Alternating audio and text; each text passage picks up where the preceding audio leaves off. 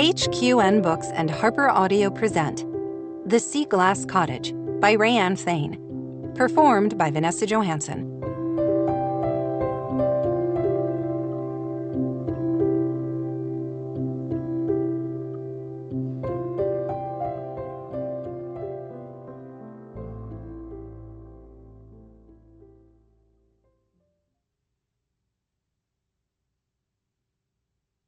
One. Olivia. She could do this. Olivia Harper approached the nondescript coffee shop across the street from her apartment in the lower Queen Anne neighborhood of Seattle. The place wasn't necessarily her favorite. The servers could be rude, the food overcooked, and the coffee rather bland compared to the place she preferred a few blocks east. The ambiance at the cozy kitchen wasn't particularly cozy or cozy either, for that matter, featuring cracked vinyl booths and walls that had needed a new coat of paint about a decade earlier. The kitchen, as those in the neighborhood called it, was too tired and dingy to attract many hipsters, with their laptops and their slouchy knit caps and their carefully groomed facial hair. Right now, it was perfect for her needs. Olivia stood outside the door, ignoring the drizzle and the pedestrians hurrying past her on their way to somewhere far more interesting and important than this run-down diner. Every instinct inside her cried out for her to rush back down the street, race up the 3 flights to her apartment, climb into her bed and yank the covers over her head. Any normal person would feel the same in her situation, especially after enduring a life-changing event like she had experienced 5 days earlier. Her reaction wasn't out of the ordinary. In the 5 days since she had witnessed a horrific assault at another diner, the nightmares still haunted her, so vivid she had awakened every morning smelling spilled coffee, blood, and fear. She closed her eyes, still hearing the screams of the barista, the enraged yells of the junkie senselessly attacking her, Olivia's own harsh, terrified breathing. She could feel the floor tiles under her knees and the cushions of the booth pressing into her back as she huddled on the floor, trying to make herself disappear. Until that experience less than a week earlier, Olivia had blithely gone through life with absolutely no idea what a craven coward she was. If she had ever thought about it, which quite honestly she hadn't, she might have assumed she would be the kind of person always ready to step up in the face of danger. Someone who could yank a child out of the way of a speeding car, or dive into a lake to rescue a floundering swimmer, or confront a bully tormenting someone smaller than him. Someone like her beloved father, who had given his life to save others. Instead, when her moment to stand up and make a difference came along, she had done absolutely nothing to help another human under attack, except crouch under a table and call 911, all but paralyzed by her fear. Shame left a bitter taste, even 5 days later. She hated remembering that she had done nothing while that junkie had fired a gun in the air, then used it to pistol whip the barista again and again. Olivia had wanted desperately to run out of the coffee shop and find help, but she'd been afraid to do even that, not sure if he had more rounds in his weapon. The attack had seemed to last hours, but had only been a moment or two before the barista herself and another customer, a woman approximately the age of Olivia's mother, had finally put an end to the horror. That customer, just walking into the otherwise empty coffee shop, had sized up the situation in an instant and demonstrated all the strength and courage that had completely deserted Olivia. Instead of hurrying out of the coffee shop to safety, she had instead run to the barista's aid, yelling at the junkie to stop. Startled, he had paused his relentless, horrifying random attack and had eased away slightly. That had been long enough for the barista, battered and bleeding and crying in pain, to pick up a carafe of coffee and throw it and its piping hot contents at him. Olivia could still hear his outraged yell and the shouts of a neighborhood police officer who had finally responded to her call, ordering everyone down to the ground. In 5 minutes it was over, but Olivia had relived it for days, especially coming face to face with the stark realization that she was a craven coward. Steve Harper would have been ashamed of her. Amazing the lengths a person could go to deceive herself. All this time Olivia thought she was strong and decisive and in control. In certain areas of her life, maybe. Hadn't she moved away from her hometown in Northern California to go to college 12 years earlier and never looked back? That had taken strength. And she had built her own social media marketing company in her own time, working nights and weekends until she now had clients across the globe. Of course, she was terrified to take the leap and make her side hustle her full-time job. She still put in long hours handling information technology for a medical conglomerate because the pay was good and the benefits amazing. Even though her ex-fiancé worked in the administration for said conglomerate and made her life unnecessarily difficult, simply because she had broken off their engagement 6 months earlier. She was constantly running from any situation she found emotionally threatening. "Are you going in?" A man was holding the door for her, she realized. He was about her age and not bad-looking in a slightly rumpled professor sort of way. She started to take a step inside after him, but fear froze her in place. She couldn't do it. Not yet. "I'm waiting for someone," she lied. "Here's a crazy idea. You could always wait inside, where it's dry." He smiled, his brown eyes friendly and with a glimmer of interest. "I'm good," she mumbled. He shrugged and let the door between them close with a disappointed sort of look. Yeah, she was a coward when it came to dating, too. She had one serious relationship in college that had ended by mutual agreement. Then she had become engaged to the first guy she dated out of school, until she realized neither one of them loved the other. They were simply together for convenience. She had convinced herself that a mildly enjoyable relationship was the safer choice.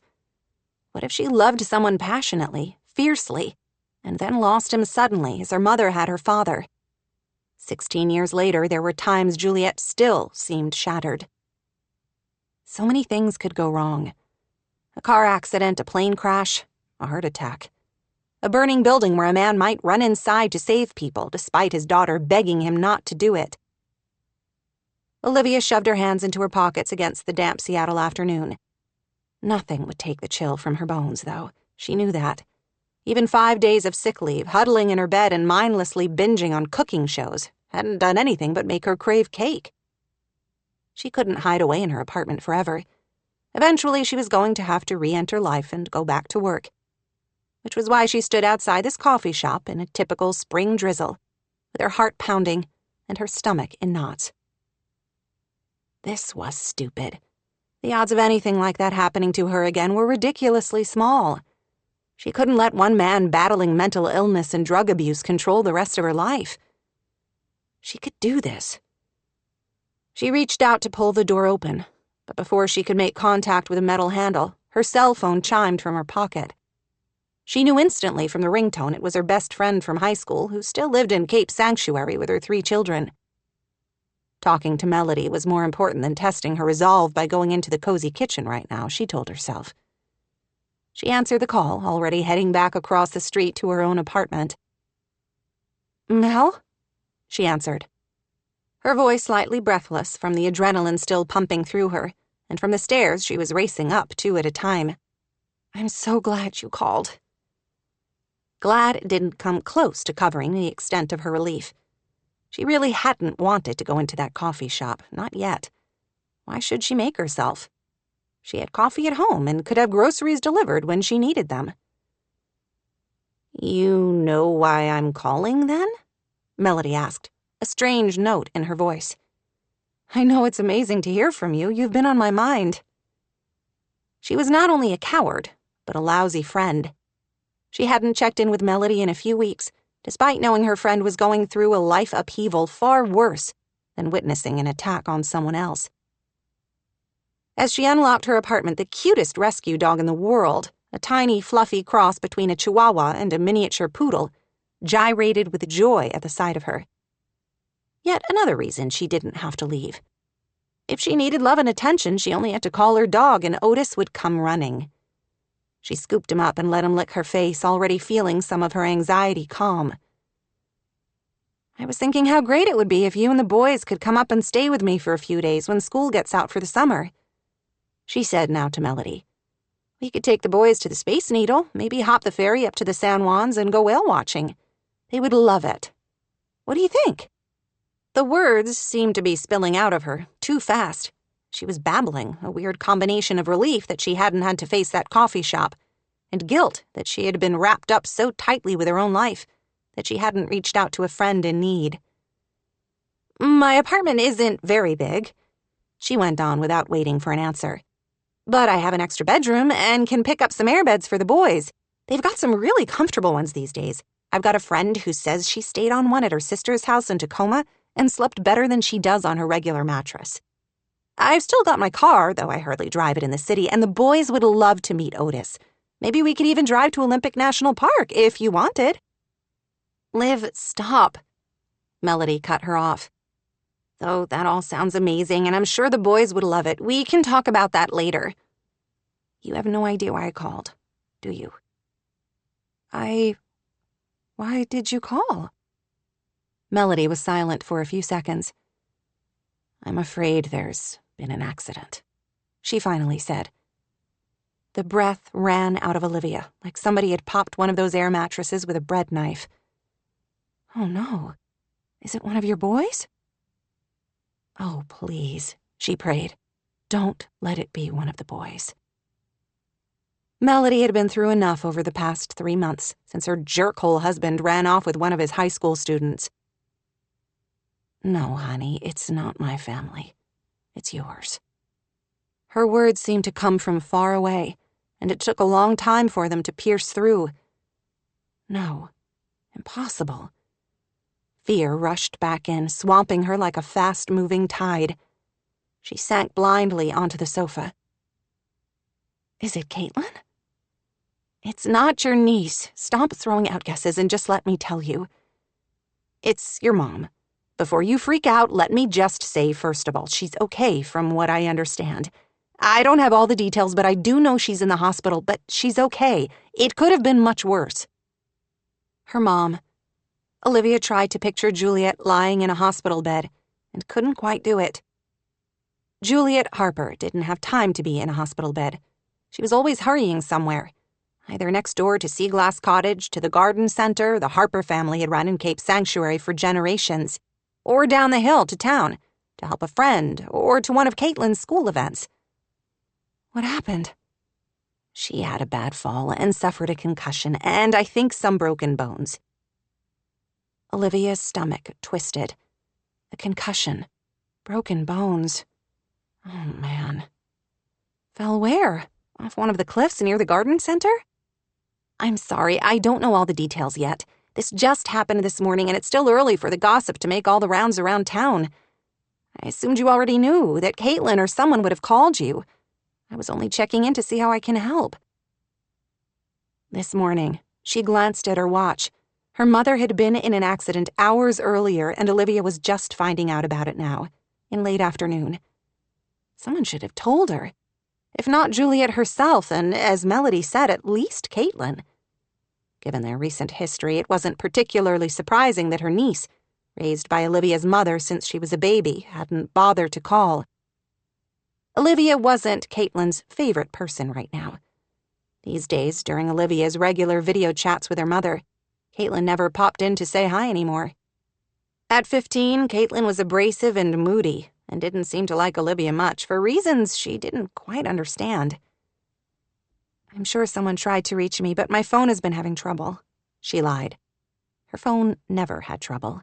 She made sure it was always in working order, since so much of her freelance business depended on her clients being able to reach her and on her being able to tweet or post something on the fly. "I'm glad I checked in then." "Same here, thank you."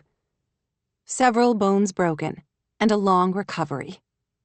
Oh dear, that would be tough on Juliet, especially this time of year when the garden center always saw peak business. "Thank you for telling me. Is she in the hospital there in Cape Sanctuary, or was she taken to one of the bigger cities?" "I'm not sure. I can call around for you if you want." "I'll find out. You have enough to worry about." "Keep me posted. I'm worried about her. She's a pretty great lady, that mom of yours." Olivia shifted, uncomfortable as she always was when others spoke about her mother to her. Everyone loved her, with good reason.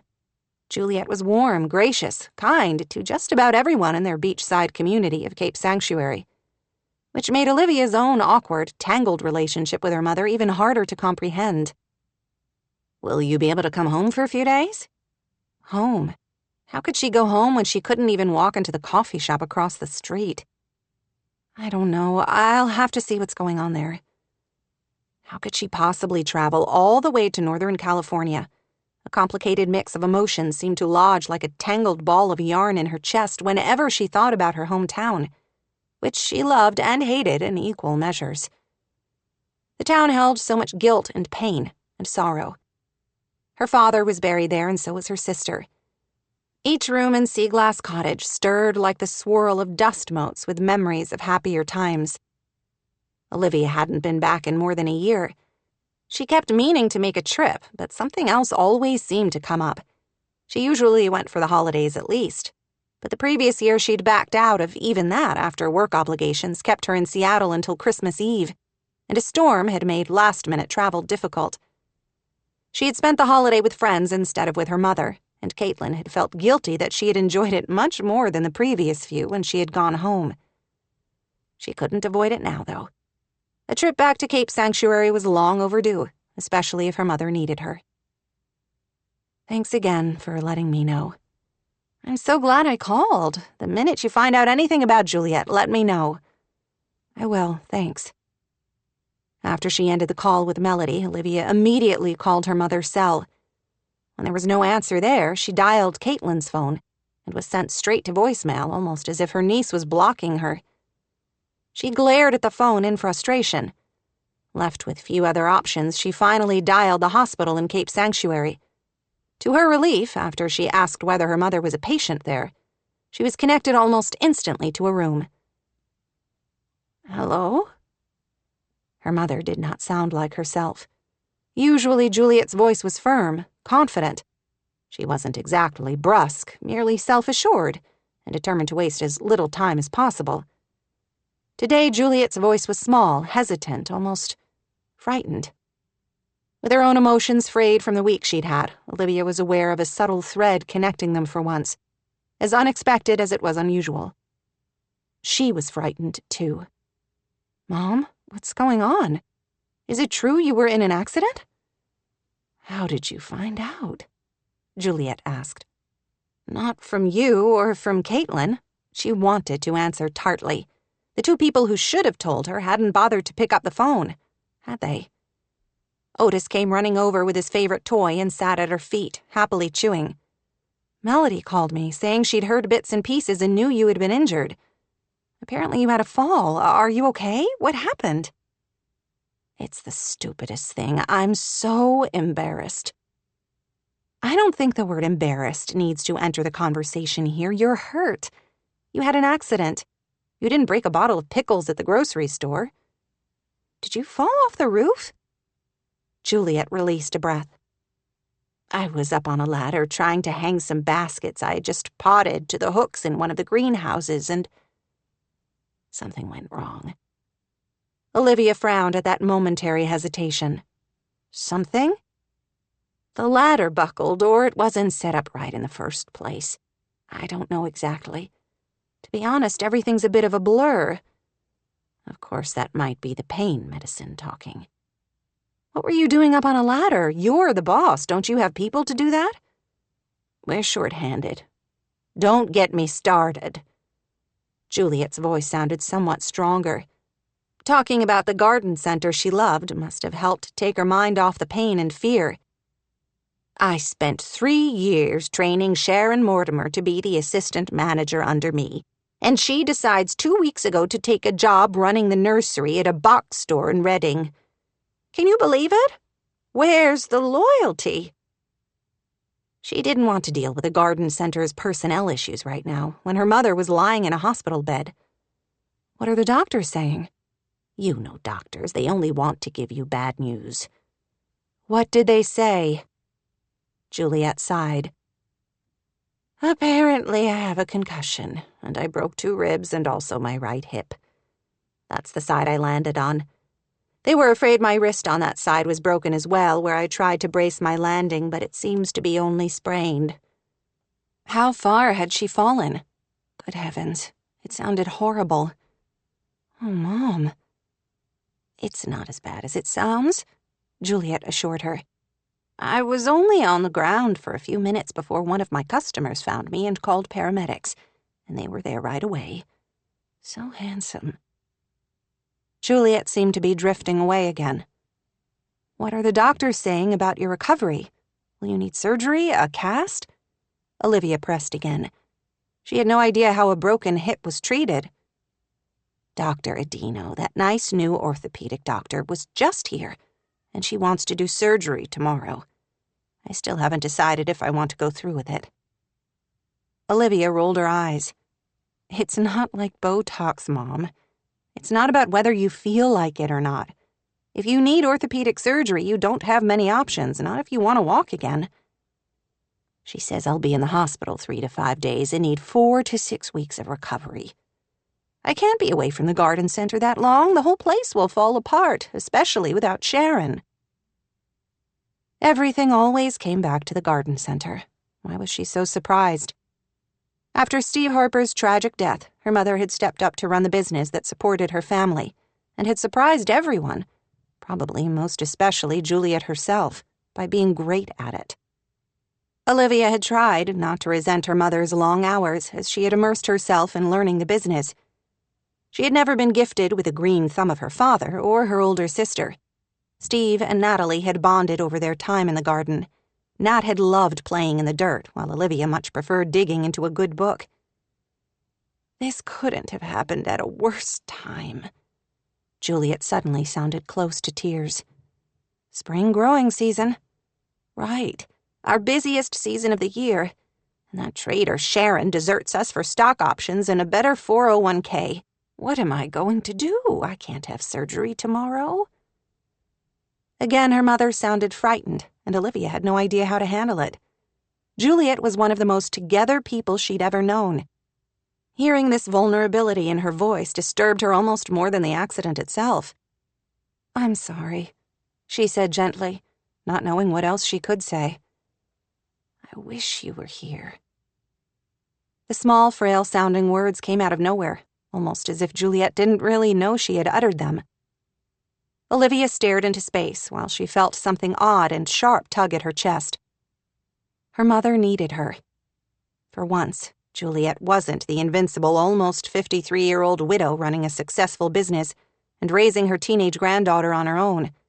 She was an injured woman who needed help and didn't know how to ask for it. In the end, that was all that mattered.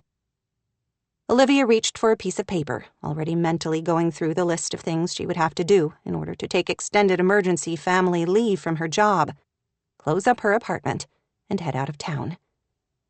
"I'll come down for a few days," she said instantly, without giving herself time to panic. "I'll be there as soon as I can make the arrangements." Oh, no," Juliet said quickly, as if coming to her senses and realizing what she had said. "I know how busy you are. Anyway, what will Grant say?" Grant was her ex-fiancé. Though he was an executive at her job, he wasn't directly over her department and had nothing to say that mattered. At least he hadn't in the 6 months since they broke up. "Don't worry about me, Mom. This is an emergency. I can take some time." "Oh, I hate to be a bother. I feel so stupid." "You're not a bother and you're not stupid." What kind of weird universe had she slipped into where she was the one giving her mother counsel? That wasn't the natural order of things. Usually, Juliet didn't need Olivia or anybody. After Olivia's father died, her mother had tried very hard to prove that to the world. "I'll get down there soon as I can." "I'll be fine, honey, I promise." Juliet continued to protest. "Don't come, do you hear me?" Before Olivia could answer, Juliet switched gears. "Oh, I need to go," she said. "Caitlin just came in." Of course her mom needed to go if Olivia's 15-year-old niece was there. She almost insisted her mother hand the phone to Caitlin so Olivia could yell at her for not calling her the instant she found out about Juliet's accident. But she had a feeling Juliet would refuse, ever protective over the daughter of the child she couldn't save. "All right, I'll talk to you tomorrow." "Don't come down, honey." Her mother suddenly sounded far more like herself, her voice brisk and in control. I mean, it will be fine. I may not be able to get around for a few weeks, but I can supervise operations at the garden center just fine from a wheelchair. I'll call you later in the week. Bye. I love you. I love you too, she started to say. But by then her mother had already hung up the phone. Olivia sat for a moment, her dog happily chewing his toy at her feet, and full-on rain splattering the window now. She was half tempted to listen to her mother and stay right here in Seattle, especially after Juliet had just bluntly told her not to come. But then she thought of Juliet's frightened voice and knew she couldn't stand by. For once her mother needed her, if that meant Olivia had to bury her own anxieties and juggle work and clients to make it happen. She could do it. 2. Juliet. Juliet Harper ended the call to her daughter, aware even through her fuzzy, painkiller-addled brain of the usual funny catch in her chest that always showed up when she talked to Olivia. Their relationship seemed so wrong. She always ended up saying the wrong thing, doing the wrong thing. Every time she spoke with Olivia, she had the best of intentions, determined this would be her chance to heal whatever was broken in her interactions with her daughter. Instead, she would end up bumbling her way through a conversation, never saying what was really on her mind, or expressing how much she loved and admired Olivia for all she had overcome. She knew what was at the heart of it. She had failed one daughter so miserably, and was desperately afraid she would screw up with the other one. The great and terrible irony of the whole situation was that her very fear was the main thing in the way of forging a warm and loving mother-daughter relationship with Olivia, the one she yearned for with all her heart. "Who's that?" Caitlin took a sip from the soda she had brought up from the hospital cafeteria after Juliet had made her granddaughter go down and find something to eat. Why couldn't her interactions with Olivia be as easy as those with Caitlin? "Your Aunt Olivia. I asked you to call her. Why didn't you?" "I sent her a message," Caitlin said, her tone defensive. "Maybe she missed it." "I told you to call her, not message," she said. Caitlin always did things her own way, and had since she was a baby. When other children would stack 2 or 3 blocks together, Caitlin would use them like percussion instruments. Instead of playing with dolls, she had dressed up the wriggling cats and tried to have tea parties with them. She shifted in the hospital bed in a futile effort to find a more comfortable position. Everything hurt. Who knew that one stupid decision, to climb a ladder without someone there to hold it for her, as she always insisted for her workers, could have such devastating consequences? She should have known. She wasn't stupid, though nobody would know that by the traumatic events of her day. The pain meds were wearing off. Instead of asking for more or surrendering to her discomfort, Juliet forced herself to focus on her granddaughter. She looked so much like her mother, with Natalie's blonde hair, bold eyebrows, stunning hazel eyes. Where Natalie had favored layers and big curls, like the style of the day when she was a teenager, Caitlin wore her hair short in an almost elfin cut. She dressed in her own unique style. "Olivia must have got my message, otherwise she wouldn't have known you were hurt." "She only knows because Melody Baker called her. She and Olivia were tight as could be when they were in school, always together. If you saw one, the other one was close behind. Kind of like you and Jake Cragen." Caitlin made a face. "We're not together that much." Both of them knew that wasn't true. Their neighbor had been Caitlin's closest friend since grade school. Caitlin had girlfriends too, good ones, but Jake was her BFF, her confidant. Juliet had always thought it was so sweet, the way the two of them were always talking a mile a minute to each other. When they weren't together, they were texting each other or sending memes back and forth. They had supported each other through some pretty tough things. Despite her young age, Caitlin had been a rock to Jake when his mother died of cancer 3 years earlier.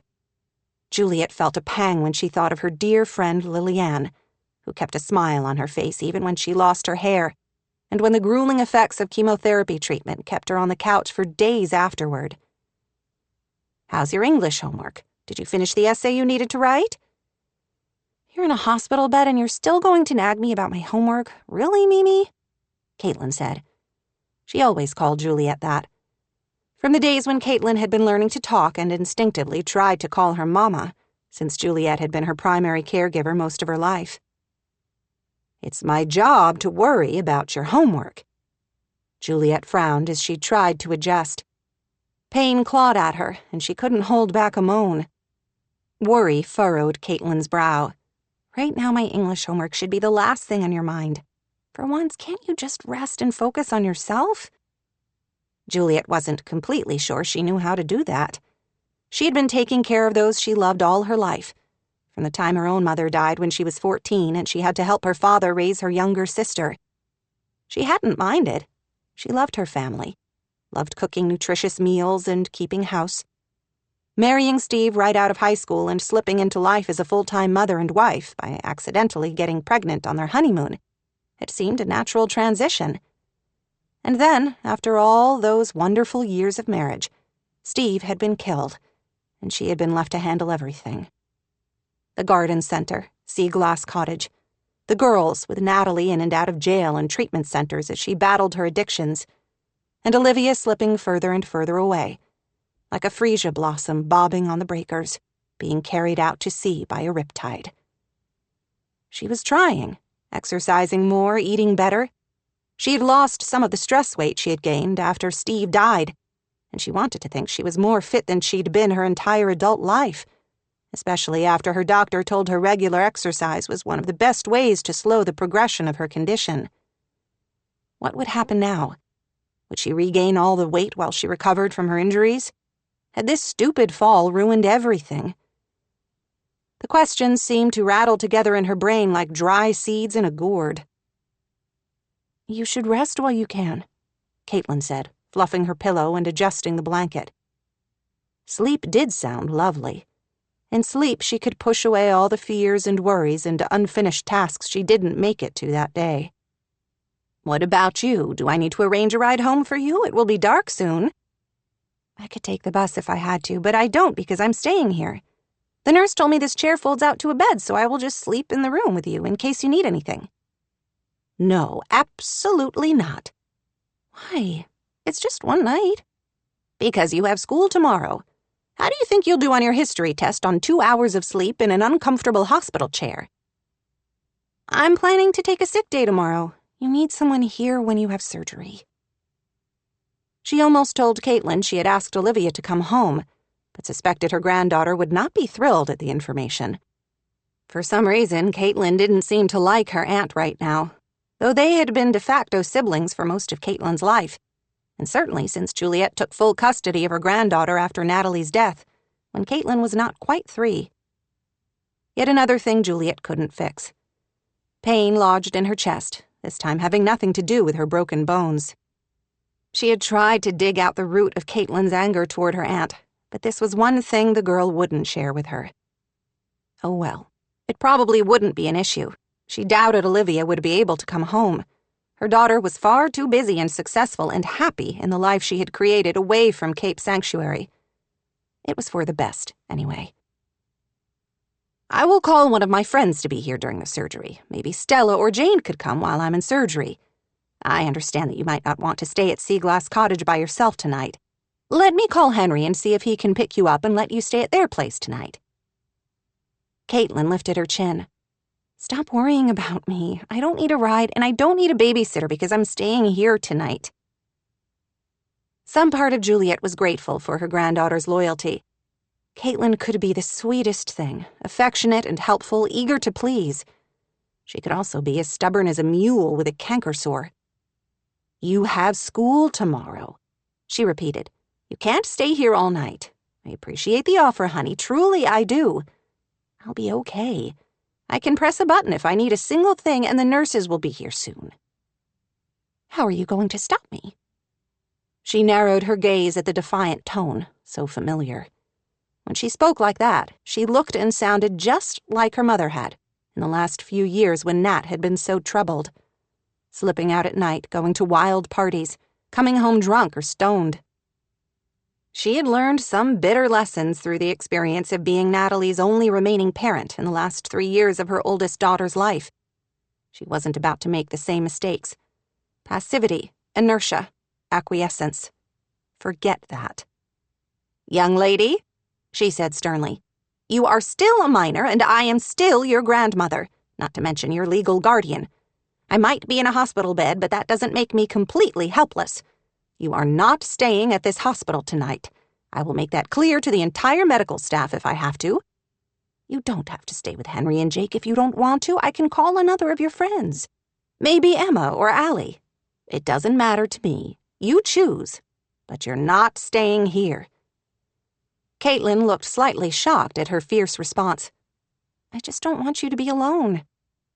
"I'm in a hospital full of people who will be coming in and out at all hours of the night to check my vital signs and take my blood and roll me this way and that. By the time they release me, I'll be desperate for some alone time." Caitlin still looked as if she wanted to argue, but before she could, a knock sounded at the door. "Come in," Juliet called, grateful for the interruption. It wasn't a nurse with another dose of pain medicine, as she was hoping. Instead, Henry Cragen and his son Jake pushed open the door. "Hey, you up for visitors?" Juliet fought the urge to pull the hospital blankets over her head. How ridiculous, when she was injured and in pain, that she could worry about vanity right now. But she hated the idea of Henry Cragen seeing her like this. Wounded, frail, broken, old. She sighed. Well, she didn't particularly want Henry here. Perhaps he and his son could talk some sense into her stubborn granddaughter. "Hi," she said, aware she sounded slightly breathless. With any luck, Henry would merely assume she was in pain. He could never guess that lately she always felt this way whenever he was around. While Jake went immediately to Caitlin to give her a hug, Henry headed to her bedside. He was carrying a vase full of flowers. Big, lush, pale pink peonies she knew probably came from his garden. They looked feminine, almost sensual in the hands of such a tough, hard-working man. "Those are gorgeous," she managed, her voice squeaking. "Thank you." "You're welcome." He set them on the table beside her bed, then gave her a long look. "Oh, Juliet, what have you done to yourself now?" She felt old and clumsy and stupid. "I broke the cardinal rule of ladders, and now I'm paying the price." "I hear you had quite a nasty fall." "She has 2 broken ribs, a concussion, and a broken hip," Caitlin offered, ever so helpfully. Juliet felt like an ancient old crone. Henry winced in sympathy. "You never do things halfway, do you?" "I'm fine, don't worry about me. Surgery tomorrow and a few weeks of recovery, and I'll be good as new." He raised an eyebrow, clearly doubtful, and she wanted to throw a pillow at him. She was trying to be optimistic here. She didn't need a hospital room full of Debbie Downers. "I hope that's the case," he said. "What time is surgery tomorrow?" "We're not sure yet," Caitlin said. "I haven't decided if I'm having surgery." It was a stupid position, and she knew it. Of course she had to have surgery. She had a broken hip that needed to be repaired. She had no choice, and no amount of trying to exert a little control would change that. "I hope you know that Caitlin is welcome to stay with us until you break out of here, even after if you need to go into a rehabilitation center." She was an old lady with a broken hip who might need to go into a nursing home to recover. Could her life hit a lower point? "Thank you. I was hoping you'd say that. There you go, honey. You can stay with Henry and Jake for now. I'll compromise. You can take a sick day tomorrow to be here during my surgery, as long as you email your teachers to find out what homework you might have." Her granddaughter pouted, but apparently didn't want to argue in front of their neighbors and friends. "What can we do to help?" Henry sat in the visitor's chair, entirely too close for Juliet's comfort. Of course, anywhere he chose to sit in the room would be too close for comfort. That was the awful pain pills talking, she told herself, but she knew it was a lie. Over the past few months, she had developed a completely ridiculous attraction to the man. She couldn't be attracted to him. He was her friend, one of her closest. His late wife had been one of her dearest friends. She needed to focus on that, and not on the way her pulse seemed to jump whenever he was near, and her insides felt shaky and weak. She cherished his friendship too much to ruin everything. Not only that, but he was 8 years younger than her, and as a local landscape designer with a thriving company, he was one of her best clients at Harper Hill Home and Garden. She couldn't lose sight of that. I don't know yet, to be honest. Right now I can hardly think straight. I just want to make it through the surgery tomorrow, and then I'll focus on how to make it through the next few months. He reached for her hand, his skin warm and a little rough from his work as a landscaping contractor. I would tell you to call me if you need anything, but I'm pretty sure you won't do that, will you? She wanted to lean into his hand, into him, and let him take care of everything. That was one of Henry Cragen's defining traits. He came across as a strong, capable man who could handle any crisis, from a leaky faucet to a woman who hadn't had an orgasm with someone else in years. She didn't lean into him. Instead, she slipped her hand away to play with the edge of the hospital blanket. I don't think I need help right now, but thank you. I have good employees. At least the ones who were left. She felt the betrayal all over again of losing Sharon. Well, keep me posted then. I'll be around. She found more comfort from that than she probably should. Thank you. A knock at the door heralded more visitors. You're a popular person today. Yeah, and all I needed to do to win the popularity contest was fall off a ladder. He smiled as the door opened, and Lucian Hall, her longtime neurologist, walked in. Juliet could feel panic swelling in her, along with the pain. Oh no, she should have anticipated this. Lucian treated her disease, and was one of a very small number of people who knew about it. If he said anything, even dropped a hint, her secret would be out, and everything would change. I'm sorry to interrupt. I was here visiting another patient and received a text from Dr. Adino letting me know about your injuries. I just saw you a week ago. What happened? She fell off a ladder and broke 2 ribs and her hip, and she has a concussion, Caitlin said, giving the doctor a curious look. Juliet's heart dropped. It was clear her granddaughter was wondering what kind of doctor Lucian was and what reason Juliet might have had for visiting him. Lucian gave her a look that was part disbelief and part admonishment. What were you doing up on a ladder? Hanging flowers, she said. I'm fine. I'm sure Dr. Adino gave you the full report. How are you? How's Jorge? Lucian had recently married his partner in a beautiful seaside service, and Harper Hill Home and Garden had helped with the flowers. He's wonderful, but don't think you're going to change the subject that easily, he said. Juliet tried not to panic. She couldn't have a conversation right now with him while Henry, Jake, and Caitlin were there. To her vast relief, Henry seemed to pick up on her distress. He glanced at the teenagers. Come on, kids. Let's let Juliet and her doctor talk. We can grab some dinner, then head over to Sea Glass Cottage and pick up some things for Caitlin so she can stay in the guest room. Caitlin looked reluctant to leave her grandmother. Are you sure you don't want me to stay? I'm fine. I have nurses to take care of me. Don't worry. I'll call you later to make sure you're still okay. Is there anything we can bring back to you later tonight? Anything from home you might find comforting? Henry asked her, so much gentleness and kindness in his eyes, that she suddenly wanted to cry. She couldn't lose his friendship. It was too precious to her, like a rare flower that only bloomed once every 100 years. He leaned in and kissed her cheek, and she again fought the urge to throw her arms around his neck and let him take care of her. Thank you for the peonies. I can't believe you remembered they're my favorites. You're welcome, he said, his voice gruff. Don't fall off anything in the night. I'll do my best. She felt that same complicated mix of gratitude and tenderness as Henry ushered his son and her granddaughter out of the hospital room, leaving her alone with her neurologist.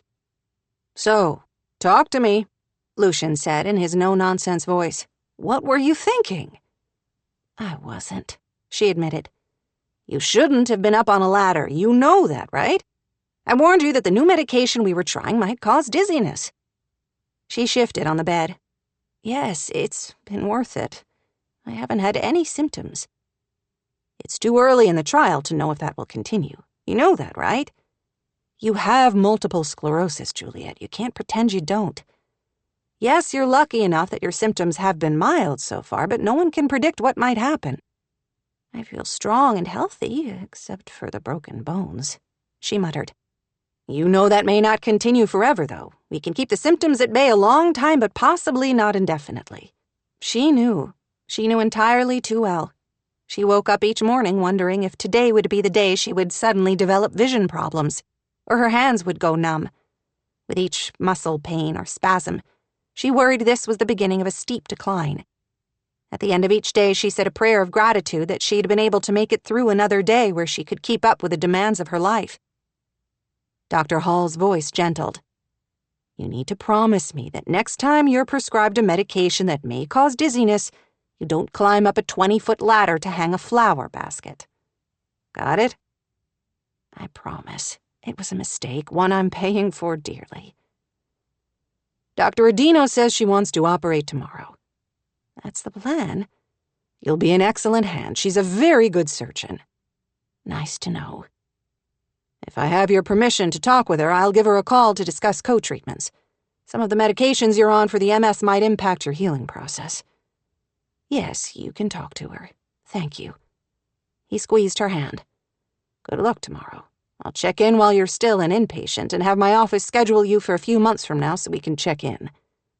After he left, the room seemed blessedly empty. But she knew it wouldn't last. More nurses and technicians would be in to poke at her. Juliet was exhausted suddenly. She longed to curl up on this bed and forget everything. Her pain, the accident, the burden of her MS diagnosis that she had carried alone every day for the past 4 years. The bouquet Henry had brought her stirred the air with its luscious smell. And she closed her eyes, focusing on that scent and trying to picture the showy blossoms with their intricate layers of petals, until she fell asleep. 3. Olivia. Only another hour now, Otis. Can you believe we made it this far? We got this, right? The little dog in his crate on the back seat snored, which she decided to take as his answer. She was so tired. It had taken her several hours to make all the arrangements at work, tie up loose business ends, and pack up her car. She hadn't been able to hit the road until about 10 the previous night, and had been driving for 12 hours, stopping only to catch an hour or so of sleep in the parking lot of a 24-hour grocery store. She had stopped for gas and to let Otis out a few other times. Other than that, she had been behind the wheel. The scenery here was lovely as she headed south along the coast toward home. Still, she couldn't help wondering if she was making a terrible mistake. Her mother was in an accredited hospital with trained caregivers. What exactly could Olivia provide that they couldn't? What could she do in Cape Sanctuary besides get in the way? She wasn't good at dealing with sick people. The sight of blood made her queasy, and she didn't have a lot of patience for sitting around in a hospital room. And heaven knew, she was helpless at the garden center. The last time she had tried to help out during a visit home shortly after graduating from college, she had ended up killing an entire table of vegetables by using the wrong fertilizer before one of the other workers stopped her. My mom is hurt and she wants me there. I owe her, she said out loud. You understand, don't you, Otis? Her dog, awake now, gave his sweet bark, as if he fully agreed with her. That was yet another reason she adored his face. He had become her sounding board, her confessor, her personal secret keeper. You don't think it's crazy, do you? I mean, she's my mom and she's hurt, and I love her, and going home to help for a few days is the right thing to do. Otis thumped his tail and circled his crate a few times. Yeah, I'm glad you agree. Thanks, bud. Good talk. The dog scratched at the floor of his crate and circled again, a clear indication that he needed out for a bit. Though painfully close to her destination, Olivia decided she could use the brake as well to stretch her legs. She picked a well-lit convenience store just off the highway and used her credit card at the pump to fill up before walking Otis around the side of the building. One hand on the canister of pepper spray on her keychain, and the other tightly gripping the dog's leash. He wouldn't be a lot of protection, but she found comfort from his presence anyway. So far on this trip, she had managed to avoid too much crowd anxiety by paying at the pump and hurrying in and out when she needed to refill her coffee or use the restroom. It helped that she was driving overnight, when most sane people were sleeping. The morning was well underway now, though, and the convenience store parking lot was quickly filling up with commuters. No one looked threatening, she told herself, lifting her face to the sun and rotating her shoulders to ease some of the tension there. She couldn't spend her entire life in fear because of one moment she couldn't take back. After a quick trip inside where she held on to her pepper spray the entire time and hurried back to the car as soon as possible, she and Otis hit the open road again. For the rest of the journey, they made good time. When they were about half an hour from Cape Sanctuary, she had stopped again to use the restroom from all the coffee she'd been drinking, and to give Otis some water when she suddenly realized she should probably have a plan for the dog once she arrived in town. She certainly couldn't take him to the hospital with her, especially when she didn't know how long she would be there.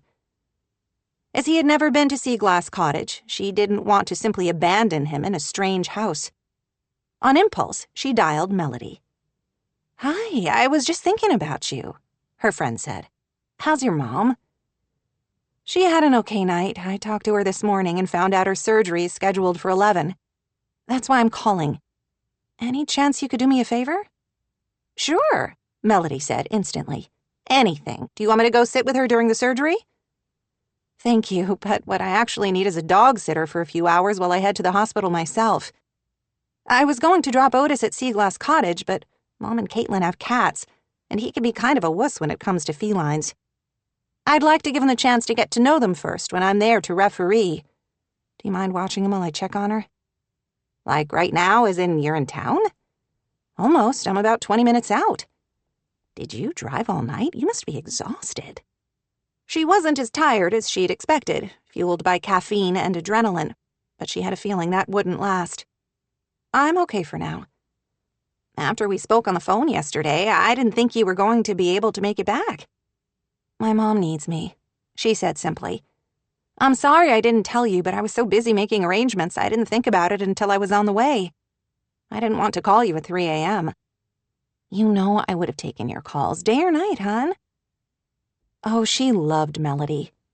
She had dear friends in Seattle, but she wasn't sure any of them were of the call me day or night variety. "Thank you. We're happy to dog sit. The other boys are in school, but I still have Charlie home with me and can promise you, he would love to play with a dog. Ours is kind of a party pooper." "Thank you. Otis is very well behaved and loves children, I promise. You're a lifesaver. I have no idea how long I'll be at the hospital. It might be several hours."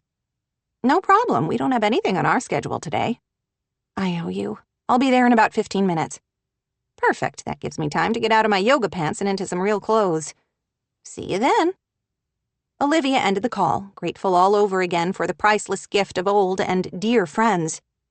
Melody had been her rock during those difficult years after Steve Harper died, and Natalie went off the rails. Olivia wanted to think she had been the same to her in return when Melody's mom had died after years of alcohol abuse, but she was almost certain the ledger would never be equal.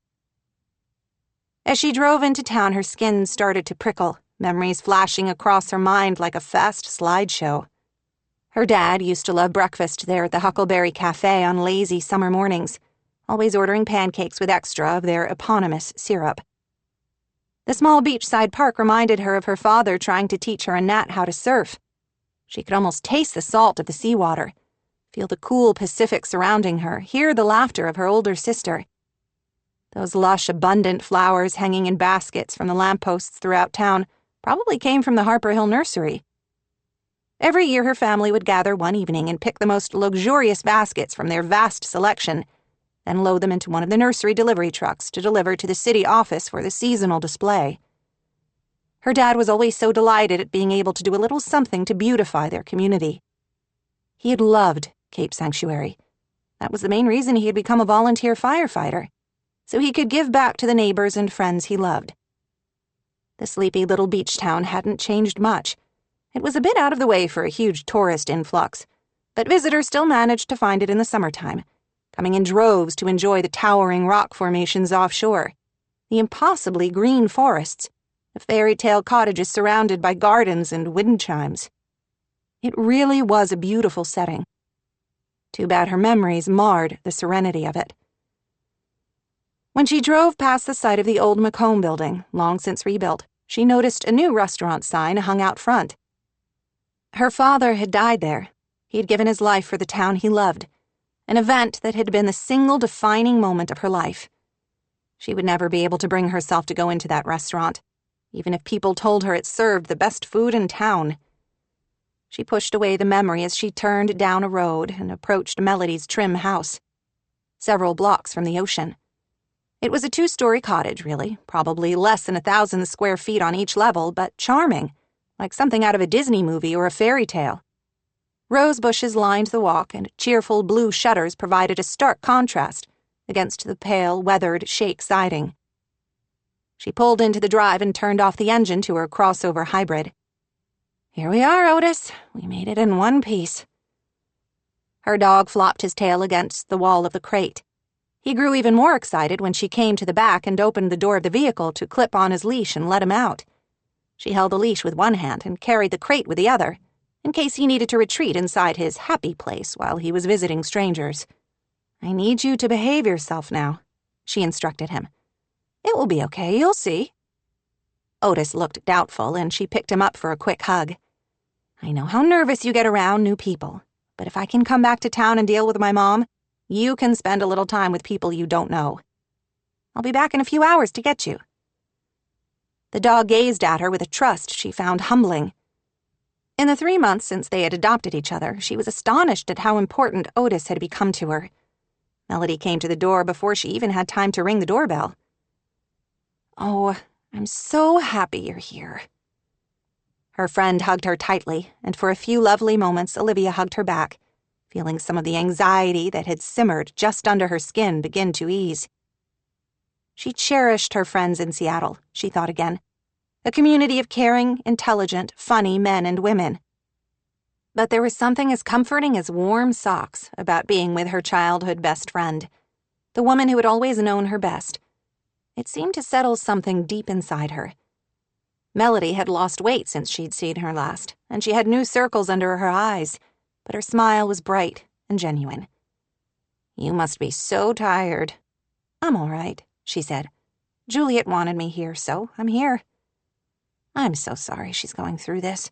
Your mom is so fiercely independent. This must be torture for her." "I can only imagine. I'm sure she's driving the doctors and nurses crazy." "You're probably in a hurry to get to the hospital. Don't worry, we'll have a chance to catch up." "Thank you." "This is Otis. He's usually a sweetheart, though a little shy." "Excellent. Charlie and Thor, that's our golden retriever, will be glad for the company. They're playing in the back right now." "Otis can be a nervous Nellie. He might not want to even come out of his carrier," she warned. "We'll be gentle, I promise. He'll be okay, Liv. We don't torture fur babies around here. My boys are careful." She was being ridiculous, she knew. Otis was just so dear to her first creature since she'd become an adult. She hadn't had a dog in years, not since her dad's beloved border collie died of old age a few months after Steve's death. She'd forgotten how dogs could reach in and grab hold of a person's heart. "Thanks." She hugged Melody again, wondering if the weight loss was from a diet or if she had stopped eating after her idiot husband walked out on her. "I love you tons, you know that, right?" "Yes." Melody eased away, her eyes suspiciously bright. "I'm really sorry about your mom, but on a purely selfish note, I'm so glad you're home for a few days." She was the worst friend. She should have come home the moment she heard Rich Baker had walked out on his family. Melody hadn't told her. She'd had to hear the news from Juliet, who had sounded heartbroken. As soon as she hung up after hearing the news from her mother, Olivia had called Mel and they had cried together for a good hour on the phone. She had tried to stay in touch since then with video chats and funny texts, and even a few care packages of things she thought might cheer her up. In retrospect, she was ashamed she hadn't done more. Squeezing even a weekend out of her schedule to fly down would have meant more than all the floral bouquets or bath baskets or luxurious linens she could have sent. "We'll catch up, I promise. As soon as I get my mom settled, we'll find a babysitter for your boys and we'll head to the sea shanty where we can drink margaritas all night and tell each other everything." That sounds perfect, Mel said with a rather watery smile. I've missed you. Same times a million, she said, giving Melody another hug. You'd better get out of here and head to the hospital so you can catch your mom before surgery. Yeah. She hugged her dog one more time, then set him back in the safe zone of his carrier and headed for the door. I'll call you as soon as I know anything, she promised. I'll be waiting. Melody stood at the top step of her cottage, waving as Olivia headed down the sidewalk. She had just reached her vehicle and opened the door when a shiny blue pickup truck pulled up into the driveway next to her. Not her business who else might be visiting Melody, she told herself, as a man climbed out of the driver's seat. For just a moment, their gazes met, his curious and maybe a little suspicious, and Olivia felt as if someone had dumped a bucket of salt water over her head. It was Cooper Vance, Melody's older brother. Lean, tough, dangerous, gorgeous. 100 memories suddenly chased each other across her mind, tumbling and rolling, leaving her off balance and feeling a little dizzy. She was only tired and over-caffeinated, she told herself. That was the reason she felt that seismic jolt of awareness. When she was barely a teenager, she used to have such a crush on him. In one of those weird twists that often happened among neighbors close in age, his sister had been her best friend, while her sister, Natalie, had been his. She used to think he was hotter than all the guys in her favorite boy band mixed together. He gazed at her without any trace of recognition. Big surprise there. She had only been 14 the last time she saw him. Gawky and awkward, with an overbite, braces on her teeth. Frizzy, over-processed hair, and no figure to speak of. He had moved away from Cape Sanctuary, joining the military as an elite Special Forces para-rescue trooper. When Natalie died of an overdose, he had been stationed overseas and hadn't been able to make it back for her funeral. Somehow their paths had not intersected in all the intervening years. If she were smart, she would figure out a way to keep them from ever intersecting. The man was trouble. She had known he was back in town. Melody had mentioned it a few months ago in an email. Something Olivia had registered vaguely as one of those interesting details that wouldn't have much impact in her life. Why would it? She was busy with her life in Seattle and rarely came back to Cape Sanctuary. And then her mother had mentioned Cooper a few weeks ago, telling Olivia she had run into him at the grocery store. The conversation had been typical Juliet. He was so kind, her mother had said, always looking for the good in people. He insisted on loading all of my groceries into my trunk like I was some old lady. I always liked that boy. Your father did too. It didn't matter what his background was, how difficult his home life might have been, that his dad was in prison and his mom was a drunk. He always worked hard and looked out for his family. Yes, Cooper was perfect in Juliet's eyes. Olivia had a sexy dream about him that night, she remembered now, and could feel her face heat at the memory. She frowned and would have climbed into her car and driven away, except this was Cape Sanctuary, and that sort of rudeness just wasn't acceptable. He offered a polite smile. Hi, I'm Cooper Vance, Melody's brother. I know. He looked apologetic. Sorry, I haven't been back in town very long and I'm still trying to remember faces and names. He gave her a closer look. Olivia, is that you? Good Lord, how long has it been? So long, and not long enough. A few years. Mel told me you had moved back to town. He shrugged. The fire chief job opened up here and I was looking for a change. The timing seemed right. I can't believe I didn't recognize you. I obviously wasn't looking closely enough. You look like your mom, and you have Nat's eyes. Grief twisted across his features, and she felt a pang of sympathy. She missed her sister, too. People had been saying she resembled her mother and her sister most of her life. She didn't see it. Natalie had been tall, willowy, gorgeous, with long, wavy blonde hair and compelling, classically lovely features. Olivia felt like the awkward clone rendition of Natalie, as if the mold that created them had been slightly damaged by the forging process and was starting to wear out. They shared the same high cheekbones, the same hazel eyes, but Olivia had never reached Nat's height, and her hair wasn't quite as vibrantly blonde. It was also annoyingly frizzy until she'd grown tired of trying to straighten it, and just adopted beach waves or messy buns. Most important, Natalie had carried herself with an assurance Olivia had never felt. Would Olivia have grown into her skin a little better if her father hadn't died so abruptly, and if Natalie's life hadn't spiraled out of control shortly after? She didn't know. She only knew that by the time her sister died, Natalie had no longer looked like the classic beach beauty. Her hair was dry, falling out, and her weight had dwindled so much that her bones showed and her skin had become sallow and loose. Cooper hadn't been there to see it, of course. He had been off saving the world. He and Natalie had been best friends. But when she needed him most, Cooper hadn't been anywhere around. If he'd stayed, maybe he could have stopped that downward spiral. None of the rest of them could. "I didn't know you were back in town." "Yes, barely." "Your mom and niece will be so happy to see you. Have you stopped by the hospital yet?" "On my way now. I only stopped to see if Mel could babysit for me." He looked surprised. "You have kids? I had no idea. How many? How old?" "One, Otis. He's about 3, at least according to his veterinarian, but I can't be sure." He smiled slightly, and she ordered her stupid hormones not to react. "None of the human variety?" She thought she would by now.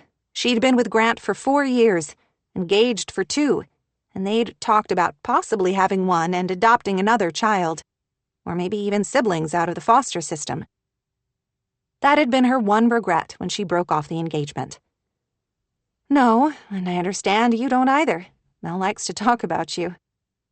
His sister was justifiably proud of Cooper, who had been a hero before he left town, and who continued that pattern in the military from what she heard.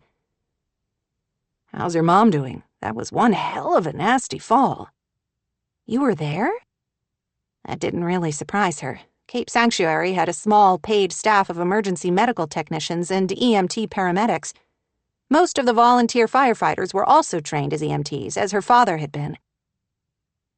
"I was on the ambulance that responded. It was scary for the first few minutes until she regained consciousness." "Unconscious? Nobody told me she was unconscious." "She fell pretty hard. We were worried about a spinal injury, so it took us a while to stabilize her. Your mom was a trooper, though, asking about the guys' families and when Lindy Melendez was having her bridal shower." "Yeah, that's my mom." Everyone loved Juliet Harper. If her mama ever decided to run for mayor of Cape Sanctuary, she would be a lock. "Well, thanks for helping her." "It's part of the job," he answered with a smile that left her feeling dazed. She was sleep-deprived from driving all night, worried about her mother and stressed about leaving her doggy. That was the only reason for her ridiculous reaction. She certainly wasn't still pining over her best friend's older brother, no matter how gorgeous the adult version of Cooper Vance might be. "I guess I'll see you around," he said, with another of those lethal smiles. She nodded, which was all she could manage, climbed into her vehicle and drove away, vowing to do her very best to make sure she saw him first and prevented that from happening. 4. Cooper. Olivia Harper. Cooper watched her drive away in a little silver SUV, feeling as if he were the one who had fallen off a ladder. How many years had it been since he had seen Olivia? He couldn't remember. It even might have been before he left town for good. Melody had mentioned her a few times over the years. He remembered Melody telling him when Olivia graduated from college, when she got a job in tech somewhere in the Pacific Northwest, when she started her own social media company. She'd been engaged a few years ago, he remembered now. And then Melody had told him she'd broken off the engagement some time later. Other than those few shout-outs from his sister, he hadn't really dwelled on her much. If he did, he had thought of her as little Livy, Natalie's baby sister and his own sister's best friend. In his mind, she still had pigtails and braces and walked around with a book in her hand most of the time. She wasn't that girl anymore. The Olivia he just encountered was still small in stature, but she wasn't gawky and awkward anymore. His reaction to that one brief slash of smile still seemed to ricochet around his chest. She wasn't for him, Cooper reminded himself. She was only here temporarily to visit her mother, and she would be leaving soon to return to her life in Seattle. He, on the other hand, was here for good. His sister needed his help, and he had vowed to her and to himself that he would do whatever necessary for Melody and her boys. They had to be his focus, not this instant, unexpected reaction to Olivia Harper. He pushed her out of his mind, grabbed his toolbox, and headed up the steps to Melody's house. One of them needed fixing, he noted. He would add that to his to-do list. Before he could knock on the door, his youngest nephew raced around the corner of the house, Melody's big, goofy retriever right behind him. "Hi, Uncle Cooper. Did you bring your dog?" He always loved listening to Charlie, who had trouble with his R or L sounds, so called him Koopa and used words like bwing instead of bring. "No, Jack was sleeping when I left, and I didn't want to disturb him." "That's okay, because guess what? We have dog sitting." "I heard that." He studied the boy and the dog. "Weird, he looks just like Thor." Charlie giggled. "This is Thor, silly. The dog we're supposed to be dog-sitting isn't here yet." "I think it is, since its owner just left." "Oh, I want to go see." Charlie raced up the steps to the porch of Melody's small 2-story house. "Mom, hey Mom, where's the dog? Is it here?" His sister came around the house holding a tiny, trembling purse pooch cradled in her arm. "Hey, keep it down. He's nervous enough already." "Oh, sorry." Charlie spoke in what he probably thought in his 5-year-old wisdom was a whisper, but was loud enough to rattle the windows. "This is Otis. He's not sure about us yet." "He's so cute." "Hi, buddy. Don't be afraid. We're nice, except for Will, and he's still at school." He beamed at the dog, who answered by trembling a little more forcefully and hiding his face in Melody's arm. Charlie's smile turned into a frown. "What's wrong with him? Is he cold? I can get a blanket." "He's just nervous. If we sit down together on the sofa, I bet I'll settle down enough that you can make friends, and then hold him in a few minutes, as long as you can be gentle." "Okay, but I have to pee first. I was going to do it outside, but you got mad at me last time." "Good call." Cooper barely had time to say the words to Charlie before he raced down the hall toward the bathroom, at a pace that clearly indicated an emergency was imminent. Man, he loved this kid. Charlie and his older brothers, Will and Ryan, were the most adorable boys. They were funny and sweet and open-hearted. For the life of him, Cooper could not figure out what man in his right mind would walk away from the perfect family. So, this must be Olivia's dog. Melody's eyes widened in shock. How could you possibly know that? He had to smile. She had the same expression on her face that she used to get when he would pull a quarter out of her ear. For hours he had practiced magic tricks he learned from his school library book, simply to earn that look of astonished glee from her. "Seriously, did Charlie tell you that?" He shook his head, shifting his toolbox to the other hand. "She was leaving as I was pulling in and told me she was leaving her dog here. From there, I could put the pieces together on my own. I didn't recognize her at first. It's been years." "Neither of you has managed to make it back to town nearly enough over the years." Was coming back to Cape Sanctuary as difficult for Olivia as it was for him? They shared some of the same ghosts, her sister, her father. He had loved them too. Guilt, his longtime companion, poked its ugly hand in the air for attention, but he had become an expert at ignoring it. For the most part, anyway. "She was always a good friend to you." Melody's features softened as she petted the trembling dog, who seemed to be settling down. "The best. I don't know how many nights I spent at Seaglass Cottage with her family when I was growing up.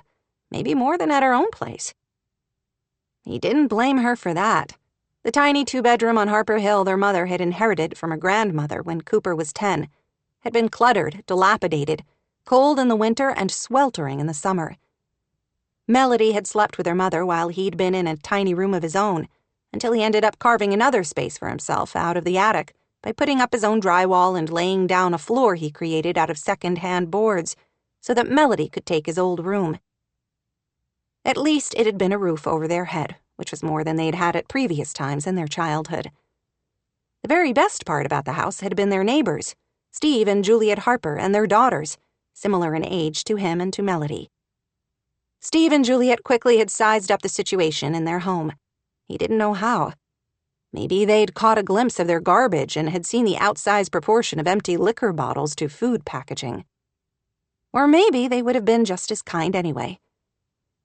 Regardless, they had welcomed him and his sister into their home and into their lives. He had been 10 in years and about 30 in experience by then. Wary, mistrustful, difficult. Because they had moved so much, all his previous close friendships had been painfully short-lived, and he hadn't been looking for another. But for some bizarre reason, he still didn't understand. Natalie Harper had decided they should be best friends. Nat. His heart ached whenever he thought of her, yet one more woman in his life he couldn't protect. "Is Olivia in town long?" he asked, hoping his voice sounded casual enough. "I suppose that depends on what happens with her mom's surgery. I hope she can be here at least a few days so we have time to catch up. Her mom had a pretty bad fall. I don't think her recovery is going to be quick." "Oh, poor Juliet. I should try to get to the hospital tonight after she's out of surgery." He loved that about his sister. Even after everything she had been through, after her world had basically imploded, she still was able to focus on others. She had always been that way. If they were down to their last can of tomato soup, she would find someone less fortunate to share it with them. "I'm sure she would appreciate it," he said. "Now, which bathroom sink did you say was leaking?" "The boys' bathroom upstairs. I wish he would let me call a plumber." "You might still have to. I'm not an expert. But let me take a look at it first. I brought my tools and everything." He lifted his box. "You're the best brother a girl could ask for. I would hug you if I didn't think it would terrify poor Otis here," Melody said with a smile that didn't quite hide the shadows there. "Save your hugs until we see if I can actually fix it. You might need to give them to a real plumber." "That wouldn't exactly be a hardship, since my plumber is pretty cute." "Send Charlie up when he gets out of the bathroom down here. I'll give him a quick lesson in how to use a pipe wrench." "I'm not sure I want that one knowing how to take the pipes apart in this house. That's a skill that might come back to bite me." He smiled. Charlie was a handful, which was one of the reasons he loved the kid.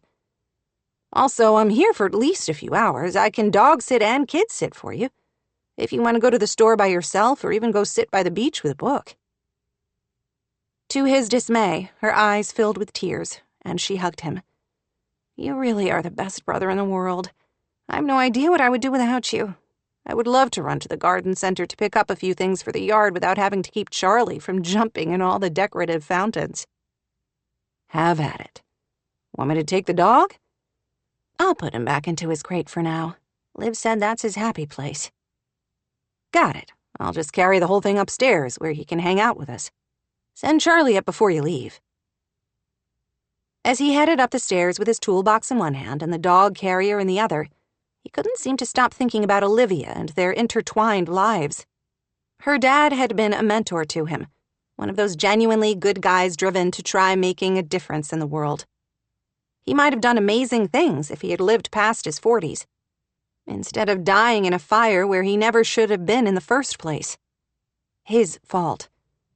Cooper set the toolbox down a bit more heavily than he should have, and Olivia's little dog whimpered at the sudden noise.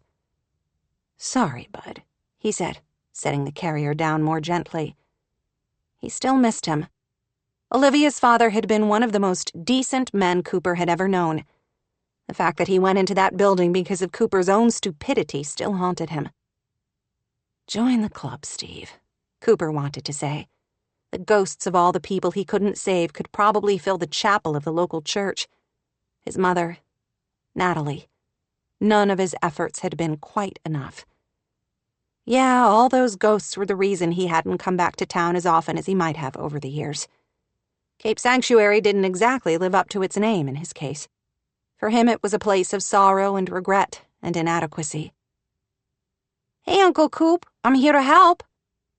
As his nephew climbed the stairs in his oversized cowboy boots, Cooper pushed away the memories. He couldn't fix the past, but he was here now for his sister. Melody was the entire reason he had decided to apply for the fire chief job in Cape Sanctuary. She was stuck here alone with 3 boys, abandoned by her soon-to-be ex-husband. She tried to put on a good front, but he could see the baffled grief in her expression when she let down her guard. He wanted everything to be perfect for his sister. That had been his goal since the day she was born. The fact that her life had come to this, that her bastard husband had destroyed their marriage and her self-confidence without a backward look, made Cooper want to punch his fist through a wall. Okay, he would have preferred to punch his fist through Rich Baker's face. He couldn't do it, though. He didn't want to end up in jail like his and Mel's father, who had spent most of their childhood as a guest of some correctional institution or other. Since he couldn't beat the living daylights out of the man who had broken his sister's heart, he would settle for stepping in and helping her out with the boys as much as he could. If that meant coming home to Cape Sanctuary and taking the tame and rather staid job of fire chief in a small California tourist town, it was a sacrifice he was more than willing to make. That was what he should focus on, Cooper told himself, as he showed Charlie the water valve beneath the sink. These boys, his sister, his job, they were all that mattered. Not a certain lovely former neighbor, or the shocking, unexpected awareness she sparked in him. 5. Caitlin. She hated this so much. On a scale of 1 to 10, sitting in Mimi's hospital room and waiting for her to go into surgery ranked about 1,000,000 times infinity. Caitlin sat in the ugly, uncomfortable chair in her grandmother's room. Her head throbbed and her stomach felt a little sick, like that time she got food poisoning from eating bad potato salad at her friend Emma's house. The hospital smelled. Mimi's room wasn't so bad. Her room smelled like all the flowers people had brought her, which Caitlin had arranged on a ledge beside the window where her grandmother could see them. The rest of the place reeked, though, of disinfectant and pee and despair. Sitting here was so boring. She didn't have the focus right now to read anything, and she was all caught up on her YouTube subscriptions. Sure, she could always play one of the games on her phone to pass the time, but it was hard to concentrate to beat another stupid level when she was so worried. She looked over at her grandmother, whose eyes were closed. Every time she saw Mimi's bruises, Caitlin felt like she couldn't breathe. What would happen to her if Mimi died? She pressed a hand to her stomach, to the nerves there. Mimi wasn't dying. She was only asleep, like she'd been most of the morning since Jake's dad dropped Caitlin off. The nurses assured Caitlin that there was nothing to worry about. It was only reaction from the pain medicine Mimi was on, and the residual shock from her injuries, especially the concussion. Caitlin hated it anyway. She was not used to her grandmother being like this, dozing like some old lady during the day. Juliet wasn't old. She was only in her 50s. Caitlin had done the math once and knew her grandma had her mom when she was only 19. And hadn't even been 40 when Natalie had Caitlin, when she was only 18. Mimi would be 53 in a few days, and usually seemed a lot younger than that. She worked hard all day long at the garden center and then came home and took care of Seaglass Cottage. She came to every one of Caitlin's things, from soccer games to school plays to orchestra concerts. She wasn't old. She was only injured. On the other hand, at least when she was sleeping, Mimi couldn't nag at her to do her homework while she was sitting doing nothing, or worry about the classes Caitlin had missed to be here. Caitlin thought about taking a selfie in the dull hospital room and posting it with the hashtag, "My Glamorous Life." But she hadn't had time to do her makeup the way she liked it and didn't like being here anyway, so why take a pic to remember it? Kate? I'm here, Mimi. Do you need something? Water. Caitlin rose from the chair, glad to give her muscles a break from it, and went to her grandmother's bedside. Mimi wasn't all the way awake. Her eyes were still mostly closed. They were swollen slightly, which the nurse had told Caitlin was from some of the medicine and also from her concussion. The nurses said no, remember? She said softly, taking Mimi's outstretched hand in hers. They don't want you to have anything in your stomach before surgery. Mimi sighed and closed her eyes again, still holding Caitlin's hand. She stayed there for a long time, not wanting to move her fingers away and wake up her grandmother. What would she have done without her grandmother all these years? Caitlin didn't even like thinking about it. Mimi had been more like her mother, really, since she was a baby. In fact, according to her grandmother, Caitlin had tried to call her Mama when she was first learning to talk because she spent so much time with Juliet. No matter how many times her grandmother tried to correct her, she still called her Mama. Somehow in those early years, that had morphed into Mimi. Apparently Grandma or Gamma or Gran had been too hard for her to manage when she was so little. Caitlin was the only one who called Juliet that, which she had always kind of liked. She knew that without her grandmother, she probably would have ended up in foster care. That might not have been so bad if somebody nice had adopted her, but she knew the odds of that weren't great. Juliet was on the board of directors for Stella Davenport's foster care organization, and Caitlin knew the statistics. She knew a much higher percentage of girls in foster care ended up dropping out of high school, getting pregnant before age 20, and struggling with substance abuse issues. Not every grandmother could step in to rescue a grandchild. She understood that and was deeply grateful that Juliet had been willing to raise her when Natalie's heroin addiction had landed her in and out of jail, and then dead of an overdose a few days after she got out the last time. She felt the familiar pang she usually did when she thought about her mother. By now, she knew it was more habit than actual grief. She hardly remembered Natalie except through pictures and the stories Juliet would tell her, and a few fleeting images in her head she wasn't even sure were real or not. Her mother seemed like some kind of exotic creature who didn't really exist, like something out of Harry Potter or Middle-earth. She knew her mom was dead, she'd always known it. But when she was little, she used to like to pretend her real mother was the fairy princess in some kind of story, captured by an evil witch and forced to stay shut up in a castle somewhere until Caitlin performed some act of courage and daring to rescue her.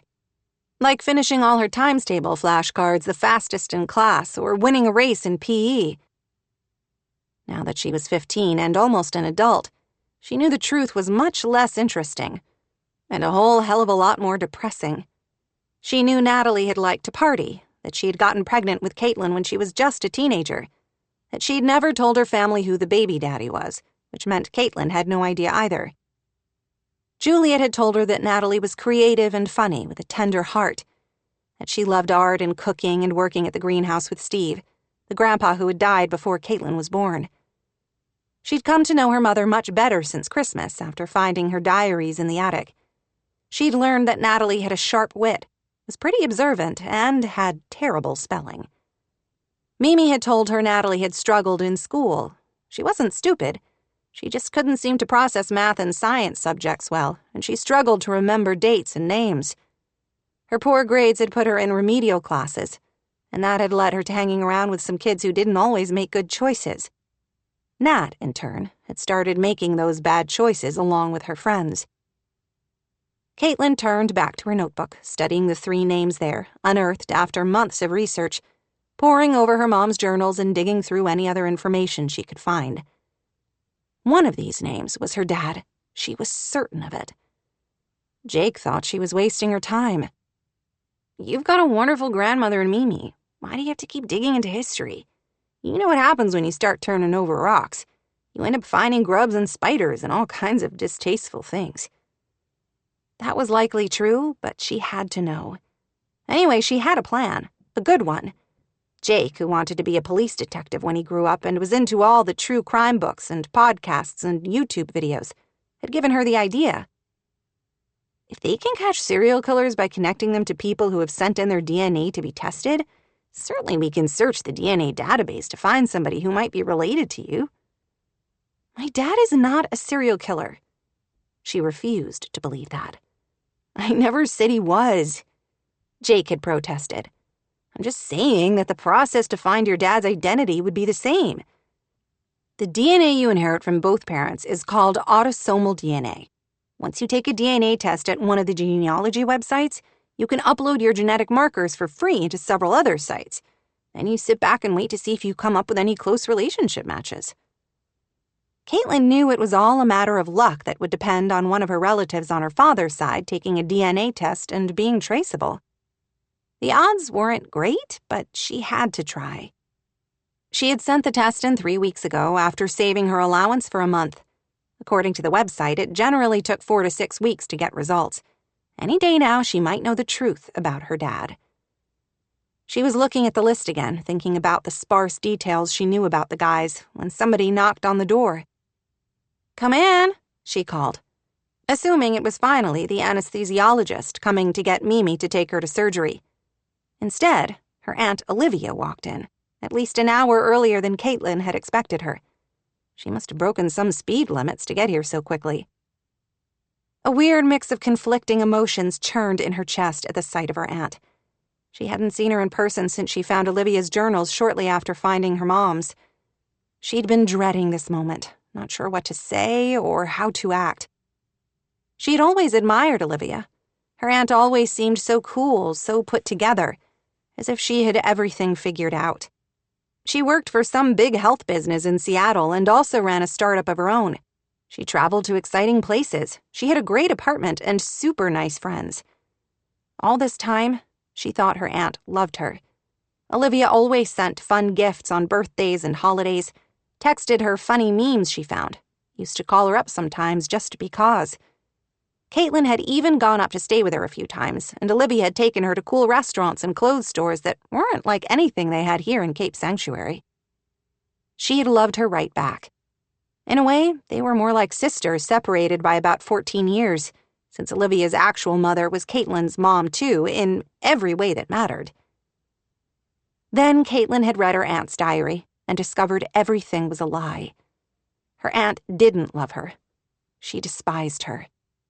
Since then, Caitlin couldn't shake a terrible sense of betrayal, as if a best friend had humiliated her, stabbed her in the back in front of the entire school. Olivia didn't look sharp or put together now, she thought, with a small-minded sense of satisfaction she was immediately ashamed of. Right now, her aunt's eyes looked bloodshot, and her hair was in a messy bun that looked more messy than bun. She wore yoga pants and an oversized sweater, and her face was pale and tired-looking.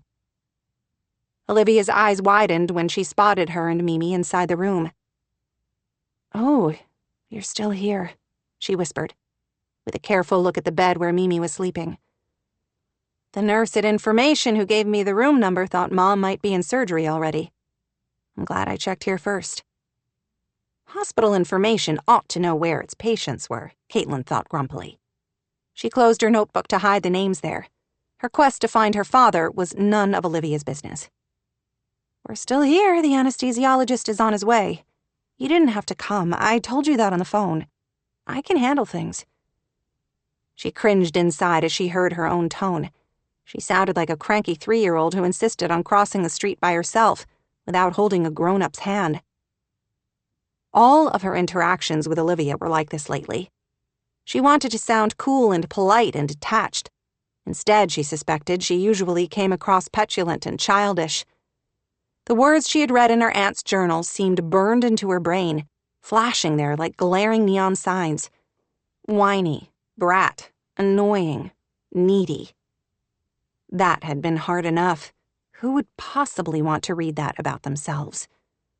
Worse, though, had been discovering Olivia's love-hate relationship with Natalie, Olivia's own sister and Caitlin's mother. Her resentment had come across loud and clear on the pages of that journal. She had written about Natalie throwing her life away by having Caitlin, about the terrible choices she was making, about how she could never stay out of trouble. Okay, Caitlin knew she should never have even looked at the pages of that diary. It had been a serious invasion of Olivia's privacy. How would she feel if somebody read her teenage diary sometime in the future and judged her for the things she had written? In her defense, Caitlin was on a quest to find her dad, and had thought maybe her aunt's diary from that time when Natalie had still been alive might provide valuable information that might help her. Instead, all she had discovered was exactly how much her aunt had resented her. As if Caitlin could help the situation. She'd only been a little kid. It wasn't her fault her mom had been an addict who couldn't take care of herself or a kid. That she had been in and out of jail, and Mimi had to take care of Caitlin, or else let her go into foster care. She wasn't a brat, and she wanted to toss those words at her aunt right now like an axe at one of those throwing clubs. Why did Olivia have to come back to Cape Sanctuary? They didn't need her. Mimi wouldn't want her here either. Caitlin knew it. As if Mimi sensed Olivia's presence, her eyes started to flutter open.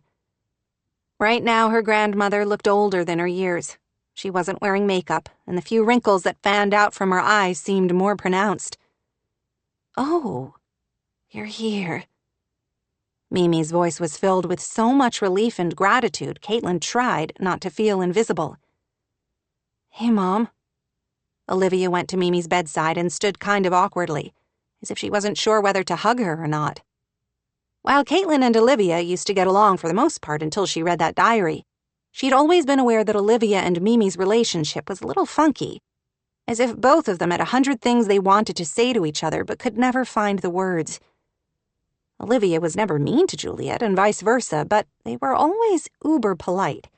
Kind of like when Caitlin's friends Allie and Emma got in a huge fight, then made up, and were way too nice to each other for weeks. Though she looked kind of out of it from the medication the nurse had given her, Juliet tried to sit up. "I told you not to come. Oh, honey, you must have driven all night. I'm glad I made it before they took you for surgery. I am too, but you still didn't need to come." Much to Caitlin's dismay, a tear leaked out of her grandmother's blue eyes. Juliet reached a trembling hand out, and after an awkward kind of moment, Olivia reached for it and squeezed. "How are you feeling?" How did Olivia think she was feeling? Jeez, Juliet had a grand total of 4 broken bones, including her hip and her ribs. "I've been better," Juliet said, forcing a smile. "How are you? How was the drive?" "Good. There's not a lot of traffic on the interstate at 3 a.m. Before Juliet could answer, the door opened again. This time it really was the anesthesiologist, Dr. Thayne, a really nice middle-aged man who had come in earlier to introduce himself to Mimi and Caitlin. She still wasn't sure if Zane was his first name or his last. Or maybe he was like Beyoncé or Drake and only needed one name. "Are you ready for this?" he asked with a kindly smile. Mimi suddenly looked nervous. "Do I have a choice?" "Not if you want to heal properly, I'm sorry." With a sigh, her grandmother nodded. "I guess I'm ready." She squeezed Olivia's hand again, then released it, and Olivia stepped away. "Bye, Mom. I love you." Caitlin wanted to roll her eyes.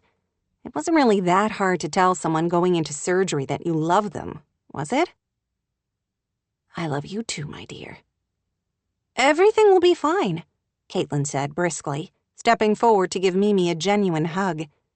"You'll be back on your feet and getting things done at the garden center before you know it." Her grandmother hugged her tightly. "You still should have been at school, but I'm glad you're here too," she murmured. Dr. Thayne spent a moment unhooking the bed from the wall, set a chart at the foot of the bed, and started wheeling the whole thing out of the room. "You two can come as far as the door of the surgery unit if you want," Dr. Thayne said cheerfully. "We have a waiting area for family members that's closer. You're welcome to wait there, or you can come back here and wait in the room. Either way is fine. The surgeon will find you after she's done and let you know how things went." He pushed Mimi in her bed, and they both followed after him like they were in one of those crazy New Orleans funeral processions she'd seen in a documentary once. After a series of hallways, they reached an area of the hospital with a big sign hanging from the ceiling that said Surgical Suite.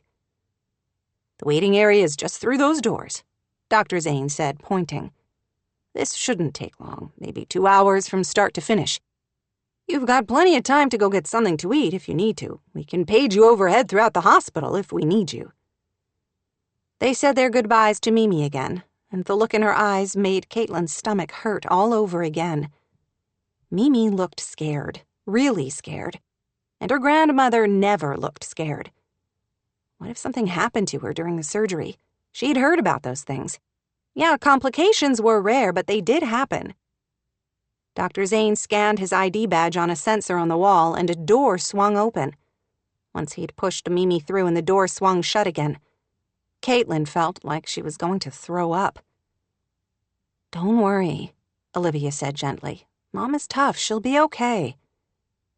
Caitlin was suddenly furious. All the hurt and betrayal and fear tumbling together in her chest into one thick, nasty ball.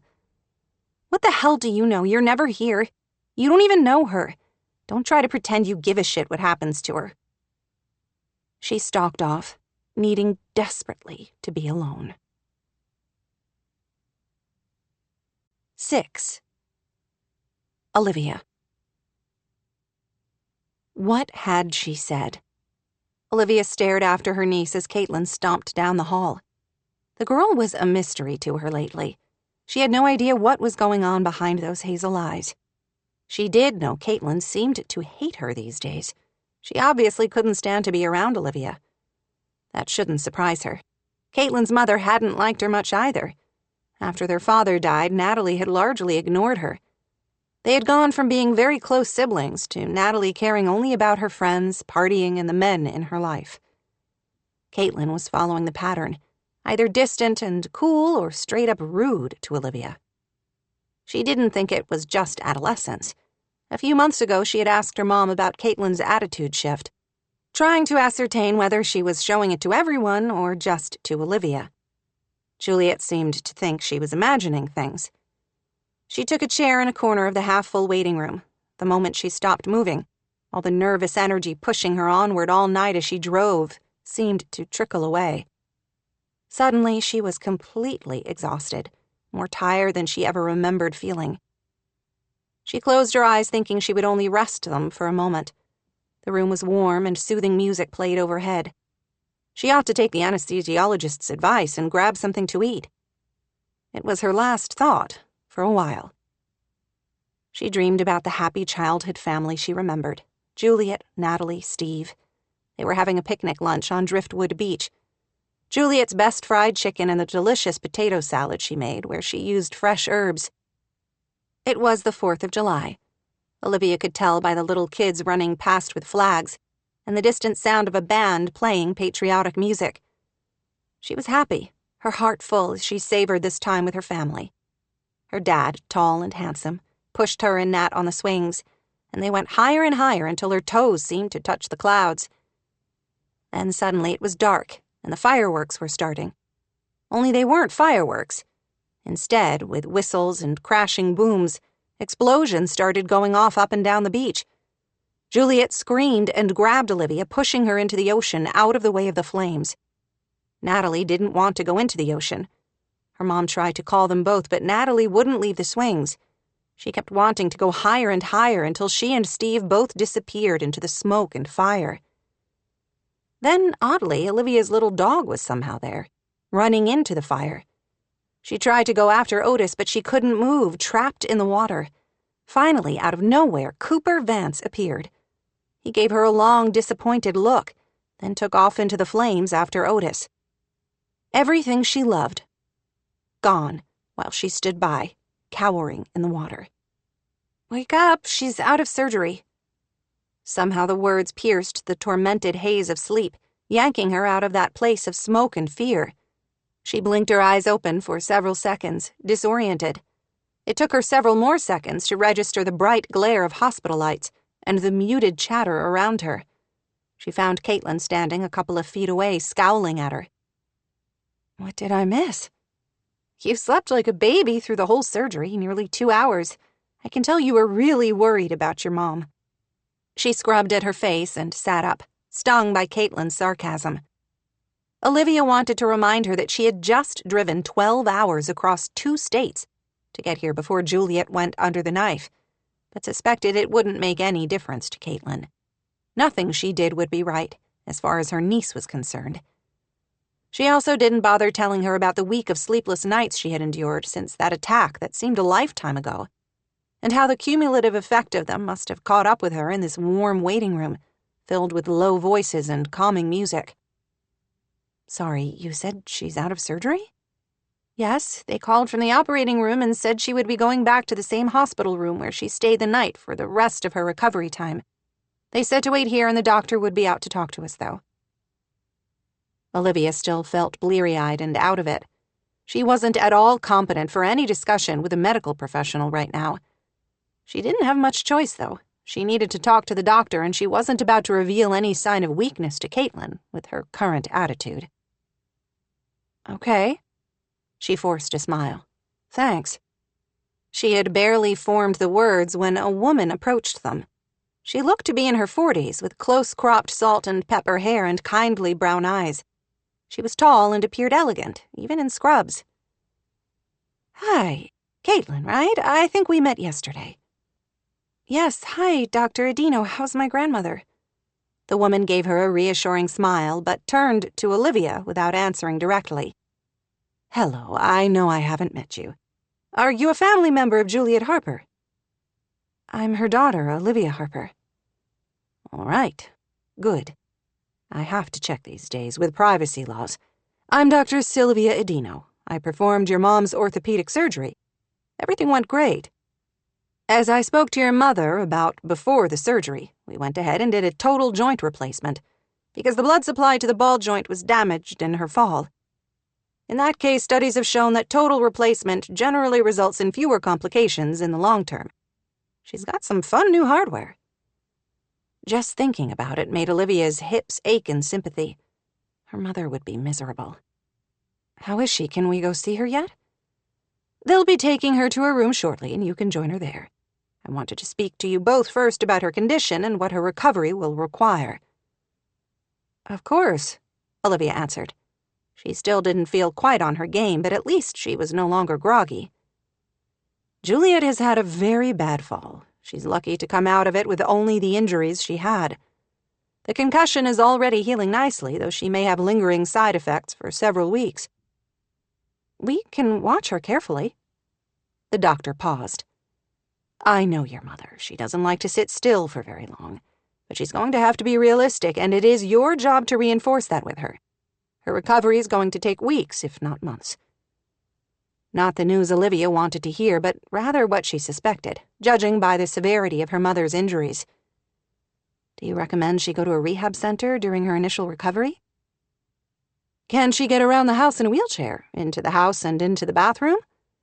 "Some of it, not all," Caitlin answered while Olivia was trying to picture her childhood home and envision the possibilities. "You have to discuss that with her and consider your options, then. If Sea Glass Cottage can be made more accessible, she'll be able to recover at home." "I have a feeling that's what she would prefer," Olivia said. "Of course it is," Caitlin said.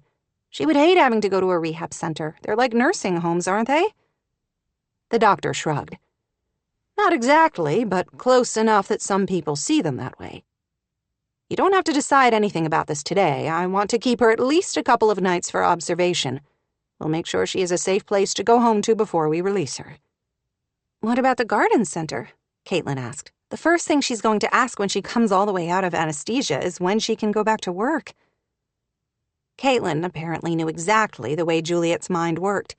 Olivia could imagine her mother asking that very question. "That's going to be a personal decision. You as her family will need to remind her that work-related stress impedes healing. I would recommend at least 3 or 4 weeks away from the garden center. And then she can slowly return for light office work only for another month." 2 months? Caitlin exclaimed.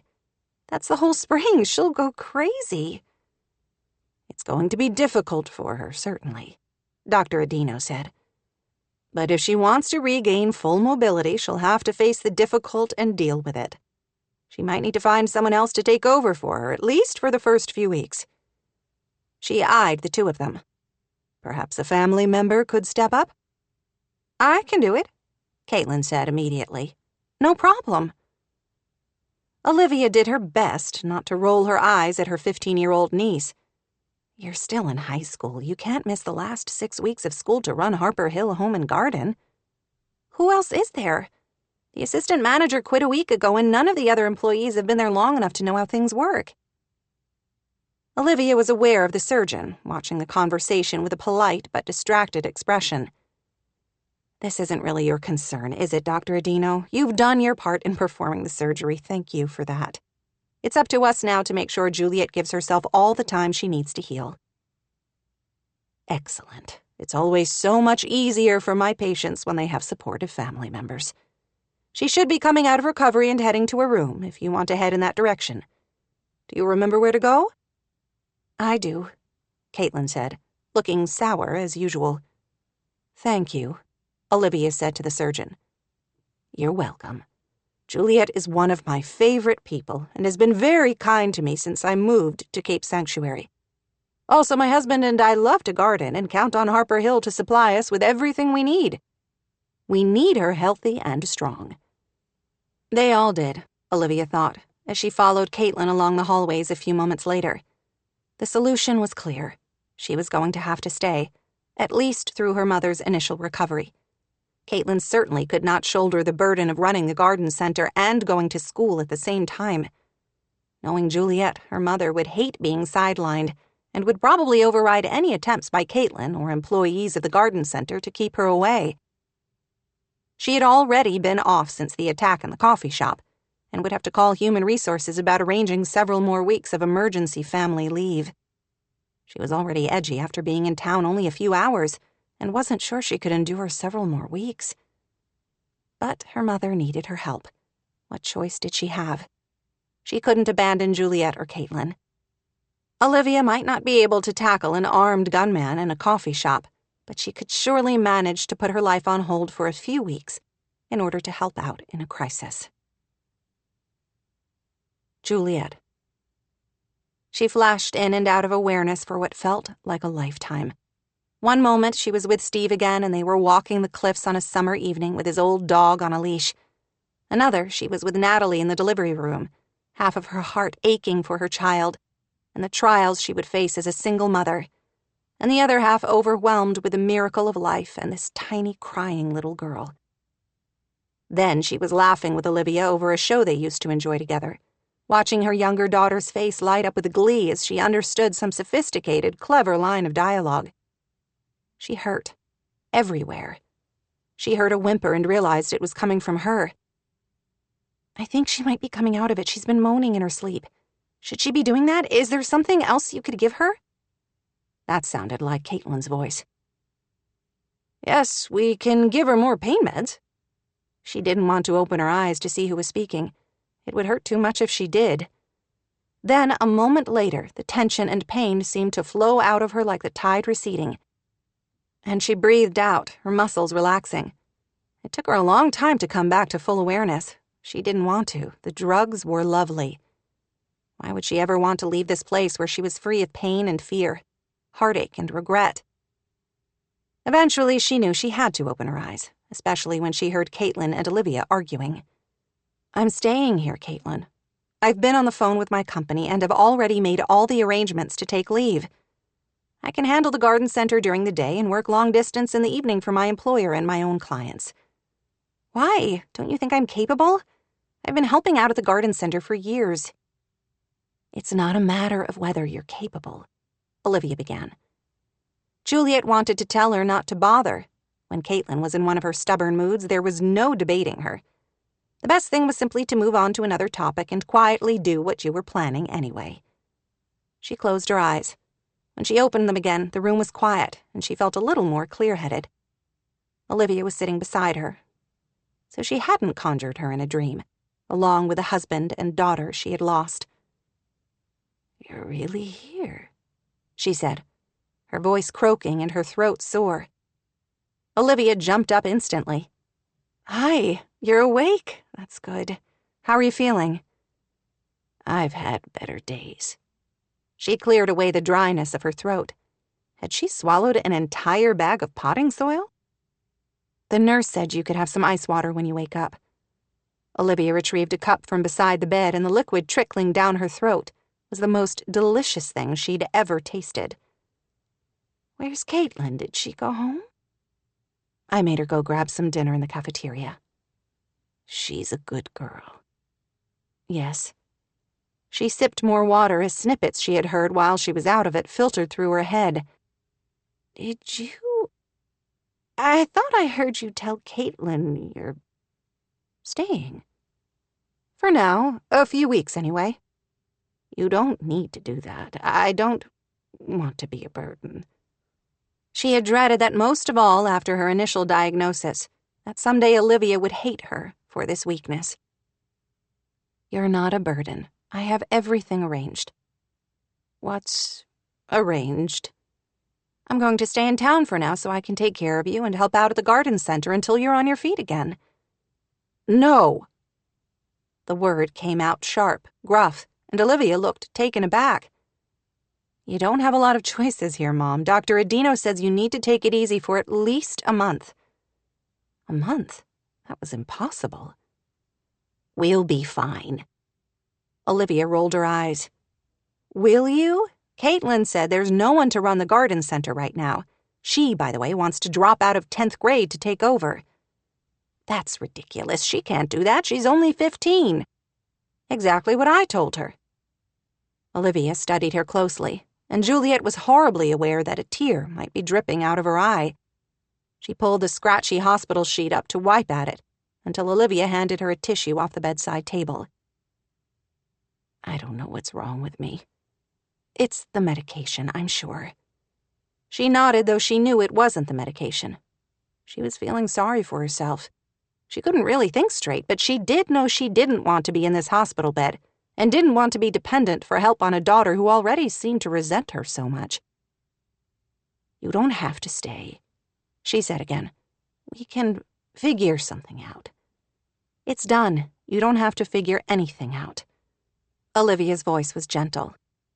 Your job right now is to focus on healing. Those are the orders from Dr. Adino. She's quite fierce.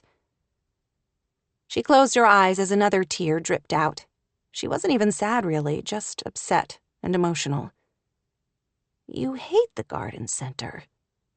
Surprise widened Olivia's eyes. What makes you say that? I don't hate it. You resent it anyway, or at least the time I spent there after your father died. What a horrible time that had been. Another tear dripped out. She had loved the man with all her heart, had loved their life and their daughters, and taking care of all of them. Then Steve had run into a burning building and hadn't come out alive, and she had been left with all of it. The garden center, the house, 2 troubled girls, then Caitlin just a year later. Their finances had been a mess. She had only discovered it after Steve's death. The business had been deeply in debt, the house heavily mortgaged. She was afraid they would lose everything, and she and the girls would be on the streets. She had been wholly unprepared for the challenge of taking over the family business. Steve had run everything, and she had been content to let him. They had divided their family responsibilities down traditional lines. He had been provider, protector, while she had been in charge of the home front, stepping in to help run the cash register during busy times of year, yes, and being involved in some garden design projects, but that was all. She had loved their life. She had loved preparing healthy, nutritious meals for her family, creating a home they had all wanted to return to. She had taken every opportunity to volunteer in her daughter's classrooms, from home mother to field trip chaperone, even traveling with Natalie's choir group on a memorable visit to Washington, D.C. She wanted to think she'd been a good mother, at least a loving one. Then Steve had died, and 100% of the responsibilities had fallen on her. In the midst of that, just 6 months after Steve died, Natalie had come to tell her she was pregnant and keeping the baby. It had taken everything she had to keep her sanity hanging by the tiniest thread. As a result, she had neglected her youngest child horribly. She told herself it was all right. Olivia had been the strong one, the one whose report card was always perfect and who had friends around her, and who seemed to make good choices all the time. Juliet had failed her, maybe more than she had failed anyone else in her life. The worst part was, she didn't know how to fix it. Instead of healing the tiny cracks that had formed in their relationship, she had opted to ignore them, hoping they would fix themselves. Instead, they had grown into huge, gaping fissures. I'm sorry, she said now, another tear dripping onto her pillow. Olivia squeezed her fingers, and Juliet wanted to hold on tight and not let go. You have nothing to be sorry for. It was an accident. You don't need to worry about this right now. Just do your best to rest. Sleep all you can. Do you need more pain meds? Maybe. I'll get the nurse. Thank you. I am glad you're here, Olivia. Thank you for taking care of Caitlin. Her granddaughter came into the room just in time to hear that last comment. I'm 15 years old. I don't need a babysitter, Mimi. The familiar nickname soothed her. I know. You're right. The nurse came in and bustled around, checking her IV and taking her vital signs. "You're doing great. Everything looks normal," she said. Then she pushed a syringe full of medicine into the IV line. "This will help take the edge off. Don't hesitate to call during the night if you need more pain relief. Stay on top of the pain and your body will thank you. Trust me." Some pain was too big to climb, like trying to scale a steep mountain face alone in a blizzard. She couldn't even take the first step right now, and decided to sleep instead. 7. Olivia. She was so tired. That troubled, restless sleep at the hospital earlier had done nothing, really, to take the edge off her exhaustion. She wanted to find the nearest flat surface and collapse for a few hours. First, she had to retrieve her dog. "Why are we stopping here?" Caitlin asked, as Olivia pulled up in front of Melody's house. Her voice had lost none of the attitude, despite the hours they had spent together in Juliet's hospital room. If something didn't change soon, the next month would feel like an eternity. "I left something here while I was at the hospital, and I have to get it," she said. "I shouldn't be long." Caitlin's sigh was heavy and put upon. "Fine. Do you want to come in?" She thought for sure Caitlin would refuse, and was surprised when her niece released her seatbelt and opened her door in reply. Melody's oldest boy, Will, 8 years old with blue eyes and a widow's peak, answered the door. "No!" he exclaimed dramatically when he spied them. "Go away!" Caitlin let out a gasp. "Will Baker, is that any way to greet visitors? You don't have to be so rude." Oh, that was rich coming from Caitlin, Olivia thought. The girl could give rude lessons. "I'm sorry, but I know you're here to get your dog, and I don't want him to go. He is so cute." Olivia managed a smile through her fatigue. "He is adorable, I must agree." "You have a dog?" Caitlin's shock was clear. "How long have you had a dog?" "Only a few months. We kind of adopted each other." She hadn't been looking for a dog, or any pet at all, really, given how chaotic her life was. But Otis had lived with a homeless veteran she passed on her way to the gym. She had always stopped to talk and had gotten in the habit of picking up dog treats or small bags of food for him, and a breakfast sandwich and a banana or an apple for his owner, who called himself Beckett, and introduced the dog as Otis. She had been on her way to spin class when she spotted an ambulance and a couple of police officers near the spot where Beckett and Otis camped out. "Overdose," one of the EMTs had said in a matter-of-fact voice. Just then, Otis had jumped out of the arms of the police officer and rushed to her, trembling frantically and huddling at her feet. "What will happen to him?" she had asked. "He's headed to the animal shelter. Poor guy has fleas and who knows what else. I imagine he'll be put down. Too bad. He's a cute little guy." "I'll take him," she said instantly, scooping up the dog before she had a chance to think about all the ramifications. The authorities at the scene had been only too happy to pass off responsibility for Otis. It had been a crazy impulse, but she couldn't bear the thought of the forlorn and abandoned Chipu being put down, simply because someone he loved had put their addiction first. "Does Mimi know you have a dog?" Caitlin asked. "She would never let me get one. She'll be pissed that you have one in the house." Of course, Steve Harper had always had dogs, including the ancient border collie who had died just a few months after Steve's death, possibly of a broken heart after losing her beloved master. After Coco died, her mother had decided they would have no more dogs. They were too much work, she decreed, and she didn't want them in the house. How would she feel about Olivia bringing Otis to the house? Probably not happy.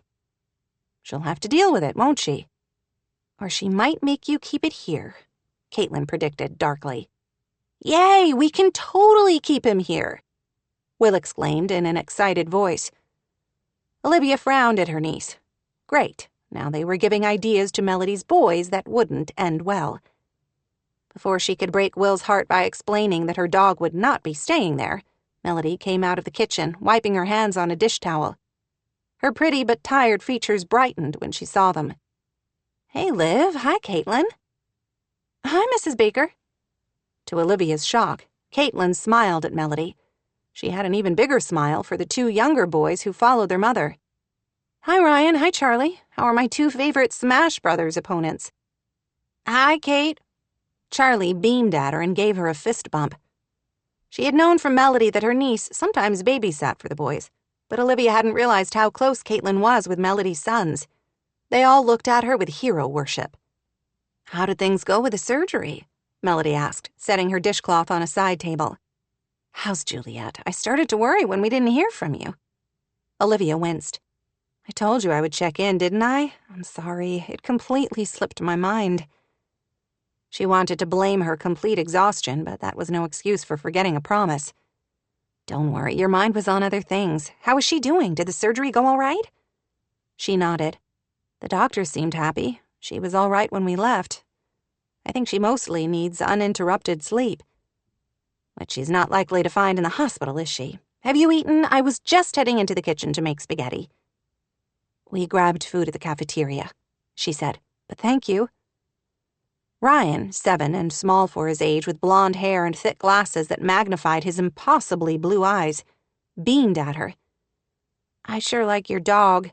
He sat on my lap and let me pet him for a whole half-hour. Thorne never lets me pet him that long. I hope he behaved for you, she said with a smile. These boys always tugged at her heart. Yes, Melody had a hard road right now with a sleazeball husband willing to throw away their marriage of 10 years for a hot young 18-year-old body. But at least Melody had these 3 adorable boys to help her through. Where is my little guy? She asked. In there. He and Cooper both fell asleep. She gestured from the entry into a small room with French doors that Melody closed off so she could use the room as a formal living room and office and keep her boys' mess away.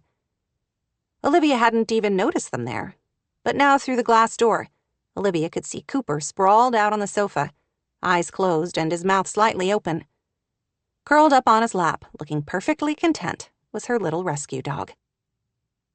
Olivia told herself the sudden wobble in her knees and the soft warmth curling around inside her was simply a product of exhaustion. That was all. It had nothing to do with the sight of a gorgeous man cuddling her dog. The last thing she wanted to do was open those French doors and face Cooper again. But she had no choice, unless she wanted to leave her dog here overnight. The moment she slid the doors apart, Otis awoke. He lifted his head, wagged his tail, and gave his "where have you been" little greeting. It wasn't much of a bark, more like a squeak, really, but was enough for Cooper to open his eyes, still dazed with sleep. What would it be like to wake up next to him and have him aim those vivid blue eyes in her direction, hungry and fierce? Stop it, Olivia ordered herself sternly, appalled at herself for letting her mind wander in that direction when the man's sister was standing right beside her. She didn't have time for this ridiculous attraction right now. With her mother in the hospital and the weight of responsibility resting on her shoulders like a steam train. Sorry to wake you, but I need my dog. Come on, Otis, let's go. With surprising agility, the dog scrambled off Cooper's lap to the sofa, then hopped to the floor. He was at her side in an instant, and she scooped up his warm weight, holding him close and trying not to think about where Otis had just been sitting. She reached to close the door, but Cooper's sleepy question stopped her. How's your mom? She paused, turning around with a sneaky suspicion that she would become very tired of that question during her time in Cape Sanctuary. The surgery went well, according to the doctor, but this was only the first step in a long journey to recovery. Juliet has always been one of the toughest ladies I know. She'll be okay. Everyone loved her mom. It was hard to avoid that realization now that she was back in town. Juliet was something of a heroine around town. A widow who had lost her husband to a tragic accident and a daughter to addiction, but still managed to face her trials with a smile and a generous spirit. Her mom was amazing. Olivia agreed. She wished she could be half the woman Juliet was. Her mother would never have let one traumatic incident in a coffee shop completely paralyze her. If her mother had been there and had seen that unprovoked attack, she wouldn't have cowered under a table. She would have been like the other customer who ultimately had come to the rescue, resolute, fearless, powerful. The complete opposite of her daughter. She is tough, Olivia forced a smile. She'll need to be. I don't know how she's going to handle being sidelined for a month. That's how long the doctor says she should plan to be away from the garden center while she recovers." "Oh, that will be harder on her than falling off a ladder," Melody exclaimed. "What will she do?" "Good question. I guess I'll be sticking around for now until we figure that out." "Oh, yay! That means you'll be here for longer than a few days." Melody looked thrilled at the idea, but Olivia couldn't read Cooper's expression. Before she could respond, Caitlin came in with Charlie on her back, which further confirmed Olivia's suspicion that her niece must babysit here often. The teenager stopped in the doorway, stumbling a little before she caught hold of the wall to maintain her balance. Her gaze was locked with Cooper's. "Oh, hi, Chief Vance." "Hi again, Caitlin." He also had an odd look on his face, and she wondered why for just an instant before she remembered. Caitlin was the spitting image of her mother. He had loved Natalie dearly, something Olivia had resented back in the day when she used to have a big crush on Cooper. She was going on 2 hours of sleep over the last 48 hours and was afraid if she stopped moving, she would fall asleep. Once she had been able to recharge, she would be far more prepared to deal with this unexpected and unwanted resurgence of her childhood crush on Cooper Vance. "Thanks again for watching Otis for me," she smiled at Mel. "Anytime. I mean that. My boys love him. Otis provided the perfect distraction for today." The slight note of determined cheerfulness in Melody's voice made Olivia's heart ache. She hugged her, aware Melody's journey to healing just might be harder than the one Juliet was facing, then led her niece out the door toward home. Cooper. Once, while fighting a wildlands blaze at a base he'd been working at in Texas, Cooper had been caught in a flashover. A wild and out-of-control blaze driven by wind and weather conditions that reacted unexpectedly. He'd been forced to use his emergency shelter until it passed over, leaving scorched earth behind. This day, seeing Olivia Harper again after all these years, bore some striking similarities to the way he remembered feeling as he climbed out of the shelter. Hot, stunned, shaken. What was that about? He wondered as he watched from Melody's porch as she loaded her cute dog into her vehicle, then climbed in herself. He had no idea what was happening to him. She was lovely, yes, with those hazel green eyes and the soft smile for her dog that had made him wish she might aim it in his direction, even for a moment. He wasn't sure he'd ever had this kind of visceral reaction to a woman, this ache in his gut that left him slightly breathless. Olivia Harper. He could think of a dozen reasons he shouldn't be so drawn to her, all of them tangled in the past. Guilt. Oh, he was tired of it. Here was the problem with returning to his hometown. The main reason he had stayed away so long. When he had been busy with the military, it had been easier to block the guilt over the consequences of his own choices, the ghosts of regret and sadness that haunted him. He had respected and admired her father more than just about any man he knew. Steve had been Cooper's mentor, a guy who saw potential even in him, who had encouraged him to take the military path and apply for the elite Air Force paratrooper rescue unit. The man had loved his family, his community, and his business, in that order. From Steve, Cooper had learned how to work hard and how important it was to give back. The heavy burden of knowing the man had died because of Cooper's choices sometimes felt like more than he could bear. Cooper wanted to think the way he had lived his life the past 15 years had been an homage of sorts to a man who had set such a strong example to him, the one positive male role model of his childhood and youth. He wasn't sure Olivia would agree. She had adored her father. He remembered the way she always used to follow Steve around, finding any excuse to spend a minute with him. Because of Cooper, that had been taken away from her. He hadn't meant for things to turn out the way they had, of course. He hadn't been trying to be a hero, the way people described him later. He had acted out of instinct the moment he had driven past the Macomb building and had seen the flames. He had run in after someone he thought was inside the building, and Steve had come in after him. Cooper had been lauded as a hero after he pulled Steve Harper out of the building, badly burned and unconscious from a beam falling on him, and tried to resuscitate him. He knew it wasn't true. He was no hero.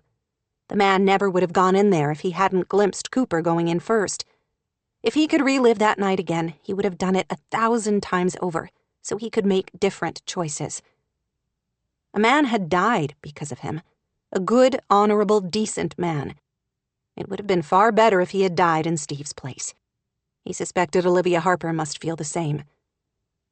Wasn't it just like him to develop a completely inconvenient attraction to the one woman in Cape Sanctuary certain to want nothing to do with him? Wasn't that the cutest dog? His youngest nephew, Charlie, sighed, looking after Olivia and Caitlin as they drove away toward Harper Hill. He really was. Weird looking, but cute, Will said. Ryan snickered. He was funny. We should get a little dog to be Thor's friend. Melody shook her head. 1 dog and 2 cats is enough for our family right now. I still have to nag you boys all the time to feed them and check their water. The bleak expression in her eyes made his heart ache. Cooper missed his smiling sister. What's up? He asked quietly, after the boys ran off to return to the video game they'd been playing earlier.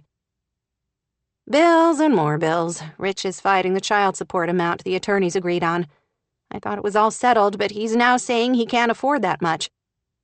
It was barely enough as it was to keep us going. At least her house was paid off, a legacy from the aunt and uncle who had raised Melody after their mother died. You know, I can help. She frowned. I don't want your help. I almost didn't tell you about it because I knew you would offer and I would have to refuse. I need to figure out the rest of my life. I have to get a job. That's the only solution. I'll start looking next week. Cooper wanted to punch something, preferably Melody's almost ex-husband. Rich Baker had turned Cooper's smart, beautiful sister into a pale imitation of herself. The man was living with his 18-year-old girlfriend, flaunting his affair while claiming the hot young thing was the true love of his life, and he had never known the world could be so exciting. He and Sierra are getting married, apparently, as soon as the divorce goes through. He needs the money to set up their life together. The bastard. The man had 3 amazing sons he had all but abandoned, sons who deserved a father in their lives. The boys were struggling so much right now. Will was causing trouble in school, with frequent notes being sent home about his behavior. Ryan had developed anxiety issues and was afraid of everything from gym class to eating school lunch, retreating into a world of books to escape the stress of his family imploding. Charlie, the youngest and barely 5, had become clingy and needy and never wanted to play with friends, only stay close to his mother. My attorney is going to fight his request to reduce the child support. She says I need to take Rich for everything he has. Sounds like good advice to me. I know, but I don't want to be the vindictive ex-wife. I hate what he's turning me into, Melody said, her voice troubled. He's not turning you into anything. Cooper hugged his baby sister, aching that he couldn't fix this for her. You're amazing. Still the sweetest, kindest woman I know. Nothing you do to retaliate against that bastard you married will ever change that. She gave a rough-sounding laugh. You're my brother. I know I can always count on you to back me up, no matter what. I mean it, he said gruffly, giving her another hug. She hugged him back, and he couldn't help noticing she had lost weight, even in the 2 months he had been back in Cape Sanctuary. Was she eating anything? This is so hard, she mumbled after a moment. I really loved him, you know? I know. He hated this helpless feeling, one that seemed all too familiar. The grim knowledge that he couldn't fix everything wrong in his sister's life, any more than he could fix their alcoholic mother or breathe life back into Steve Harper's lungs. You're staying for spaghetti, right? She said, pulling away after a minute. I've got a better idea, he said on impulse. Let's go out to dinner. We can hit that new pizza place in town, or go find burgers. Melody gave a pained laugh. I look horrible. I don't know if I want to be seen in public today. You look great as always. That sounds like the perfect idea tonight, she said. You're the best big brother on the planet. You know that, right? Both of them knew that was far from true, but he wasn't about to argue with her when she already had so much on her plate. Hey, guys, grab your shoes. We're going out, Cooper called to his nephews. He was still tired after working a double shift, but he would try to find enough energy for dinner, especially if it could make Melody smile. 8. Olivia. Walking into the main building at Harper Hill Home and Garden the next afternoon triggered hundreds of scent memories in Olivia, one after another. Loamy, sharp, sweet, sawdust and flowers and dirt. She had a million things to do. The list Juliet had texted her waited urgently on her phone. Olivia pushed everything away to focus on inhaling the scents of her childhood. In many ways, she had grown up here at the garden center, even more than she had at Seaglass Cottage. She had played dolls in the shade of the trees for sale, had engaged in hide-and-seek games with Natalie between the aisles, had gone for endless rides in the wheelbarrow pushed by her father. The family business was as much a part of her childhood as school, her friends, and the recreational opportunities available along the coast.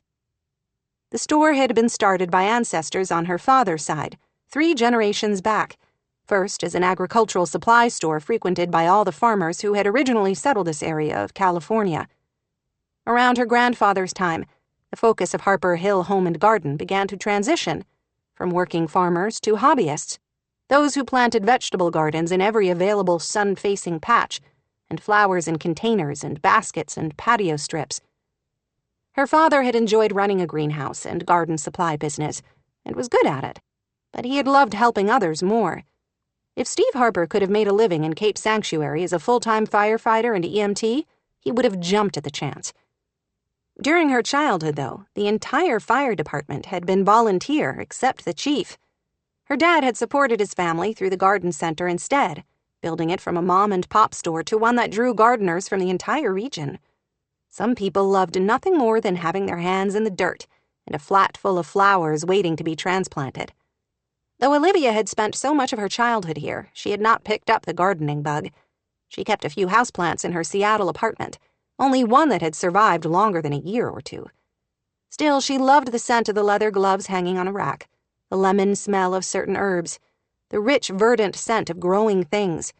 She could think of worse ways to spend a workday, like maybe staring at a screen for 18 hours a day. The traitorous thought popped into her head out of nowhere, and Olivia frowned. She didn't mind her job. She did important work, keeping her medical group's computer safe and up to date.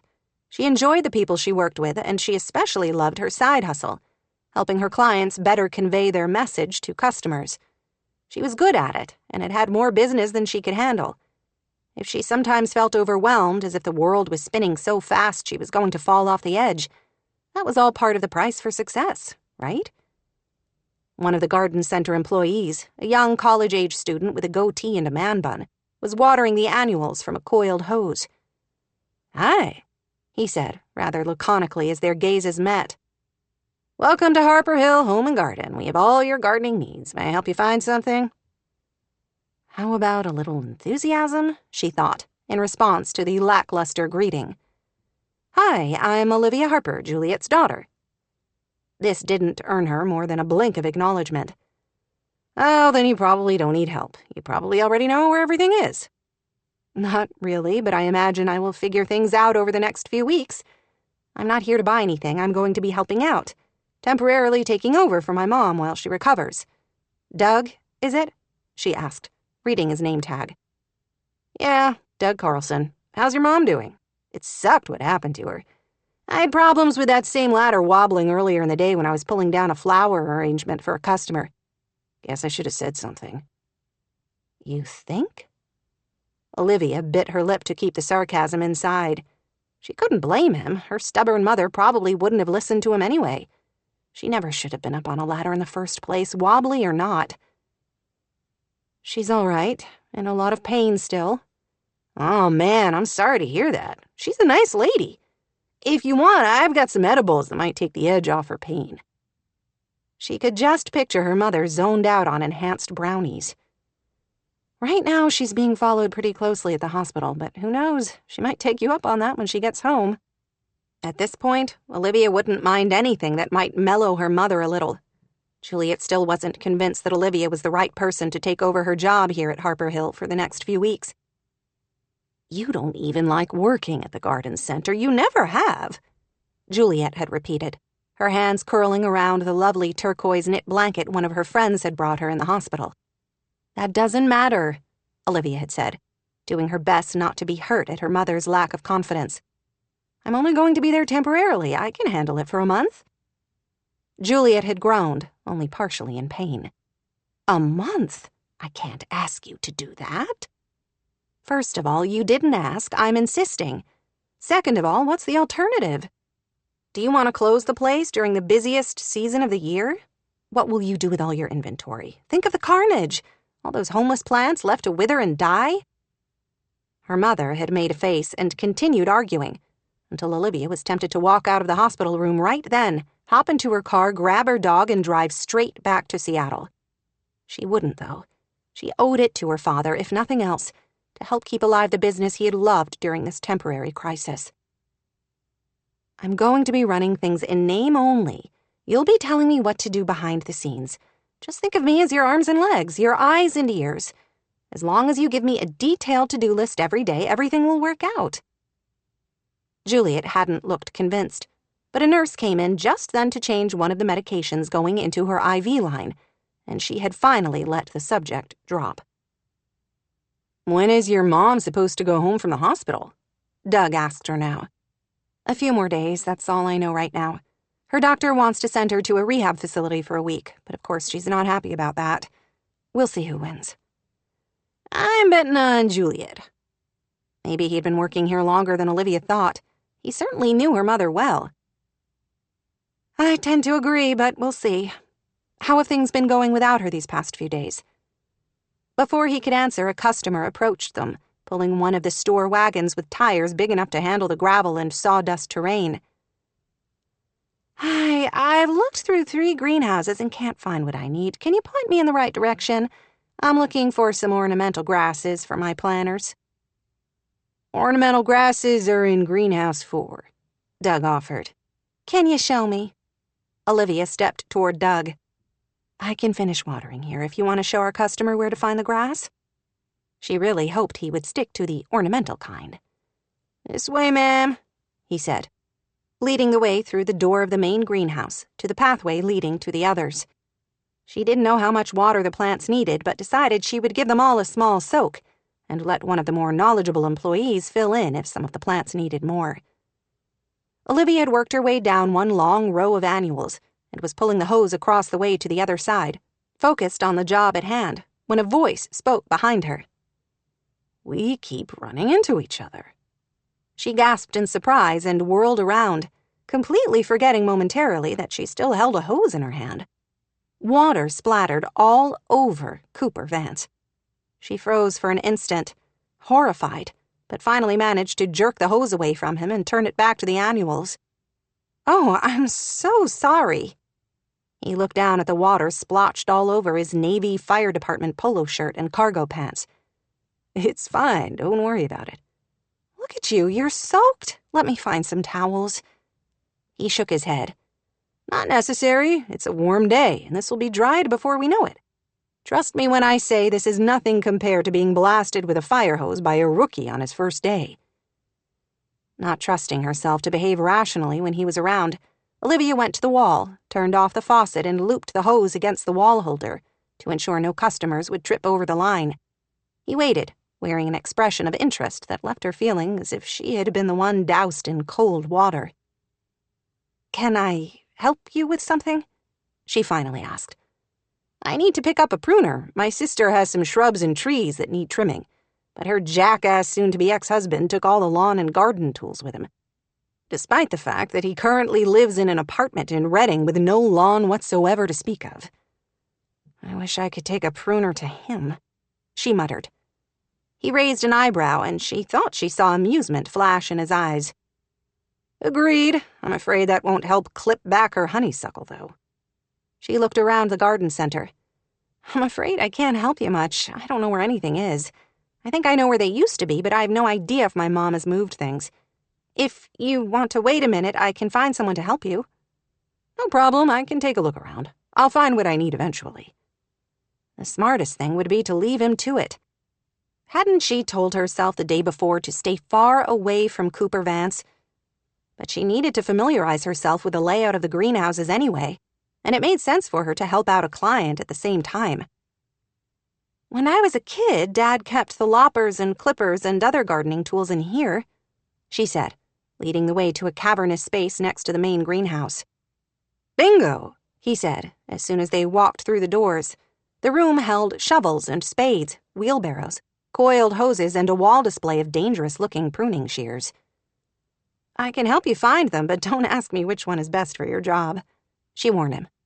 "I can probably figure out that part," he answered. "That makes one of us, then." He grinned and went to the wall to better study the implements of destruction. After studying his options, he pulled down a long pair of shears with orange handles. "I think these should do," he answered. "For the honeysuckle or for Rich?" "Both if I'm lucky." Cooper grinned at her, and Olivia felt hot and breathless suddenly. "Oh, cut it out," she snapped at herself. "Excuse me," a voice cut in. "Do you work here? I have a question and can't find anyone else." She cleared her throat and faced a man who looked to be in his 60s, wearing a Western-cut shirt, suspenders, and Levi's rolled up at least twice. "Sort of, sir. I just started. How can I help you?" "I need to buy a chainsaw, but you have so many I have no idea what I'm doing." She could totally relate. "Can you tell me how you expect to use it most?" The usual thing. General use, clearing away tree branches, maybe cutting up firewood here and there." Okay, that didn't help her at all. She had no idea how to guide the man to the right purchase. Fortunately, Cooper stepped in to her rescue. "I don't work here, but I do know quite a bit about chainsaws. You're the new fire chief, aren't you?" He nodded and held out the hand, not holding the pruning shears. "Cooper Vance." Walter Trevino. I knew your aunt and uncle some," the man said. "Good people." Something sad flickered in Cooper's gaze. They were great. They were the ones who had taken in his sister after his and Melody's mother had died.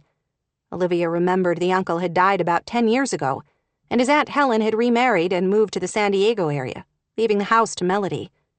"I still miss seeing old Frank working in his yard. He loved that place. It's nice to have your sister and her little ones in the neighborhood. Shame about the divorce, isn't it?" "Yeah," Cooper said, his voice clipped. "Let's see if we can find a good chainsaw fit for you."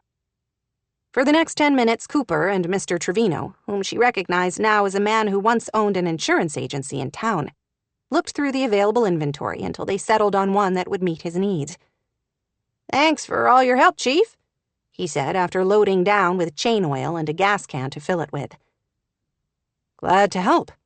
Cooper smiled, and she felt slightly breathless again, trying hard not to notice how the sunlight filtering through the greenhouse room seemed to gleam in his hair. "I can't ring you up since I don't have cashier credentials yet, but I'll see if I can find someone to help," Olivia said to both men. She led the way back into the main greenhouse, where Doug was working the cash register now, helping a young woman who looked to be buying only gardening gloves. "You first," Cooper gestured to the other man who got into line behind the young woman. When the fire chief turned to face her, Olivia fought that stupid reaction again. "Thanks for your help," she said, hoping her voice didn't sound as breathless as she felt. "As you can tell, I'm a bit out of my comfort zone here." "You're trying. That's the important thing." She made a face. "I don't exactly have much choice. Juliet will be laid up for a while." "Poor thing, she's not going to be happy on the sidelines." "You don't have to tell me that. My mom thinks she has to do everything by herself and has a really hard time letting other people help her." "Don't make the same mistake," Cooper suggested. His words hit a little too close to home. She possibly might have inherited her mother's independent streak, at least in most areas of her life. "That shouldn't be a problem for me, at least while I'm working here." She ought to have a better idea of how things worked at the garden center, at least where things were. She had worked here during high school, after all. Of course, that had been more than a decade ago, and even back then she had been going through the motions, only doing what her mother told her to. Juliet had never wanted to give her responsibility over anything, even the garden center's website. "I don't want you working so hard. You have enough to do with schoolwork and your friends and extracurricular things. You should just enjoy your teen years, honey," Juliet had urged. Right. Enjoy and teen years were not words she could easily put together. Her mother hadn't even been aware of how Olivia had struggled over losing her father and coping with the drama that always surrounded Natalie. The late-night calls from jail, the hospitalizations, the rehab that never stuck. She knew everything her mother had been dealing with, especially after Caitlin came along. Her mother had been exhausted, overwhelmed. In response, Olivia had tried to be the perfect daughter, unwilling to add one more burden to her mother's shoulders. She had felt a huge pressure not to rock their already wildly flailing boat. Her grades had been stellar. She had stayed out of trouble. She learned to cook and took over some of the housekeeping duties at Seaglass Cottage to ease her mother's load. Look at where it got her. She was now responsible for everything. The pot-smoking employees, the customers who didn't know what they wanted but expected you to find it for them, the payroll and the taxes, and keeping the inventory alive. This was going to be a disaster. Olivia wanted to sink down next to the cash register and cry. "You okay?" She could feel the beginnings of a panic attack starting at the edge of her subconscious. The second one she had suffered in a week. She hadn't had one in ages, probably since college, when the pressure of trying to be the perfect daughter all the time had finally caught up with her. She took a deep breath, willing herself to stay calm, as she forced a smile for Cooper. "Fine," she lied. "Is that all you need?" Cooper. He did not like the sudden pinched lines around her mouth, or the way her high cheekbones had lost their color. She looked like she was going to pass out. "I think I'm good for now," he said. "I was thinking about planting an herb garden at the fire station, and might be back for some planning help with that, but for now I only need the shears." "Right, okay, good. I'll keep my fingers crossed that by the time you come back for that, things won't be so crazy around here. We're short-handed. Apparently the assistant manager also quit this week." He gave her a sympathetic look. "Rough timing." "Tell me about it. The garden center does the bulk of its business in the spring, and right now we're barely operational." "I'm no expert, but it sounds like your first order of business is hiring a few more people to help you out." "You're absolutely right. Well, maybe my second order of business. My first order of business is probably walking around to familiarize myself with the place, so I don't sound like a total idiot to the next person who needs pruning shears." He had to smile at that. Suddenly, he had an idea, one that he was stunned he hadn't thought of before. "She'll probably kill me for mentioning it to you before talking to her, but have you thought about asking Melody to help you out?" She stared, clearly shocked at the suggestion. "Melody? Is she looking for work?" "She mentioned something last night about starting to look for a job. I think she's been so shell-shocked the last few months with the separation and everything that she has mostly been focused on survival and dealing with the boys." "Do you think she'd do it?" "You know how much she loves gardening. I think she'd much rather work here than stock shelves and bag groceries over at the supermarket." "Melody. Oh, Cooper, I could kiss you." As soon as she said the words, Olivia blushed. "I mean, that's an absolutely fantastic idea. Genius, even. I can't believe I didn't think of it first." "I can't guarantee she'll do it. She still has her youngest at home, and all 3 boys will be home for the summer once school gets out. All I can do is ask, and you can be sure I will. I'll call her this afternoon." "Thank you, Cooper. I owe you a beer, or a half dozen, if we want to be technical, from all the unpaid help you gave Mr. Trevino this afternoon. I would take you up on that offer, but something tells me you're going to be too busy for a while to be buying me beer." That was a pity, he wanted to add, but caution held his tongue. He couldn't flirt with Olivia Harper as much as he might want to. He was swiping his credit card to pay for his purchase when Olivia's niece walked in, tall and pretty, and the spitting image of her mother. Caitlin was a good reminder of another reason he couldn't pursue this attraction to Olivia. Natalie. Olivia's sister who had once been closer to him than anyone else on earth. Yet another person he couldn't save. Caitlin looked startled to see him. "Oh, hi, Chief Vance." The girl always acted oddly around him, and he couldn't seem to figure out why. She seemed like a nice kid, though. Melody certainly trusted her with her tribe of unruly boys. "Hi, Caitlin. Hey, Jake." "Hi, Chief Vance." The teenager reached out to shake his hand, and he was once more impressed by him. Jake was part of the youth EMT program in the community, the same program where Cooper had started. The boy demonstrated a calm leadership Cooper had to admire in one so young. "What are you two up to today?" Not much." Caitlin didn't meet his gaze. He could never figure out what he had done to make her so nervous around him. "We took a bike ride to the hospital to see Mrs. Harper and decided to stop here to grab a soda before we head home," Jake said. "Mimi keeps them in a fridge in her office for me," Caitlin said, rather defiantly. "She's really thoughtful about things like that," Jake added with a smile. "Do you want one?" Caitlin asked Cooper, her expression oddly hopeful. No, but thanks." "I wouldn't mind a drink," Olivia said. "I'll see if there are enough, but I doubt there will be." She headed through a door that had "Head Gardener" stenciled on the door jamb, but returned with only 2 sodas. "Sorry, this is all I could find," she said to Olivia, popping the top of one and handing the other to Jake. "You can have mine," Jake said instantly, holding it out to Olivia, who shook her head. "Thank you, but I think I'm good. I can find some water." Caitlin took a swig of her soda, then turned to face Cooper, who should have left the moment he paid for his pruning shears, but found himself strangely reluctant to leave, for reasons he wasn't sure he wanted to identify. "You knew my mom, didn't you?" Caitlin said to him suddenly, the question coming out of the blue and just about knocking him over. Olivia gave a sharp intake of breath. Jake looked startled, and Cooper had no idea what to say. "She was my best friend," he said, his heart aching at the thought of Olivia's sister. "That's what my grandmother said. She said you guys were always together, and you used to eat at Seaglass Cottage a lot." "Yes, your grandparents were very kind to me." "So did my mom drink Coke?" she asked after a minute. "Yeah, Diet Coke. She loved the stuff. Why do you ask?" Caitlin shrugged, not meeting his gaze. "I just wondered. I don't remember her at all. I like talking to people who do, to kind of keep her memory alive. Mimi doesn't like to talk about her too much. It makes her sad." It made him sad to remember, too. All that potential, wasted.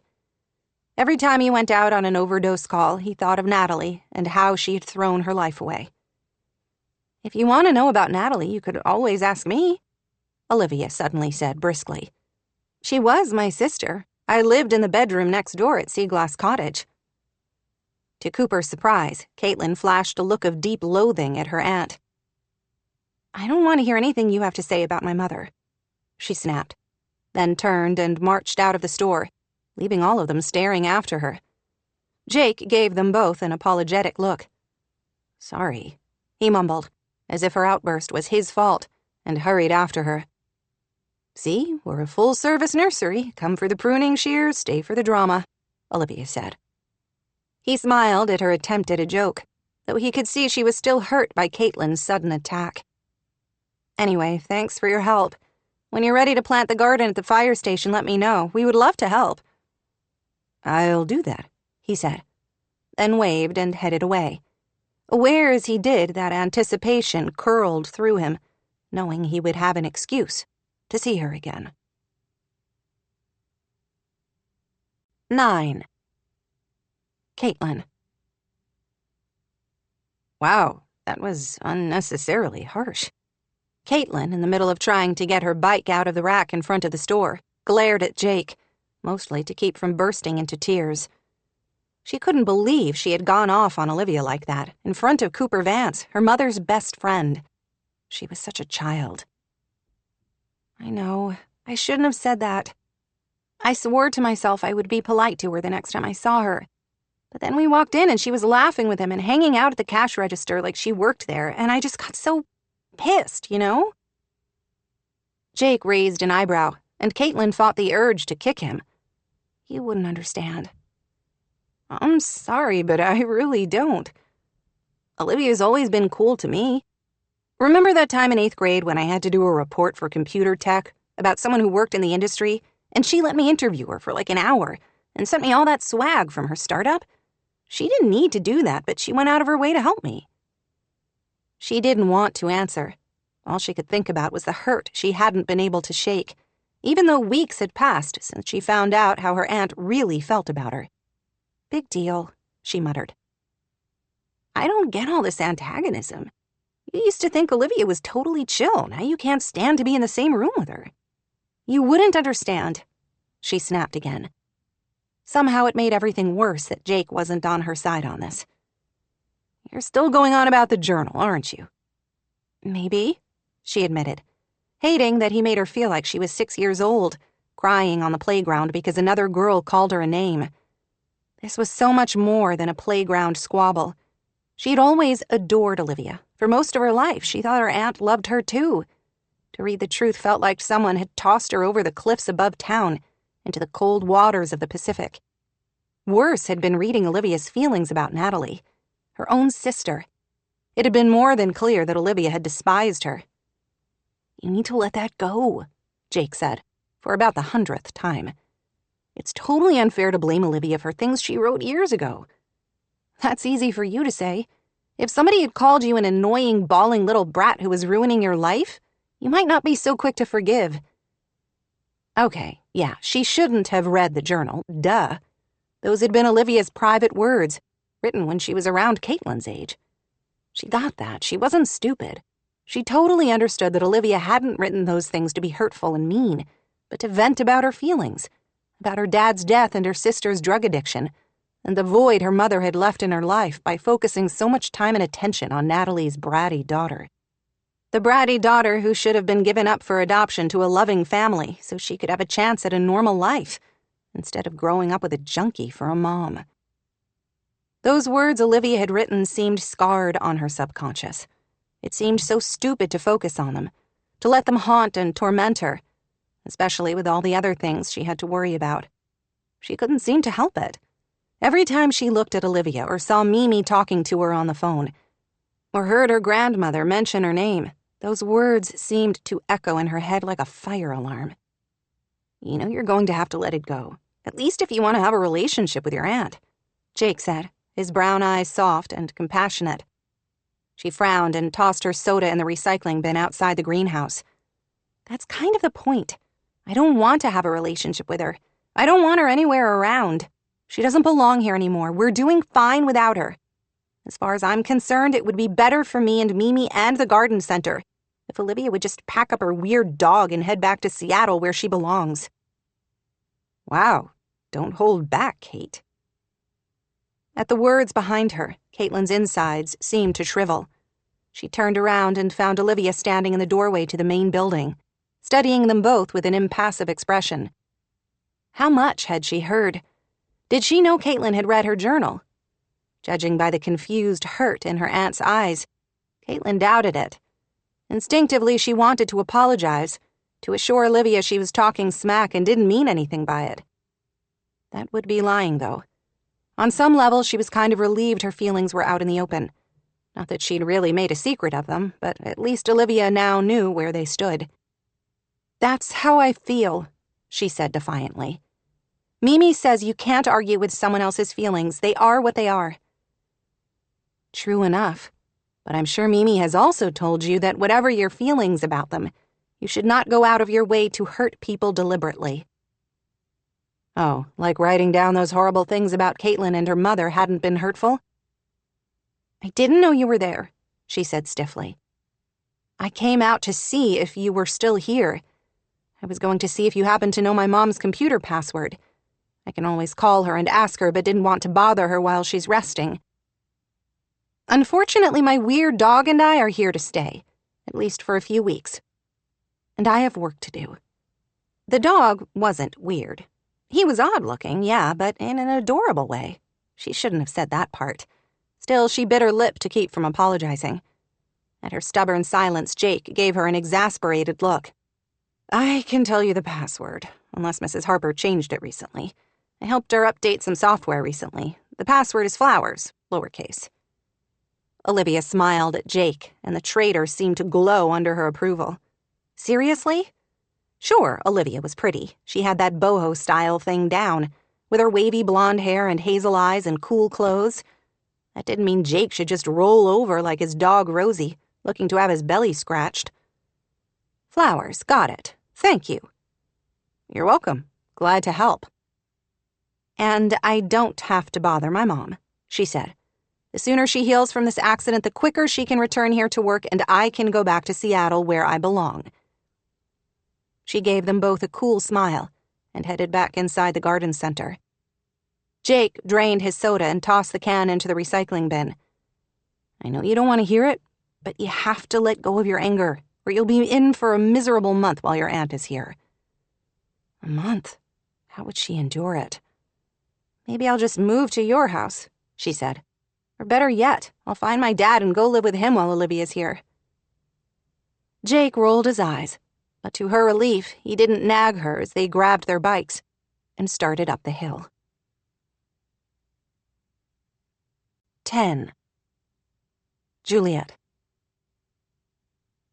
On her 53rd birthday, Juliet woke up in a hospital bed, wondering how she had become so ancient. Until 4 days earlier, she had felt young for her age, healthier and more active than she'd been in years. She went to the gym 3 times a week. She walked. She had a physically demanding job that kept her moving all day long. When she looked at her smartwatch every night at the end of a long day, she was thrilled at the step count on her tracker. She ate better than she had as a young mother. She cooked healthy meals. She meditated most mornings before she went to work. She had lost 40 pounds over the past 4 years, and she did everything she could to stay healthy and fight back the inevitable progression of age and disease. Now, because of one stupid decision, one ridiculous moment in time, she felt as if all her progress toward becoming a healthier version of herself was for nothing. She had stopped wearing her watch because the step count for each of the past 4 days was laughably small. She had hardly gotten out of this hospital bed. When she did, each of those trips had been assisted by someone else.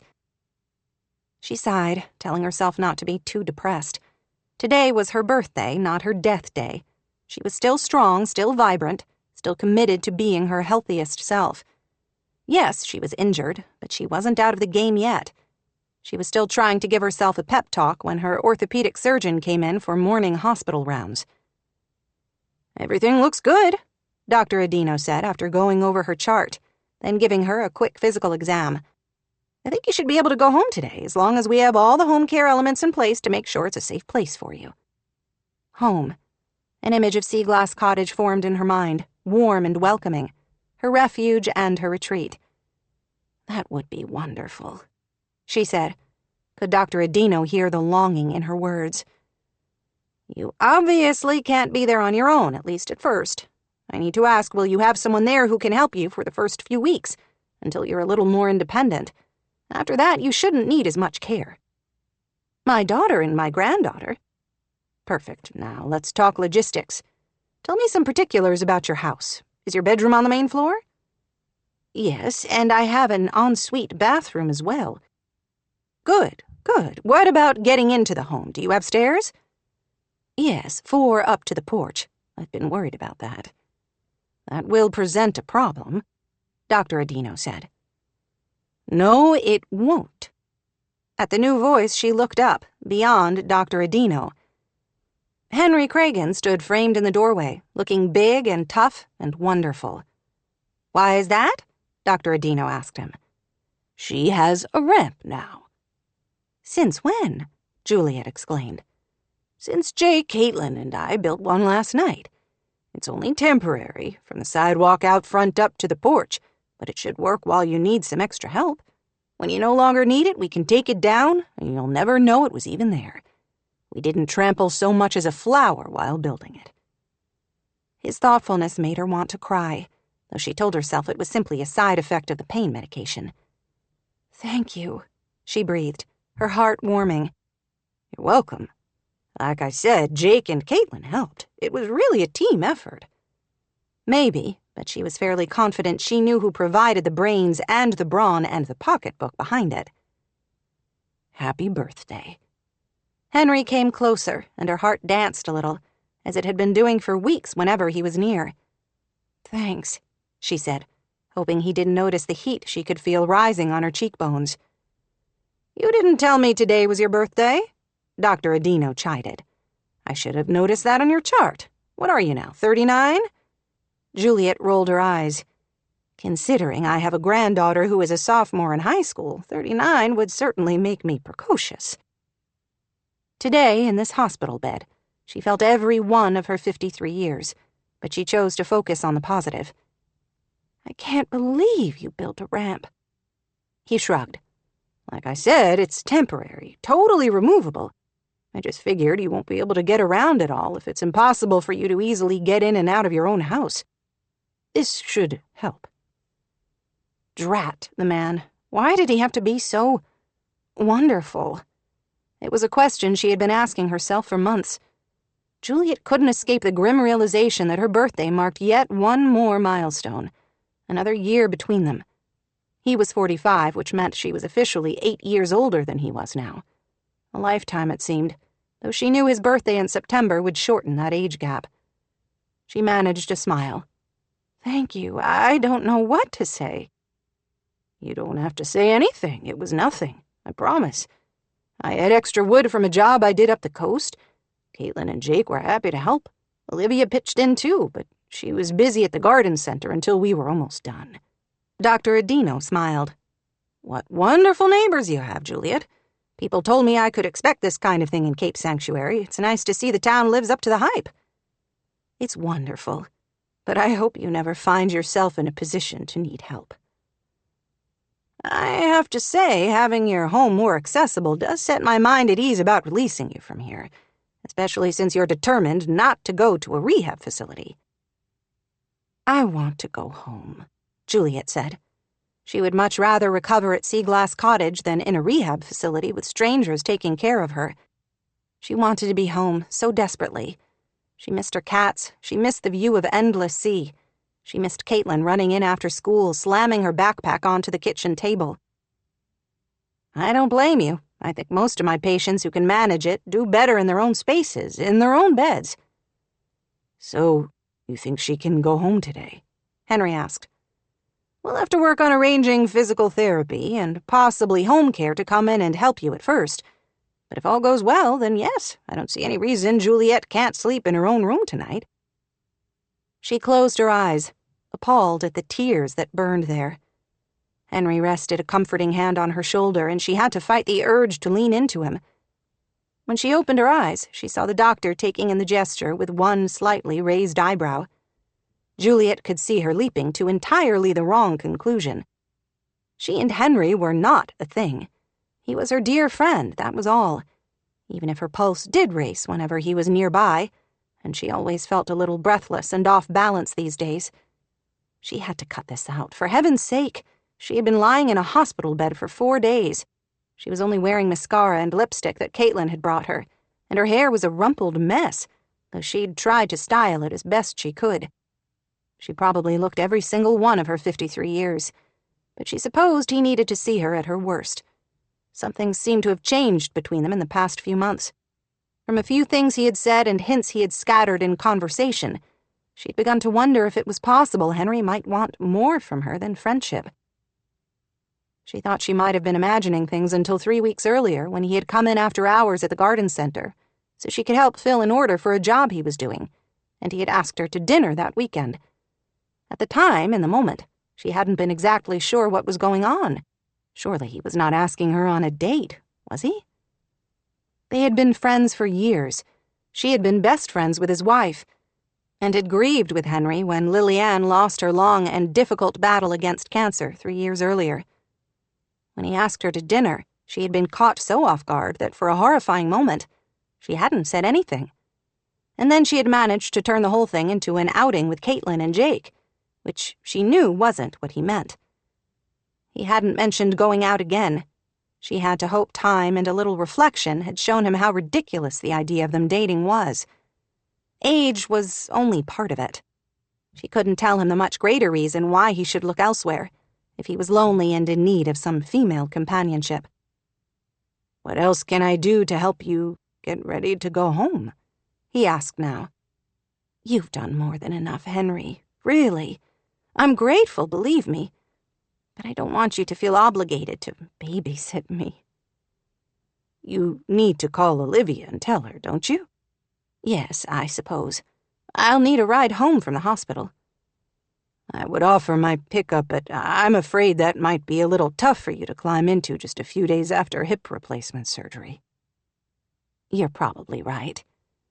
I'm available all day, though. If you want, I can stick around long enough to help you into whatever vehicle you take home.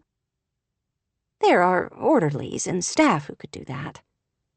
And friends, he pointed out with that smile she adored. She sighed, not knowing how to refuse. She was so weak where Henry was concerned. Tell you what, it likely will take some time for them to work through your discharge orders. I'll keep you company until then. If you don't need my help leaving this place, I'll at least head to Seaglass Cottage, so I can be there to help you into the house and to your room. She was fully of the opinion it was better to give than receive, but in this case she had to learn to accept help more gracefully, especially now that she couldn't avoid taking help from others over the next few months. If he wanted to help her, it seemed churlish and small to refuse.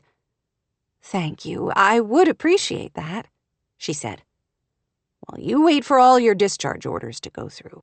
Want to watch another episode of Doctor Who? Sure, I would love that.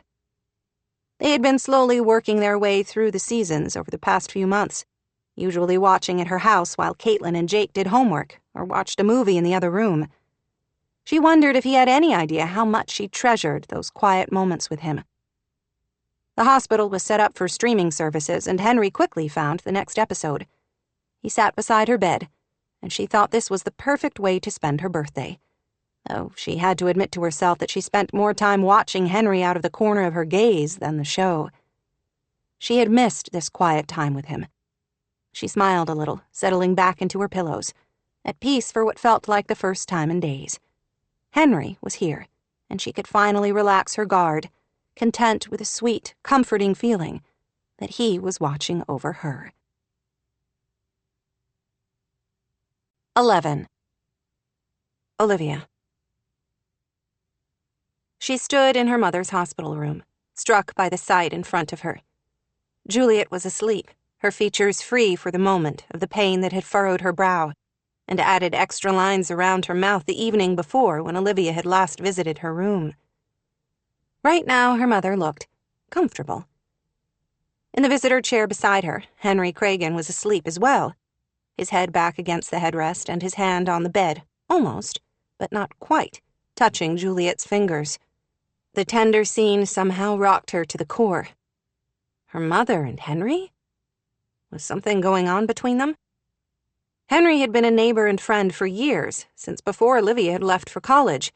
She used to babysit Jake when he was little. Henry was younger than Juliet, probably in his mid to late 40s. He was good-looking in a rugged, outdoorsy kind of way, with dark wavy hair threaded with a bit of distinguishing gray, and a tan that came from working outside all day. He stirred a little in his sleep, and his hand curled, his fingers coming closer to Juliet's, and Olivia felt as if she were watching something intimately personal. Were the two of them involved? She'd always assumed theirs was simply a friendship based mostly on Juliet's granddaughter and Henry's son being inseparable friends. For some strange reason, she had never contemplated the idea of her mom being with anyone else. How stupid of her. She could see that now. Her father had been gone for years. While it sometimes seemed like he had died only yesterday, it had been more than 16 years. Juliet was still a vibrant, healthy woman. Why wouldn't she want to have a man in her life? But Juliet and Henry... Olivia couldn't quite make the pieces fit together and felt as if her entire worldview had been shaken. She hated to wake them. Should she slip out again? As she was trying to decide, Henry opened his eyes. He looked briefly confused, his warm eyes blurry with sleep. Then he looked down at his hand, only a few inches away from Juliet's, and she watched as a rather adorable blush climbed his cheeks. He slid his hand from the bed.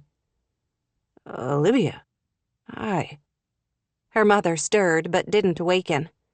Hi, Mr. Cregan. He looked pained. Please, you should call me Henry, don't you think? I don't know. Are you angling to become my new stepfather? She couldn't ask that question, of course. "How are things going here?" With a careful look at a still sleeping Juliet, he stood, gesturing to the door. She walked out of the hospital room into the hallway. After one more careful glance toward the bed, Henry closed the door behind them. "I think things are good," he said in a more normal voice. "The doc was here when I showed up about, an hour ago. She's talking about sending your mom home and is in the process of writing up the discharge orders." Home. Juliet could return to Seaglass Cottage. Panic flared. She wasn't at all ready. At least while her mother had been in the hospital these past few days, Olivia could focus on the garden center. Now she would have to split her time between caregiving and trying to figure out what she was doing at Harper Hill, as well as juggling her own clients and the long-distance work she was doing for her day job. "Terrific news," she managed, forcing a smile. "Isn't it?" He looked relieved. "She'll heal faster once she's in her own space." Was it difficult for Henry to spend so much time visiting someone in the hospital? His wife's cancer fight had been long and painful. This must bring up all kinds of memories. "Thank you so much for all you've done," she said. Okay, maybe she wasn't yet comfortable with the possibility that he and Juliet might be a thing. She could still be grateful for his help. "I don't know how we would have managed her coming home without that ramp you and the kids built last night." "I can't do much to help her heal. That's a battle she'll have to fight on her own. But at least I can make it easier for her to be in her own home, where she feels best." It's brilliant. I never even thought about the logistics of helping her up and down the steps. In truth, she hadn't really given much thought to Juliet's return, other than clearing a few pieces of furniture out of her bedroom so the wheelchair could move more easily. "She should be set now, but if you think of anything else I can do, you know where to find me." "Thank you." Henry and Juliet. The idea still boggled the mind. She knew his late wife had been one of Juliet's dearest friends, and that her mother had grieved deeply when cancer had taken RaeAnne 3 or 4 years earlier. Should she say something? No. She had to wait for Juliet or Henry to broach the subject. She couldn't stop thinking about his hand just inches from Juliet's in sleep, and how he had colored so tellingly when she had caught him. Did Caitlin know? "What other help will you need to care for her at home?" All the help. She had no idea where to start. She forced a smile. "I think Kate and I can handle most things. It will mostly be getting Mom up and down, making sure she does her physical therapy exercises, taking her to doctor appointments.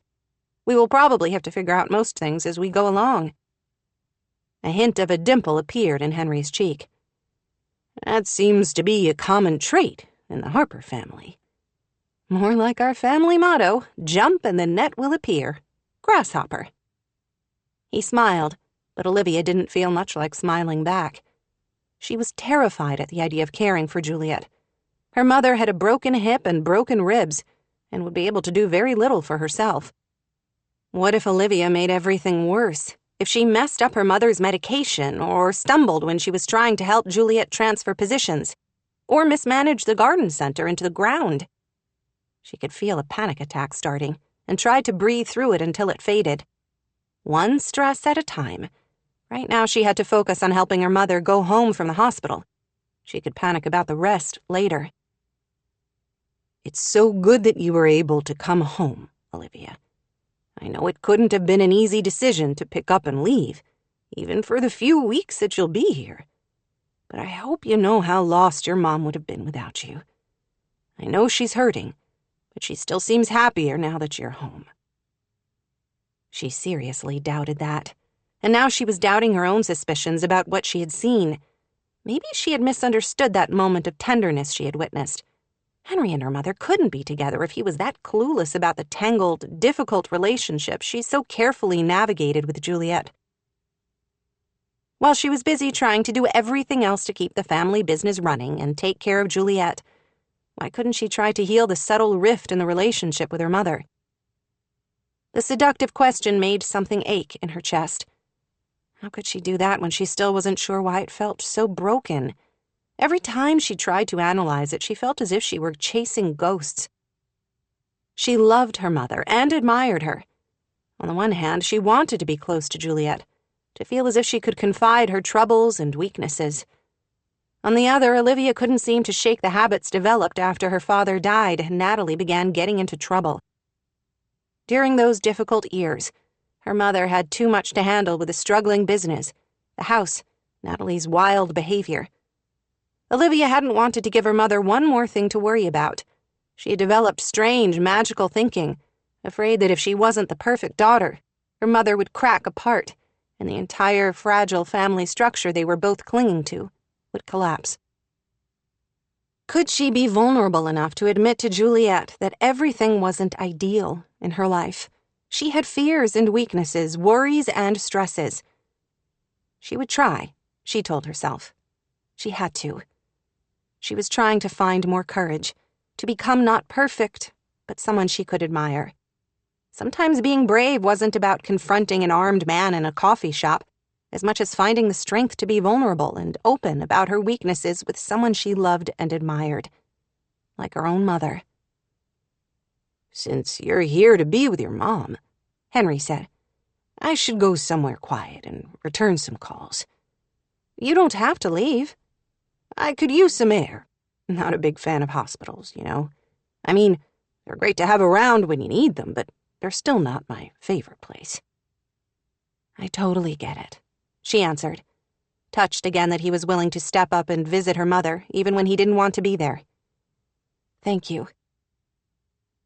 Courage came in many forms, some quiet, and all but unnoticed. "I won't be long, in case you need help transferring Julie into your vehicle. Then I'll follow you to the cottage to help get her into the house."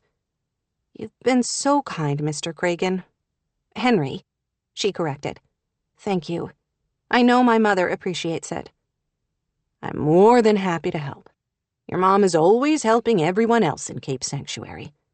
I'm grateful for a small chance to help her in return." He left soon to make his phone calls, and Olivia pushed open the door. Juliet's eyes opened as she walked inside, and she looked around the room, her features confused. Wasn't Henry here?" "He left to make some phone calls. He'll be back soon, I'm sure." Her mother looked to the door, then back at Olivia with a lost sort of look. "Oh, all right." She stepped closer to the bed and leaned down to kiss Juliet on the cheek. "Happy birthday, Mom." "Oh, thank you. It's a strange sort of day, really." "I know it probably doesn't seem like much of a birthday." "I might be going home. That's all the present I need." She thought of her mother's searching look and the tone of her voice when she had asked about Henry. She had bought some slippers and a new bathrobe for her mother. But perhaps Olivia ought to try her hand at matchmaking for her mother's birthday gift. Henry really was a sweet man, and he seemed to have genuine feelings for her mother. How best to push the two together? She mulled the question, then caught herself. Managing her mother's love life wasn't in her job description. Didn't she have enough to do right now? Anyway, what did she know about romance? She could hear her mother. If she told Juliet she wanted to help with her love life, her mother would tell her to mind her own business and focus on her own. Probably good advice. "Do you have anything to wear home? I should have thought to bring you something from your closet." "I have clothes. When Caitlin brought me my own pajamas to wear here in the hospital, I had her toss in a dress for the trip home." Smart. Much more convenient. "I thought so." Juliet seemed to become more awake from her nap. "You look tired. Are you sleeping all right?" Her mother was the one lying in a hospital bed with a broken hip, and she was worried about how Olivia slept? "I'm fine," she answered. "I was at the garden center late." "Oh, right. Yesterday was Thursday. That must mean you had a new shipment from the wholesaler." "That's right. It took us past 10 to unload the truck and organize everything." "I never thought I could say I'm sorry I missed a Thursday night delivery, but I do. I wish I could have been there to help you." "If you had been able to be there, you wouldn't have needed my help," Olivia pointed out. "True enough." Juliet grimaced in pain, but covered it with a little cough. "Besides the delivery, how are things going at Harper Hill?" So far, so good. We haven't gone out of business yet, but then it's only been a few days. She had been looking for a chance to broach the idea Cooper had suggested.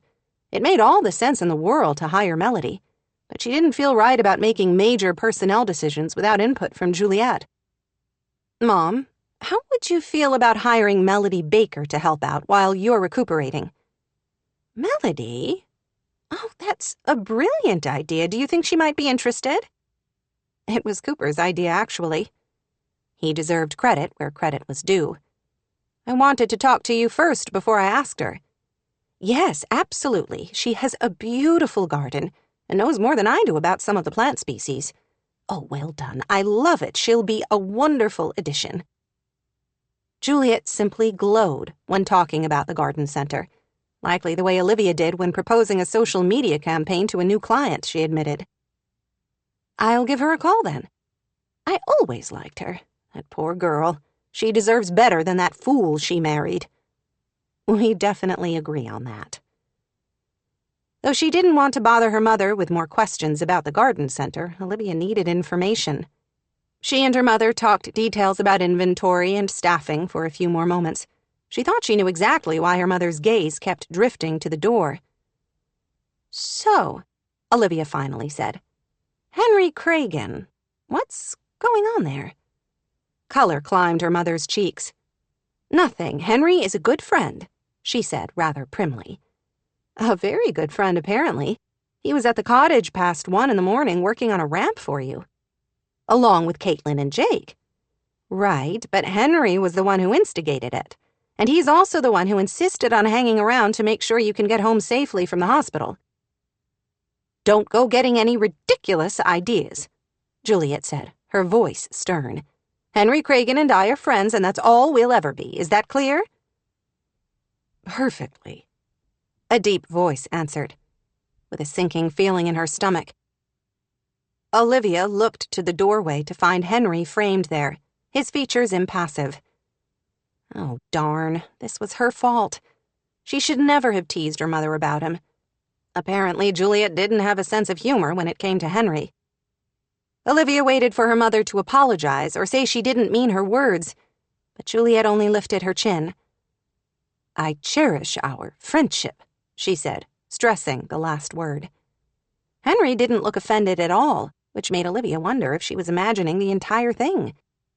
The nurse pushed her way into the room amid the awkwardness. Sorry to interrupt, she said. I wanted to let you know the doctor has put in all the discharge orders, and I've got a few things to go over with you about what you can expect after your release. Perfect, Juliet said brightly, obviously eager to change the subject. The nurse pulled up a chair next to Juliet's bedside, and Olivia grabbed her phone so she could make notes about what might be required. Henry stood for a moment, then appeared to think his presence was superfluous. I've got more phone calls to make, he said. You don't have to hang around all day waiting on me. I'm here, he answered, his voice just as firm. Without waiting for her to argue, he headed out the door. The nurse, going through papers in her hand and apparently oblivious to the subtle tension in the room, stood back up. I forgot to add a couple of important contact numbers. Sorry, give me a minute. As soon as she left the room, Juliet turned on Olivia. You don't have to say anything. Her mother looked rueful. I know, I was rude. Olivia raised an eyebrow. I didn't say a word. You were thinking it, weren't you? Olivia had no answer, and after a moment her mother sighed. He doesn't mean it. Henry understands there will never be anything between us but friendship. She wasn't sure she wanted to have this conversation with her mother. She still couldn't wrap her head around the idea of her mother in a relationship with anyone. If her goal was to improve her relationship with Juliet, though, she would have to be more open to the possibility. Why, though? Henry is a terrific man. He's good-looking, he's hard-working, he's a great father. He's always been a good friend to you. What better basis can you ask for a relationship? Her words seemed to distress Juliet further. I can't, and that's all I'm going to say about it. Olivia blinked at her mother's vehement tone. Okay, sorry, forget I said anything. The nurse came in right after that, holding out the papers. All right, I think I've got everything now. No problem, Juliet said with a smile that betrayed none of her earlier frustrated tone. While the nurse began going through the information they would need for Juliet's care, Olivia listened with half of her attention, the rest of it focused on her mother's love life, or lack thereof. Her father had been gone a long time, a lifetime it sometimes felt. Steve Harper's death had devastated all the women in his family. His wife and his 2 daughters reacted so very differently to his death. Juliet became focused on saving the family business, already hanging with a wild crowd before Steve died in that building fire. Natalie seemed to have lost all restraint afterward, burying her deep unhappiness beneath a crackly veneer of exuberance. She started staying out all night, partying hard with her friends, smoking, skipping school. Juliet and Nat would have big fights, which would usually end with Natalie slamming a door and leaving the house for a night or 2, or 20. 6 months after Steve died, Natalie announced she was pregnant and didn't know who the father might be. Juliet had been devastated at her daughter's choices, but she had opened her heart to Natalie, who wouldn't consider giving up her baby. Nat had sworn off drugs and partying and had focused on her pregnancy. The baby had at least given them all something else to think about during that painful, difficult time. I'm just waiting for one more prescription to come up from the pharmacy and then we can get you out of here. The nurse interrupted her thoughts. Meanwhile, you can change into your own clothes, unless you want to go home in our fashionable hospital gowns. I'm good, thank you, Juliet said with a grimace. Great, you can go ahead and have your daughter help you change. I'll let you know when the prescription arrives. It might be an hour or so. After the nurse left, closing the door behind her, Juliet gave Olivia a rueful look. You don't have to help me, whatever she said. I'm still capable of dressing myself. I'll be here if you need a hand with anything. She sat down and opened her phone to catch up on business. She was scrolling through her clients' Instagram feeds, lost in business, when a knock sounded at the door. I'm decent, Juliet said, and Olivia saw she had finished putting on a loose flowered sundress with cap sleeves and a sunny apricot. Olivia helped her up so Juliet could pull it down behind her. There, now you're decent, she said, not quite sure how Juliet still managed to look fresh and composed after 4 days in the hospital. The door opened and Caitlin burst through, all long limbs and energy. What are you doing here? Juliet frowned. Early release Friday, and I skipped my last hour. Don't worry, I talked to Coach Landry and he was cool about it.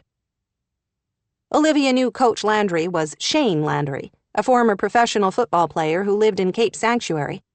Last she heard, he was engaged to marry Beatriz Romero, ex-wife of Cruz Romero, the local celebrity. You're all dressed. Is it true? You're going home today? I heard the nurses out there talking about discharging you. Yes, we're waiting on some prescriptions, Olivia said. She and her niece had achieved a détente of sorts, while Juliet was in the hospital, mostly staying out of each other's way. Oh, yay! For the first time since Olivia had arrived, Caitlin lost her sullen, resentful look. If Olivia didn't know better, she would almost have said Caitlin looked happy. How soon can we leave? I'm sure it won't be long now, Juliet said. The words were no sooner out than the nurse knocked on the door, then pushed it open a moment later. Olivia could tell instantly by her expression that they were facing another delay. I just heard from Dr. Hall, your neurologist. Dr. Adino wanted him to take one more look at you before we send you home, while you're still an inpatient. He's with another patient, but said he would be in shortly. Why do you need to see a neurologist? Caitlin asked with a worried look. I had a concussion, remember?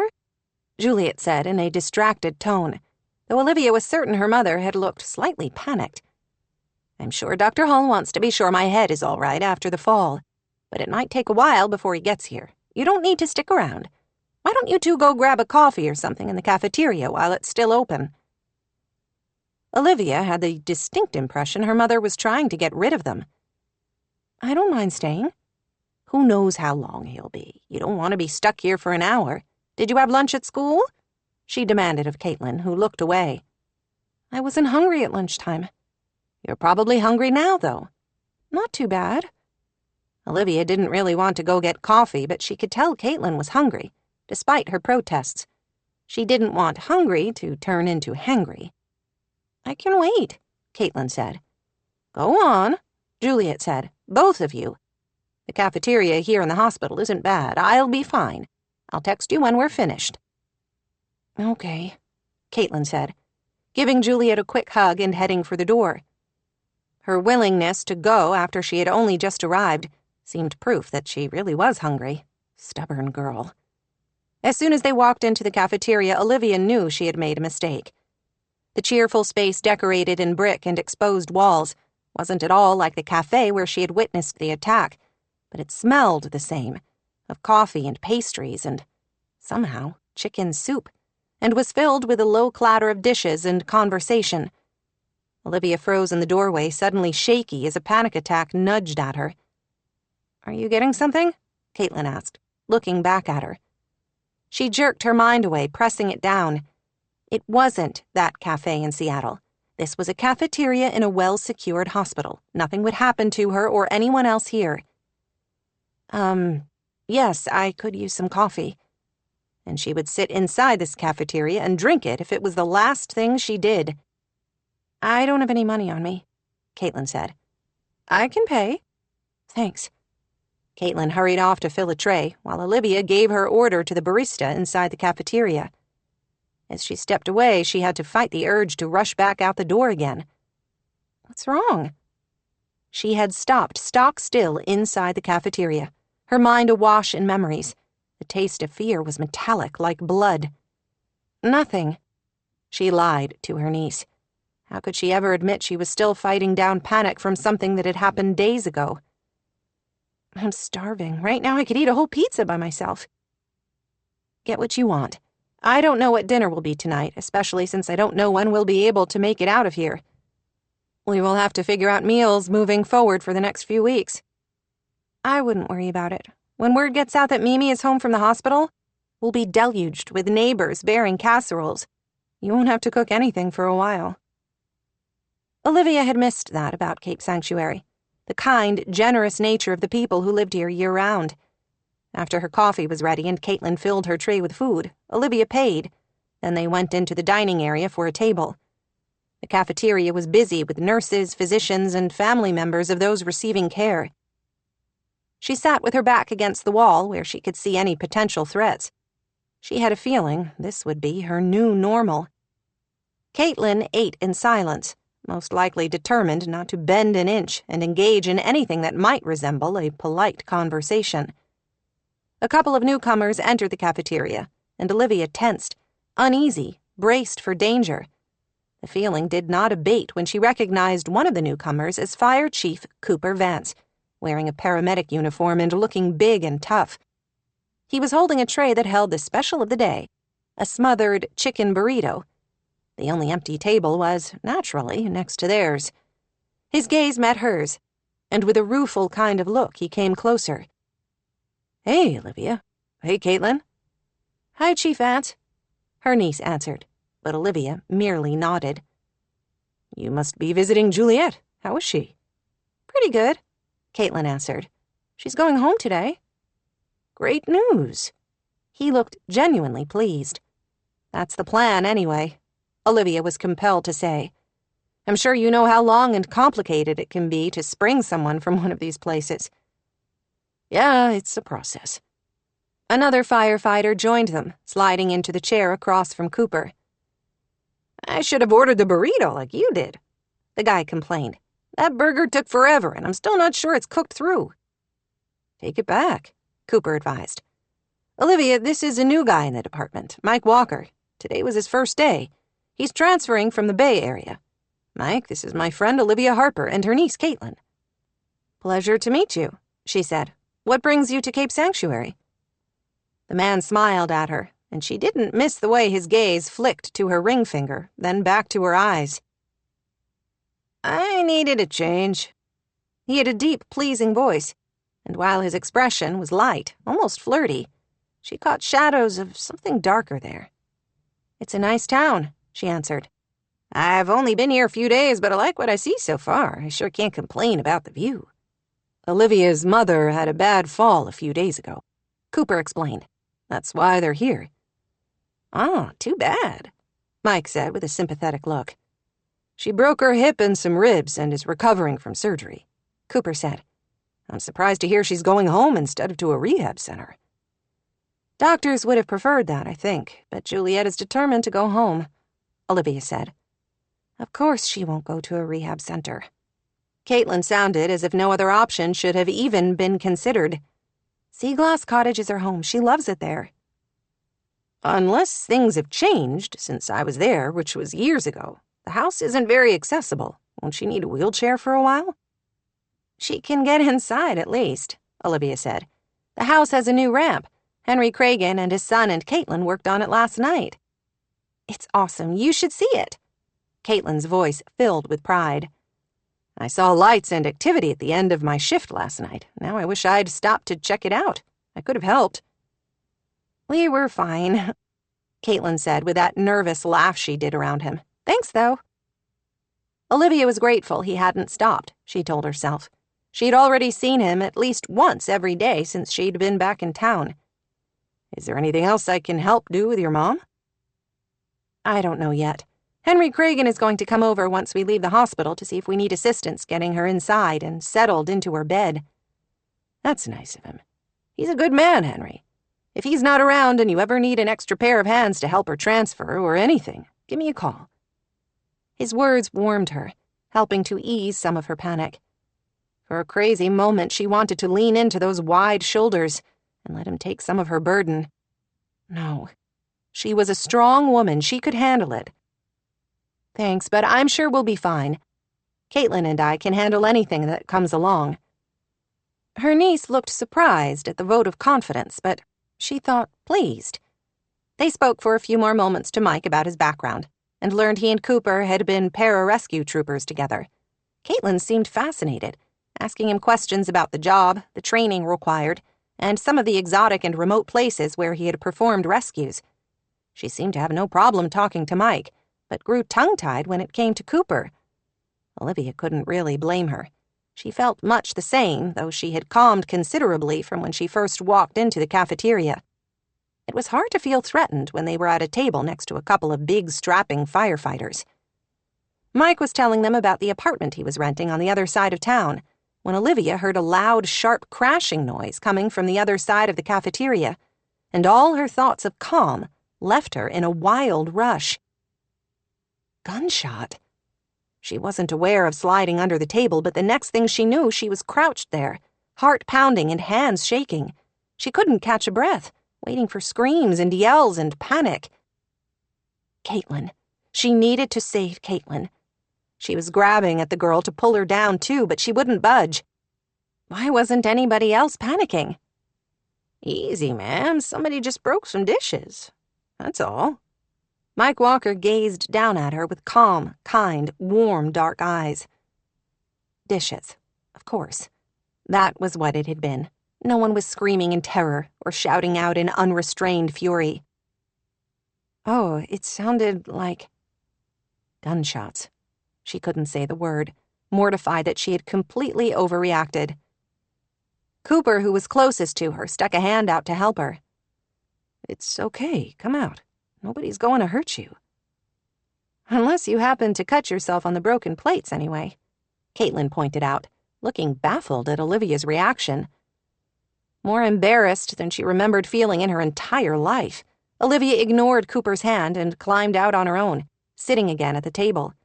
She couldn't meet any of their gazes, and certainly couldn't have explained to them all why she had completely lost it at such an innocuous sound. She lifted her coffee to her mouth with a hand that shook and drained it in one swallow. I should check on my mom. She's probably ready to go by now. I'm done too, Caitlin said, rising from the table. Are you sure you're all right? Cooper asked. No, she hadn't been all right in a week. When would the nightmares and flashbacks leave her alone? Fine, just embarrassed at overreacting. No need to be embarrassed, Mike said softly. We all have things that make us jump. They were firefighters who ran into burning buildings, she thought, as she headed back to her mother's room. They faced danger constantly. They couldn't know how it felt to receive undeniable proof that you were a coward. Caitlin. She didn't want to feel sympathy for Olivia. Caitlin wanted to nurture her anger and hurt against her aunt, this deep sense of betrayal that had been building inside her for months.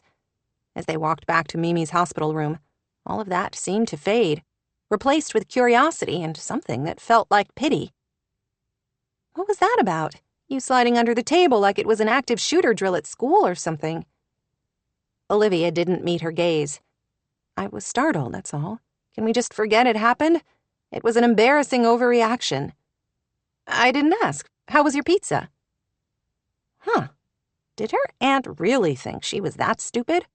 But if Olivia didn't want to talk about it, Caitlin wasn't going to push. Fine. She had more important things to worry about than Olivia's weird freak-out anyway.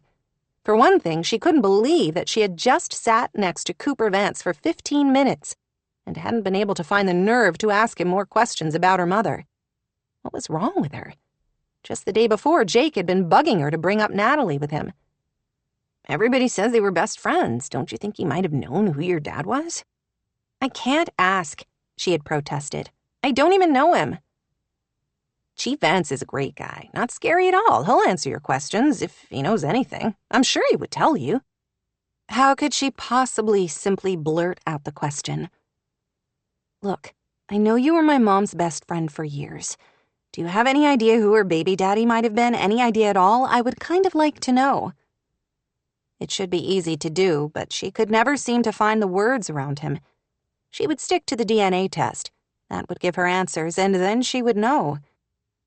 Another week or two, excitement shivered through her. Soon enough, she would know who her father was. She was close. She sensed it. Soon she would have answers about who she was and where she came from. Then what? The question had bothered her since she started looking for her birth father. What if she found the man and discovered he had known all along about her? He just hadn't given a shit. As always, that thought made her feel a little sick to her stomach. No, she wouldn't believe that. She couldn't. Instead, she focused on her aunt, who still looked red in the face as they reached Juliet's room. What the hell had happened back there? Why had Olivia freaked like that? Well, she did feel sorry for her. Caitlin also couldn't deny she kind of liked finding out Olivia wasn't perfect. Her aunt might be successful and cool and always put together, but she could still shriek like a little kid scared by a monster when she heard a loud noise. Why, though? She wanted to ask again, but knew it was a waste of breath. 12. Olivia. Are you good? Can I bring you anything before dinner? From the recliner in the whitewashed and timbered front room of Sea-Glass Cottage, that had become her favorite spot in the week she had been home from the hospital, Juliet gave Olivia a small smile. I'm perfectly fine, her mother insisted. Why wouldn't I be? I have a good book, a glass of water, and a view of the ocean. I've told you before, you don't have to hover over me all the time. What her mother called hovering, Olivia preferred to think of as concern. Juliet wasn't doing as well as Olivia had hoped. A week out of the hospital, she was still in a great deal of pain and struggled to get around, yet she never complained. The ribs seemed almost more painful than the hip, yet she took as few of the prescribed painkillers as she could get away with.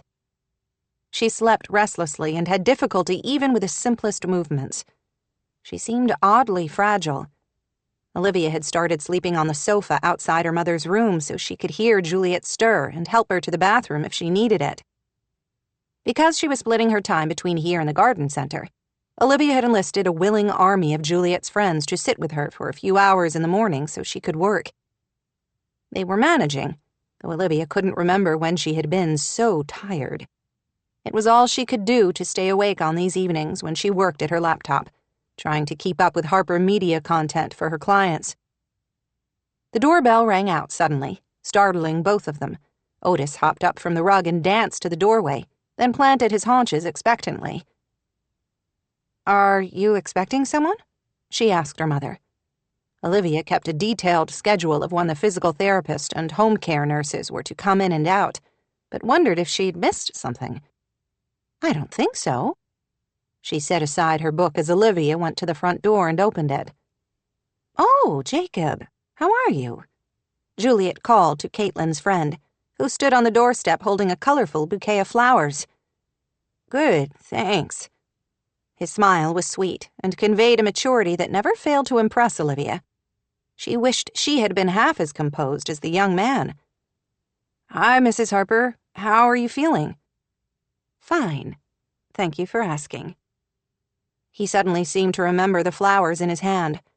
Oh, these are for you, from my dad. He's at a job site today but wanted me to bring over a bouquet from our garden. He said you are particularly fond of the peonies. Your father knows me so well, doesn't he? Juliet looked more annoyed than pleased by this. Jake only smiled. He was sorry he couldn't stop this afternoon, but said he will see you when he comes over tomorrow. Tomorrow? Her mother looked slightly alarmed. What's tomorrow? It's Melody's birthday dinner at the sea shanty, remember? Olivia said. We talked about it a few days ago. Oh, right. I forgot which day it was today. They all seem to run together. I don't have to go if you would rather I didn't. No, you don't need to miss her birthday on my account. Melody should be out there socializing with her friends. It's part of the healing process. I had just forgotten Henry was coming over, probably because it's completely unnecessary. It's not. Caitlin's babysitting for Melody's boys, and you can't be alone that long. Henry offered to hang out with you. Problem solved. So Henry is my babysitter, Juliet said grumpily. You can look at it that way, or you can focus on how nice it will be to spend time with your friend. Is Caitlin in her room? Jake asked, obviously uncomfortable with the conversation. I'm helping her study for a Spanish test. She is, Olivia answered. You can go up. The boy bounded out of the living room and up the stairs with all the enthusiasm and grace of his father's Labrador retriever. He's a good boy, Juliet said, admiring the flowers Olivia was arranging into a vase. Always so kind and considerate. Like his father, Olivia said, earning a pointed look from her mother. I can cancel, she finally said, when Juliet continued to look obstinate. Mel has other friends who will be there to celebrate her birthday. I can take her out another night, just the two of us, when Caitlin can be available to stay with you. Juliet sighed. No, Henry and I will be fine. We can watch a few more episodes of Doctor Who. We're almost done with the season we've been watching, and we'll be moving on to the next Doctor. Her mother and Henry were perfect together. Why couldn't Juliet see what everyone else did? Caitlin.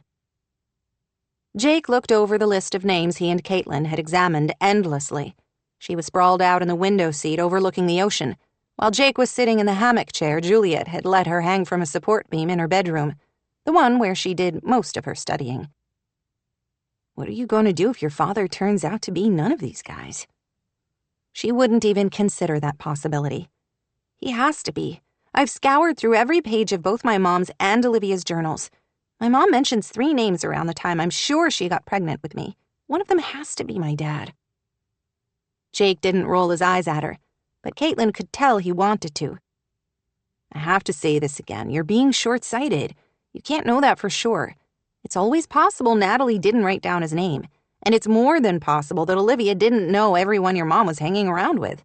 She was only 13 or 14, right? I would guess there are plenty of things your mom never told her younger sister. This was the same argument he had been giving since she started out on this quest, that she might be going through all this effort and still have nothing to show for it. I know, but I have to start somewhere, don't I? The diaries are all I have. He gave her a careful look. I just don't want you to be disappointed. What's going to happen when your DNA tests come back without any connection to another soul in Cape Sanctuary? It's possible, she said. Even probable, though she wouldn't admit that to Jake. I'll just have to assume that none of my dad's relatives took the same test. You're prepared for that? Yeah, of course I am. She lied. She was pinning all her hopes on the test, and would be devastated if she couldn't find any results. But she wasn't about to tell Jake that. Even though it might not be any of them, you still want to check them out? She shrugged. I just want to get to know them more, See if there's any kind of instant bond between us, you know? I thought maybe I might be able to get them to talk about my mom." "How exactly do you intend to do that?" She loved Jake, but he was always such a doubter. "I'll wing it. So, let's go through the names again. Coach Hardcastle, Paul Reyes, Jeff Seeger." Jake recited from memory. "Right. Coach Hardcastle is a strong contender. He dated my mom a few times in high school. He's mentioned in the journal, and she liked him a lot. Paul Reyes, who used to party with your mom and whose youngest daughter, Melissa, goes to school with us." "Exactly. I know they had an affair, even though he was married at the time and already had a couple of kids. Melissa's older siblings." That was the creepiest of the possibilities, and she couldn't imagine why her mom even used to hang around with him when he already had a wife and kids. It was another mystery into Natalie, and one she knew she'd never solve. "And Jeff Seeger," Caitlin said. "Pastor at the church on Shell Street." "That's right, Pastor Seeger, who used to be my mom's pot dealer." "It could be any of them, or none. How do you expect to talk to them without revealing your suspicions?" "Well, I've signed up to take German instead of Spanish next year, which Coach Hardcastle teaches, and I've already been to Melissa Reyes' house once to hang out, but her dad wasn't there. I thought maybe I'd see if I could talk her into inviting me over again somehow." "And Pastor Seeger?" She gave her partner in crime a long look. "How do you feel about checking out a new church youth group with me this week?" Jake sighed, showing no sign of surprise. "Do we have to?" "You don't, but I'm planning to go. He's a really promising possibility. My mom mentioned meeting up with him a lot in her journal. The girl who sits next to me in social studies goes there, so I asked her about it. She was excited to tell me all about it. She says Pastor Jeff is cool." "I still can't believe your mom's dealer is now a pastor. Maybe it's a completely different Jeff Seeger." "I won't know unless I ask him. I'm going Thursday. They only meet once a month, and that's the next time." "You've been thinking about this a while, haven't you?" "All the time. Somehow reading those journals had made her feel closer than she ever had before to her mother, which led her, naturally, to want to find out more about her father. I just really want to know. If you were in my shoes, you would too. First, I would be happy that I have a loving grandma and aunt who have taken care of me all these years," he said. "But yeah, I would probably want to know." "So will you come with me?" He shrugged, swinging the hammock with his foot. "Sure, I've got nothing else to do. Only mountains of homework to wrap up the school year." She smiled and touched his hand. "You're the best, Jake. I mean it. I don't know what I would do without you." He gave her a long look, one she couldn't quite figure out. Whenever he looked at her like that, she felt like she'd just dived from the cliffs into the Pacific. She had to stop being stupid about that. Jake wasn't interested in her romantically. He was her best friend, but that was all, and she wasn't about to ruin what they had by twisting his reaction into something it wasn't. She had too many things going on right now. Her life was so stressful, with Mimi's injury and Olivia's return. Jake was like a steady lighthouse on a stormy day, reaching out to find her and to bring her home safely, no matter what else was going on in her world. "When do you think the results will come back from the DNA test?" "It has to be soon," she answered. "The website said 4 to 6 weeks, and it's been almost 4. Again, you know you might be right where you started, with no more information about your father than you have now." "I know, but I might find him too.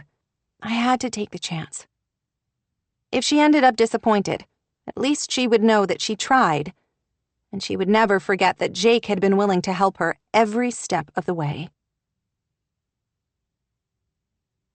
13. Juliet.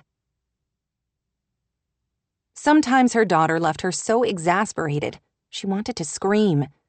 Not loudly, just enough to get her attention and make her see how silly she was being. Instead, Juliet petted Olivia's cute little cheapoo, Otis, and tried not to show her annoyance. "I thought we settled this already. You're going out tonight, and Henry's coming over to watch Doctor Who with me." Olivia sighed. "We did, or I thought we did. But you've had such a difficult day, and I have so much work to do.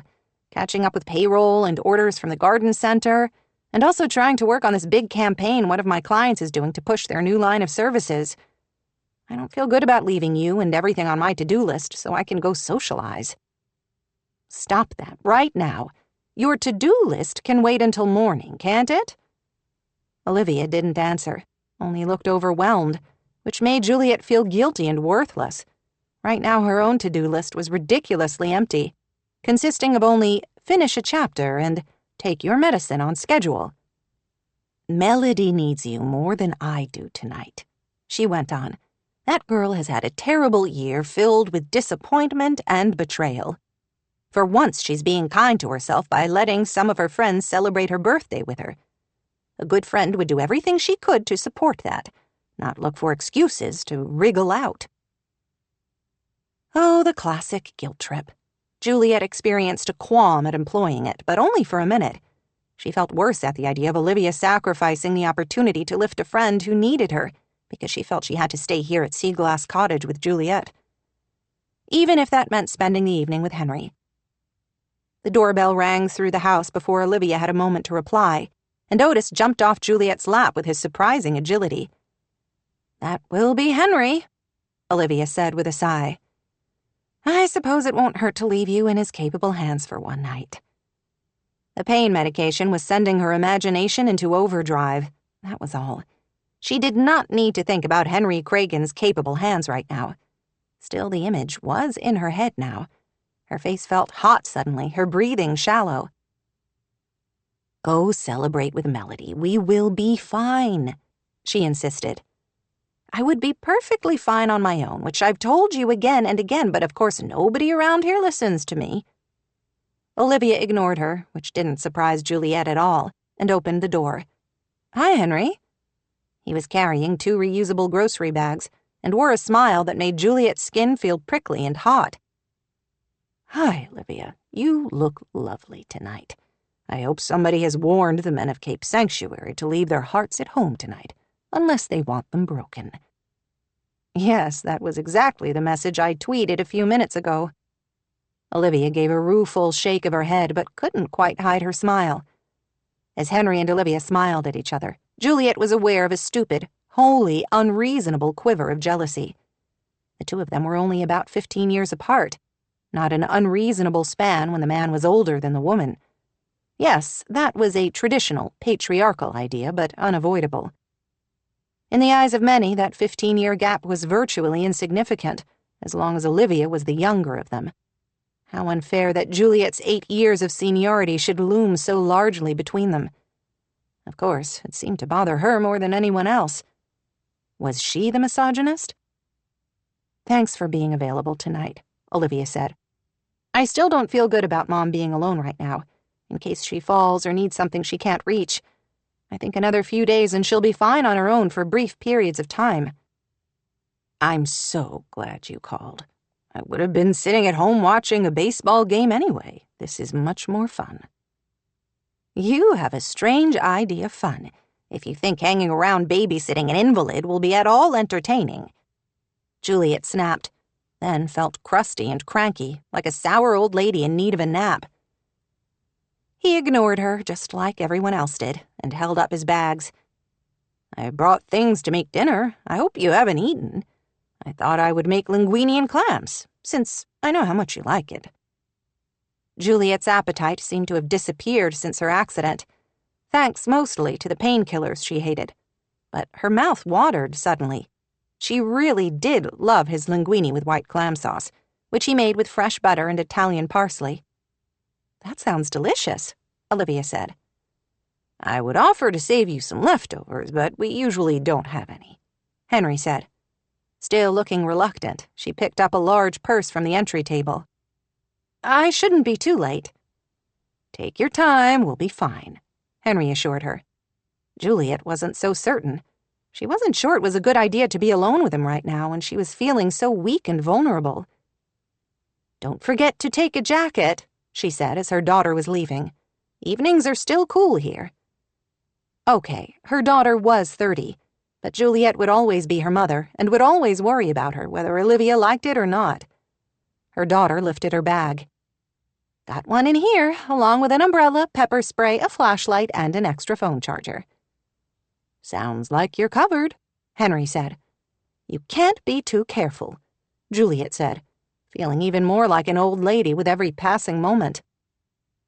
You two have fun. Thanks again, Henry. The house, her refuge and her sanctuary, seemed to echo with emptiness after Olivia left. Otis stood at the door for a moment, as if making sure his owner wasn't coming right back. Eventually, he wandered back over to Juliet, who ignored the pain and scooped down to lift him into her lap. You could let me do that for you. He only weighs 5 or 6 pounds. I should be good. She paused. I know you told Olivia you would stay here the whole time, but you really don't have to. I'm staying. I'm looking forward to it. Why wouldn't I be? It's a lovely spring evening in Cape Sanctuary. You've got the windows open. I could smell the flowers and the sea, and I can hear the sound of the waves. What's not to love? Juliet sighed. Why did he have to be so blasted cheerful all the time? She hurt and wanted to wallow in her misery. That was extremely hard to manage around Henry Cragen.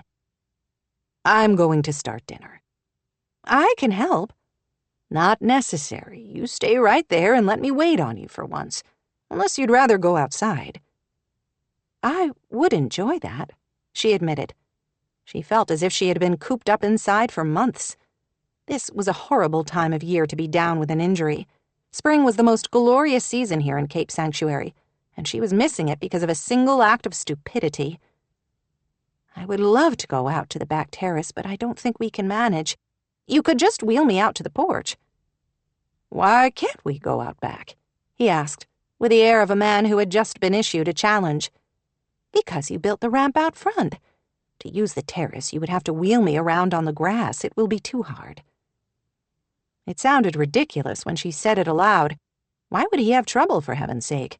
The man worked outside all day digging holes for plants, carting around 100-pound bags full of mulch. We should absolutely eat out there. Do you want to go out now or when dinner is ready? The pasta is quick. It should only take me about 20 minutes. I'm good here for now. He was right. Why wouldn't she be good? She had the dog, the breeze, her book, and the added advantage of being able to enjoy the guilty pleasure of watching him cook.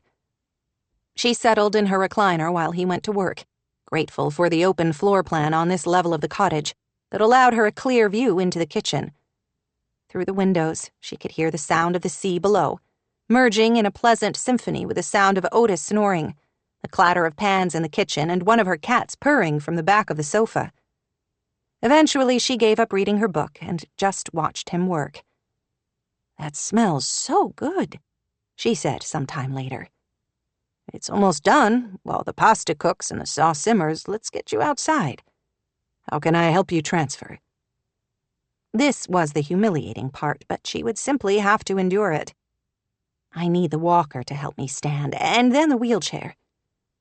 He brought both things over to her and stood at her side, while she went through the difficult and onerous task of transferring from the recliner to the wheelchair. I wish you would just let me lift you. She shivered at the thought of being in his arms and had to hope he didn't notice. That would be easier right now, but you're not always here, and Olivia can't lift me. It's good for me to practice transferring myself. The doctor had told her to expect things to be hard like this for the first month. Then she would gain a little more mobility.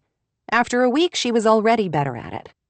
Once she was settled in the chair with Olivia's dog on her lap, he pushed her outside into the soft perfection of a coastal evening. Years ago, she had landscaped a hard-packed gravel walkway from the front yard to the back garden. The wheelchair's big wheels still seemed to catch on the gravel, but Henry was able to power through and push her without too much bumping to the wide back flagstone patio overlooking the Pacific. I do love the view you have here. You have virtually the same view down the hill, she had to point out. Maybe, but there's something magical about this particular spot. She couldn't argue. When Steve had inherited the house from his parents, it had been ramshackle, worn down by years of neglect. They had worked hard to make it shine inside and out. Right now the garden felt ramshackle and overgrown to her. Even on a good year when she was capable of working in it, she didn't feel like she had things under control until June or July. She was always too busy at the garden center, helping other people create perfection in their outer space, and couldn't focus here on her own garden until things slowed down. This year would be worse. She couldn't ask Olivia to take care of the flower gardens at the cottage in addition to everything else she was doing. But maybe she could hire a yard service to at least maintain it. Even with that wild, slightly unkempt air, it was still undeniably beautiful, colorful, and bright against the deep, dark ocean background. "Is this good?" Henry asked as he rolled her chair to the wrought iron table. "Perfect. Give me a moment to finish up in the kitchen. Then I'll bring you out a plate." She wasn't used to being waited on. It went against every instinct she had. She was usually the one helping others. This past week she had tried, but it never seemed to get easier. A few moments later, Henry walked out the back door and down the steps, carrying 2 plates of pasta. "I forgot to ask if I can get you something to drink." "I had better stick to water. Painkillers, remember?" "Of course." After setting down the plates, he returned to the house, then brought out a couple of glasses of water and silverware. "Wow, this looks terrific." "You're the one who told me everybody needs one show-off dish. This is mine." She wanted to tell him he didn't have to show off for her. They were longtime friends with no need for pretense or grandstanding. But she was too busy enjoying the clams and the lemon butter sauce.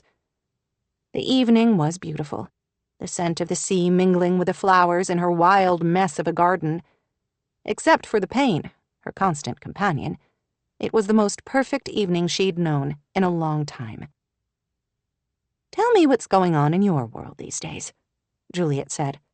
She was tired of how self-absorbed she had become because of her accident. Every conversation seemed to revolve around her, much to her chagrin. She hadn't realized until now how exhausting it all was. He expertly twisted pasta onto his fork before answering. "Busy. This time of year is always frenetic." "I get it. Everybody thinks their project is the most important thing on the planet, and every single element has to be finished right this minute." "Exactly. I've told you about that resort I'm working on down the coast." "Hidden Creek. Do you finally have approval for your plan?" "Yeah, this week. I got a call a few days ago saying they love it and want everything done so that they can open June 1. She shook her head in dismay as she scooped a little net clam from the shell. "That's hardly a month. Do they think they're your only client?" "Apparently. I knew you had more urgent things to do than babysit me. You probably have a million things to take care of right now." "Things are progressing," he said, "but I've hit one roadblock on the job and was actually hoping to get your input on it." "Of course." They often discussed his landscaping projects. She was always flattered that he seemed to value her opinion. "I've got one section that's giving me problems. It's south-facing but fairly acidic soil, and the project manager wants a garden that will have visual interest through all 4 seasons." "Tricky." "Right? I came up with a plan for it, but I'm not sure it's going to work given all the site parameters. I'd love you to look it over and offer any suggestions." "Of course. If you want to bring me over the plan and maybe some photographs of the site, I can take a look. If you have drone shots, that would be especially helpful." "I do have all that." He gave her an appraising look. "It would be better if you could make a quick visit out there with me. Do you think you might be up for that, maybe next week or the week after? I think being able to see the actual site would be helpful." A road trip. Could she do it? Her pain had begun to recede more every day, but how would she do on a road trip for at least an hour or more? "I don't want to push you, though," Henry said quickly. "I can work on everything else, and this section can wait until you're feeling better." "Next week might work. I would just be riding in the car, right?" "Yes. I hate to ask. Normally, I know you would never have time, especially this time of year." "Right now, I have nothing but time," she said, trying not to sound too glum. "You would be helping me out so much, but I don't want to push you if you don't think you'd be up for it. The drive to the resort takes about an hour. Then I figured we would spend another half hour to an hour looking around. then another hour home. Is that feasible? 2.5 hours, roughly. She could make it that long, couldn't she?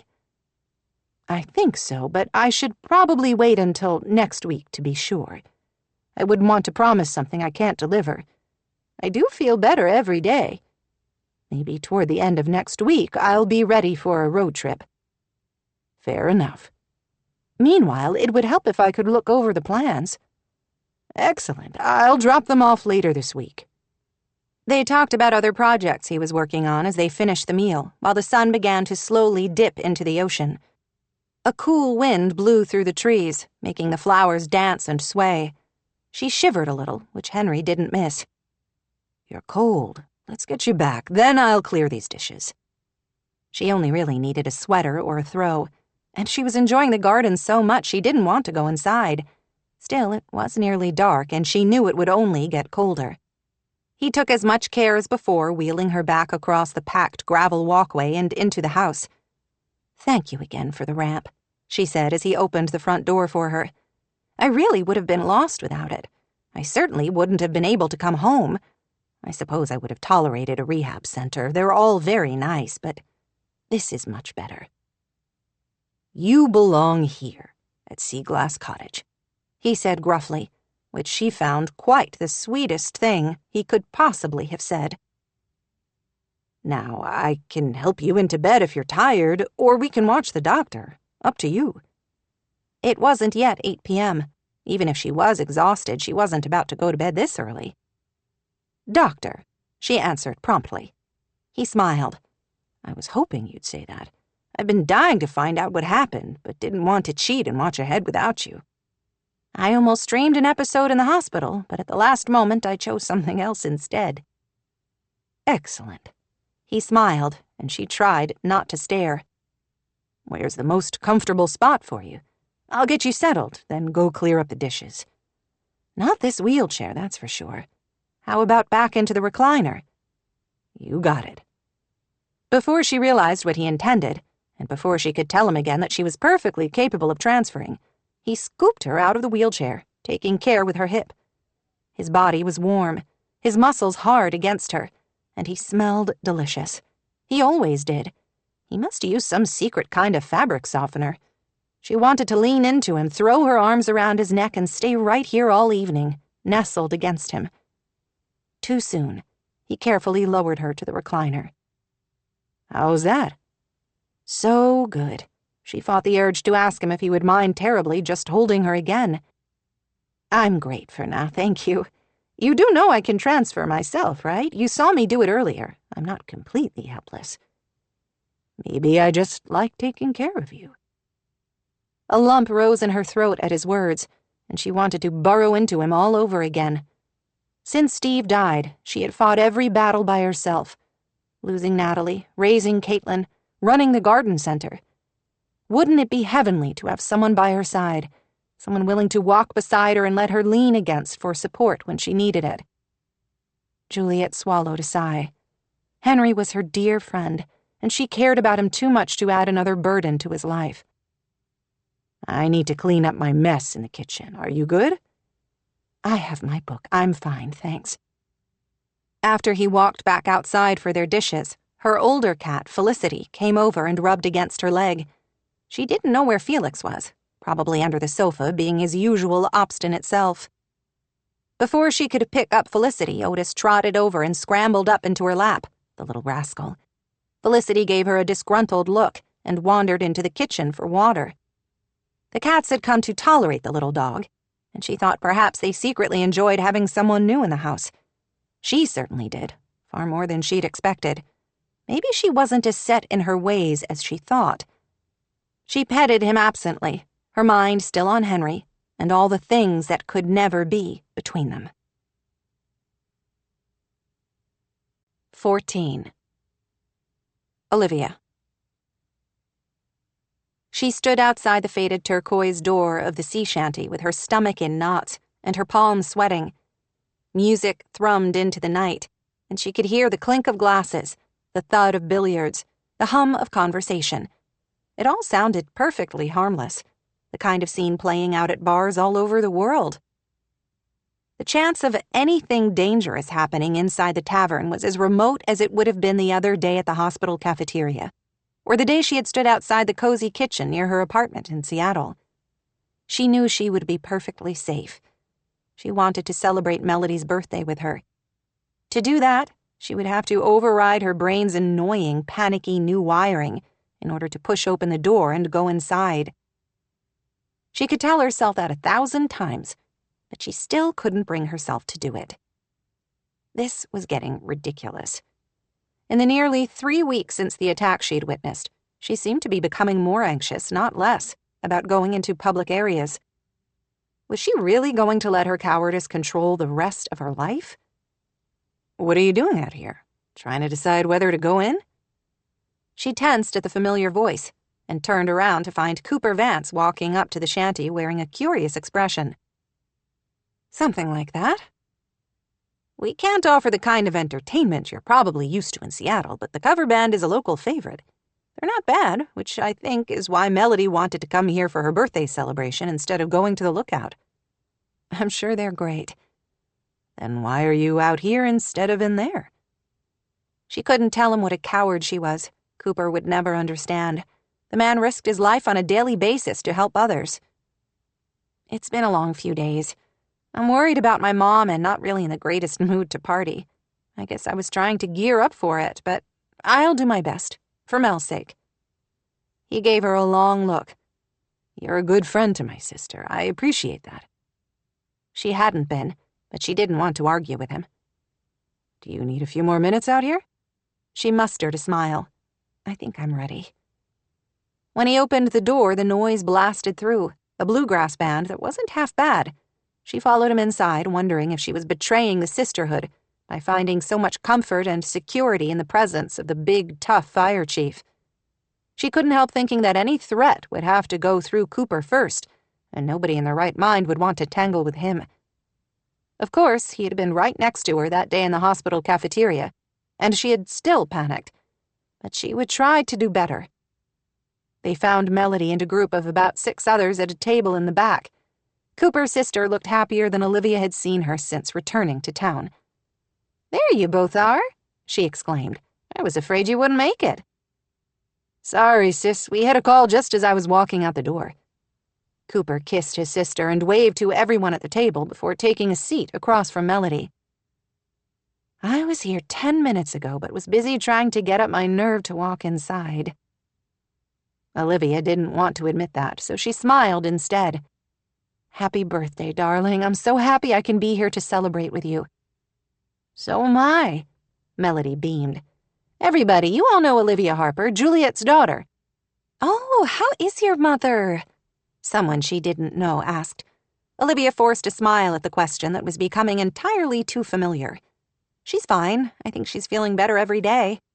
"I was so sorry to hear about her accident," another woman said. "I didn't know until yesterday and felt awful that I haven't been by yet," the first one said. "Is she home now? Is she up for visitors?" "Yes, she's been home about a week, and she's had a nonstop stream of them since the accident. She would love to see you, I'm sure. If you don't have her contact info, let me know and I can put you in touch with her." "Sit," B. Romero urged. The only empty seat at the big table was next to Cooper. After an awkward little moment of hesitation, she sat down. Now that they were inside the sea shanty, she wasn't eager to be this close to him for the entire evening when she was fighting this ridiculous attraction. She couldn't see a choice, though, unless she asked someone else to trade places with her. A server she thought she recognized as a previous neighbor came over and set down cocktail napkins in front of them. "What are we drinking?" She gave her order, and Cooper did the same. "I haven't been here in forever," she commented after the woman walked away. "Oddly, I don't think it's changed at all. I think they even have some of the same posters on the walls they had when I was in college." It wasn't exactly a dive. In fact, the sea shanty gave off a distinctly retro vibe that would have made it a hit among Seattle hipsters.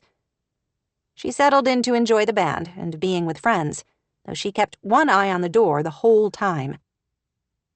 "How's your social media business going?" Beatrice asked.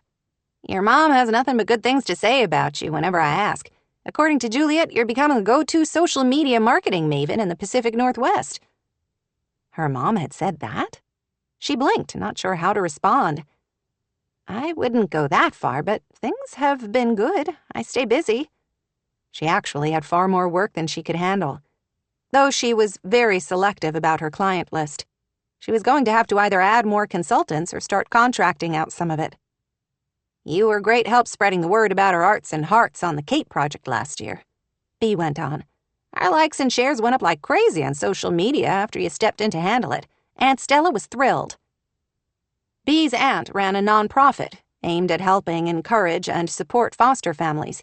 Each year, the organization hosted an arts festival in Cape Sanctuary that drew in tens of thousands of people. I was happy to help, especially for a good cause.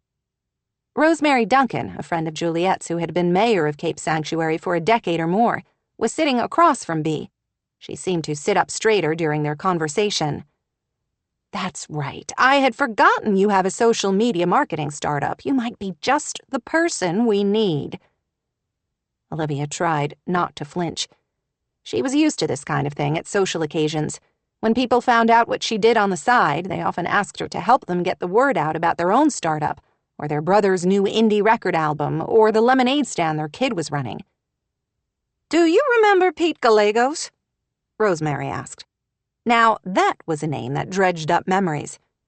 Of course, he was a good friend of my father's and worked with him in the fire department.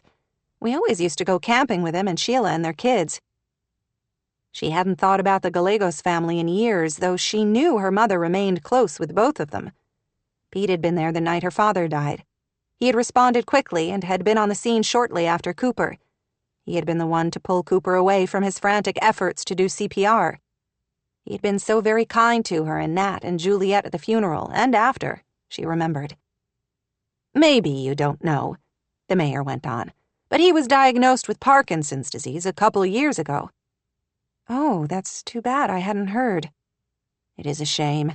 That's why he had to step down as fire chief. He had always been vigorous and healthy, she remembered, always in competition with her father to see who was stronger in fitness tests for the department. We've been sorry to lose him, but we're so glad we could bring in Cooper here to fill his shoes and helm the department. He's done an excellent job. Try to fill his shoes, anyway, Cooper said with a rueful expression. Pete is a tough act to follow. You're doing a great job, Rosemary assured him. Everybody is happy. You know, I just have one complaint. We've talked about it before. That he was too gorgeous. That she wouldn't be surprised if women were calling in fake 911 calls just to have him come to the door in his EMT uniform. Cooper Vance has a flaw? Bea Romero asked with a teasing look. I can't believe it. Would you like the list in alphabetical order? His sister asked, making everyone laugh. Rosemary chuckled too. It's not a huge flaw, all things considered, but a problem right now nonetheless. He refuses to use social media to spread the word in the community about what his department is doing. Cooper sipped at his beer. I'm here to help people, not post Instagram pictures of what we're having for dinner every night at the firehouse. Rosemary made a face. I don't want you to do that, although there are plenty of people who would be all over that kind of thing.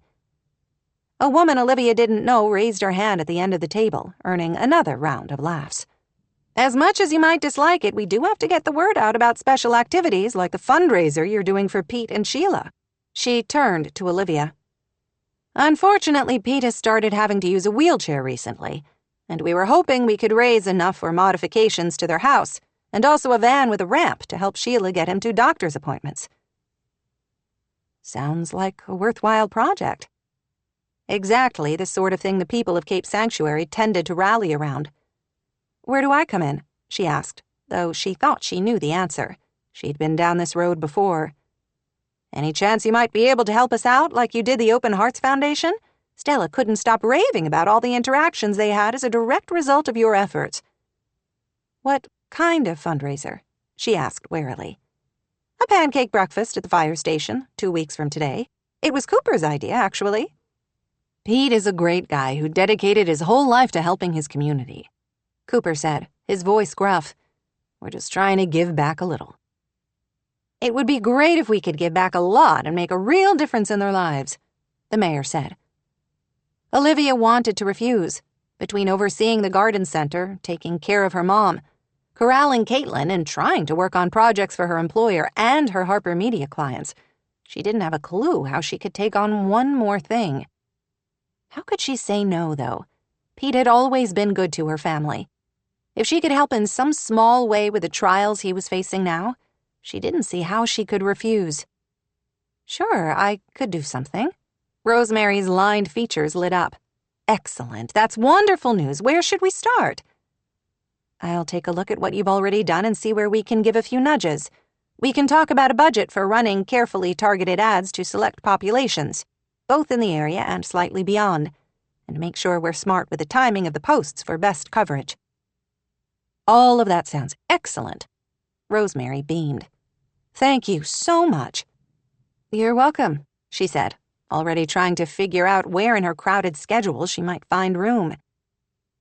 I would love to engage more people in the community with what our public safety departments are doing. You would truly convince me you're a miracle worker if you can give Chief Vance here some media training. He hardly even checks his text messages. I check my messages, Cooper replied, but I have a rule that any conversation requiring more than 5 back-and-forth texts should be handled by a phone call. Not everybody loves technology, I get that, the mayor said with a fond smile. I don't mind technology, he protested. You make me seem like some kind of a Luddite. I'm not. We lose sight that sometimes the old-fashioned way can still be better. I can communicate more in a 5-minute phone call than I can by having a text conversation that takes all afternoon. Agreed, Rosemary said. But you can't have a phone call with everyone in town whenever there's an incident that needs to be reported, for the public interest. Maybe Olivia could help you kick things up a notch on the social media front. That's all I'm asking. She's an expert with clients around the world. We're lucky to have her here in our little corner of it. At his pained look, Olivia had to smile. I can try to make it as painless as possible. With a few tweaks, such as post-scheduling, we can make a big difference. Maybe you can designate someone else in your department to handle that. She really didn't need another excuse to spend more time with Cooper, when she was already having a tough time getting him out of her head. I'll think about it, he answered. To her relief and his, the band started up again, making conversation difficult. She sipped her drink, listening to the animated conversation at the table, and wondering how early she could safely leave without offending Melody. She was just about to make some kind of excuse when Cooper turned to her. Want to dance? She gaped, completely not expecting the invitation. The music was slow and sultry now, heavy on the saxophone. She could feel it vibrate through her. A dozen other couples had taken to the small dance floor in the bar, including 2 couples from Melody's birthday celebration. If she were smart, she would try to come up with some excuse, but she couldn't come up with anything on the fly. Sure, she answered. This is a great song, plus I could spend the whole time introducing you to the joys of algorithms and analytics. Great. Can't wait. He rose and held a hand out to her. With a deep breath, she slipped her hand into his and let him lead her out to the dance floor. Cooper. Why had he asked Olivia to dance? Halfway through the song, he still didn't have a good answer. The invitation had rolled out of him, impulsive and ill-considered. He should be doing his best to keep her at arm's length. Instead, he was looking for any excuse to hold her. It was heavenly, he had to admit. He wasn't a dancing kind of guy, usually preferring to sit on the sidelines and enjoy the music in these kinds of situations. This dance with Olivia just might change his mind about that. Holding her was as perfect as he might have imagined. She was warm and soft, and she smelled delicious, like apples and vanilla. When was the last time he had danced with a beautiful woman? Cooper scanned through recent memories and came up blank, except for the wedding of some friends the summer before when he had danced with a bride. Apparently, it had been too long. He had forgotten the delicious lethargy that seeped through his bones, how he wanted to close his eyes and sway to the music, enjoying every moment of having her in his arms. Who would have guessed that the somewhat abrasive, nose-in-book Olivia would have such an effect on him all these years later? She hummed to the song, seeming much more relaxed than the anxious, nervous woman he had encountered outside the bar. He was glad. While he wanted to take credit, he knew that would be typical male arrogance. He sensed it had more to do with being in comfortable, familiar surroundings along with friends and neighbors in an easy-going celebration. What had made her so jumpy? He thought of her fear the other day at the hospital cafeteria, how she had looked around the place like she expected an imminent attack. He didn't like thinking about it, or the protectiveness that made him want to tuck her close and keep her safe all night. "So, what happened to you?" She stiffened slightly, but she quickly recovered, arching an eyebrow and meeting his gaze. "That's a blunt question, and also rather vague. Would you like to be more specific?" "I'm a blunt guy, and you know what I mean. The other day at the hospital cafeteria, and then tonight outside the bar.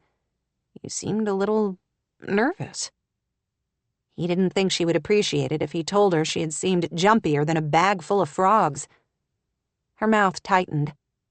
Maybe I'm just not a fan of crowded bars, or crowded cafeterias either.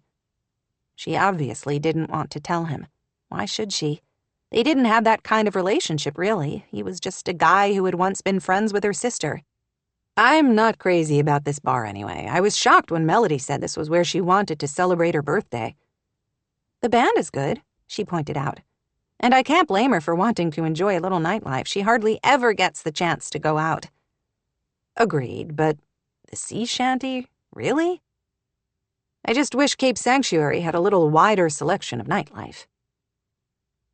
They danced for a moment in silence, the music weaving a spell around them that Cooper found as seductive as it was troublesome. "Why did you come back?" she asked after a moment. "I always thought you hated it here and couldn't wait to leave Cape Sanctuary." Surprise made him stumble but quickly catch the beat of the music again. He hadn't hated it here. Not really. The town had a gorgeous setting beside the sea and plenty of kind people. Still, Cooper had never been able to see a future for himself here.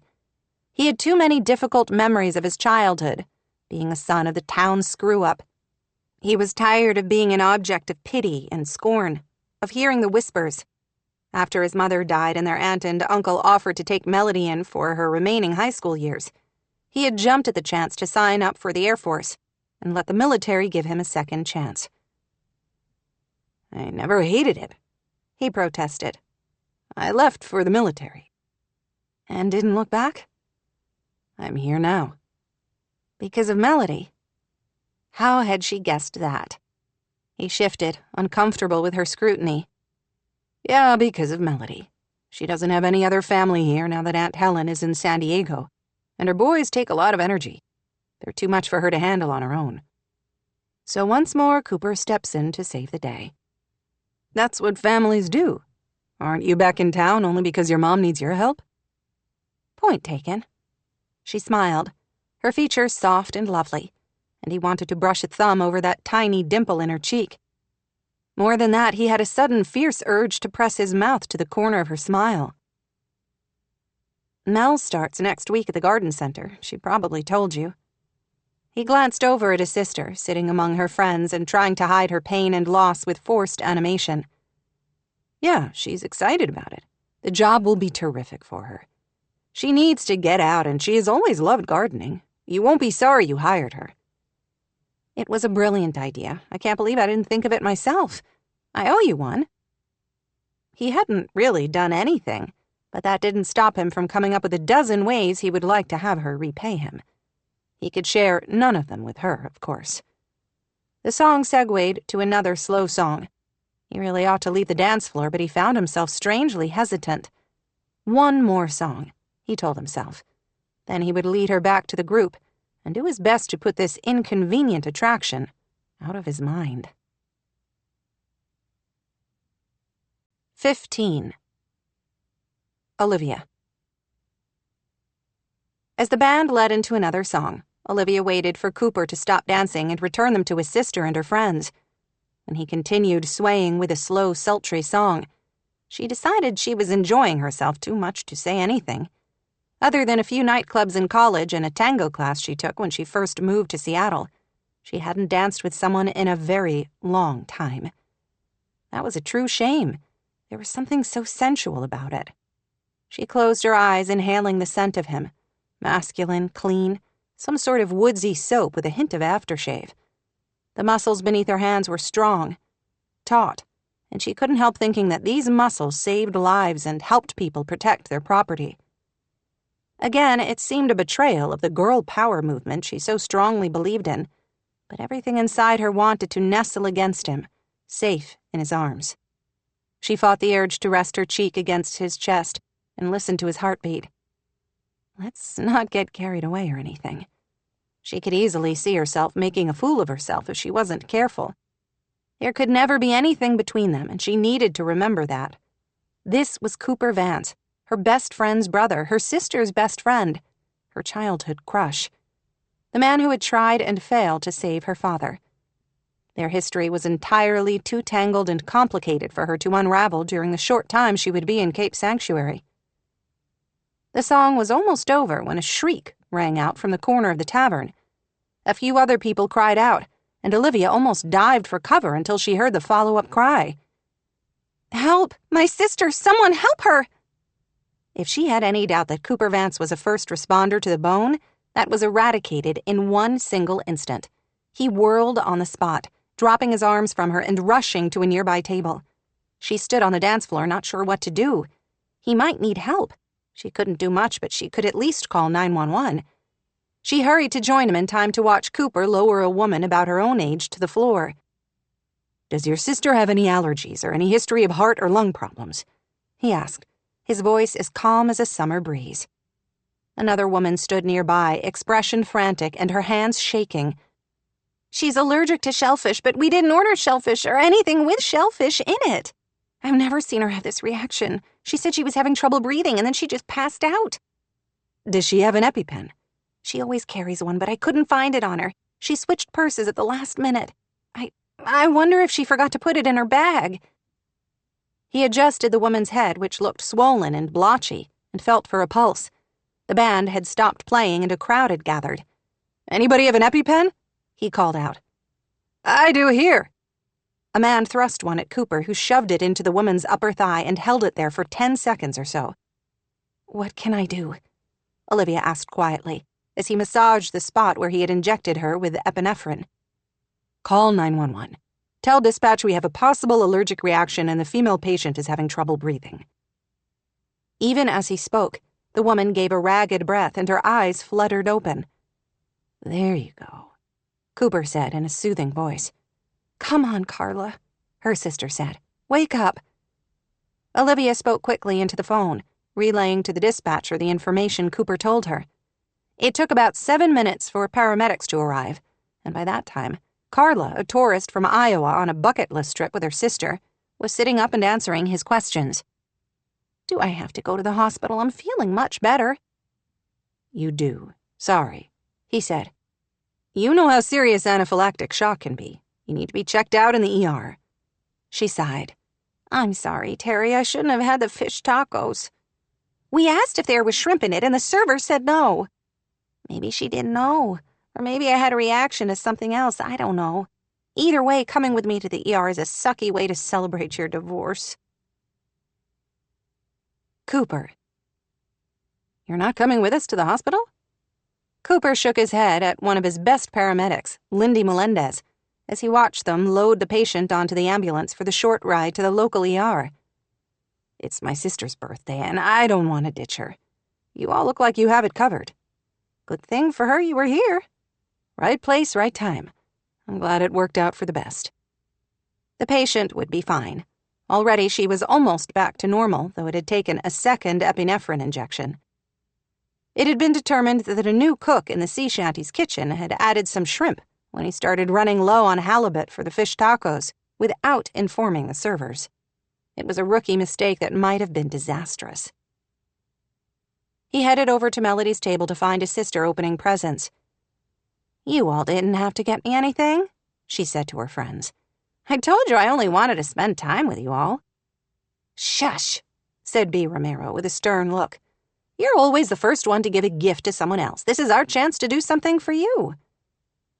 As he sat back down beside Olivia, Cooper was awash in gratitude for all of Melody's friends. His sister had been through hell since her husband walked out.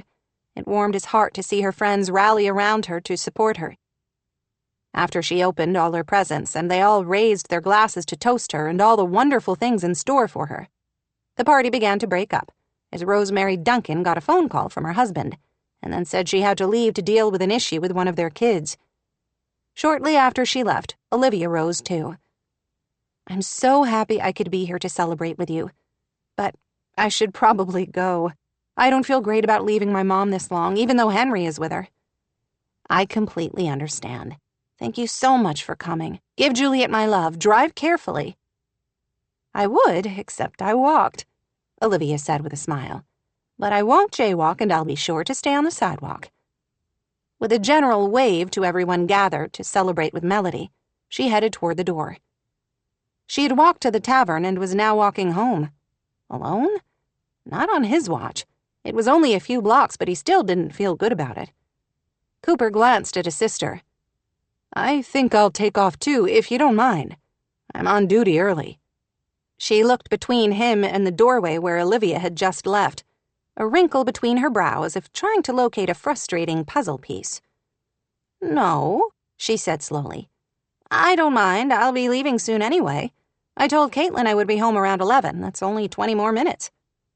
Was it that late already? He hugged her. "Happy birthday, kiddo. You've got a lifetime of happier ones ahead." She smiled, though it didn't hide the lingering shadows in her eyes. He headed out into the night, one of those perfect, cool, sea-scented evenings along the coast.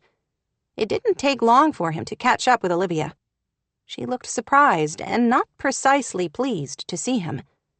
"What are you doing? You don't have to leave the party." "Things are wrapping up. The guest of honor is leaving soon."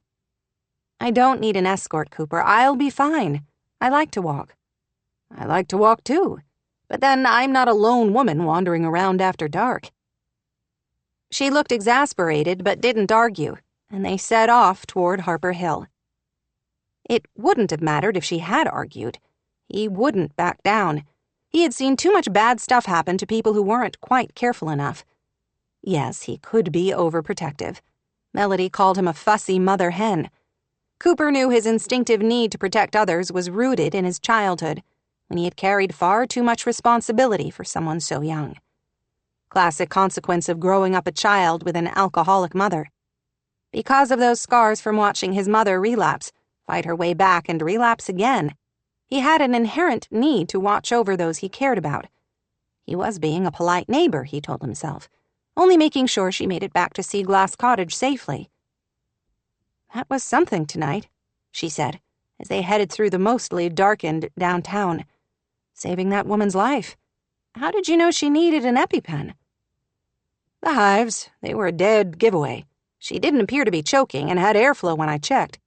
So I had to assume something more systemic was to blame for her reaction.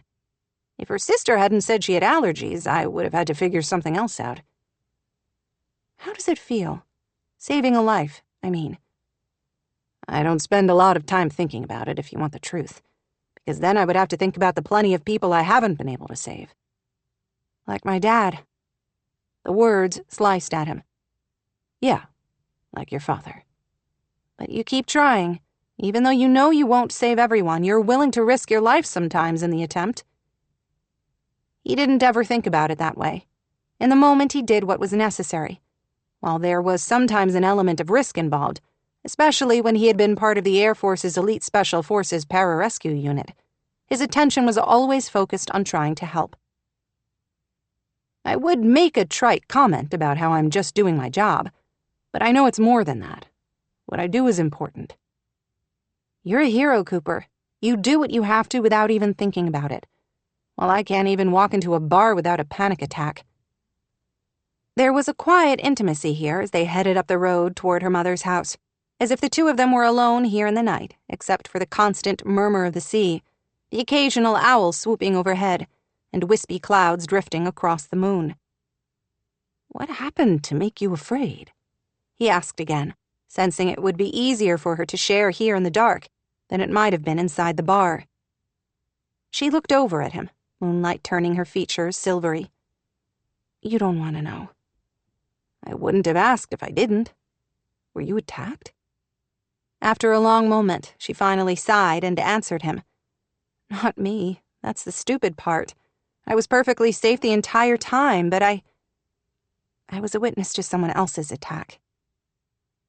They had reached one of his favorite parts on this walk, a spot not far from her house overlooking the cliffs, where the city had installed benches at intervals for those who wanted to stop and savor the scenery.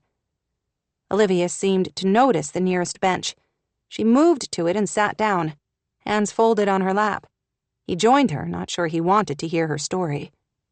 I was working from home that day, something I'm lucky enough to do a few times a month. I'd taken my laptop in a favorite coffee shop late one morning, since I'm often more productive there. She gazed out to sea, where up the coast a lighthouse revolved slowly, steadily.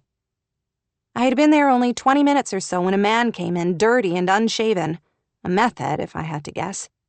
He had a gun and a knife, and was waving them around, demanding money. The barista didn't move quickly enough, so he started attacking her. He didn't shoot her, but he stabbed her, then started beating her with a gun and anything else he could find. How scary. It was terrible. She was screaming and trying to fight back, but he was crazy strong. I didn't know what to do. He was huge, and I didn't have any kind of weapon, so I hid under the booth and called 911. Her voice quivered, and he thought he heard shame in it.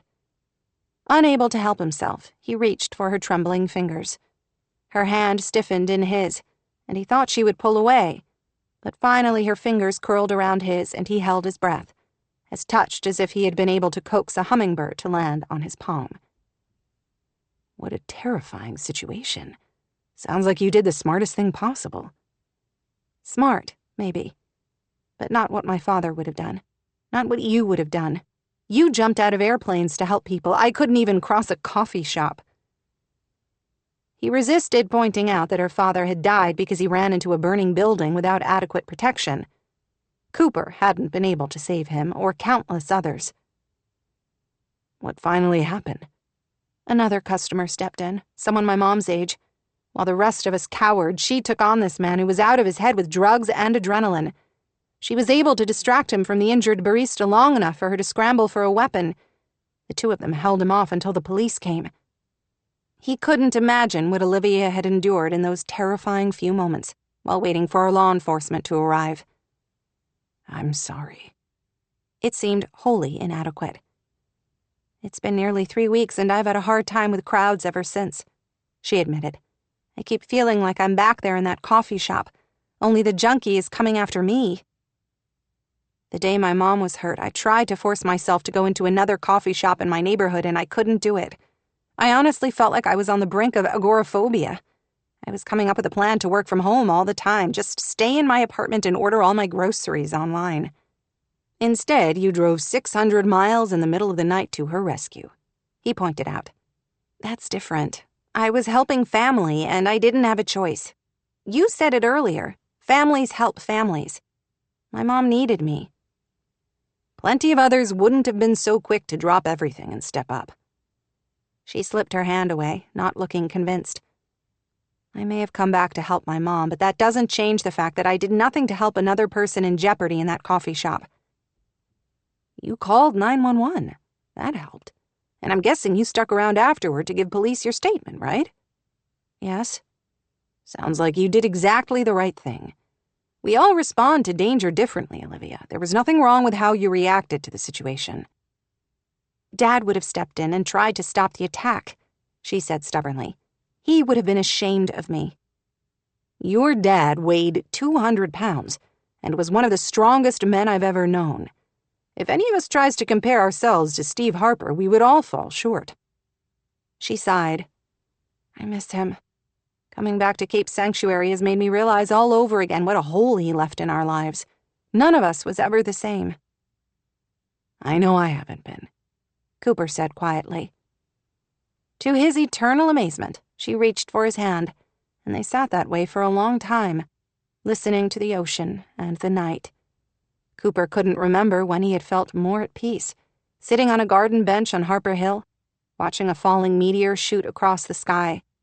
listening to her quiet breathing, savoring the quiet Cape Sanctuary night. Sitting here alone in the dark with Olivia Harper was one of the most profoundly perfect moments of his life, something he knew he would remember forever. "Thanks," she finally said, turning to him with her face in shadows. "I feel better. I haven't told anybody what happened. It helped." "You're welcome," he murmured. He hadn't meant to do it. The kiss came out of nowhere, but the moonlight was so enticing, the night its own kind of miracle, and she looked lovely in it, soft and warm and delicious. She made a surprised kind of sound at first, and then she wrapped her arms tightly around him and kissed him back with a heat that stole his breath. He had guessed correctly. Her mouth was sweet, warm, and tasted like strawberry margaritas. He groaned and kissed her more deeply, hunger flaring instantly. On some level, he was aware of a voice telling him he shouldn't be doing this. This was Olivia Harper, whom he had known since she was a cute kid with freckles and pigtails, always walking around with her nose in a book. He heard that voice but chose to ignore it, entranced by how perfectly she fit in his arms and how tightly she held on to him, as if they were jumping together at 45,000 feet, with only one parachute between them. He wanted the kiss to go on and on. He wanted to stay here until morning, lost in the magic of a heated kiss on a soft spring night with a woman who took his breath away. He wasn't a guy to lose his head over a woman, but Olivia Harper affected him like no other woman ever had. She was smart, funny, compassionate, and she kissed him like she couldn't get enough. How was he supposed to resist that? He needed to be careful. His conscience whispered loudly. He knew secrets that would hurt her. Under normal circumstances, he wouldn't be concerned about revealing those. He was good at keeping things to himself. But he had a feeling Olivia Harper was the sort of woman who could make a man spill every secret he ever had. Olivia. Heaven. Olivia wrapped her arms around his neck, eyes closed, relishing the wonder of being in his arms. This didn't seem real. Was she really here, in the soft perfection of a Northern California spring evening, kissing Cooper Vance? Oh, her younger self would be freaking out right now. Back then, she had been kind of obsessed with Cooper and had written page after page in her diary fantasizing about exactly this, kissing Cooper Vance. Her crush on him had been huge and overwhelming. She used to write his name in her diary, linked to hers with hearts and swirls and flourishes. Cooper had been everything she wanted in a guy back then. Older, a little bit dangerous, already determined to become a firefighter. He had been a loving and protective older brother. He didn't go overboard, but he made sure Melody knew he would do everything possible to take care of her. And he always had been kind to Olivia, though she knew he considered her only his sister's pesky friend and Natalie's younger sister. He had tried to save her father, had run in after Steve and dragged him out into the night.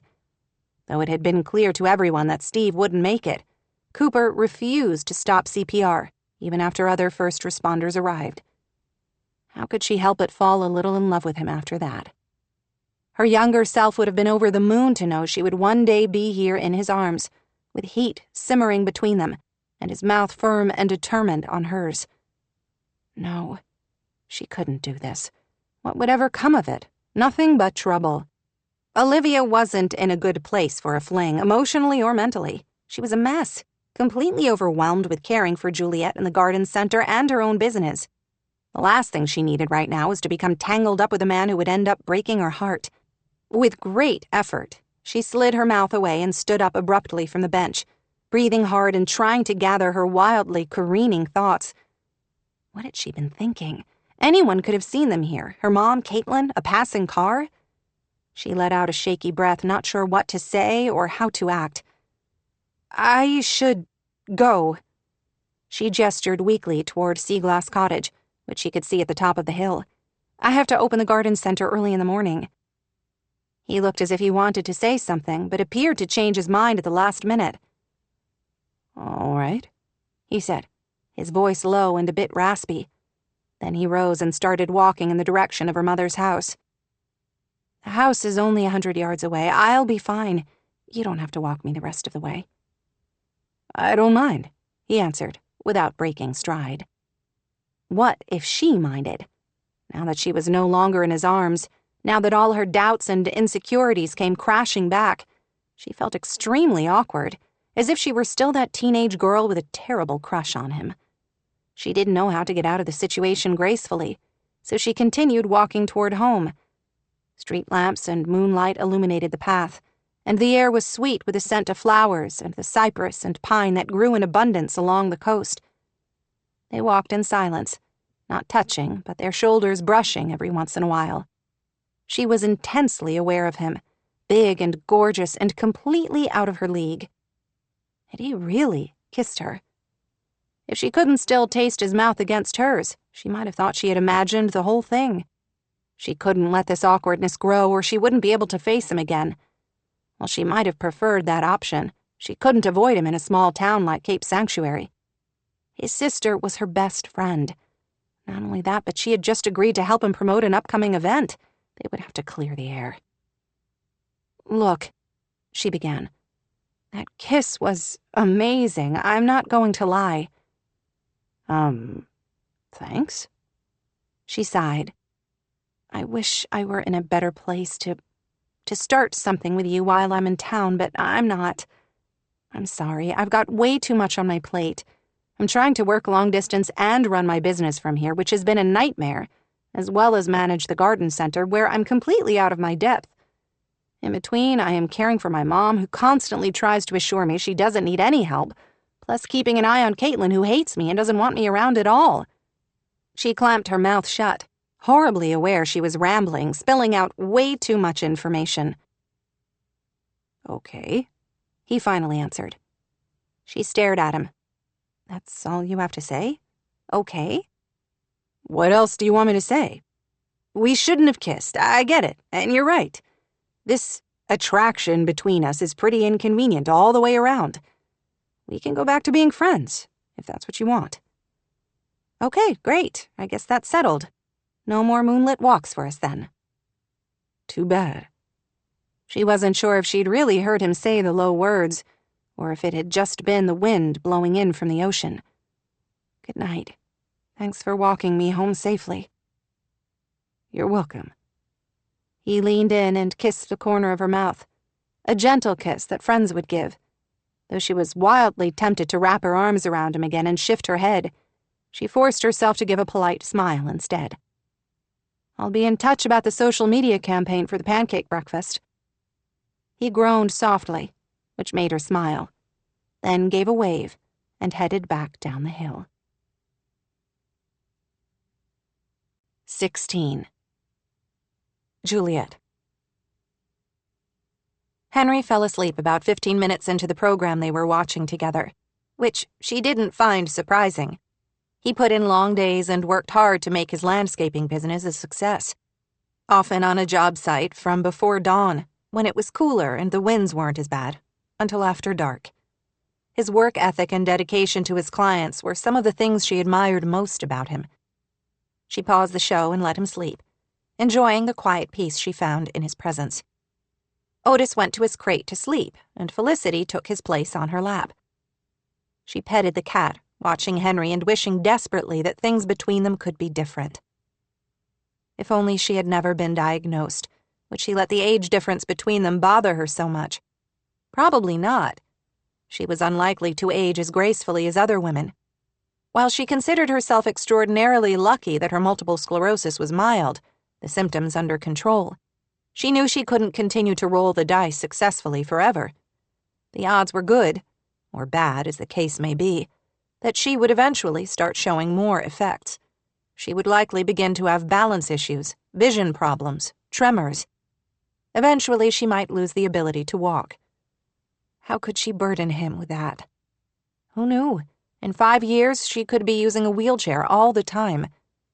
Henry released a heavy breath in his sleep, his features twitching. What did he dream about? She wondered. Something wonderful, she hoped. She pressed a hand to her chest, to the ache there. Okay, she loved him. Here, alone in the darkness, she could admit it to herself. Somehow, over the past few years, as their friendship had deepened, her feelings had begun to grow. He was her best friend, and so very much more. As if sensing the distress she could not show, Felicity licked her hand with a little meow that made her want to cry all over again, her green eyes sympathetic. Unfortunately, the tiny sound from her cat was enough to wake up Henry. His eyes flickered, then opened. He looked confused, as if he didn't quite know where he was. Then his gaze landed on her, and she saw awareness come back. He scrubbed at his face, his cheeks turning slightly pink. "I think I fell asleep." She mustered a smile, hoping he didn't see any evidence of her emotions on her features. "Only for a moment. You looked as if you needed it. I didn't have the heart to wake you." "I'm supposed to be keeping an eye on you, not the other way around." "I was perfectly fine. The animals kept me company. I did turn off the show so we can save it to watch another day." "Thanks for that, anyway." He rose. "It's late. I was supposed to be helping you to bed." Juliet tried to ignore the heat that flared through her at his words and the image they conjured. For heaven's sake, she had a broken hip. The last thing she should be thinking about was Henry Cragen taking her to bed in the non-sleeping kind of way, something that would never happen. "You don't need to do that. The girls will be home soon and they can help me. I've actually become pretty good at doing it myself, too." He looked mutinous. "I said I would help." "Henry, go home. It's hard enough having you see me like this, having anyone see me." She quickly corrected, hoping he didn't notice. "I don't need you to put me into my bed like I'm an ancient old woman in a nursing home. Olivia and Caitlin will be here soon, and one of them can help me." He still looked as if he wanted to argue, but he finally sighed. "Fine, but I'm not leaving until one of them returns. I'll try not to fall asleep this time." He had that stubborn set to his jaw that told her nothing she said would change his mind. Up from his own nap, Otis wandered out of his crate across the room to stand by the door. "I think Otis needs to go out. Can you help him?" "Sure. Come on, bud." The dog padded after Henry to the back door off the kitchen. Henry opened the door for Otis and stood while the little dog hurried outside to do his business. He was still standing there waiting for Otis when the front door opened and Olivia walked inside. She paused, looking startled to find Juliet still in her recliner. "Oh, you're not in bed." Henry and Otis both came back at that moment, the dog dancing with joy to see Olivia. She picked him up and held him close, her cheek resting on his head as if she needed to find comfort there. What had happened? "I did try to help her settle for the night, but she's being her stubborn self," Henry said. "I feel like I have done nothing but sleep all day. I really wasn't tired." She wouldn't admit that she was actually quite tired now. Instead, she mustered a smile. "How was the birthday party?" "Good. I'm glad I went. I think it gave Mel a nice lift to know her friends love her so much. Everyone asked about you. Oh, and Cooper saved a woman's life who went into anaphylactic shock from shellfish." "Did he?" Something else had gone on. She didn't know exactly what, but her mother instincts were humming. Little subtle clues in her body language hinted that Olivia's emotions were in turmoil. "Sounds like we missed an exciting night." What had happened to upset her daughter? If Henry weren't there, would Olivia tell her? Probably not, she thought sadly. She and her daughter didn't have that kind of relationship, much to her regret. "It was." Olivia smiled at Henry.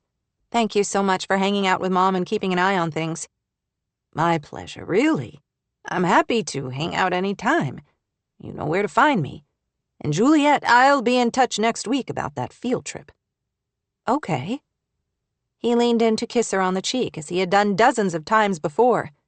For one crazy moment, as the clean, masculine scent of him teased her, Juliet wanted desperately to shift and brush her mouth against his. At the last instant before she could do something stupid, sanity returned, and she sat back in the recliner trying to ignore the pounding of her heart. He waved to both of them and headed out the door. "What field trip?" Olivia asked. If I'm up for it, he wants me to go down the coast with him next week to check out a job site. I'm not sure I can sit in the car that long, but I'll have to see. Who knows, you might be more than ready to get out of here for a few hours. I already am, Juliet admitted. When Olivia didn't answer, Juliet turned and found her daughter gazing out the window at the dark night, her features distracted.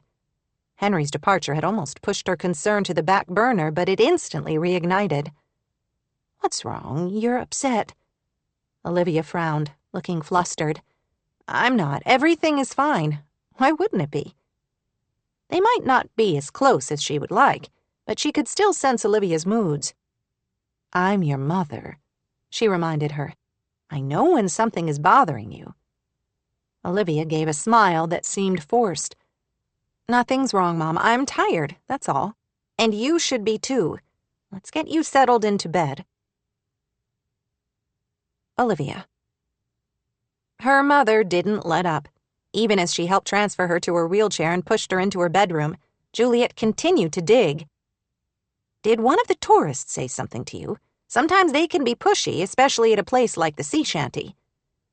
She certainly wasn't about to tell her mother about that stunning kiss she and Cooper had shared. Mom, nothing happened, okay? Give it a rest. She hadn't meant to speak so sharply. The words slipped out, and she could instantly see her tone had hurt her mother. Juliet seemed to shrink back against the pillows, her features closing up. I'm sorry, her mother said stiffly. Oh, parental guilt. Juliet was a professional at it, laying on a heavy layer without even trying hard. Olivia sighed. I'm the one who's sorry. I'm tired and feeling a little overwhelmed right now.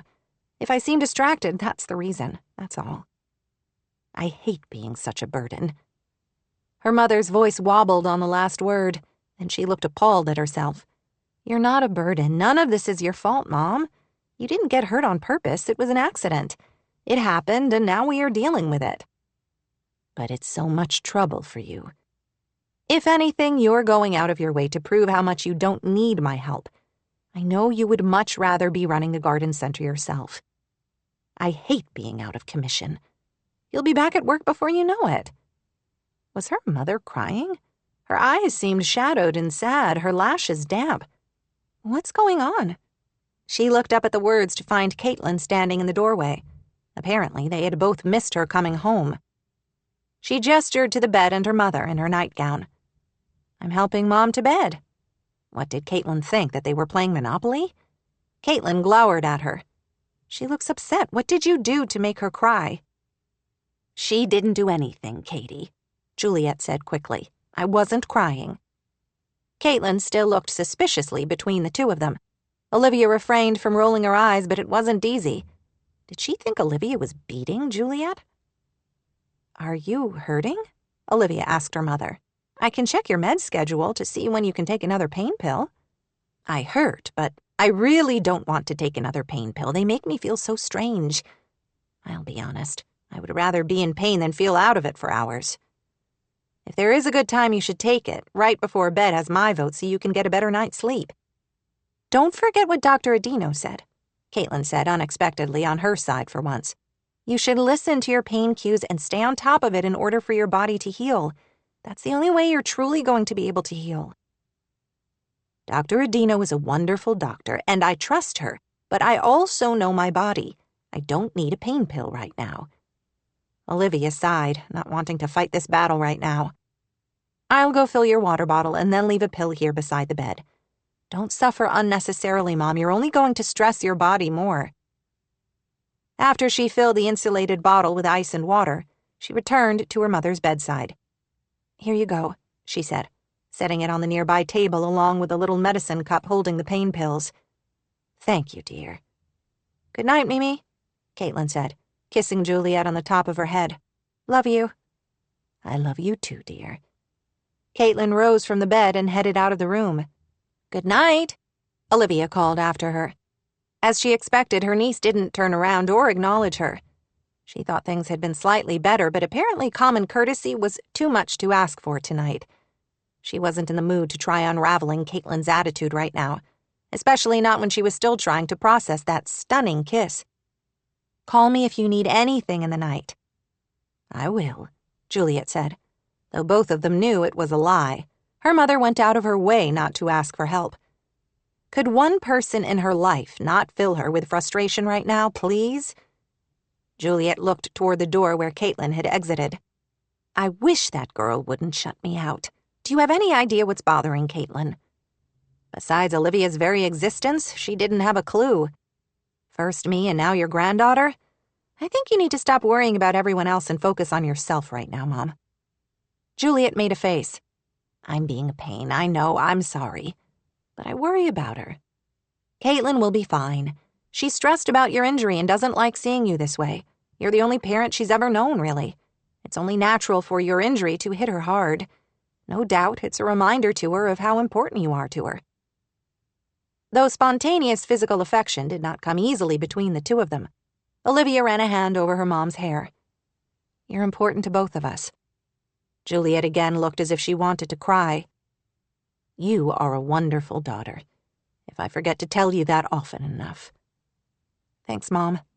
She kissed her mother's cheek as well. Have a good night. She left the room thinking that at least her relationship with her mother, while not exactly ideal, seemed to be improving. She would be here for several more weeks. Maybe by the time she returned to Seattle, she would be able to have a conversation with Juliet, without wanting to tear out 3 or 4 hanks of hair. 17. Juliet. I am tired of having this argument with you, young lady. You're going to school today. I will be just fine. Juliet gazed firmly at Caitlin, who seemed to grow more obstinate by the moment. Every day she asked if she could stay home with Juliet. Again and again, Juliet had to tell her no. I just worry about you being here by yourself. I'm not by myself. Your aunt stops and checks on me throughout the day, and so do some of the other employees at the garden center. I have friends popping in at all hours of the day and night. I'm hardly ever alone, and when I am, I keep my phone on me so I could call if I needed help. I know you worry about me, sweetheart, but you need to focus on school. And if you don't hurry, you're going to be late for the bus. Caitlin sighed, obviously defeated. Fine, I'm going. With the morning sunlight hitting her just so, she reminded Juliet forcibly of Natalie. Her heart ached, the constant small hole there that would never heal, missing the child she couldn't save. She forced a smile. Before you know it, the school day will be over. Maybe the two of us can watch a movie or something after you get your homework done. I have plans tonight, Caitlin said, looking vaguely guilty. I guess I forgot to tell you. What kind of plans? She had tried to tell her granddaughter that all social activities on a school night had to be cleared with her first, but Caitlin had a bad habit of forgetting that particular house rule. Jake and I are going to that youth group at the church down on Shell Street. Juliet blinked, taken completely by surprise at that one. Are you? Caitlin's features took on a secretive look, one that made Juliet highly suspicious again that she wasn't being completely truthful. What? I can't explore different ideas and theologies? Of course you can. You know my philosophy has always been that everyone walks his or her own spiritual journey. I've always encouraged you to have questions and seek answers. She had always taken Caitlin to her own church, but had tried to expose her to other faiths as well. I just wondered what prompted this interest now. Nothing. Caitlin did not meet her gaze, giving Juliet the distinct impression she was hiding something. I just know a girl who goes, and she likes it. She said they were doing some community service tonight for that group home where people with disabilities live, and it sounded fun. But I won't go if you don't want me to. I never said I didn't want you to. Juliet said mildly. I'm sure you will enjoy it. I'll come home first and check on you, and I'll keep my phone on while I'm at school. I told my teachers I need you to be able to stay in touch with me right now, and they were all cool with it. So call or text me if you need me to come home. Juliet would never do that, and both of them knew it. She would call anyone else in town before she dragged her granddaughter out of school. Caitlin finally grabbed her backpack and headed out the door. A moment later, Olivia hurried out of her bedroom, wearing one of the garden center polo shirts and typing something into her phone. Everyone else had somewhere to go except her and her stupid broken hip.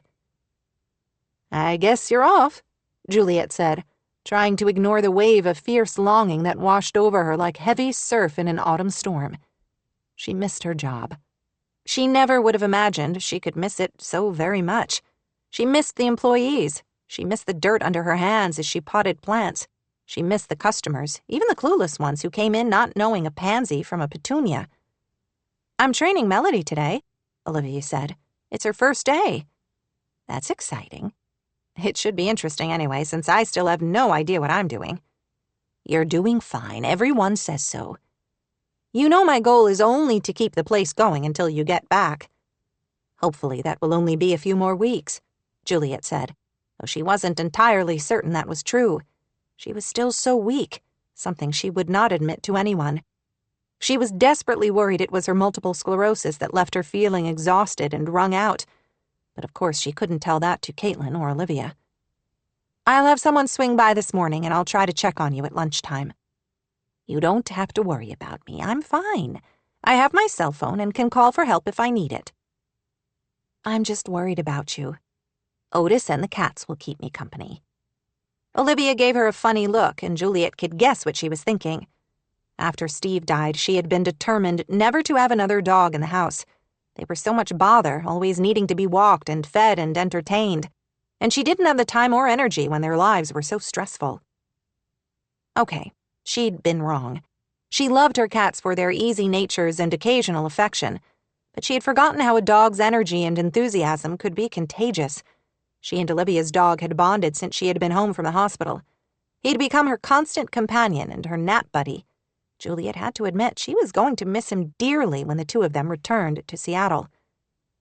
After Olivia left, Seaglass Cottage seemed silent and still, except for the dog's quiet snores.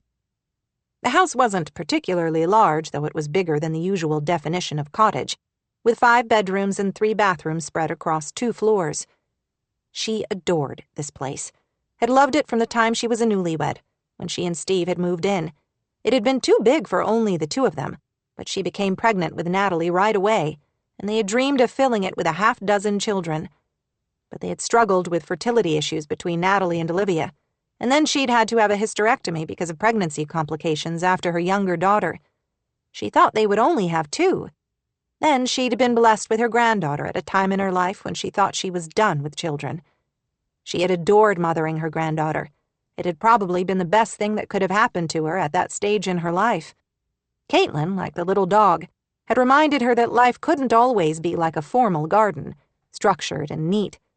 It was more like an English cottage garden, messy and busy and chaotic, but still full of light and color, blossoms and beauty. The doorbell rang, distracting her from her thoughts. Otis jumped off her lap and hurried to the door, but it took Juliet a few more moments to wheel herself closer to it. As she had told Caitlin, she was rarely alone. She needed a revolving door for all the friends and neighbors who insisted on stopping by. It was one of the things she loved most about living in Cape Sanctuary, at least when that neighborliness wasn't driving her crazy. "I'm coming," she called out. She had to reach up to unlock the door. When she did, she was somehow not surprised to find Henry there, wearing one of his cotton work shirts and a baseball cap. Rats. She wished she had at least gone to the trouble of putting some makeup on that morning, at least lipstick. The man had a knack for finding her at her very worst. "Morning," he said cheerfully. "Hi. Are you up for visitors?" The easy but cowardly thing would be to tell him no and shut the door in his face. She couldn't do that, though. "Come in," she said instead, wheeling her chair backward a few feet to make room for him. "How are you feeling?" he asked. She was becoming very tired of answering that particular question. "Better," she said. It wasn't precisely a lie. Her pain had begun to ease, and she felt as if she was getting around better, or at least figuring out how to maneuver with a wheelchair and walker. "I'm heading down the coast to check out the resort property we talked about the other night, and I wanted to know if you were up to going with me yet. I don't want to push you. Tell me if it's too early in the game." Given the tenderness of her feelings for him, the smartest thing would be to decline his invitation. Spending more time with Henry when she knew they could never have anything but friendship was guaranteed to end in heartbreak. But she wanted to go. Oh, how she wanted to go. She was tired of being here. She craved a change of scenery. another view of sea and sunshine and growing things. More than that, she couldn't deny she was flattered that he wanted her opinion. She might come to regret it, but she decided to worry about that later. "Do you mind taking Otis? I don't want to leave him here alone." Of course not. I have Rosie with me, too. They can be traveling companions." "I'm going to need some pillows." His grin of delight completely stole her breath. "I can take care of that." Making sure she had everything she needed for a half-day journey took some logistical planning. And she also had to text both Caitlin and Olivia to let them know she was leaving with Henry for a few hours. "Wish I could go with you," Caitlin had texted. "Have fun, don't overdo," was Olivia's response. Finally, she was ready, filled with a sense of anticipation she hadn't known since before her accident. Part of that stemmed from the unexpected chance to see something outside of Seaglass Cottage for a few hours. Part was her eagerness to have something worthwhile to occupy her time, helping him with his project. She had to admit that a big measure of her anticipation came from knowing she was about to spend the next few hours in his company. Henry was her friend, she reminded herself. That was all. A good friend who understood her restlessness and knew she would be eager for something constructive to do. Only after he had wheeled her out of the house to the driveway, where his large blue pickup truck waited, did she begin to think through exactly what she had signed up to do. Disappointment crashed over her sharp and intense. She couldn't go. She could conceive of no possible way she would be able to get herself into his high cab. "I didn't think about your truck," she admitted, hoping her voice didn't betray her sudden devastation. "I did. I was planning for it. I can lift you in as long as we're careful and keep your hips stabilized and don't hurt your ribs." "You can't lift me that high." Henry laughed. "A little thing like you, I spend all day tossing 100-pound bags of fertilizer into the back." True to his word, he seemed to effortlessly scoop her up out of the wheelchair and into the passenger seat. She didn't want him to let her go. She wanted to stay here, cradled in his arms. No, what she really wanted to do was throw her arms around his neck and kiss him fiercely. Oh, she was so very stupid. Juliet shoved aside the inappropriate thoughts like so much fertilizer and resolved to simply enjoy the gorgeous April day, sunny and bright with promise. After helping her inside, Henry lifted Otis to the back seat of the crew cab, where his old dog, Rosie, immediately licked the smaller dog, who wagged his tail and vibrated with happiness. "See? I knew they would be friends," Henry said. With the dog settled, Henry turned his attention back to her and took inordinate care arranging the myriad pillows he brought out of the house to cushion her hip and her ribs, until he was ultimately satisfied she would be protected from every bump and jostle as he drove. "Are you sure you're up for this?" he asked, once he had climbed into the cab. "Are you kidding? After all the work you just did, there's no way I could say no. I'm fine, really. I'm looking forward to it." "So am I." He backed out of her driveway, driving slowly and carefully to avoid unnecessary movements. "I'm really okay," she said. "Don't feel you have to drive any differently than normal." He seemed to relax with every passing mile. Juliet felt some of her own tension trickle away. This was the most gorgeous time of year here, when everything was green and lush and brightly colored wildflowers took over the hillsides climbing down to the sea. "So Jake tells me he's going to a church youth group meeting tonight with Caitlin. Did you know about that?" "She told me they were going this morning. It's a little out of the blue, don't you think?" Henry shrugged. "Doesn't bother me at all. I've always encouraged Jake to explore different beliefs and philosophies." He was an excellent father, though she knew from bitter experience how difficult it could be to raise a teenager as a single parent. "He's a good boy, your Jake." Henry smiled across the length of the cab. "No arguments here. A lot of kids might have become bitter and angry losing a parent at that age." That was what had happened to Natalie anyway. In her grief and sorrow over Steve's death, she seemed to have gone wild, drinking and using drugs, staying out all night. Juliet had been lost in her own grief and struggling to keep the business afloat, and had been completely powerless to control her at all. "I think losing his mom has made Jake more compassionate and understanding," Henry said.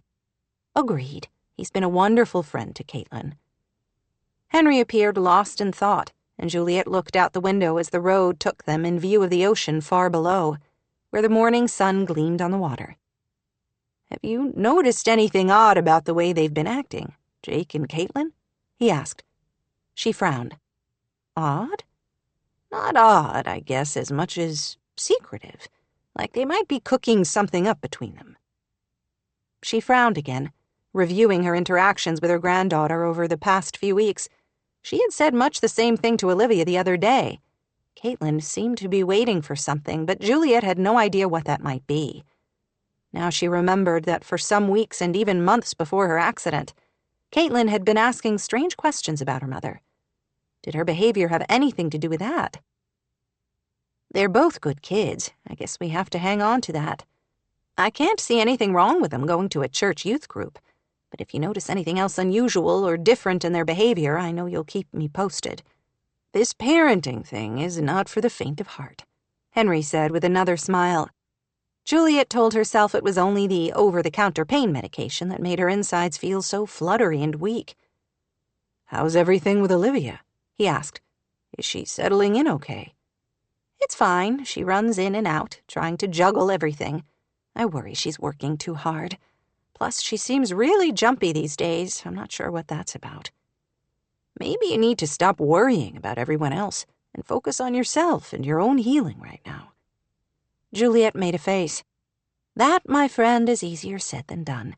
I can't help worrying about my girls." They drove in a comfortable silence for several minutes. Juliet could feel herself relax, lulled by the rhythm of the vehicle, the dog sleeping in the back seat, the sense of security she always felt in his presence. She could feel her eyes drift shut a few times and did her best to jerk them open again. Henry, glancing over, smiled softly. "Feel free to sleep if you want." She didn't want to sleep. She wanted to enjoy every moment of this magical escape. "Tell me more about this job site before we get there. I looked over the plans you sent me and think I have a pretty good idea of the geography. What do you feel is your biggest challenge?" "Right now, it's the owner. I think we're close to a plan he agrees on. Most of the work is done. It's one section we seem to be struggling with." For the rest of the drive, they talked about landscape and his master plan for the other areas of the property. She was so engrossed in the conversation, she hardly noticed when he began to slow, and finally pulled over. "Here we are," Henry said. Juliet rolled her window down, completely entranced. Even studying photographs and drone footage and plat maps had not prepared her for the stunning beauty of the place. "Oh," she whispered, completely speechless. "Right? It takes my breath away every time I come here." The area was lush and green here, with thick forests that rose up the mountainside on one side of the road, and groomed gardens that sloped down to the sea on the other. The inn itself was almost concealed by trees, an architectural masterpiece of glass and stone that seemed to merge with the landscape. "This is stunning," she murmured. "It will be when it's finished." He punched in a code and a wrought iron gate slid effortlessly open. "We have the place to ourselves right now, from what I understand, and we can drive right to the spot where I'm having trouble so you can take a better look." Up close, the structure seemed even more impressive, with massive sliding glass walls leading out to multi-level terraces overlooking the ocean. Already the gardens he had created seemed to flow right into the house. "I can't imagine you need any help from me," she said after she looked around. "Everything looks perfect." "You'll see it in a minute." He drove a little farther from the house to the end of the driveway. Finally, she saw a spectacular infinity pool, surrounded by several gardens that held only bare dirt. "Still plenty to do back here," he said. "I'd love to take a closer look." "All right, I should let the dogs out anyway." He pulled a folding wheelchair out of the back of his pickup truck, set it up, then reached in to lift her down. After she was settled, he hooked leashes on the dogs and let them out as well. The dogs stuck close, sniffing at the dirt of the empty gardens, as Henry wheeled her down the long sidewalk. Henry paused every once in a while for her to look more closely at an area and offer suggestions of shrubs and perennials she thought might grow well there. "Wow, that's perfect," he exclaimed after she told him her ideas. I knew you were the right person to help me out." He didn't really need her help. Both of them knew that. He was an accomplished landscape designer, while her expertise was only plant selection and a wide background in knowing which flowers and shrubs grew best in this area. Still, she appreciated him giving her a distraction for the day. Not that her contribution was meaningless. She was good at her job and loved running the garden center. It still sometimes shocked her how far she had come from those early days after Steve died, when she had been completely clueless. A frightened, grieving widow with no experience at all. "You'll have to bring me back after everything's in the ground," she said. "Absolutely. It would be my pleasure," he answered with so much sincerity that she couldn't doubt him. "I'm hoping to finish everything within the next week or two." "I would love to see it finished." "Done," he said with a smile. "Now, I brought a picnic lunch if you're interested." "You didn't have to do that." "It's not much, only a couple of box lunches I picked up at Ed's Deli. There's a nice little spot overlooking the water where most of the workers eat." "That sounds great." He pushed her to a paved area that would be perfect for a couple of lounging chairs when the project was done, then returned to his pickup for the meal, taking the dogs on their leashes with him. Juliet closed her eyes, enjoying the sunshine on her face and the sound of the water below, ignoring the throb from her leg and the fatigue she could feel weighing down her shoulders. She had not overdone it. This was just the usual midday wall she tended to smack into. They ate with the dogs sitting at their feet, while birds chirped in the trees and the waves crashed below them. Despite her less than ideal physical condition, it was a perfect afternoon, and one she knew she wouldn't soon forget. She sighed, setting the rest of her sandwich aside. She didn't want reality to press in again. "Are you all right?" "Fine, just fine," she lied. She didn't want to say she had overdone it, but she was feeling achy and tired. He seemed to see through her protestations. "We'd better get you home now. I promised I wouldn't keep you out long." She wanted to argue, but knew he was right. On the drive home, he put on soft jazz music. This time she was unable to stay awake, no matter how hard she tried. She didn't awaken until he was pulling into the driveway of Seaglass Cottage. Oh, she had missed the whole ride. "You shouldn't have let me sleep so long." He shrugged. "You seemed comfortable. I didn't want to disturb you." "I'm so sorry. I was terrible company." "You might be surprised," he answered obscurely. Henry again set up her wheelchair before opening the passenger door. "Thank you for a wonderful day," she said before he could lift her out. "I had a great time. Hidden Creek is a beautiful spot, and I know whatever you do with the rest of the landscaping will be perfect." "Thank you for your help," he answered. He reached to scoop her out, but instead of lowering her to the wheelchair, he held her in his arms, her weight still on the passenger seat. He studied her for a moment. Then, before she realized what he intended, he lowered his mouth to hers. She gasped a little, unable to process that Henry was really kissing her in her driveway. And then she stopped thinking altogether when he moaned low in his throat and deepened the kiss. Oh, she had ached for so very long to experience this heady, wild, completely impossible magic of being in his arms. She wanted to stay right here forever, cradled in the arms of the man she loved. It had been so very long for her. Around the time Caitlin started kindergarten, her friends had pushed her to get out there and start dating again. Reluctantly, she had agreed to go out with a few perfectly nice guys they set her up with, but nothing had ever clicked. Finally, she had gently told her friends to stop, that she wasn't ready and wasn't sure if she ever would be. Oh, but she had missed a man holding her, touching her, making her feel like the most important thing in his world. That the man in question was Henry Cragen only made everything more intense, and she didn't want the moment to end. Several things happened at once to yank her back to reality. A car drove by, the dogs barked. She jerked instinctively, and her ribs gave a spasm of pain. Oh, heavens, was she really kissing Henry in her driveway? She met his gaze, then had to catch her breath at the look in his eyes. "I have been wanting to do that all day," he murmured. The words thrilled her and broke her heart all at once.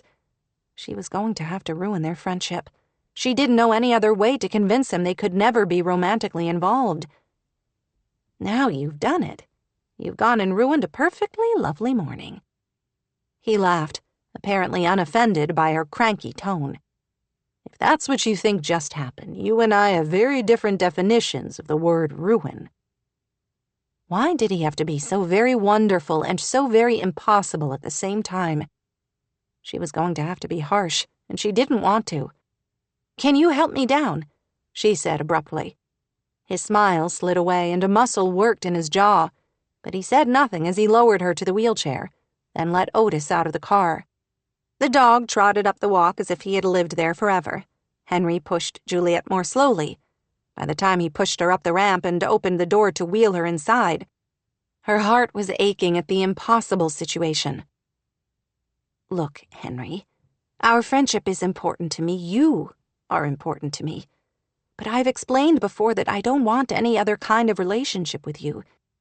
You're my dear friend. Why can't you accept that's all we can ever be?" "I'm not some 16-year-old kid, Juliet, with no concept about what a woman is thinking or feeling. There's more between us than friendship." "There's not," she started, but he cut her off. "Explain to me, then, why you can say one thing but kiss me like we're far more than just friends." "You're imagining things." Even as she said the words, Juliet could feel her face heat. If he were to touch her again, kiss her again, both of them would know she was lying. "Why are you fighting so hard? You are the most important woman in my life, the only woman I'm interested in. I have feelings for you. You have to know that." She wanted to argue with him, to tell him there were 100 reasons why he couldn't have feelings for her. Why, oh why couldn't things be different between them? "Maybe it has nothing to do with you," she said quietly, trying to keep emotion out of her voice. She was going to have to implode their friendship. She couldn't see any other way through this. He was persistent and would keep trying to wear her down. Eventually, she would give in. She knew herself well enough, knew her own weaknesses. She did not have the strength to continue fighting him. Eventually, he would win, and both of them would end up miserable. Not yet, though, she told herself. She didn't have to end it yet. It was only a kiss, not a marriage proposal or anything. "Thanks again for a great day," she said quickly, hoping she could change the subject and hold off saying things she would never be able to take back. "I loved seeing the project, but I think I may have overdone things. I really need to lie down now." He opened his mouth as if he wanted to argue, then closed it again. To her vast relief, he seemed willing to let the matter drop for now. Maybe if they both pretended hard enough, they could go back to the way things were, when he was her dearest friend, and she could keep her feelings to herself. 18. Caitlin. Was there really a chance this dude was her father? Caitlin stood just inside the door to the fellowship hall of the church, where Jeff Seeger was the pastor. He looked like an aging surfer with a receding hairline and blonde hair that he kept long and tied back in a man bun. He wore a bushy blondish beard and had brown eyes that seemed warm and friendly. Just your friendly neighborhood serial killer, she thought, then immediately felt guilty about it. Apparently she and Jake listened to too many true crime podcasts. "Hi, welcome. Looks like we have a couple of new faces. We're thrilled to have you join us." He had a nice, comfortable voice and seemed genuine. But what did she know? Caitlin couldn't think of anything to say. Finally, much to her relief, Jake stepped in. "I'm Jake Cregan, and this is my friend, Caitlin Harper." "Welcome, Jake and Caitlin. What brings you here tonight?" Caitlin looked around, registering there were about 20 other teenagers there. Most she recognized from school, a couple of cheerleaders, a student body officer, even a football player or two. Who would have guessed that so many of the cool kids would come hang out at a church thing? We've just heard kids at school talking about, how much fun they have here at youth group, and, we wanted to check it out.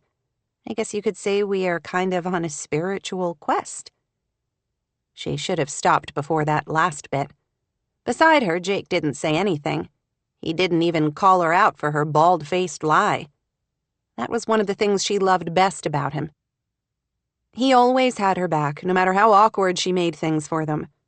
Pastor Jeff beamed at both of them, buying up her story like discount Bibles at a yard sale.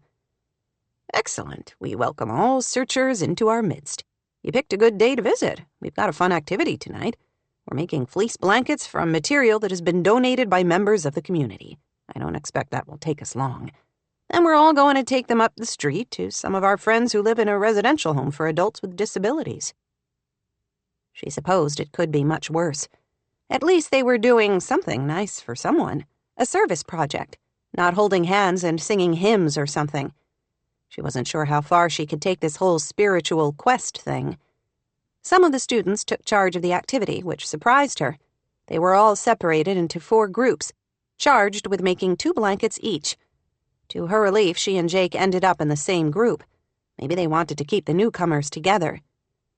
Unfortunately, she didn't have a chance to talk to her prospective father, as Pastor Jeff was busy moving between the groups and helping them with the blankets. They didn't really take much effort. All the groups did was to go to work with scissors and cut strips around 2 pieces of fleece that were the same size, lay them back to back and tie the strips together. Since there were 5 of them working together, it only took about 15 minutes to finish both of their blankets. They made a brown and blue one with circles on it that would work for a guy, and a cute pink one with splotchy purple flowers. Everybody was nice to her and Jake, not making them feel weird or out of place at all. Caitlin didn't consider herself one of the popular kids.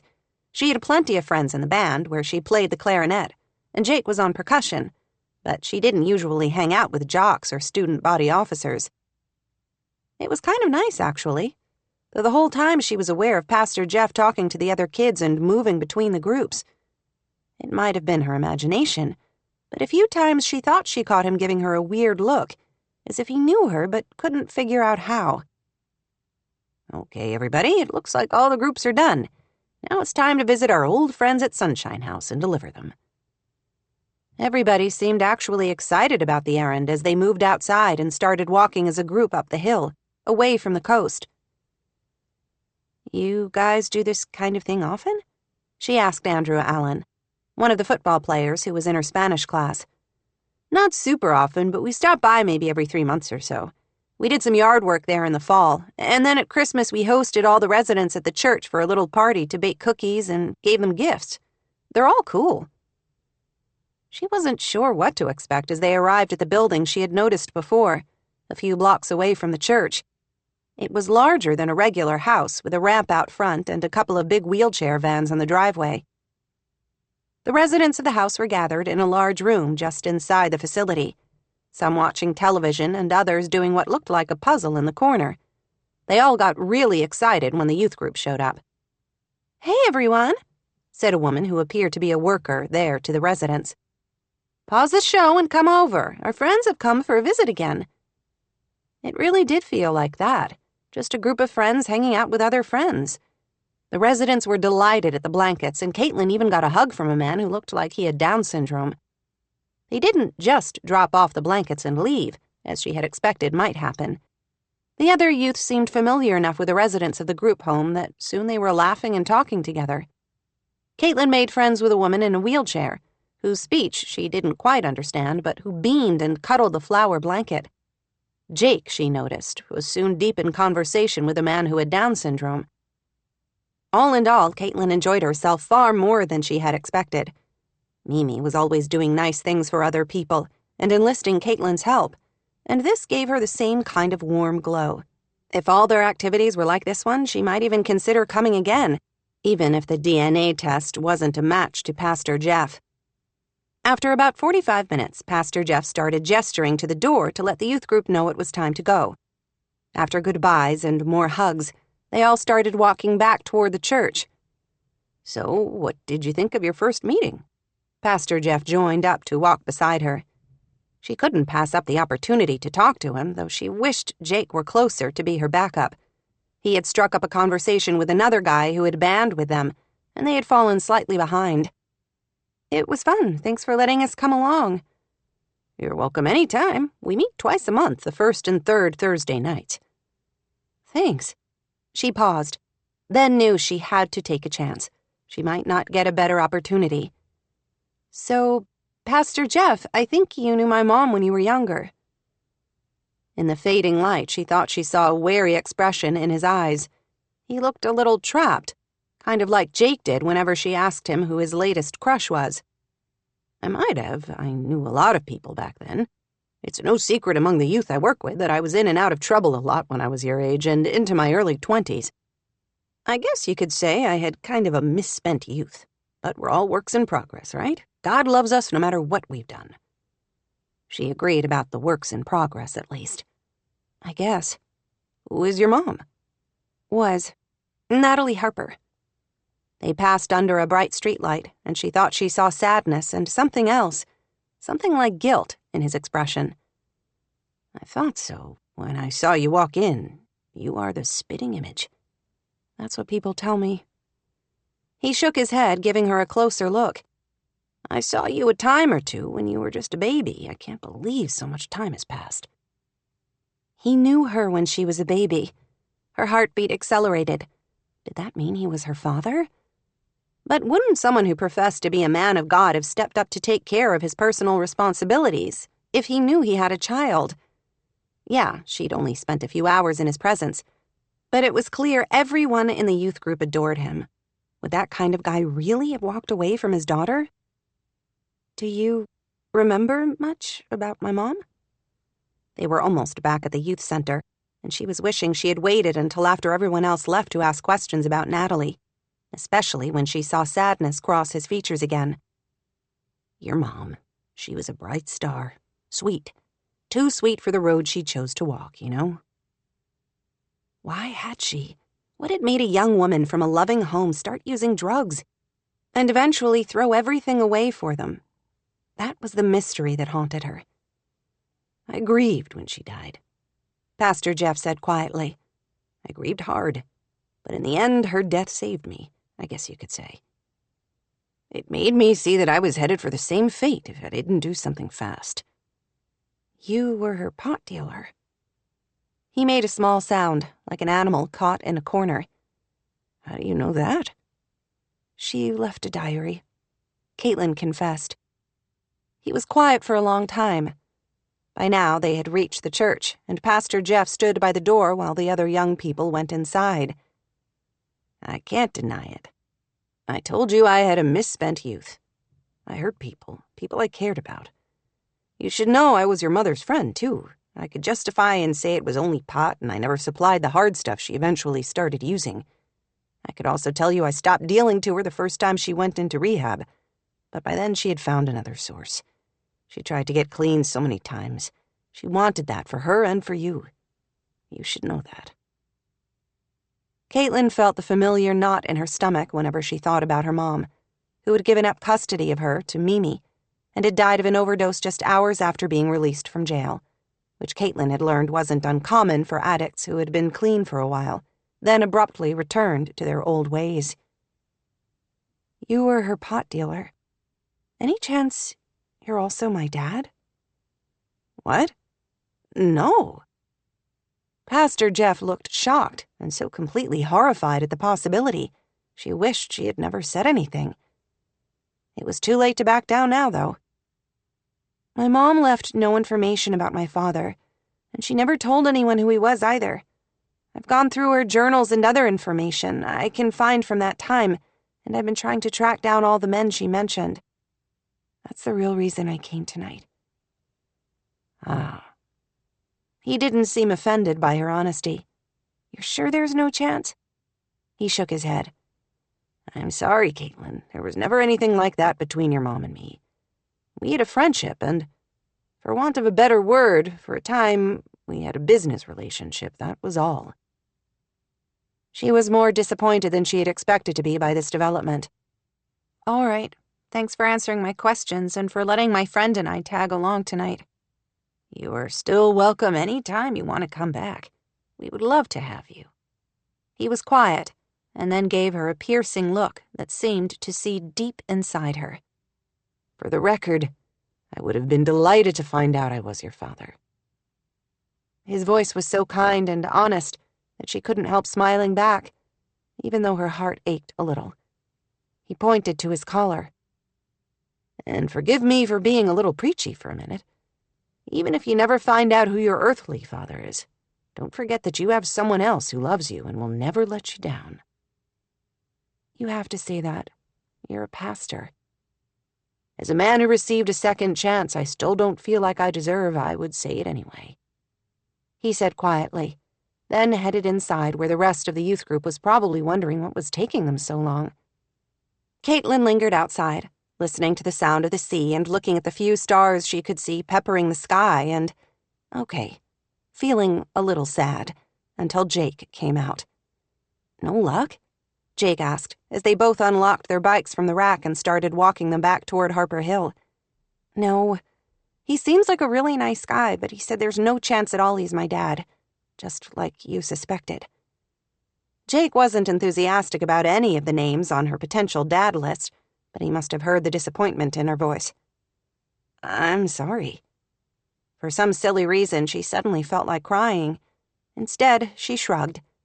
"At least it narrows the field a little. True, one more down, and tonight was actually pretty fun. Thanks for coming with me," she said. "You're the best BFF a girl could ever want."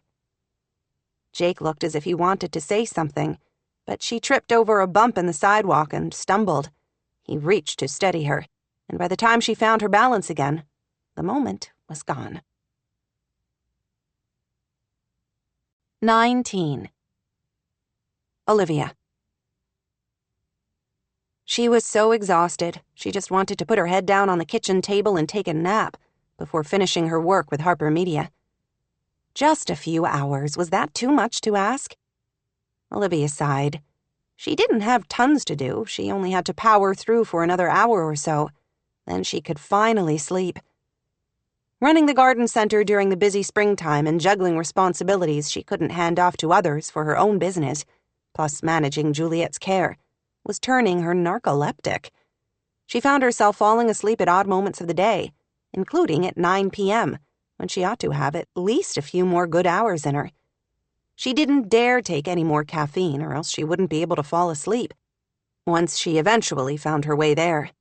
Using a trick she had stumbled onto in college, she stood up, set a timer on her phone for 2 minutes, and started doing jumping jacks to get her circulation flowing and wake up her brain. She had just started up when the back door opened, and Caitlin walked inside. Her niece stopped and stared at Olivia mid-jack with her arms above her head. "Obviously, I'm interrupting something." Olivia lowered her arms. "No, I'm trying to stay awake so I can finish some work." "Okay." Caitlin looked at her like she was a few cans shy of a six-pack. Olivia sighed. Her niece's attitude was really beginning to wear thin. "How was your evening?" she asked, her voice determinedly cheerful. "Did you enjoy the youth group?" "It was fine." Caitlin walked across to the refrigerator and reached inside for a yogurt. She grabbed one of the spendy French kind in the cute jar that Olivia had bought for her own breakfast the next day, but she decided not to quibble. "Were a lot of your friends there?" "A few." "And Jake Cragen went with you, right?" "Yeah." "He seems like a nice kid," Olivia said, undeterred by the monosyllables. "Are you two friends, or are you a thing?" "First of all, I don't know what being a thing means. We're friends, that's all. Second of all, mind your own freaking business." Serves her right for trying to make conversation. "You're right, it's not my business, but you don't have to snap at me. It was a simple question, that's what humans do with each other. They interact, they ask questions, they show they care about each other's lives." Caitlin scoffed. "Except you don't care. You don't have to pretend with me." "You know that's not true," she said, fighting for calm. "Until a few months ago, everything was fine between us. I have no idea what I did to piss you off. But here's another little communication tip. I can't fix it if you won't tell me." She thought Caitlin might finally break her silence and reveal just why she seemed so filled with resentment. But she turned away.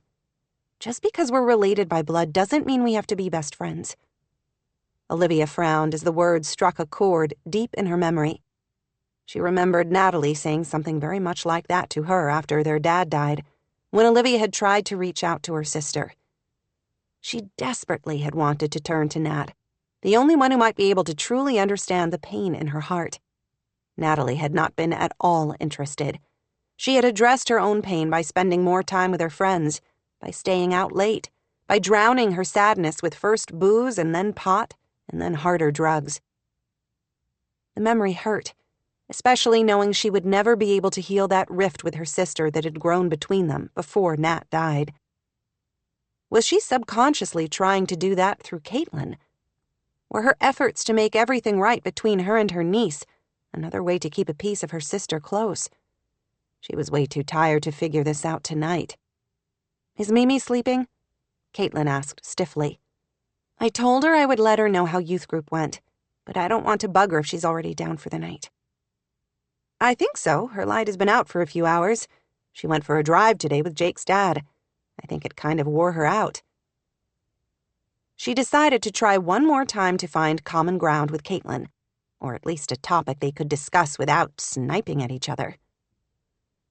"While we're talking about people who may or may not be a thing, do you think there's any chance Juliet and Henry might be involved?" Caitlin stared at her as if she had just pulled a chipmunk out of her ear. "Involved? How? Are they dating?" "Ew, no." "Why does that warrant an ew? Juliet is not exactly an old lady. She's only in her 50s, which is the new 30 these days. Hate to break it to you, but 30 is old too." Olivia, who would be 30 in only a few months, decided not to be offended. She did feel old sometimes, as if life were passing her by. "Why do you care whether people are seeing each other? Maybe you need to focus on your own love life and stop worrying about everyone else." "I don't have a love life. Why else would I be so interested?" Sadly, there was more truth to that than she wanted to admit. That kiss she had shared with Cooper, the one she couldn't get out of her head, was the most excitement she'd had in months. Much longer, actually, which was one of the main reasons she had broken off her engagement to Grant. "Mimi and Henry are not dating. I'm sure of it. RaeAnne, that's Jake's mom and Henry's wife, was one of Mimi's best friends." Olivia did not see that RaeAnne had anything to do with the situation, considering the other woman had been gone for years. But since Caitlin was talking to her without yelling, she decided not to argue with her. "I knew her, Henry's wife, I mean. I always liked her." A massage therapist, RaeAnne had been one of those new-age beansprout types who would have fit in well in Seattle, she remembered. She'd always been kind to Olivia when she would babysit for Jake. "She was super nice. Everyone was really sad when she died. Jake still misses her a lot, though he doesn't talk about it much." "It's tough to lose a parent at his age," she said. "I still miss my dad, your grandpa, Steve, all the time. And he died right before my 13th birthday." "I don't miss my mom," Caitlin said, her voice hardening. "I barely even remember her." Before Olivia could confess she missed Natalie as much as she missed Steve, Caitlin stood up abruptly. "I'm going to bed," she said, tossing the yogurt container in the bin. She turned to go, but as she did, her backpack fell on the floor and the contents spilled out. Caitlin swore an oath that Olivia had a feeling she would never have said if Juliet were there, then bent down to pick them up. Olivia knelt to help. They appeared to be school books and folders, except for one pink-covered book with a gold spine. "What's this?" "Nothing. It doesn't matter." But it was too late. Olivia recognized it. Every year for Christmas, Juliet would give both her and Natalie identical new journals for the year. She remembered this one from the year her father died, when she had poured out all her sadness and grief, her feelings of being abandoned by Juliet, too. "Is this my journal?" "It's my mom's," Caitlin said, snatching it away from her. "Where did you get it? Did my mom give it to you?" Caitlin said nothing, which made Olivia suspect the girl had found it on her own. She wasn't sure Juliet would have wanted Caitlin reading her mother's thoughts and emotions around that time.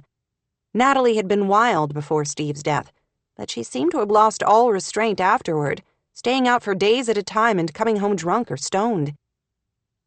She'd become pregnant with Caitlin sometime in the next 5 or 6 months and had given birth the following year. Would Nat have written any of that in her journal? If so, Olivia wasn't sure it was appropriate reading material for a 15-year-old girl. She didn't quite know how to navigate these treacherous waters, not when she and Caitlin were barely on speaking terms. "You know," she said carefully, "if you want to know about your mother, you can ask me or Mimi. I said that before to you, and I meant it. We could tell you more than you will read in her journal. Those are her thoughts, maybe, her perspective, and that's great. But you could also ask others who loved her." "You didn't love her," Caitlin snapped. "You hated her. That's what she said in her journal. You told her you didn't want to be her sister anymore." The accusation sliced through her, sharp and vicious. She could remember that very conversation right here in this kitchen, those ugly words spilling out between them. She closed her eyes, guilt and sorrow a tangled mess in her heart. "I did say that. I said a lot of things in anger that year. I would say I had reasons, but none of that matters now. For what it's worth, it wasn't true when I said it, and it's not true now. I adored Natalie. She was my only sister, and for a long time I wanted to be just like her. Too bad you couldn't have bothered to tell her that when she was alive, when it might have made a difference." Caitlin snapped, then scooped up her bag along with the journal and rushed out of the kitchen. As soon as she left, Olivia closed her laptop, knowing she wouldn't get any work done now, when her heart was aching with memories of the sister she had loved, and how everything had changed after their father died. 20. Olivia. She was a freaking genius. To be fair, Cooper had actually been the one to suggest she hire his sister to help out at the garden center, but Olivia had been the one who had instantly known it would be a fantastic idea. She had only been on the job a few days, but it was already clear Melody was a natural, and Juliet should have hired her years ago. She knew where to find everything in the garden center before she even started. She was fantastic with the customers, and she had more gardening knowledge than most of the part-time staff combined. With her help, there was a chance Olivia might be able to keep the garden center afloat long enough for Juliet to return to work.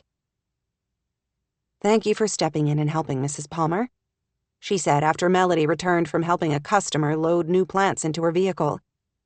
"I didn't have the first idea how to help her pick out those irises she wanted. You are straight up amazing at this." Melody's features already seemed brighter, her eyes happier than they had been since Olivia had returned to Cape Sanctuary. "I have to tell you, I am loving this job. I had no idea how much I was missing adult interaction. I love my boys, don't get me wrong. But some days I'm afraid that if I have to pretend I give a darn about the Star Wars universe one more minute, my head is going to turn into the Death Star." Olivia had to smile. "I'm so happy you're enjoying it so far." "What's not to love? There's nothing better than talking to other people with a passion for flowers." Okay, she got the whole Star Wars thing, but had to admit that Melody lost her at flowers. She loved them, of course. They were gorgeous, who didn't? But she much preferred them arranged in a lovely vase than growing in a garden. In her perfect world, flowers grew abundantly without any care needed. Of course, then her mother's garden center would probably be out of business. "How is Charlie doing with daycare?" "It's only a few days a week. My friend Penny, whose son is Charlie's best friend, offered to take him when she can." "Is that where he is today?" "Actually, Cooper had the day off today and offered to hang out with him." She had not seen Cooper since the night of Melody's birthday party. She had been doing her best to put him out of her mind, which was proving much more difficult than she had expected. "Is that right?" Did Mel hear how breathless her voice sounded suddenly? Oh, she hoped not. This was ridiculous. She and Cooper had shared one silly kiss in the moonlight. There was absolutely no reason for her to obsess about it. Melody apparently did not notice her sudden distraction, much to Olivia's relief. "He offered to pick up the other boys after school and then bring them here to go home with me when my shift is over." "If you ever run into trouble with caregivers, we can certainly adapt around the boys' schedule. I'm so happy to have you working here that I want to be as flexible as possible with your needs." Melody flashed her a smile as she started rearranging some potted vegetables that had been moved to the wrong spot. "I so appreciate that, but so far things are working out. I'm struggling with the same issues every mom who works outside the home has to manage. How do I split myself into 5 different people so I can take care of everything?" She didn't have children, but Olivia could certainly relate to that right now. This time in Cape Sanctuary was giving her an entirely different perspective. Since that conversation with Caitlin in the kitchen the other night, she had also begun viewing history through a new lens. She wasn't sure she had ever fully acknowledged how angry and resentful she had been as a teenager at Natalie for the choices she had made, and at Juliet for focusing all her attention on the garden center and Caitlin. She had swallowed everything in her quest to be the perfect daughter. But talking to Caitlin the other day and remembering that time had brought back all those feelings of abandonment. Juliet had worked from sunrise to past Olivia's bedtime here at the garden center. There were days she didn't even see her mother. They only communicated through notes and text messages. She had been a teenage girl, grieving the loss of her father and feeling as if she had lost her mother at the same time. From her point of view, any emotional reserves Juliet had left after pouring her heart and soul into Harper Hill Home and Garden by necessity had gone to Natalie, who had been so very troubled. Juliet had little left to give to Olivia, and even less after Natalie announced she was pregnant and keeping her baby. Now, after she had spent 3 weeks stepping into her mother's shoes, Olivia was beginning to see things differently. Juliet had been doing the best she could under the circumstances. They had all been in crisis mode, and Juliet had chosen the more urgent things to focus on, but that didn't mean other things or people weren't as important. Her mother loved her, had always loved her. She had never doubted that, even then. No, Juliet had not been able to be the most attentive mother during Olivia's high school years, and had left her mostly to her own devices. But she had survived and had gone on to have a pretty good life, even if she was only now coming to acknowledge that she had always chosen the safer course. It was unfair of her to blame Juliet for leaving her rudderless in a stormy sea when her mother had been doing her best to keep her own head above water. She hadn't realized how much resentment she had been clinging to all these years. Now that she did, Olivia knew she needed to work toward forgiving her mother. "So far, you're doing great," she said to Mel. "But if you're ever scheduled for a time that doesn't work, don't hesitate to let me know. We can adjust." "I hope you don't think I expect her needs special treatment because I happen to be the boss's best friend," Melody said. "That's not special treatment," Olivia protested. "That's just good business sense. I don't want to lose you and want to do everything I can to make sure the job works for you." Melody smiled, but before she could answer, a customer came in asking about the best organic pest removal techniques, and Olivia gratefully let her new hire handle the question. The rest of the afternoon was so busy with a constant flow of customers that she didn't have a chance to talk to Mel again. Their conversation completely slipped her mind until she was busy restocking their fairy garden supplies and heard a sweet voice call out, "Mom, where are you?" She instantly recognized Charlie's lisp and turned to smile at him when suddenly her breath tangled as she spotted Cooper walking in, surrounded by his nephews. Oh, right, he had the boys. "Hey, guys," she said, hoping Cooper couldn't hear the sudden pounding of her heartbeat. He was looking at her with an unreadable expression, making her wonder if he was also remembering that kiss along a moonlit path. "Hi, Wivy," the adorable Charlie said, pronouncing her name Wivy. "Hello, Sir Charles. How are you this fine evening?" "Good. Hey, where's your dog? Can I play with him?" "Oh, he would love to play with you, but I'm afraid he's home babysitting my mom right now." Charlie giggled. "A dog can't babysit a lady." "My amazing wonder dog can." "Uncle Cooper has a dog, too," Brian, the middle boy, chimed in. "His name is Jock. He's old and sleeps a lot." Charlie said sweeps, but she interpreted that to mean sleeps. Unless the dog was some kind of neat freak, which would be odd, but undeniably handy. "He's earned a rest," Cooper said. She still couldn't get a read on the way he was looking at her. He seemed a little uncomfortable, but she couldn't tell whether he was regretting that they had kissed or wishing they could do it again. "Why is that?" she asked, then cringed at the unnaturally high tone of her voice. "He is almost 14. That is pretty old in dog years." "Jock used to be a fire dog," Will informed her. "He would ride in a fire truck and everything." I didn't realize fire departments still had dogs.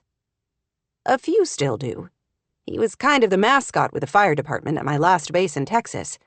Then he got too old and had bad hips and couldn't climb into the fire truck anymore. So I took him home so he could live the good life and take it easy.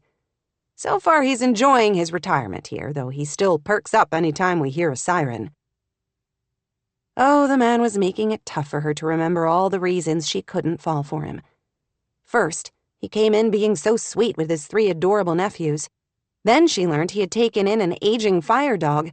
How on earth could any woman resist him? "Do you know where my mom is?" Charlie asked. "I think I saw her in the next greenhouse over. Should we go take a look?" "You look like you're busy here," Cooper said, gesturing to the miniature toadstools, arbors, and bridges on the cart next to her. "We can find her." "This can wait," she assured him, and led the way into the next greenhouse, where she found Mel deep in conversation with Henry Cragen. The two of them were filling a huge cart, loaded with shrubs and perennials. Henry must be working on a job, and Melody was helping him fill the order. "Looks like she's busy for a few minutes," she said. "You guys are welcome to wait in my office if you want, or you can hang out at the sand pile."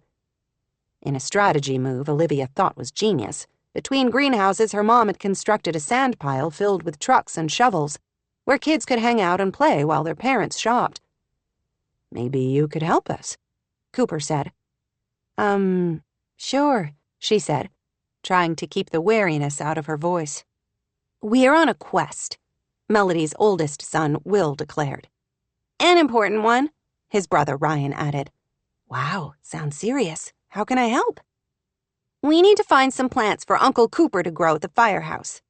He says this is the best place in town to buy plants," Ryan said. "I can't argue with you there," Olivia said with a smile. "What kind of plants did you want?" To her surprise, Cooper looked uncomfortable, as if suddenly wishing he hadn't said anything. "There's a small plot of land along one side of the fire station. It's south-facing and gets sun most of the day. Right now it's kind of an eyesore choked with weeds. I need to clear them away, and I thought instead of just filling that space with rocks or some other kind of ground cover to keep the weeds out, maybe we could plant some vegetables and herbs there that we could then use to fancy up some of the food in the station kitchen." "That sounds like a great idea," she said with a smile. "My mom always had an herb garden off the kitchen. You would be amazed at how a little snip of tarragon can enhance a chicken marinade, and pizza just isn't the same without a few fresh basil leaves." "That's what I thought. Usually the food we get is pretty basic. It's okay, but nothing fancy. I figured a few herbs would be a good way to dress it up. Plus, it would turn an eyesore into something a little more attractive." As he spoke, Olivia suddenly had a great idea. Here was Cooper, looking buff and gorgeous, and his adorable nephews. She could only imagine that people in Cape Sanctuary would love to see their new fire chief trying to beautify his space, while providing some color and flavor to his firefighters' meals. The mayor had asked her to highlight the fire department before the breakfast in a few weeks. The planting of an herb garden at the fire department seemed the perfect place to start. "I love this idea," she said.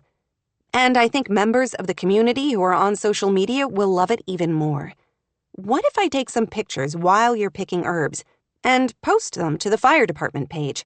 I can even mention that some of the herbs might be used at the firefighter breakfast that you're doing to benefit Chief Gallegos." As she might have expected, Cooper looked vaguely horrified at the idea. Who in their right mind would want to see photographs of me digging in the dirt to plant some herbs? "Only every female in town, and possibly in all the neighboring towns too, and maybe across the entire state of California." Think of the positive PR for the fire department, with very little effort on your part, and not much on mine either, only a few photographs. I even have my good digital camera in my mom's office, since I was shooting some of our new plant arrivals this morning for the Harper Hill website and social media properties. He had an obstinate set to his jaw that told her he still wasn't very enthusiastic. "This is a great idea, trust me. Who knows, you might even get more donations for your fundraiser. Plus, maybe some of the decent cooks in town will provide a few meals for your firefighters so you don't have to take turns cooking." "I'll be in your pictures, Wivy," Charlie offered. "Me too," his older brothers both said at the same time. She smiled down at all of them. That would be terrific. I have to talk to your mom first to make sure it's okay, though. Can we, Uncle Coop? He still looked trapped, but as he looked down at the trio of eager faces, he sighed. I still think no one's going to care, but you're the expert. People would care. She would make sure of it. What do I have to do? Nothing at all except what you came to do. Let me run and grab my camera and talk to Mel, then I'll take care of the rest. Only after she hurried to her mom's office in a small building her father had constructed between the buildings and overlooking the water did she realize this maybe wasn't the smartest idea she'd ever had. It was hard enough hiding her growing feelings for Cooper. How would she conceal them when she had to stare at him for the next 20 minutes or so through her camera's viewfinder? 21. Cooper. This might be the most uncomfortable thing he had ever done. He wouldn't want anyone taking pictures of him. He especially didn't enjoy that it was Olivia, the woman he hadn't been able to get out of his head since the night he had made the colossal mistake of kissing her after Melody's party. It didn't help that he drove past Seaglass Cottage every day on his way to the fire station. Each time he couldn't help longing for a glimpse of her, wondering what she was doing, what she might be thinking about. Seeing her now, her hair pulled up into a messy bun, and wearing a purple Harper Hill Home and Garden polo shirt, all he could think about was pulling her hair down, removing that expensive-looking camera hanging from a strap around her neck, and devouring that delicious mouth again. He didn't want to say he was the kind of man who could ever kiss a woman and then forget about it, but he couldn't remember another kiss that had rocked him to the core like the one they had shared.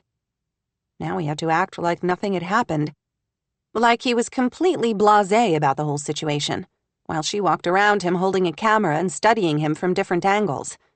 Right. She had quickly asked Melody's permission to photograph the boys and use the images on the fire department's posts. He heard her promise she wouldn't identify them and would shoot the backs of their heads for privacy. That's great, Melody had said, then had turned back to help Henry Cragen, a neighbor and local landscape designer. He liked seeing his sister working so hard. She seemed to be enjoying her new job. She was obviously in her element, happier than he had seen her since coming back to Cape Sanctuary. Olivia moved around him, the camera up to her eye. I'm not sure what you want me to do, he finally said, feeling stupid. She fiddled with some adjustments on her camera. Exactly what you came to Harper Hill to do, that's all. Shop for plants, compare different ones. Maybe discuss with the boys which varieties you ought to select. Really, I want you to simply pretend I'm not even here. He couldn't quite stretch his brain that far. Olivia was unavoidable, the kind of woman who commanded attention, who wormed her way into a guy's mind and stayed there. Not his, of course, barring the past few days. That was completely a fluke. He was working on it and expected to have a handle on this sudden fascination any minute now. This is so boring, we're just standing here, Ryan complained. Yeah, he needed to focus on the situation here and bring his A-game or he was about to have 3 little boys ready to go on a rampage through the garden center. Okay, guys, we have a job to do. We need to find a plant called rosemary. Hey, Will exclaimed. Our mom is a friend named Rosemary. He knew entirely too well. Mayor Rosemary Duncan was to blame for this whole fiasco. She was the one who set Olivia loose on the city's social media properties. In this case, we're looking for the herb called rosemary. It has pointy little leaves, kind of like a mini Christmas tree. Can you see if you can find that? All the time the boys looked, he was aware of Olivia taking pictures, studying them like they were zoo exhibits. Every once in a while, she would have the boys turn a different way, probably so she could avoid taking pictures of their faces. 15 minutes later, their wagon was filled with a couple of tomato plants, some cucumber starts, and some 4-inch pots containing several different herbs that would likely never be used in the fire station kitchen except by him. That was perfect, better than I ever imagined, Olivia exclaimed, her eyes bright and happy. Everyone is going to love these pictures. Cape Sanctuary's sexy new fire chief picking out plants with his cute nephews. Are you kidding me? It's pure social media gold. He didn't hear much after the word sexy as heat seemed to crawl up his skin. Can we see the pictures? Will asked. Sure, I've already picked a couple of my favorites. She sank onto one of the benches set out around the garden center, and his nephews clustered around her, Charlie on her lap and the other two peering over each shoulder as she showed them pictures on the camera screen. Cooper couldn't look away from the picture she made, tanned, glowing, happy.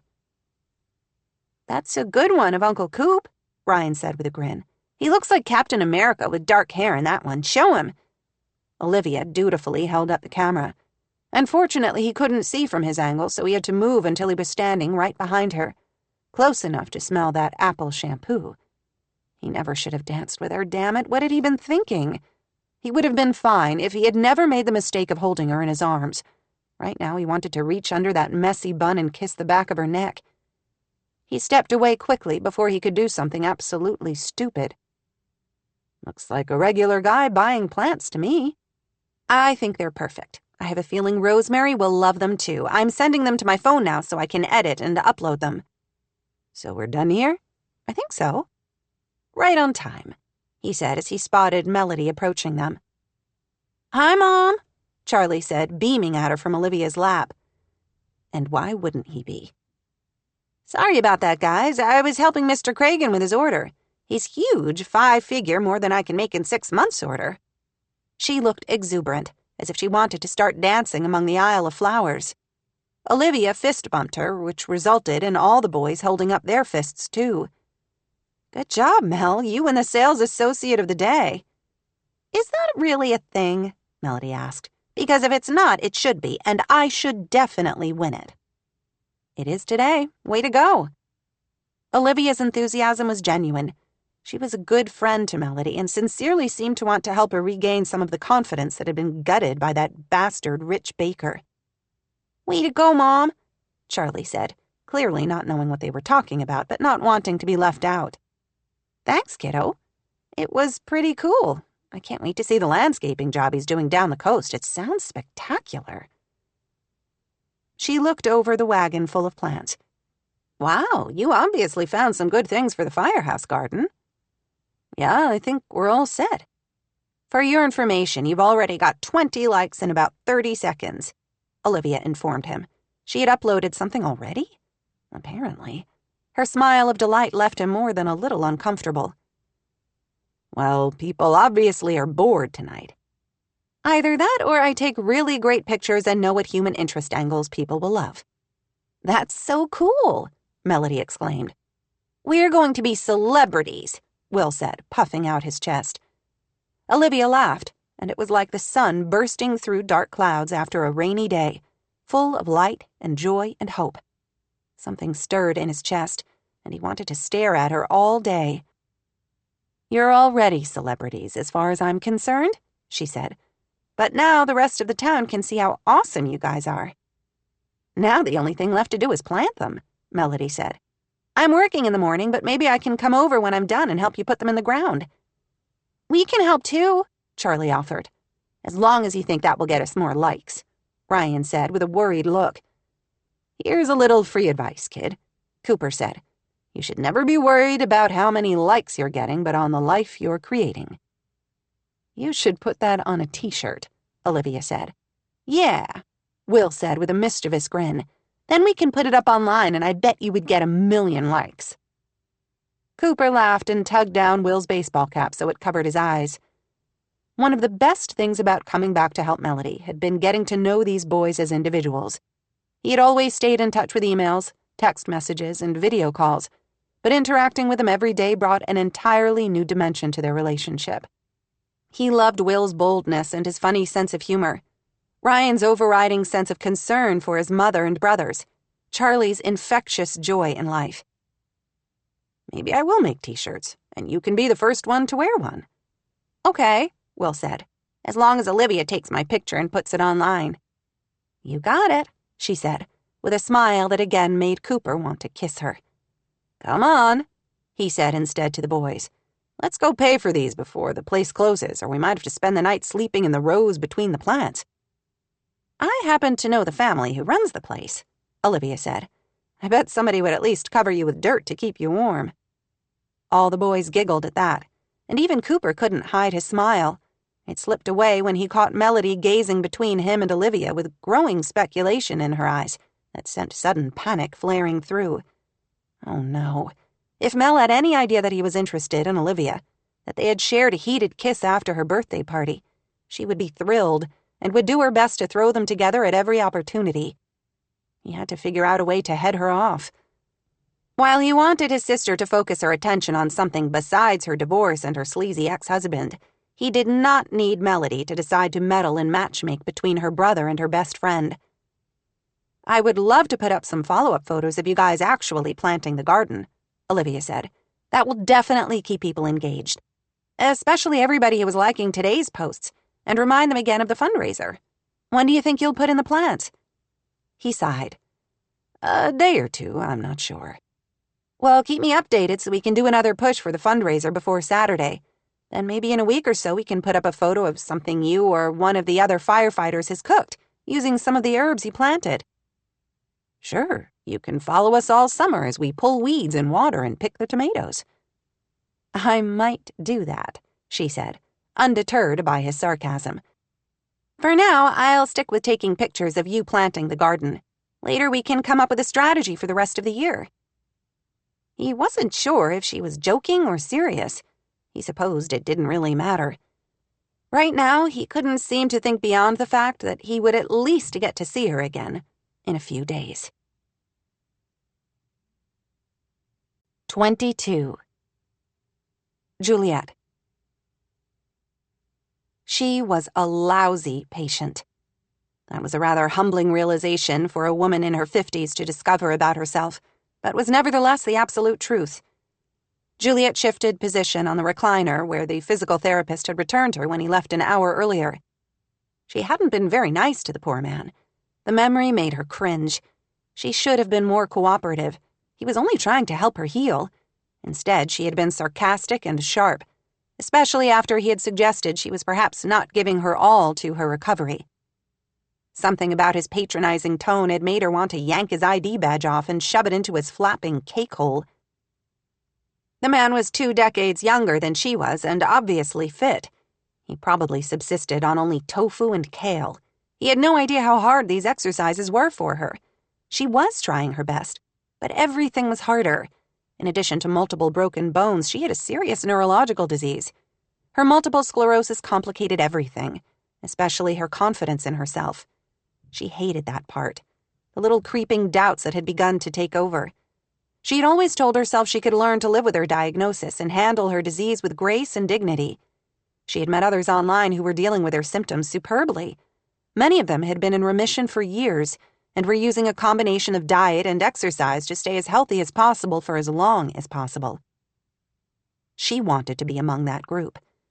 Many, like her, had chosen not to reveal the diagnosis, at least to coworkers and associates.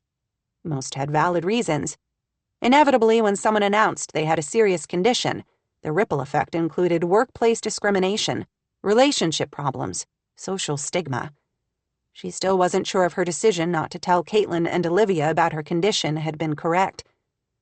When she had been diagnosed 4 years earlier, after suspecting something was wrong for several months before that, she had been shell-shocked and told herself she needed time to come to terms with it herself before she told them. And then Olivia had been at a transitional time in her life, dating the man she would later become engaged to and starting a new job with a new apartment, and that hadn't seemed right either. How could Juliet mar her daughter's newfound happiness by telling her she had been diagnosed with MS, especially when she had still been adjusting herself? Because she didn't want Olivia to know, she hadn't felt right about telling Caitlin either. Her granddaughter had enough worries in her life, and she knew Caitlin well enough to be certain her granddaughter would turn clingy and overprotective. In her heart, Juliet knew those were simply excuses. She hadn't wanted people to know about her multiple sclerosis because she didn't want them feeling sorry for her. She had found it unbearably difficult to be branded the sad young widow in town after Steve's untimely death. She had hated the pitying looks she would see in other people's faces, the awkward, uncomfortable gaps in conversation in social situations, the way some of her friends had dropped away because they hadn't known what to say to her. That pity was only magnified after Natalie's overdose. She could have told Olivia and Caitlin about her MS at any time in the past 4 years. She still wasn't sure why she had been so fiercely determined to keep it to herself. Pride, maybe? Or was it simply habit? Olivia didn't need another burden to carry. Juliet knew it was hard enough for her to leave her job in Seattle to come back and help her recovery. She absolutely didn't want her to feel obligated to move home permanently. Guilt twisted through her. She should just tell everyone and be done with things. She wouldn't be able to keep her MS a secret forever anyway. If nothing else, she would at least have to tell Henry, especially if he persisted in thinking they could have some kind of relationship. She was going to miss his friendship so dearly. She didn't want to think about the Henry-shaped hole that would be left in her life without him in it. He had brought so much laughter and joy these past few years. She loved being with him, no matter what they did. Taking a walk on the beach with his dog leading the way, working in her garden together, the quiet, simple winter evenings when she would pop a batch of popcorn and they would watch a movie with the kids. Otis scampered over and put his front legs up on the recliner, holding his furry little face close to her. He was so very gentle around her, careful not to nudge her or wander across her path when she was using the walker or the crutches, as if he knew she was fragile right now and needed only love and support from him. Why couldn't Henry take a lesson from the dog? She sighed. Do you need to go out? Otis gave her a look she clearly interpreted as an affirmative answer. Taking him out had become her biggest exercise during the day, the one time she made a concerted effort to use the crutches. He was trained to use a puppy pad, but seemed to like a certain patch of grass in one corner of her yard. It was good for her to have to move, even when it was hard. All the literature Dr. Adino gave her said she should change positions at least every 45 minutes. She carefully went through the ordeal of standing up with a walker, then laboriously headed through the kitchen to the back door. As slowly as she moved, it was a good thing the dog seemed to have a patient bladder, or there would be accidents throughout the house. The pain had eased over the past week. It was always there, but more like a dull throb than the piercing agony of the previous week. She had become good at ignoring it, and she was more grateful than she could say that she had spent the past 4 years since her diagnosis building muscle tone. If not for that, she feared she would have suffered a far more debilitating injury. Otis was eager to go out, dancing around in front of the door. "Give me a minute," she told him. With the crutches under her arms, she reached to open the door, and he was out into the fenced backyard in a flash. The words of the PT seemed to ring in her ear, that the harder she pushed herself, the sooner she would be able to return to her life. She wanted to be back at work. She missed the garden center so much, she ached. The doctor had said maybe if she felt strong enough, she could return to part-time work after another week or so. With that in mind, she pushed herself to walk back from the kitchen at the rear of the cottage all the way to the front door. Still feeling good, she opened the front door, thinking she would sit out on the porch to rest for a moment before she had to go let the dog back in. Outside, the afternoon was glorious, with high puffy clouds and an otherwise spectacularly blue sky. She breathed in the sea air and listened to the gulls wheeling and diving, then began to make her way to one of the porch chairs. She made it to the chair, then started to shift her weight so she could back down into it. She knew in an instant something was wrong. One of the crutches caught on an all-weather area rug she'd put out here and started to slide in the wrong direction. Her balance was off. She didn't know if it was the MS or the crutches or the hip injury. She only knew she was going down and wasn't going to hit the chair.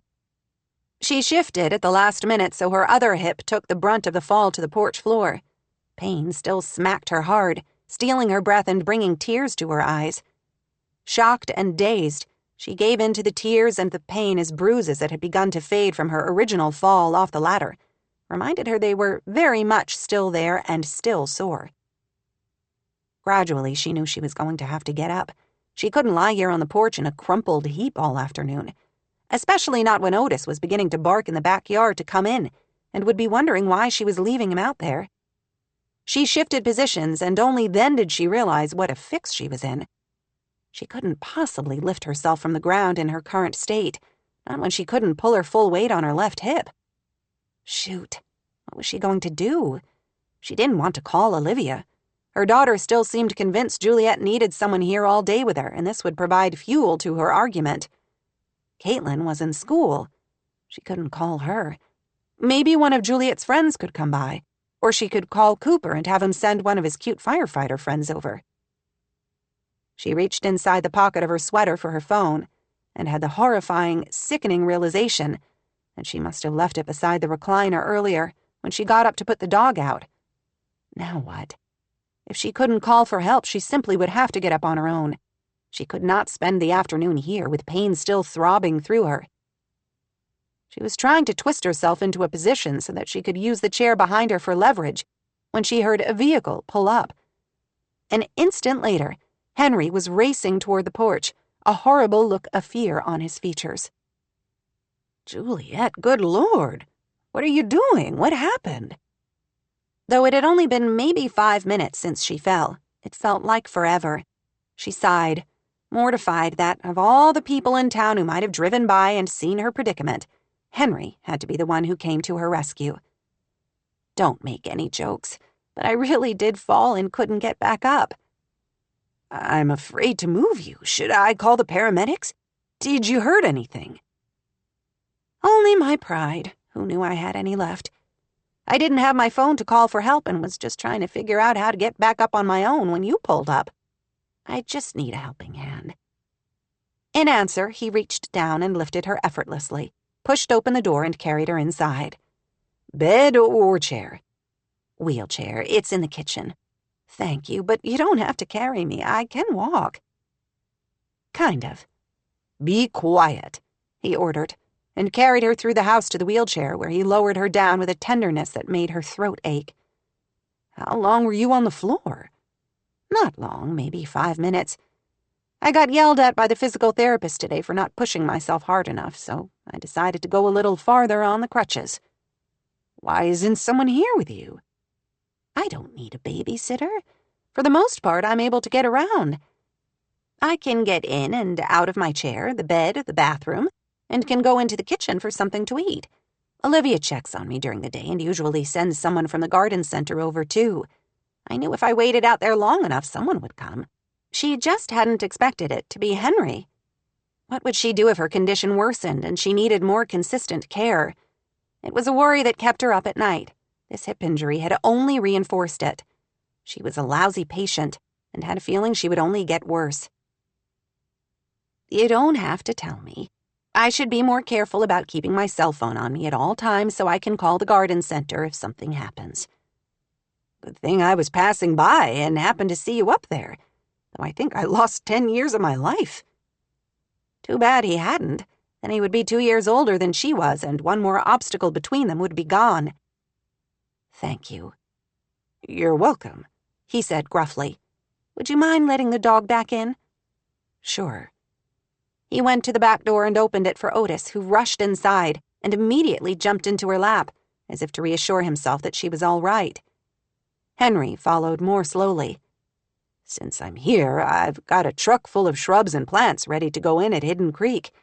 I bought them yesterday, and I'm heading down today. Do you want to see what we're planting?" "Yes," she exclaimed. "I would love to. I think I'll have to use the wheelchair, though." She started to wheel through the house, but Henry quickly took over, helping her out onto the porch and down the ramp to his vehicle. She couldn't see everything from her vantage point in the chair, but what she did see was beautiful. "Love your choices," she said. "Did Olivia help you pick them out?" "No, Melody Baker, actually. She's very knowledgeable and actually directed me away from a couple of things, towards some choices I think actually will work better." "Oh, I'm so glad she's working out. I hope she'll stay on after I'm back. If I ever get back." Suddenly, without warning, she could feel tears burning again in her throat. She was so tired of the pain and the uncertainty, and yes, the fear. She had been afraid when she was stranded there on the ground earlier. Only now did she realize how much. It had been a terrifying thing when she couldn't make her body cooperate, something she worried was only a precursor of things to come. "You'll get there," he said softly. "I know it's hard to be patient, but right now your body just needs time to heal." "I know." To her mortification, she felt a tear slide down. Henry reached a thumb out and wiped it away, which only made more tears trickle down after the first one. I'm sorry, I don't know why I'm crying. The lie tangled in her throat. She knew why. She was crying because her heart ached at the idea that soon she would have to push this wonderful man out of her life. And she was crying because she selfishly wanted to hold on to him as long as she could. I've got a crew meeting me down the coast to help me plant these tomorrow. Want to come along? I shouldn't. She wasn't sure she could afford to spend more time with him. But you want to. So desperately.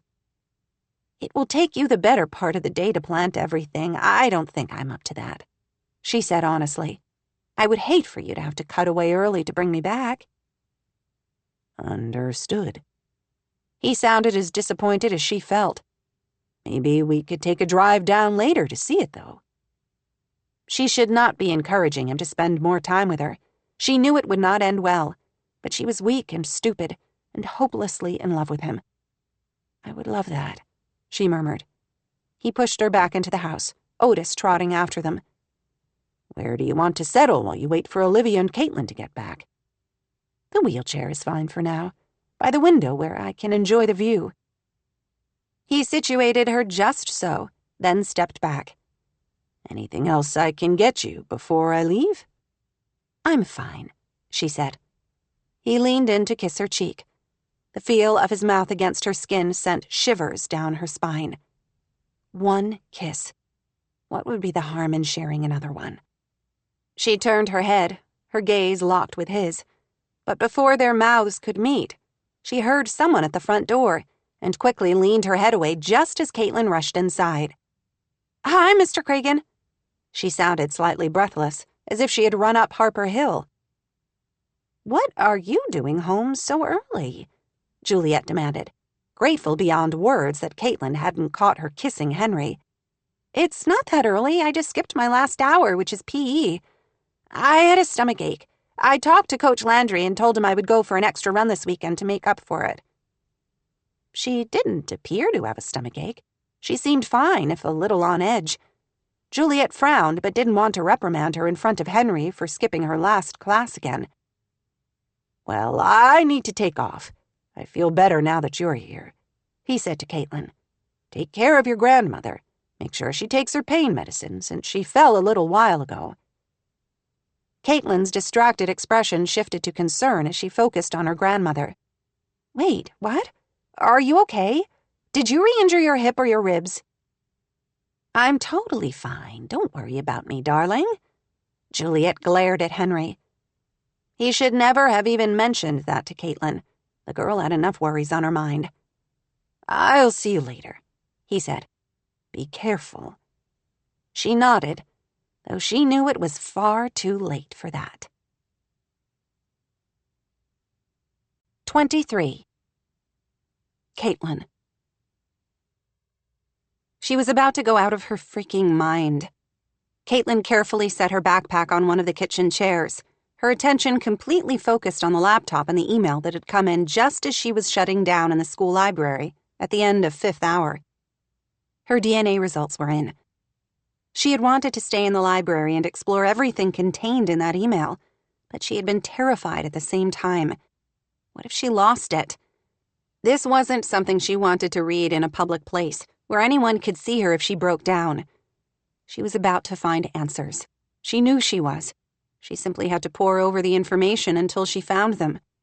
Where was Jake? She needed him. He was so much better than she was at sifting through this kind of information to make the connections. She had texted him again, asking him to come over as soon as he was done with his orthodontist appointment, but she had yet to hear back. Could she wait long enough for him to come over, or should she open the email and start looking herself? She gazed at her laptop like it was a coiled snake about to hiss at her. What's on your mind, honey? Mimi had wheeled into the kitchen behind her, her expression concerned. Caitlin shifted, embarrassed at her self-absorption. Mimi had fallen, Mr. Cragen had said, and had been hurt. Instead of worrying about her grandmother, she was sitting here glaring at her laptop. Nothing, she lied. Just schoolwork. Anything I can help you with? I think I'm good, she mumbled. Thanks, though. For For a moment, she was tempted to confide in her grandmother. This news seemed too huge to hold inside, and she would die if she couldn't tell someone. Since Jake wasn't here, who else could she tell? No, she couldn't tell Mimi. Her greatest fear was that Mimi might think she had embarked on this quest to find her father, because she felt like her grandmother wasn't enough for her. That wasn't the truth at all. Mimi was the most amazing grandparent anyone could ask for, and Caitlin loved her with all her heart. Are you sure? What course are you having trouble with? Her mind went blank. Biology, she finally said quickly. Really? You usually do well in the class. We're studying DNA and it's kind of confusing, but I'm sure I'll be fine. Jake's really good at this stuff, though. I'm sure he can help me as soon as he gets here. All right, well, if you change your mind about me helping you, I won't be far. I'm going to move to the recliner for a while. I'll help you transfer, Caitlin said. Not necessary, Mimi said. Stay here and have a snack or something. She didn't want a snack. She wanted to go on her laptop and read that blasted email.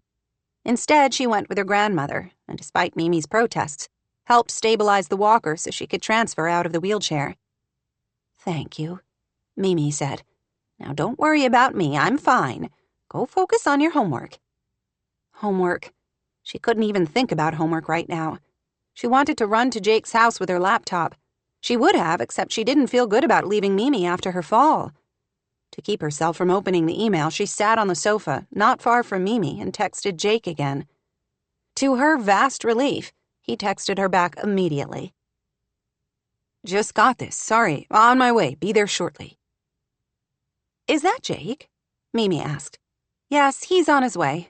Phew, that's a relief. Mimi smiled. You might as well invite him for dinner if he's interested. Olivia put something in the slow cooker this morning.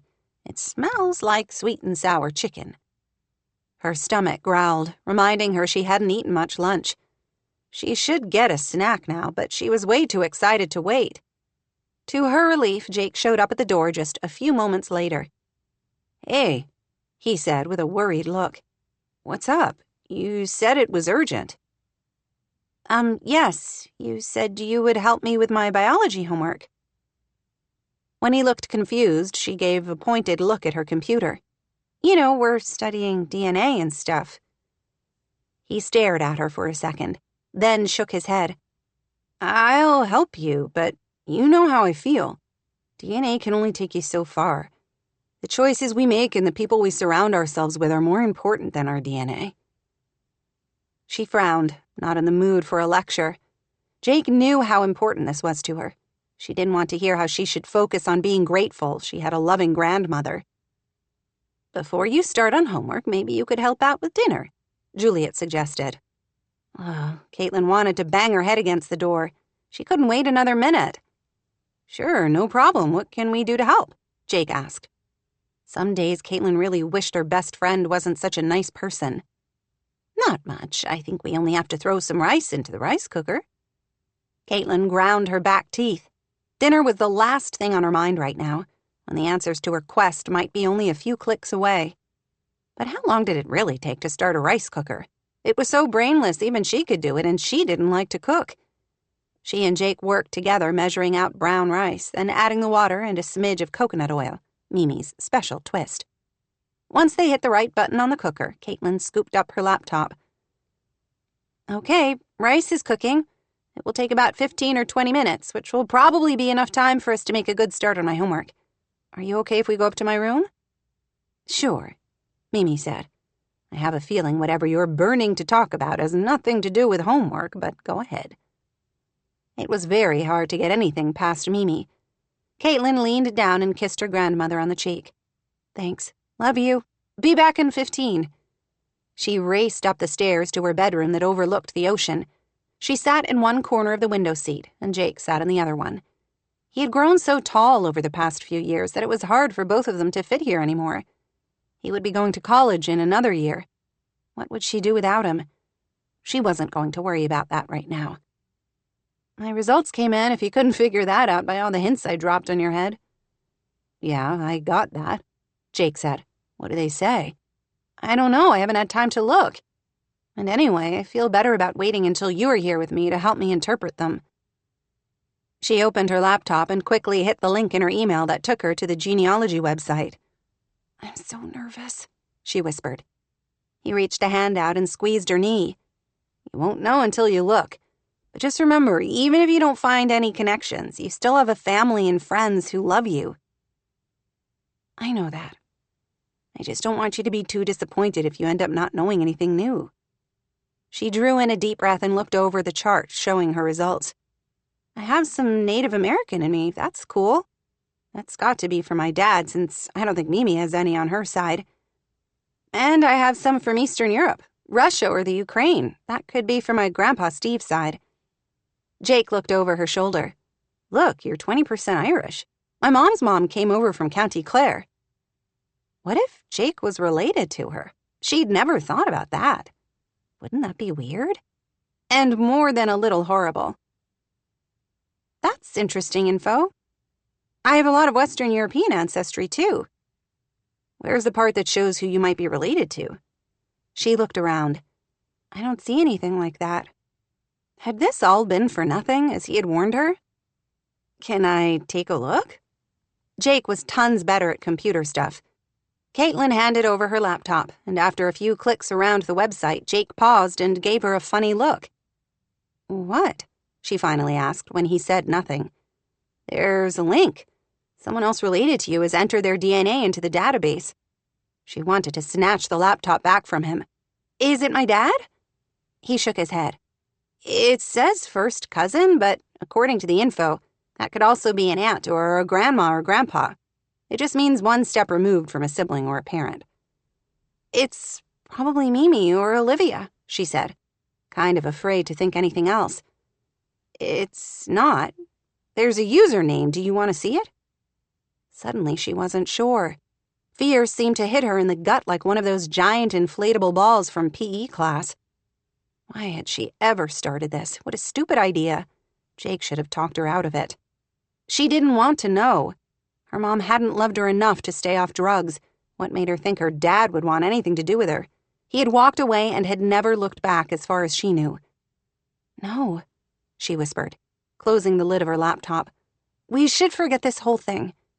"Really? After you've gone to this much work to find answers? I mean, we went to the church youth group the other night and everything. This is a big clue, Kate. Everything you wanted to know." She had dragged him along with her every step of the way. From the moment she put the dream of finding her dad into words, Jake had supported her. She couldn't chicken out now. He was right. She was so close. She opened the laptop, still facing the screen away from her. "Is there an email address we can look up?"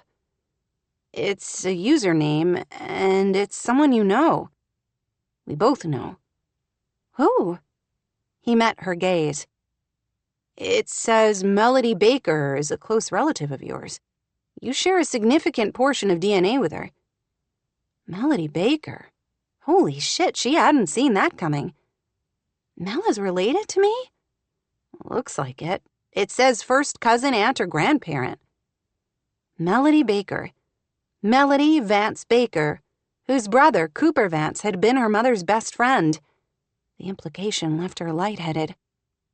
She's my aunt. She drew in a breath, then another one, feeling like someone had just thrown another of those balls at her. Mel is my aunt. She has to be. It's the only explanation that makes sense. Will, Ryan, and Charlie are my cousins. You can't know that for sure. I do. I absolutely know it for sure. She should have seen it before. How could she have been so stupid? Her mother only mentioned him every other page in the journal. So that means... His voice trailed off. That means Chief Vance is my father. That's the only possibility. We can't know that for sure. Maybe there's another brother. Maybe there's a dad somehow in the picture. First of all, ew, my mom would never sleep with her best friend's dad. She didn't know how she could be so sure of that, but she was, 100%. Second of all, Melody told me once that her dad was not in the picture from the time she was little. Third, I know there's not another brother. Melody and Cooper were the only two kids. Their aunt and uncle lived here, but she told me he was an uncle to her by marriage, so he can't be my dad. And they didn't have kids. No, It has to be Cooper. All this time, the answer had been right in front of her.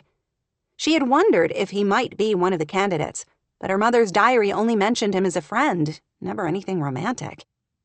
Olivia's diary, on the other hand, had overflowed with gushy stuff about Cooper Vance.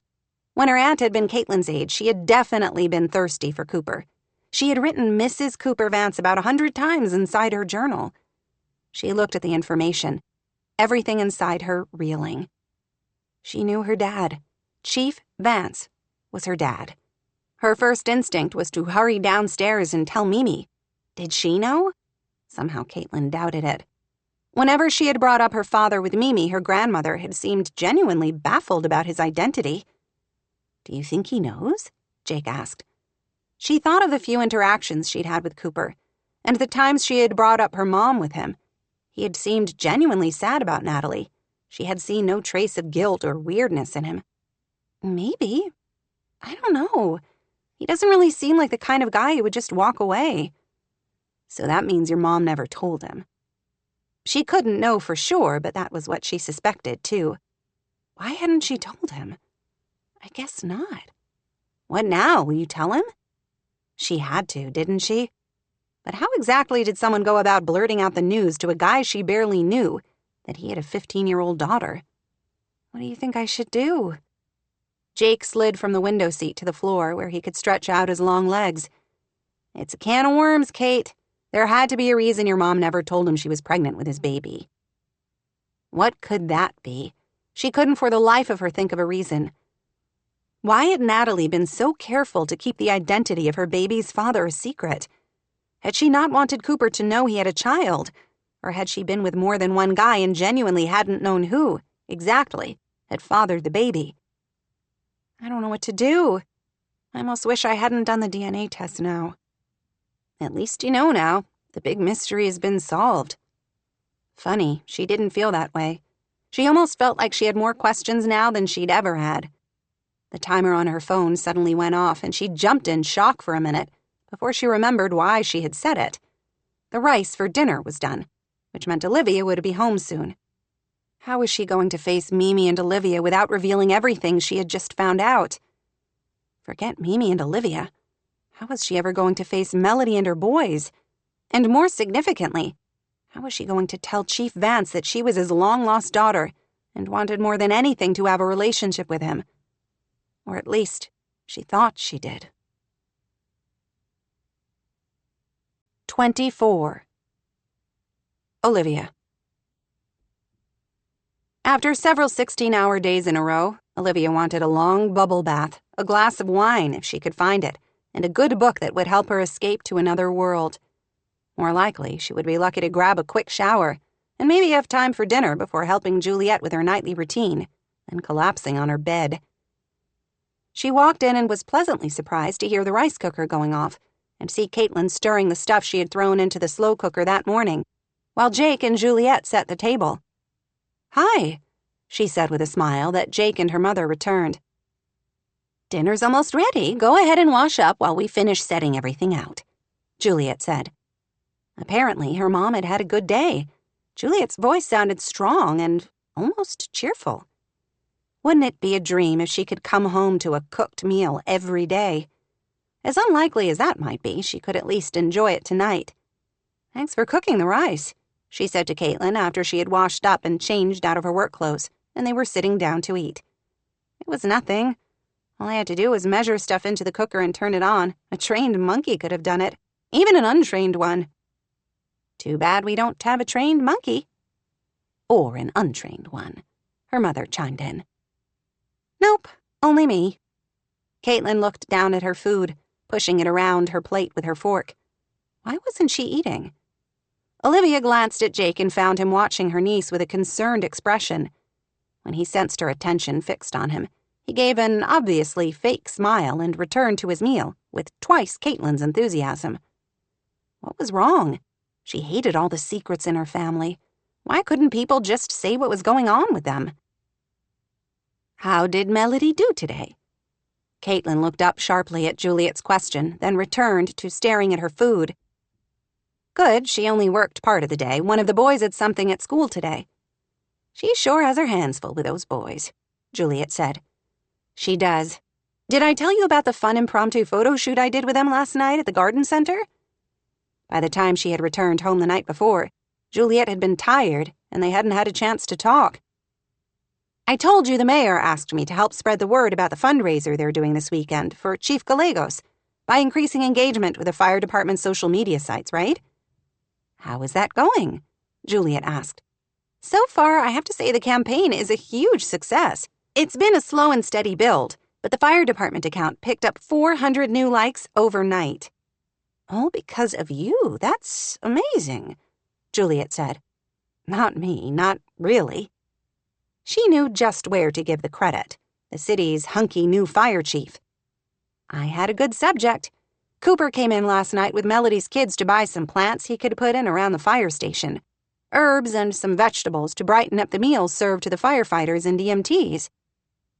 Oddly, for reasons she didn't quite understand, this seemed to grab Caitlin's attention. She lifted her gaze from her plate to stare at Olivia, eyes wide. Jake, on the other hand, hardly seemed to be paying any attention to Olivia. His attention was now completely focused on Caitlin, with more of that worry in his eyes. Oh, good for Cooper, Juliet said. What a good idea. Steve used to complain about the bland food at the station. The reminder of her father, as usual, made her heart hurt for a minute before she pushed it away. I took some pictures of Cooper and his nephews picking out all the plants for the garden. You know how adorable they are. Cooper has turned into a good-looking man, too. He was always cute, but he's definitely grown into his looks. Her mother, a genius at understatement. Yes, he has. As a result of all the cuteness, I added hundreds of people who are now following the fire department. Good job, honey, Juliet said. And of course I tagged the garden center to make sure everybody knows they should come to Harper Hill Home and Garden for all the best gardening supplies. Smart, Jake said with a smile. Caitlin, Olivia noticed, hadn't said anything. She seemed to be growing more and more tense. Cooper didn't love being the center of attention, but too bad. I'm going to do it all over again tomorrow. Is he coming back for more plants? Juliet asked. No, he and the boys are going to be planting what they bought, and I plan to be there to capture it all. How fun, Juliet said. I may have to go into my sadly neglected profiles so I can see them. Chief Vance has been a friend of your family for a long time, hasn't he? Jake asked in a nonchalant sort of voice that Olivia found highly suspicious, especially when she caught Caitlin elbowing him. Oh my, yes, Juliet smiled, apparently not noticing anything out of the ordinary. He and Natalie were the best of friends. A lot like you and Caitlin, Jake. He came for dinner all the time, didn't he, Olivia? Yes, and she had been gawky and tongue-tied around him from the age of about 11. Yes, he and Mel would both eat here at least once a week, maybe more. And he and Caitlin's mom were never anything more than friends. Again, Caitlin seemed to elbow him. Olivia wanted to elbow him also, especially since she couldn't seem to stop thinking about the kiss she and Cooper had shared. Okay, she could admit it. She had always been more than a little jealous of his friendship with Natalie. They had been so close and had shared everything. When she was younger, she had resented him because she missed her big sister and knew Natalie shared things with him she never shared with Olivia.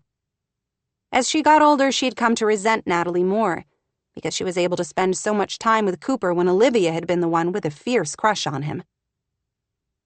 They were good friends, that's all, Juliet said. I always hoped their friendship could have turned into something more. Cooper was always a great kid, so much better than some of the other guys she dated. Natalie hadn't always gone for the wild party type. After she turned about 16, she had started hanging with a different crowd at school and started wearing edgier clothes, wearing way more makeup, dyeing her hair. She had also started staying out late. It was around that time she stopped bringing Cooper around as much, which had broken Olivia's heart.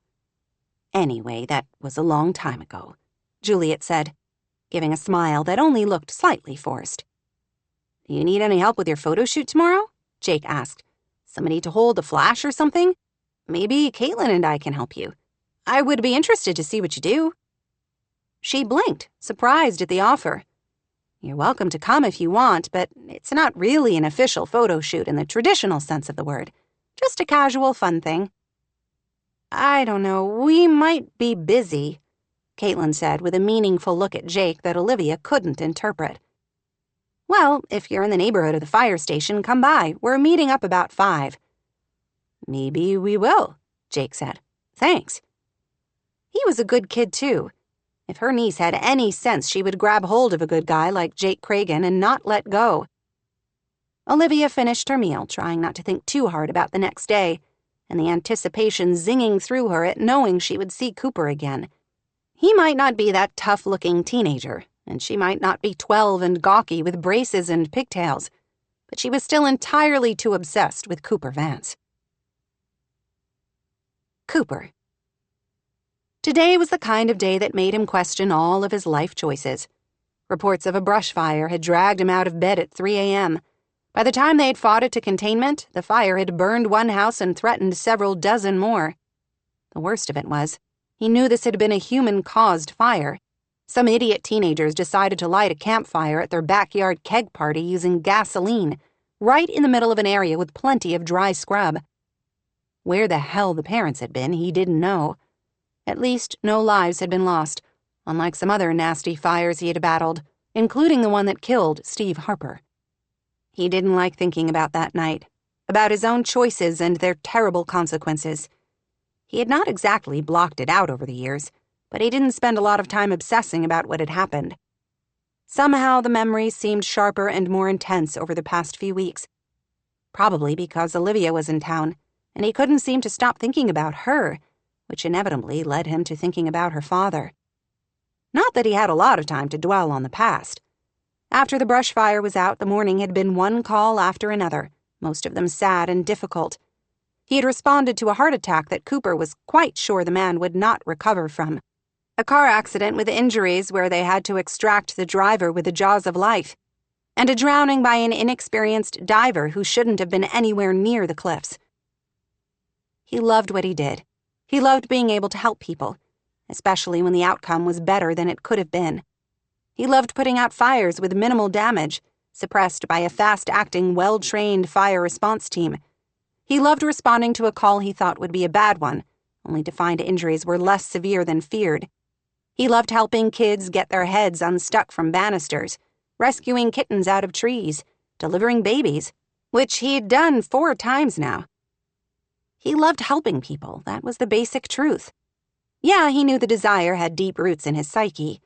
He hadn't needed the military shrink he'd gone to early in his service to tell him his need to help others stemmed from a childhood of trying and failing to fix his mother, with all her mental and emotional problems, and the substance abuse she couldn't seem to beat.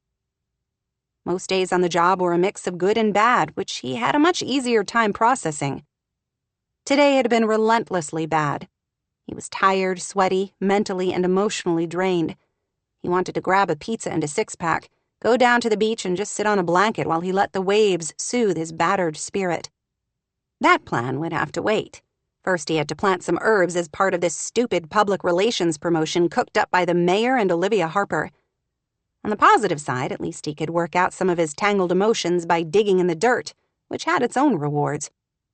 While he waited for Olivia and his nephews to arrive, Cooper picked up one of the fire department shovels he had used on that brush fire earlier to turn the dirt, so he could mix in some of the soil prep he had bought. He was almost done when he heard a car pull up, and turned around to find Olivia climbing out of her hybrid, along with her funny-looking dog. Late afternoon sunlight glinted in her hair and seemed to make her features glow. "Hi," she said, a little breathless. "Sorry I'm late. Everyone and their Aunt Gladys came into the garden center today. I've been running all day and still haven't caught up." He wanted to just stand here in the sunlight and stare at her, as he felt a funny kind of peace trickle through him. How did she manage to push away all the dark sadness of the day just by existing? "I didn't even realize the time," he said. "I was busy trying to prepare the dirt." "I can help you with that." "You've been working in dirt all day. You're probably tired of gardening right about now. I know the garden center was never your favorite thing." "How did you—" She blinked, obviously taken off guard that he knew that about her. "I never really hated it. I guess I just—" resented it. Does that sound stupid? No, I get it. It was all consuming for my family, you know. That first year or so after my dad died, my mom threw herself into the garden center. She was busy with it from first thing in the morning to long after I went to bed at night. She didn't have a lot of room left for anything else. Yeah, he got that. Only his mom hadn't been interested in anything but booze and pills and men. And then Natalie got pregnant with Caitlin, and Juliet really didn't have time for a needy adolescent. I guess you were gone by then. Yeah, his mom had finally died of alcohol poisoning only a few months after Steve's death. After making sure Melody had a good home with her aunt and uncle, Cooper had enlisted as soon as he could and left for basic training. Anyway, the point is, I don't really hate the garden center. In fact, she looked around as if preparing to reveal a big secret. Don't tell my mom, but these last few weeks have taught me a new appreciation for it. I never realized how satisfying it can be to help someone find exactly the right plant they need for a certain spot in their garden. She smiled. Don't get me wrong, it will never be my first love. But if my mom ever falls off a ladder again and I have to come back to town to help her, I won't be completely miserable. Let's hope that doesn't happen, he said. When she looked disconcerted, he realized what he had said. That your mom falls off a ladder, I mean, not you coming back. You can come back whenever you want. Thanks, she said, leaving him feeling like a fumbling idiot. We should probably get the garden prepped before the boys get here, she said after he couldn't think of anything to say for several long seconds. While Otis stretched out in a patch of sunlight, she went to work with a second shovel he'd brought out to the project. As they worked together, he could feel more of his tension trickle away. The patch of ground wasn't particularly large, only about 2 feet wide by 6 feet long, so it didn't take them long to work in the bag of soil prep. When they finished, she stepped away, setting the shovel against the wall of the building. There you go, ready to plant. Now if only the boys would get here. I guess everybody's running late tonight.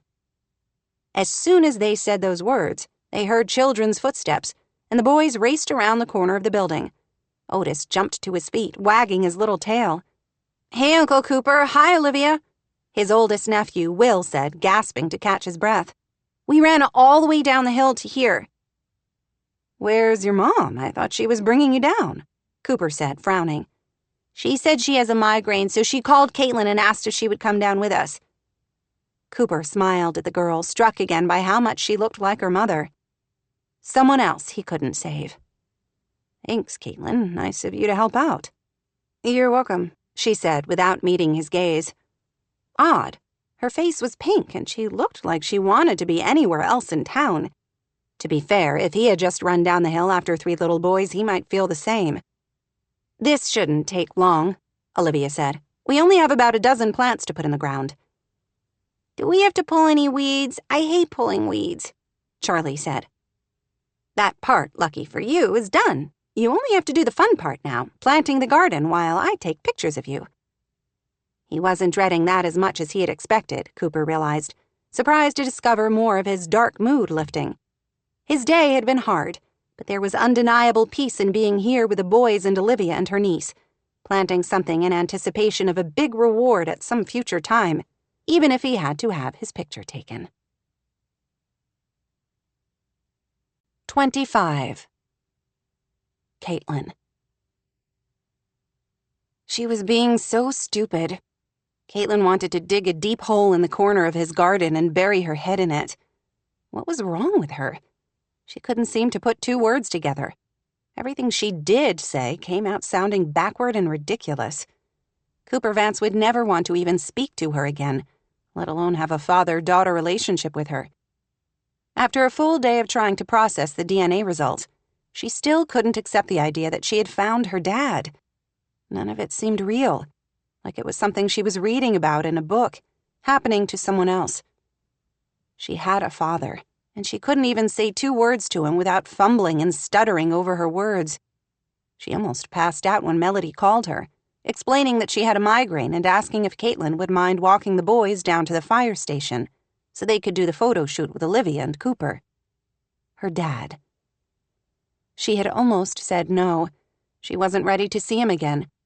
It felt as if a bomb had exploded in her life, and she needed like a week or 2 or 20 to process everything she had figured out the night before. DNA didn't lie. That was what she kept saying to herself over and over again. If Melody was a close relative of hers, that had to mean Melody's brother was Caitlin's father. She couldn't come up with any other explanation. Why hadn't the genealogy website explained to her how she was supposed to have a conversation with someone who didn't have any idea they were connected to her? Want to help plan a couple? Chief Vance asked her now. Great idea, Olivia said, gesturing with her camera at Caitlin. You're so photogenic. You would be great in the shots. We can show it's a real community effort. Kids, teens, everyone. She did not want to plant some stupid vegetables, but she couldn't think of any way to get out of it. Okay, she said, looking down at the dirt. Anywhere but at Cooper or Olivia. Here's a shovel, her aunt said. Just make enough room for the start. Caitlin had spent her entire childhood at the garden center. Geez, she kind of knew by now how to put a plant in the ground, but she didn't want to sound like too much of a brat in front of the fire chief, so she obediently followed directions. Now a little water, Chief Vance said. Can we use the fire hose? RaeAnne asked eagerly, which made Cooper smile. Did they have the same smile? She kind of thought so. Their mouths were shaped the same, and she had that same little dent in her chin. Her butt chin, Jake called it. I'm afraid the pressure of the fire hose would kill the plants, Cooper said. How about we just fill a bucket from the faucet there? What's the fun in that? He smiled and rubbed RaeAnne's head in a kind of cute, sweet way. Caitlin couldn't seem to look away from the sight of that big hand on the little kid's head, a deep ache in her chest. Suddenly she was aware of something else churning inside her, something she completely hadn't expected. She was angry, full-on pissed, and she hadn't realized it until right this instant. Why hadn't he been around to rub her head or smile like that at her? She'd never had a dad to teach her how to ride a bike or take her fishing or take her to daddy-daughter dances. Where the hell had he been all her life? He had slept with her mom. He must have. While that made her feel weird to think about, she had to face facts. He had slept with her mom at least once. When Natalie showed up pregnant, why hadn't he stepped up to take responsibility? She was finding it more and more difficult to believe he hadn't known. He had been in the military, but he hadn't been on another freaking planet. Okay, she was willing to give him a little latitude. He must have been, 19 when she was born? He was the same age as her mother, so that would have been about right. Maybe he had been too immature and hadn't wanted to step up and be a father. That sucked, but she could understand it. What about now, though? He wasn't a 19-year-old kid now. He was a man, her dad, who had made zero effort to reach out to her. She couldn't do this anymore. You should at least smile and pretend you're enjoying yourself, Olivia said. Why would she do that? Are we done here? I think so. Good. Can you make sure the boys get back home? I have homework to do. I can't spend all night here. Otis whined, and Cooper seemed a little taken aback by her sharp words, but Olivia didn't react.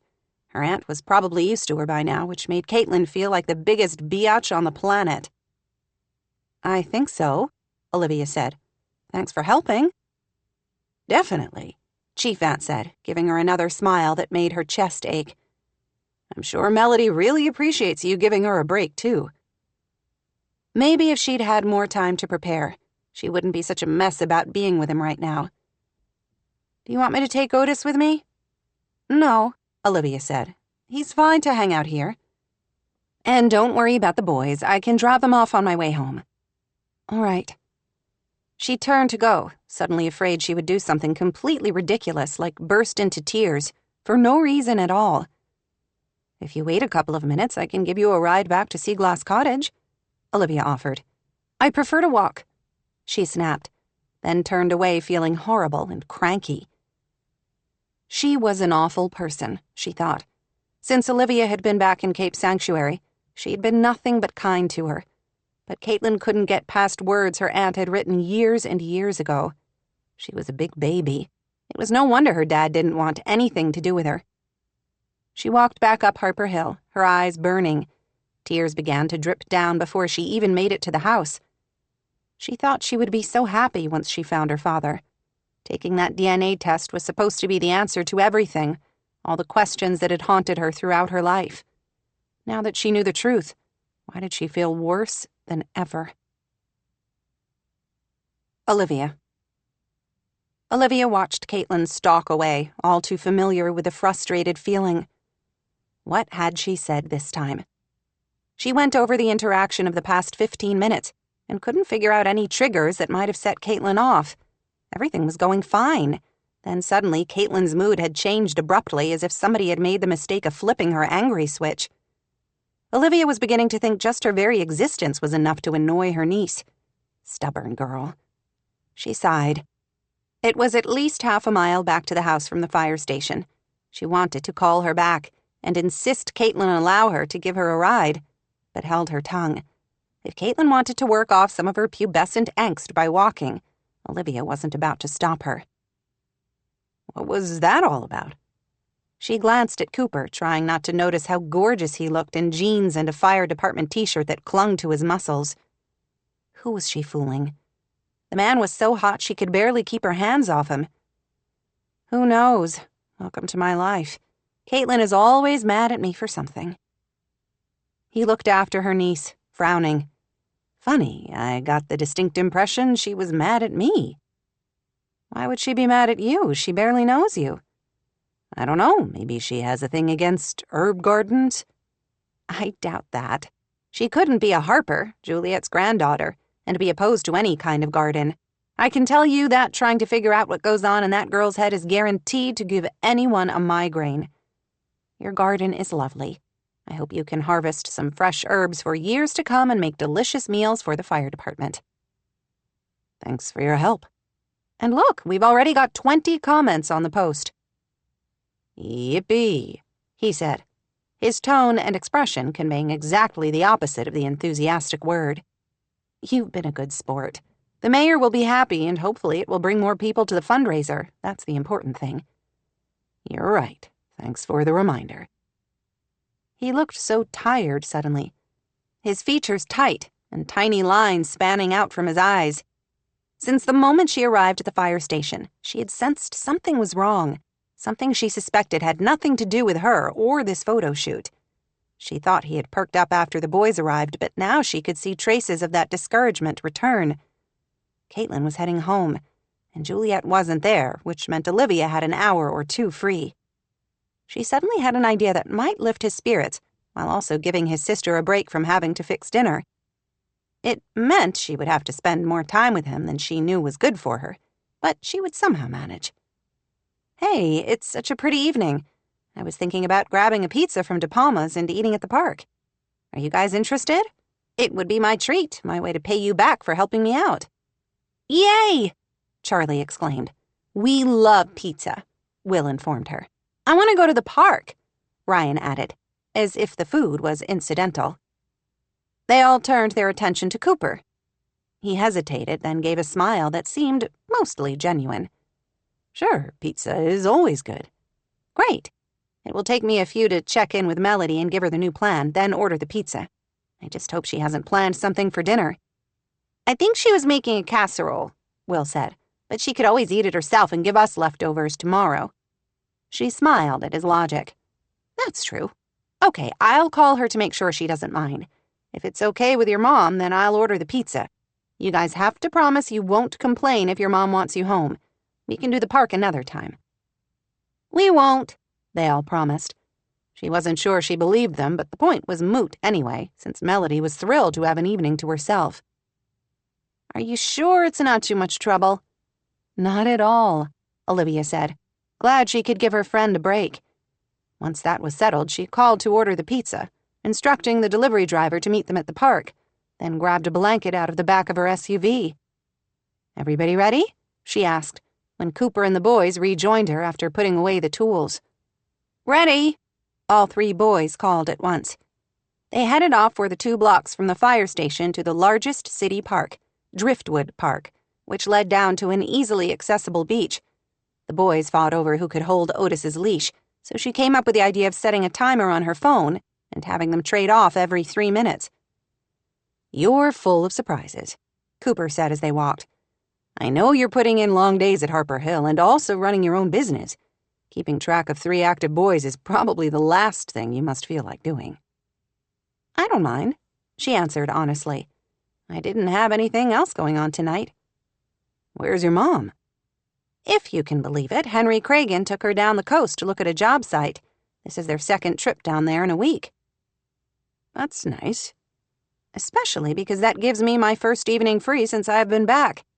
I would love to spend it watching the sunset over the water, and Driftwood Park has a great view." "That does sound nice." "If Melody has a migraine, she could probably use a rest too. Or if she's feeling better, she could go to the grocery store on her own, or sit in her beautiful garden and read a book." She was painfully aware of him walking beside her, tall and tough, his features unreadable. "You are a good person, Olivia Harper," he said gruffly after a moment. She basked in the warmth of his words, though she knew they weren't precisely true. She was still haunted by the events in that coffee shop. If she were truly a good person, she wouldn't have cowered under that booth. She would have stood up to protect the barista the moment the attack started. If she were a good person, her relationship with Juliet wouldn't feel so strained and difficult, and maybe she could have a conversation with Caitlin without wanting to bang her head against the wall. "I'm not as good as I should be," she admitted, "but I'm working on it." "That's what life is about, isn't it? We're all works in progress, aren't we? Just trying to become a little better every day." Yes, he was exactly right. She was taking small steps, but at least she wanted to think she was heading in the right direction. They reached the park soon and headed for the grassy play area overlooking the beach, where she had told the pizza delivery service to find them. The sunset looked as if it would be spectacular, with puffy clouds on the horizon that would add depth and interest to the sky. She wished she had brought her good camera instead of leaving it locked back in her car, but figured if the sunset was truly wonderful, she could at least capture it with her phone. The boys immediately hurried to the play area, soon swinging and going down the slide. They hadn't been there long before the pizza driver showed up. "I got this," Cooper said, pulling out his wallet. "Forget that, it was my idea," she protested. They bickered for a moment, but then Cooper ended the argument by handing money to the driver, who closed his hand around the bills. "Keep the change," Cooper said. The driver grinned at the big tip and hurried back to his truck before Olivia could stop him. The boys were instantly drawn to the food and hurried back to the blanket for a slice of pizza. Olivia had ordered root beer as well as a couple of water bottles. She wasn't at all surprised when each of the boys went for the soda. They ate on the blanket, laughing while the boys told knock-knock jokes and tried to do tongue twisters. She was glad she had a jacket as the evening air began to cool. It didn't seem to bother the boys, who ate quickly and then hurried back to the playground. After they were gone, Cooper stretched out beside her on the blanket. "This was a good idea," he said. "Thanks. I do have them once in a while." "I think you have them more than once in a while," he said, his eyes closed behind his sunglasses. Unable to resist, she snapped a couple of pictures of the boys playing together with her phone, lit by the fading light, to send to their mother. By the time she turned back to Cooper, his breathing was steady, and she realized he had fallen asleep. He seemed relaxed and comfortable, with his ankles crossed and one hand above his head. Under other circumstances, she would have been tempted to take a picture of him for the fire department's social media site, labeling it "The Chief at Rest." It would definitely go viral, but she knew he would hate that. Anyway, it would be a gross invasion of his privacy. Instead, she watched him sleeping, noticing how the tension seemed to seep out of him as he truly relaxed his guard. She was failing miserably at protecting her heart around him. Every time she thought she was safe, that she couldn't possibly fall for him, he did something sweet like help Charlie with his R's in one of the tongue twisters, or catch Ryan at the bottom of the slide, or check in with his sister to see how she was feeling, or trust her enough to fall asleep next to her. Yeah, she was falling hard. She watched the boys trying not to give in to the panic suddenly kicking through her like will beating against the air on the swings. She couldn't. She had her life figured out. She was going back to Seattle as soon as it was safe for her mom to return to the garden center. She had an apartment there, A job, her company, a life. She couldn't risk everything she had worked for by doing something completely stupid, like opening herself up to having her heart broken, especially not by a man like Cooper. If she wasn't brave enough to climb out from beneath that table at the coffee house, she certainly didn't have the strength to take on a man like Cooper, who risked his life on a daily basis. She had seen firsthand how losing someone you loved so deeply could devastate an entire family. What if she was too late to protect her heart? The thought haunted her as she sat in the park beside him, watching the boys play and the sun slide lower into the ocean. She had dated Grant for 2 years and been engaged for 2 more. Theirs had been a comfortable, quiet, easy relationship. She had cared about him and wouldn't have agreed to marry him if she hadn't thought she loved him. But in all that time, she had never known this wild tangle of tenderness and heat and aching need for Cooper. No. Coming home to Cape Sanctuary had simply messed with her psyche, dealing with her mother's care, the constant tension with Caitlin, her stress over the garden center. Her emotions were on edge right now, everything close to the surface. Once she returned to Seattle and the life she had created there, she would regain perspective and be able to see the difference between physical attraction and deep, meaningful love. She was still trying to convince herself of that when Cooper woke up. The sun had only just finished sliding below the horizon in a blaze of orange, lavender, and peach. Will and RaeAnne were still on the swings, but Charlie had come to the blanket and was now sitting on her lap, with Otis on his lap. She watched as the sleep faded from his eyes. "Hey, you weren't supposed to let me sleep." "I didn't know those were my orders." He sat up, scrubbing his face. "Sorry, it's been a really long day, starting with a fire in the early hours." "Thank you for another reminder of why I can't fall for you," she thought. "We should probably get these guys home. The older 2 still have school tomorrow." I could stay here all night," Charlie declared. "You could, but I'm afraid Otis and I need to go to bed." Charlie sighed. "Can we come back tomorrow? This was the best night." She smiled and hugged him.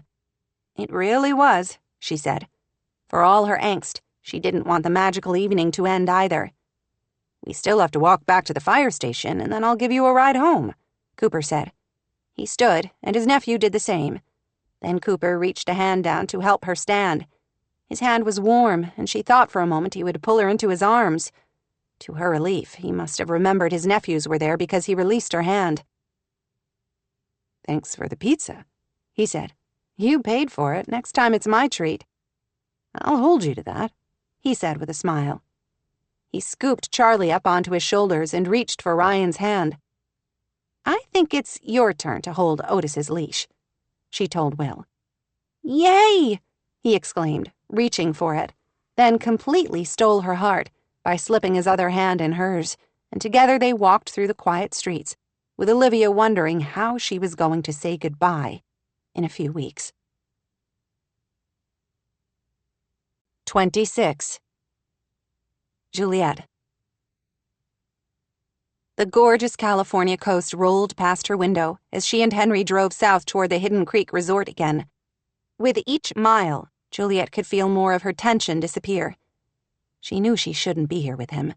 For all her determination that she would be strong and protect him, even if it meant sacrificing what she wanted, she had folded completely when he had texted an hour ago, asking if she wanted to take a trip down and see what his crew had been doing all day. "It's a gorgeous afternoon, isn't it?" Stunning. She wanted to open the windows of his pickup truck and let the wind ripple through her hair. Even with her hip and her ribs aching, she felt alive and vibrant. "I feel so fortunate that I've been able to get out twice in 1 week. I'm glad you called. Thank you.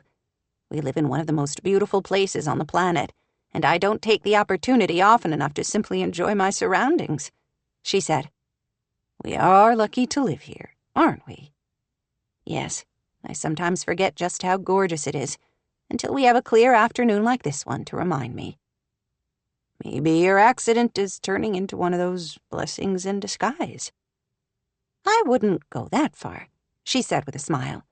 "I don't think I can ever say I'm grateful that I fell, but at least being sidelined has reminded me how important it is to stop and look around once in a while." It's a lesson I won't soon forget. At least she hoped not, anyway. Once she returned to work, would she jump right into the busy whirl of activity, running the garden center, helping Caitlin with homework, volunteering in the community. What's the latest from the doctor? At my last appointment, she said things are healing nicely. She said I could go back to work next week part-time if I feel like I'm up to it. Great news. Strangely, the prospect did not fill her with as much excitement as she might have expected. I suppose. I'm not sure I've been missed all that much, to tell you the truth. He gave her a long look. You're not happy things have gone smoothly with Olivia at the helm? She gazed out the window at the passing shoreline, wishing she hadn't brought this up, especially since she didn't know exactly how to articulate what she meant. Harper Hill Home and Garden is my livelihood. Of course I'm happy things have gone smoothly. I certainly didn't want Olivia to fail. What's the issue, then? I guess I hoped she might turn to me for a little more help. My pride hurts to realize I'm not completely indispensable. Henry was the only person on earth with whom she felt free enough to express those feelings, because she knew he would never judge her harshly. Who would she possibly tell these things to when she didn't have him anymore? Olivia seems to be doing a very competent job, but you know her heart isn't in it like yours is. You love running the garden center, which is one of the reasons people from across the region come to you for their gardening needs. Your enthusiasm, your passion, and your knowledge are at least as important as your high-quality inventory, if not more so. His words comforted the sting she hadn't fully realized had been there under her skin. Thank you. I'm sure Olivia has had plenty of problems, too. She probably just doesn't ask you questions because she didn't want to burden you right now while you're busy healing. You could be right. He gave her a careful look across the pickup cab. What other reason could there be? Some of her delight in the afternoon's beauty seemed to seep away, like sand washing out to sea. As much as she trusted Henry, she had never spoken to him about her secret sorrow, about how Olivia had become so adept at shutting her out over the years. My daughter is fiercely independent. She has been most of her adult life, basically because I gave her no choice.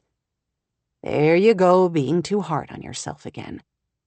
Not hard enough, she admitted. We don't have a perfect mother-daughter relationship, and I know it's entirely my fault. Is there such a thing as a perfect mother-daughter relationship? Henry asked. I know RaeAnne struggled with her own mother even as she was dying. She couldn't let go of some of her past hurt, as much as she wanted to. I think toward the end she was at least able to find peace with it. As he spoke of his late wife, she missed her dear friend with a fierce, visceral ache. I wasn't a very good mother to Olivia after Steve died. I was terrible, actually. I don't believe that. I was, Henry. Ask her. I wasn't a good mother to either of my girls. I was too wrapped up in my own pain and in over my head trying to run the business. I see you with Jake, and I'm filled with shame and guilt. You shouldn't be. The two of you are so close. You've handled single parenthood wonderfully. I didn't. Far from it. I didn't enforce any rules with Natalie, and as a result, she ran wild for that first year and ended up pregnant with Caitlin. Don't blame yourself for that. Your daughter made her own choices. I can't help asking myself if she might have made different choices, if I'd been more present in her life during that time. She had spent many sleepless nights wondering how she could have been stronger, if Steve's influence while he was alive might have tempered some of Nat's wildness. And poor Olivia. I was running in 100 different directions during her teenage years. It was completely unfair to her. I neglected her, first because of my grief, then because of Natalie's and Caitlin's needs being so overwhelming. I can't blame her for being angry about that. I wasn't there for Olivia when she needed me. I can never fix that. Don't say never, he said gruffly. It might be too late to change anything for Natalie, but Olivia is still here and she still needs her mother. Have you talked to her about this? It was the huge, unspoken elephant in the room every time she was with her daughter. No, not in so many words. Maybe it's time to do that. Maybe Olivia never saw things that way, or maybe she's just waiting for you to acknowledge what happened. You won't know until you have a discussion. The idea terrified her, even as she knew she had to do it. You're right. I know you are. You can't change what happened after Steve died, Juliet. All you can do now is move forward and forge the kind of relationship she needs now as a strong and successful adult woman. His words resounded deep in her heart. That was where she had been going wrong. She'd been trying to mother Olivia the same way she did Caitlin. That probably wasn't what Olivia needed right now. She didn't need to be nagged about remembering to wear a sweater. She needed to be supported and encouraged for the choices she was making in her life, and perhaps guided toward different ones. How do you always find exactly the right thing to say? Henry smiled. All the years of watching you, the smartest woman I know. She scoffed, but didn't have a chance to answer because they had reached the sign for Hidden Creek Resort. The site was even more lovely than she remembered, now that the empty places in the landscaping had been filled in with verdant new plants. Oh, she breathed, struck almost speechless with delight. It's absolutely gorgeous. Thank you. I'm thrilled with the way it turned out. How would you like to be the first one to have an official tour? I would be honored, she said. He climbed out of the pickup truck and went around for her wheelchair, then rolled it to her side of the vehicle. Again, he had to lift her out and into the chair. Was it her imagination, or did he hold her a little longer than strictly necessary before lowering her to the chair? Ready? He asked. Yes, I can't wait, she said, even as she wished he could hold her just a bit longer. Again, they were the only ones around as he wheeled her to the garden so she could see the finished product, though she certainly knew well enough that no garden was ever truly finished. The shadows were long as the sun began to set. In the sweet light of dusk, the colors of the flowers were intense and vivid, breathtaking. Everywhere she turned, they provided a feast for the eyes. I love it, she said, when he wheeled her to the terrace overlooking the ocean, where containers of flowers spilled over with color. I'm going to save every penny I have so that I can stay here someday. He watched her. What would you do if you stayed here? Absolutely nothing, she laughed. That probably sounds silly when I've been complaining about how doing nothing has been making me crazy since my accident. But this seems different somehow. I would love to sit right here with a book and a glass of something cold. How heavenly to sit and watch the sunset, looking out over the beautiful gardens leading to the sea. We don't have the book or the beverages, but it still feels pretty heavenly to me. Same, she admitted with a smile.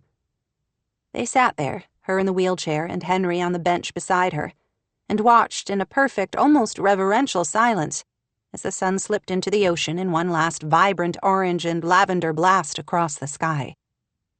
Juliet released a deep sigh she had not realized she had been holding in. Wow, that was stunning. I'm not sure we could have asked for a more beautiful evening. Agreed, Henry said quietly. Thank you for sharing it with me. She wanted to weep suddenly, for reasons she could not have explained. With all her heart, she suddenly wished for more peaceful evenings with him like this. A lifetime of them. She tried so hard not to be bitter about her diagnosis. Everyone had some trial or heartache to deal with. It was part of the miracle and challenge of being alive. Yes, having multiple sclerosis had complicated her life, with the pills and the worry and the things she could no longer do. But it wasn't the end of the world. In the online support group she followed, she had met others who had lived for many years with MS. The progression of her disease had been relatively slow and the symptoms mild so far. She knew she was lucky. But as she sat beside the man she loved, sorrow and anger spiraled inside her, both equally powerful. Are you all right? He asked. No, far from it. My heart is breaking. Of course, she couldn't tell him that. Sunsets sometimes make me a little melancholy, I'm not sure why. Maybe because this day, this moment, won't come again. It's fleeting and precious. We want the sun to stay right on the horizon, but it never will. Yes, one of the few constants in life was that no one could stand still. Yes, something like that. Don't let it ruin what's been a really wonderful evening. It has been perfect, exactly what I needed. He looked over at her, and she almost wept again at the tenderness in his gaze. Julie. Only her name, that's all he said. And then he kissed her with a soft tenderness that left her helplessly entangled. The moment was perfect, there in the dusky purple light after sunset, when colors were muted and the night was quiet around them. She didn't want it to end, even as she knew it had to. I wish we could stay like this forever, she murmured after several long, delicious moments. He was silent, his forehead pressed to hers. I do too. Sooner or later, I'm afraid it will get dark and cool, and we'll have to head back to real life. She didn't want to. She knew what waited back in real life. Loneliness, emptiness. Just because we can't stay here forever doesn't mean we can't have other kisses and other sunsets, Julie. His words doused her like a bucketful of seawater in the face. She wasn't being fair to him, this game she was playing, this back and forth. This yes, then no was wrong, bordering on cruel. We have to go. She rolled the cursed wheelchair away from him, just far enough that he couldn't miss the message. He looked as if he wanted to say something, but finally gave a nod and pushed her silently back to his pickup truck. He didn't say anything when he lifted her in again, and made sure the seatbelt was fastened, or after loading her wheelchair into the back of the pickup truck and climbing in himself. The distance between them seemed vast and unbreachable, as far as it would take her to reach Hawaii by canoe. The drive to Cape Sanctuary far less comfortable than the one they had taken on their way down the coast. Tension filled the cab of his pickup truck. She could feel it rolling off him in waves. He played the stereo, one of those adult contemporary rock stations where she knew the words to every song, but she had no desire to sing anything. The coward in her wanted to curl up in the corner pretending to sleep, but she forced herself to stay awake mile after painful mile as the tension between them ratcheted up. When he finally pulled up to Seaglass Cottage, she saw lights on in the upstairs rooms, both Caitlin's and Olivia's. Good. Her girls were home safely. Thank you for a lovely day, she said with the politeness of someone expressing appreciation to a cashier at the grocery store. He uttered an epithet, an ugly, raw word she'd never heard him say. You're doing it again. What? She asked, though she knew perfectly well what he was talking about. Pushing me away. You let me inside 1 minute, then close yourself up completely the next. You do it again and again. And I just let you. She heard the pain in his voice and closed her eyes, hating herself. She had created this situation, had hurt him, because she was too weak to make the necessary break between them. She cherished their friendship so much. Losing it was going to devastate her, but she didn't see any other choice. Anything she could think to say sounded horrible, so she finally just spilled the words that came to her. I told you we could never have a relationship. I don't know why you're making this so ugly. You did. You absolutely did. You told me we couldn't have a relationship. I'm sorry, she said, curling her hands in her lap and hating herself and this entire situation. I love you, Julie. You have to know that. His words were raw with emotion, and she stared at him, shocked to her core. She hadn't. She knew he cared about her as a friend and that he was attracted to her, but somehow she had convinced herself things hadn't progressed as far as love. How stupid of her. She had been short-sighted and selfish and cruel. Henry Cragen was not the sort of man who would kiss a woman he didn't care for deeply. You don't, she said feebly. Stop. I've been trying to tell you for months. Every time you let me close enough that I think you might be ready to hear it, a moment later you shut me down. Why do you push me away again and again? Because I'm broken. She couldn't tell him. The words clogged in her throat. She had to get out of here. Instead, she was literally trapped in this truck with him. I can't have this conversation with you right now. Not here. I need to get out. Why? So you can run away again? I wish I could run away. He stared at her, the truth of her words stark and unadorned between them. He drew in a sharp breath, then let it out slowly. Why? Just tell me that. Why are you running so hard? Obviously not literally right now, but you've been running figuratively from me for weeks. When she didn't answer, when she couldn't answer, he sighed heavily and climbed out of the vehicle to get her wheelchair. He hardly touched her this time as he lowered her to the chair, then pushed her to the porch. She wanted to tell him she could do it herself, but didn't trust herself to speak without bursting into tears. Sea Glass Cottage was usually her haven, the place to which she had escaped after Steve died, where she had begun to heal. Right now, it didn't feel like a sanctuary as he pushed her up the ramp he had built to the porch. Finally, she knew she had to say something. She owed him that, at least. I'm sorry, Henry. For what? He looked stony, his expression harsh and distant. That we can't be more than friends. I've been trying to tell you, I value your friendship so much. I don't want to hurt you, but I don't know how else to get it through your head that I can't have a relationship with you. Why? You still have not answered that. I'm just not interested, she lied. Why can't you just accept that? Maybe because I don't believe you. How can I when you send out conflicting signals every time we're together? He was right.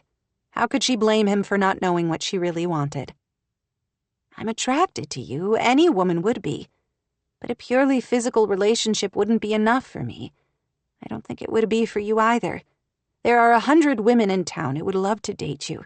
If you want, I can set you up with some of my friends. It was exactly the wrong thing to say, and she knew it before the words were even out. He glared at her, his expression finally revealing frustration and anger and hurt. You want to set me up with your friends. I just don't want you to be lonely, Henry. He shook his head. I think you're full of more chicken shit than your best fertilizer. She stared at him, shocked again that he would swear at her twice in a matter of moments when she had heard expletives from him so rarely over the years. Believe what you want. It doesn't change the fact that my mind is made up. Here was the hard part, the bitter words she didn't want to say but knew she must. I don't want to hurt you, but I need to ask you to give me some space. I hoped we could stay friends, but we obviously can't manage that between us now, without all this awkwardness and the expectations I can't meet. In the darkness, she couldn't completely see the expression in his eyes, but she could feel the shock and pain that seemed to radiate from him. Message received, he finally said abruptly, and started down the ramp. I won't bother you again. She couldn't bear this. Henry. He turned back, and somehow the moonlight caught his features, stark and angry and sad. She had destroyed her closest friendship. How would she ever go on without him? What else could she have done? She couldn't inflict her condition on him, not when he had already been through so much. Goodbye, Juliet. He walked the rest of the way down the ramp, climbed into his pickup, and drove away without another word, leaving devastation behind. She didn't know how long she sat there, feeling numb with pain. It could have been a few moments or a few days before Olivia pushed open the front door and looked around. I thought I heard a vehicle out here. Was that Henry? Did he really just leave you here on the porch like an Amazon delivery? That's not like him. Maybe I wanted him to, she snapped. But the words seemed to implode the dam that had been holding back all her feelings. They smashed through in a mad, terrible rush, and she burst into raw, agonized tears. 27. Olivia. At first, Olivia was so shocked by her mother's sobs that she did not know how to respond. Juliet was not a crier. Oh, there may have been times over the years when her mother had lost control of her emotions. But Olivia could probably count the times she had seen her really weep on one hand, most of those after her father died, and then again after Natalie's death. Mom, what's going on? What happened? Juliet looked up, her fine-boned features haunted. Nothing, I'm fine. Really? Her mom was really going to play the I'm fine card? You're obviously not. You're sitting on the porch and weeping. I can't believe Henry would leave you out here and not take you into the house. It doesn't matter. Juliet's voice was listless, defeated. She sounded so unlike herself that Olivia began to worry even more. What happened? Did you and Henry have a fight? Juliet gave a humorless laugh. A fight. I guess you could say that. She looked so very bleak, a few more tears trickling down her cheeks. For one cowardly moment, Olivia wanted to ignore the whole situation, to wheel her mother inside the house and help her transfer to bed. She did not want to know about her mother's relationship with Henry, with any man. The easier choice would be to simply leave Juliet to handle things in her own way. She couldn't do that. Her mother was obviously hurting. Olivia had to try to comfort her, if possible. Hadn't she vowed to stop being a coward all the time? She swallowed and uttered a silent prayer for courage. Mom, talk to me. What's going on? Juliet made a hysterical-sounding sound. Oh, nothing. I just completely ruined my friendship with Henry, that's all. At that, her mother broke out into renewed sobs. I'm sure it's not as bad as you fear, she said, though of course she couldn't be sure of any such thing. You used to tell me there was nothing the Harper family couldn't fix. Of course, that had been before her father died, before Natalie gave in to her drug addictions, before they both realized some wounds would never completely heal. I said a lot of stupid things to you, didn't I? I don't remember those, only the smart things, she said gently. You wouldn't say that if you could have heard me tonight. What happened? She asked. Do you want to talk about it? Her mother buried her face in her hands. I did what I had to do, she said, her words muffled. I broke things off with him. I ended our friendship. She wasn't crying about a friendship, or at least not only a friendship. This went much deeper than that. Why would you do that? Henry's been a dear friend and support to you over the years, he and RaeAnne both. The man isn't thinking straight. He gave me no choice. Olivia didn't say anything, sensing her mother would tell her in her own way and her own time. He wants a relationship, Juliet finally whispered. He says he's in love with me. Yeah, she really didn't want to have this conversation with her mother. She knew her mother was a young and vibrant 53, but she was still Olivia's mom, and thinking of her having relationship troubles was just weird. But Juliet was confiding in her, needing someone to turn to. Olivia couldn't walk away from that. Why is that so terrible, Mom? She began, choosing her words carefully. It seems perfect to me. You and Henry have so much in common. You have both lost someone you love. You're both in similar businesses. Caitlin and Jake are best friends. I'll be honest, I don't understand why this is stressing you so much. Because it's completely impossible. It's ridiculous to even consider it. Look at the age difference between us. Olivia stared at her mother. It can't be more than a few years, maybe 5. It's 8. 8 is nothing. Especially at this stage of your life, no one will even notice. I'll notice. If he was 8 years older than me, it wouldn't matter. Nobody would say a thing. But in another dozen years, I'll be an old woman, while he's still healthy and strong and energetic. I have a broken hip, for heaven's sake. That came as a result of you climbing a ladder at the business you own and operate. Very successfully, I might add. You're not exactly a doddering old lady in a rocking chair. She had to be missing something here. Juliet seemed the last person who would be bothered by a few years' difference in age. Is that the only reason you don't want a relationship with Henry? She asked carefully. Juliet didn't say anything, her breathing measured as she appeared to be trying to contain her emotions. Something told Olivia there was more to the story. Is this about Dad? She guessed. Juliet wiped her eyes. I loved your dad with all my heart. He was a wonderful man, my first love. Olivia's throat felt thick as she pictured her father and the adoring way he always treated Juliet, as if he was the luckiest man in the world to have her by his side. Yes, he was a wonderful man who wouldn't want the woman he loved to spend her life unhappy and alone. You grieved a long time for him. Dad would be the first in line to tell you that you deserve a little happiness now. I have been happy over the years, running the business, raising Kate, watching you grow into a strong, capable woman.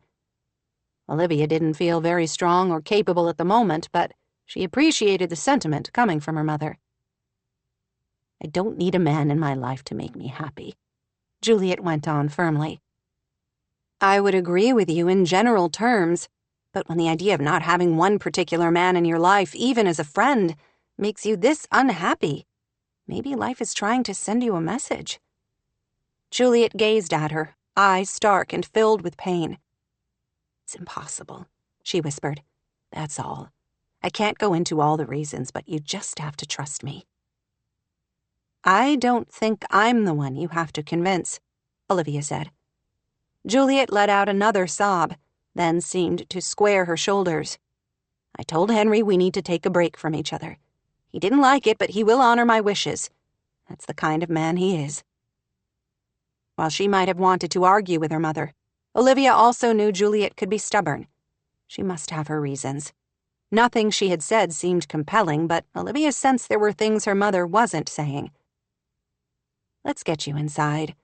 It's chilly out here, and you should be in bed. You'll feel better after you've washed your face and changed into your pajamas, she said, as gently as if Juliet were a child. I won't be able to sleep. She had a feeling Juliet was far more exhausted than she wanted to admit. She opened the door and pushed the wheelchair over the threshold and into the house. Is Caitlin home? I don't want her to see me like this. I'm such a mess. From Olivia's perspective, Juliet looked as she always did. Elegant, lovely, ageless, if a little red-eyed right now. She was in her room when I got home about an hour ago and hasn't come out. She did her typical grunt when I knocked on the door and said she was fine. Now wasn't the time to mention to Juliet her worry about her niece. Caitlin seemed troubled, but Juliet didn't need another burden right now while she was dealing with her own problems. 28. Olivia. Over the years, she had become used to thinking of Cape Sanctuary as the place she couldn't wait to leave. A place filled with sad memories of her father and of Natalie. Heartbreak, loss, resentment, all the tangled emotions of her youth. Somehow she hadn't left enough room in her memories for the things she'd loved about her hometown, the things she still loved. As Olivia walked into the fire station early the following Saturday, she couldn't help but remember. This was a town where people cared about each other.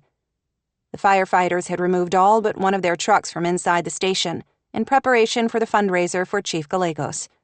Instead of trucks, the fire station was now filled with row after row of long white tables and chairs.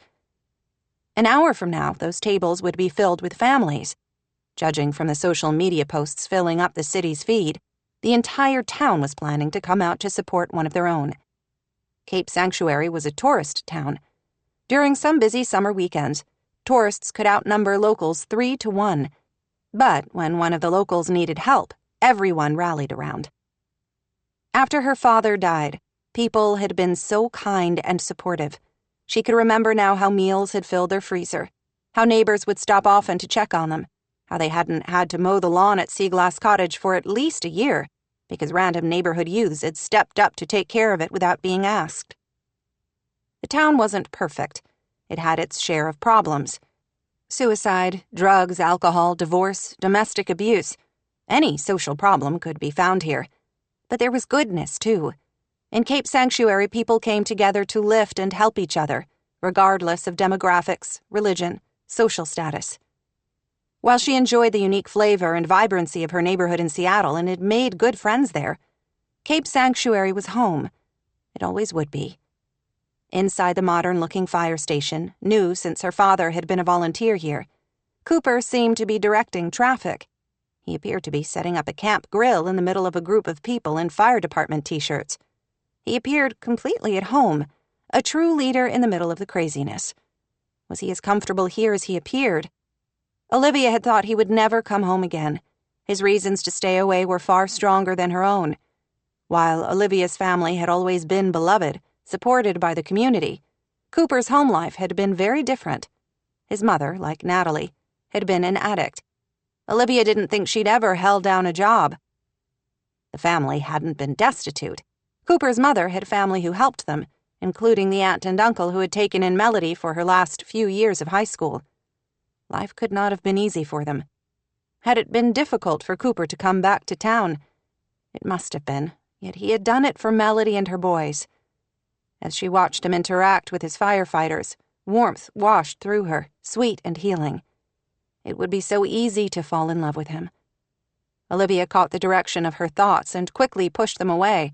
She wasn't going to think about that right now. She had a job to do, and wasn't here to gawk at the city's sexy fire chief. She picked up her camera and started snapping pictures of the fire department setting up for the breakfast, of the big sign overhead that read, "We love you, Gallegos family," of the bags full of pancake mix, the bottles of syrup, the stacks and stacks of paper products. While she was photographing the scene for social media, Rosemary Duncan spotted her and hurried over. "Isn't this wonderful?" the mayor gushed. "I hope we knock it out of the park with the crowd." "I'm sure you will. It's the perfect day for a pancake breakfast." After a week of steady rain following the night she and Cooper had taken the boys for pizza at the park, the sun had finally come out. The day promised to be bright and beautiful. At least the morning, anyway. The forecast called for more storms, but she had to hope they would hold off until later. On a nice day like this, the garden center would be hopping with customers, but she knew the other employees could handle things in her absence. Rosemary looked around. "I just have to tell you what an amazing job you've done helping us spread the word. I have been astonished over the past week how our traffic has increased across the board." "It helps that we have a good cause, one people want to get behind." "Don't underestimate yourself. You seem to know exactly what to post and when. I've been so impressed. In fact, I've spoken with the city council about seeing if we can contract with you even after you return to Seattle." "I'm glad you're happy. That's what we like to hear at Harper Media." "Of course, I would be even happier if you decided to stick around. It has been wonderful having you back. I'm sure Juliet agrees." She wasn't sure of anything in regard to Juliet right now. "Is your mother coming?" Rosemary asked. "She'll be here later. A friend is bringing her. I had to come early so I can post a few more times just to remind people. We might be able to bring in a few people from out of town, too, since it's for a good cause." "That's terrific. You've thought of everything." Rosemary beamed. "I don't know what we would have done without you." Olivia smiled back, but was relieved when someone else came over to the mayor needing her attention. As the mayor left with an apologetic backward glance, Olivia's gaze unerringly seemed to find Cooper. He was looking at her, she realized. Their gazes met, and for an instant, she was back in his arms that night outside Seaglass Cottage. He smiled and gave a small wave, then turned his attention back to someone who was talking to him. Oh, she had it bad. The man only had to look at her and she forgot everything she was doing.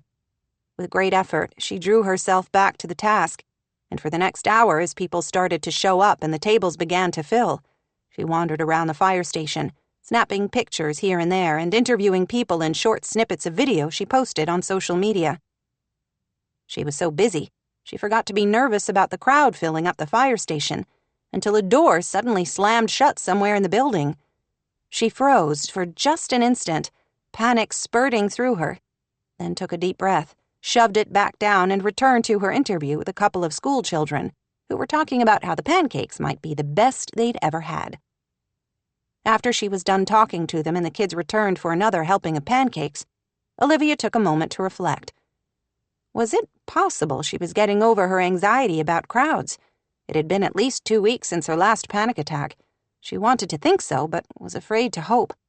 Finally, as she worked her way through the crowd, she knew she couldn't avoid the cook stations, where crews were flipping pancakes, stirring hash browns, turning bacon.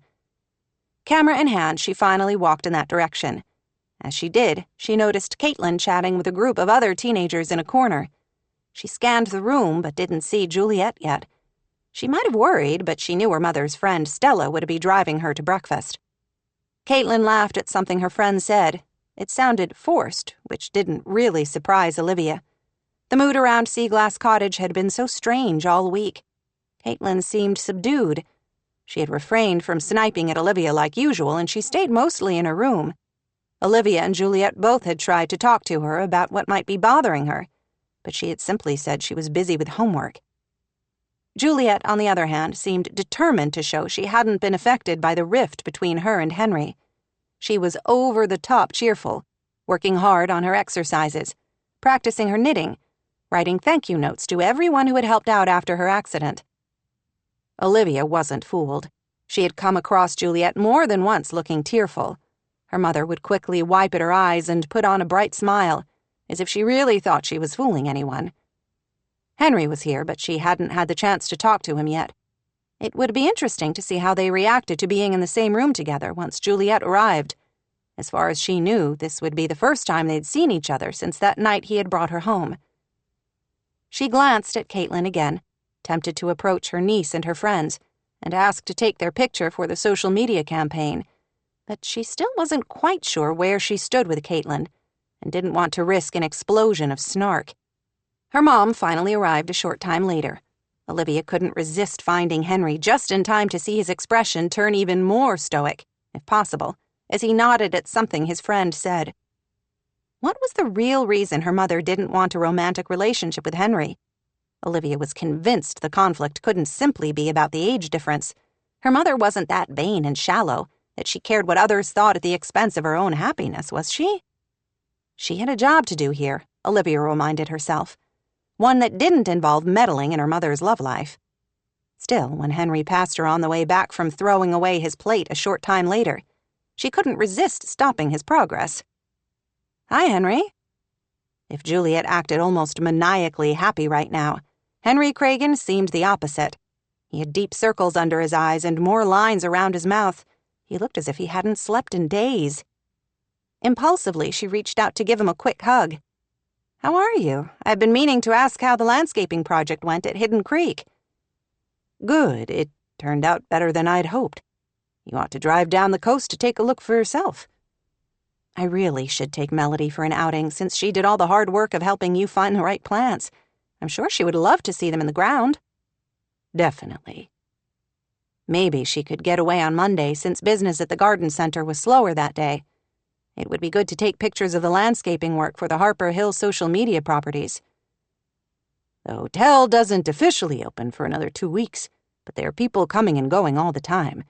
You should be able to get through the gates, but if you have trouble, send me a text and I can give you the access code." "Thank you, I'll do that." She looked around to make sure no one else was within earshot. Then she touched his arm. "How are you?" He looked startled. Then his mouth tightened. "I suppose you've been speaking with your mother." "A little. She hasn't told me anything, really, only that the two of you are taking a break from your friendship because you want different things." "That's one way of putting it." Olivia knew she should probably mind her own business. Okay, there was no probably about it.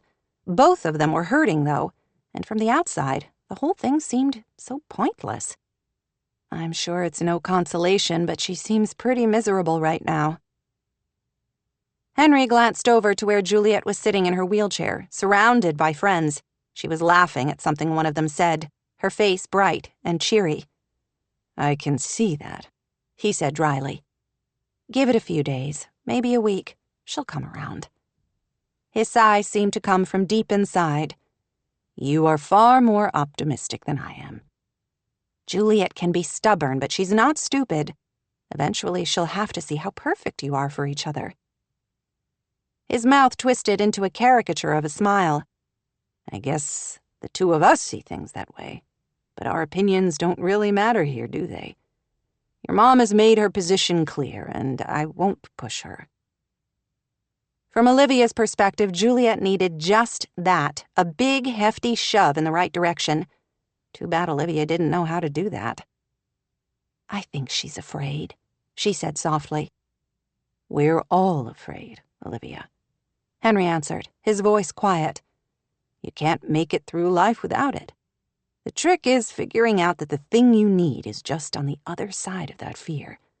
The only way you can reach it is by going right through the center of it." "For what it's worth, I'm rooting for you." His smile was filled with an ocean of sadness and very little hope.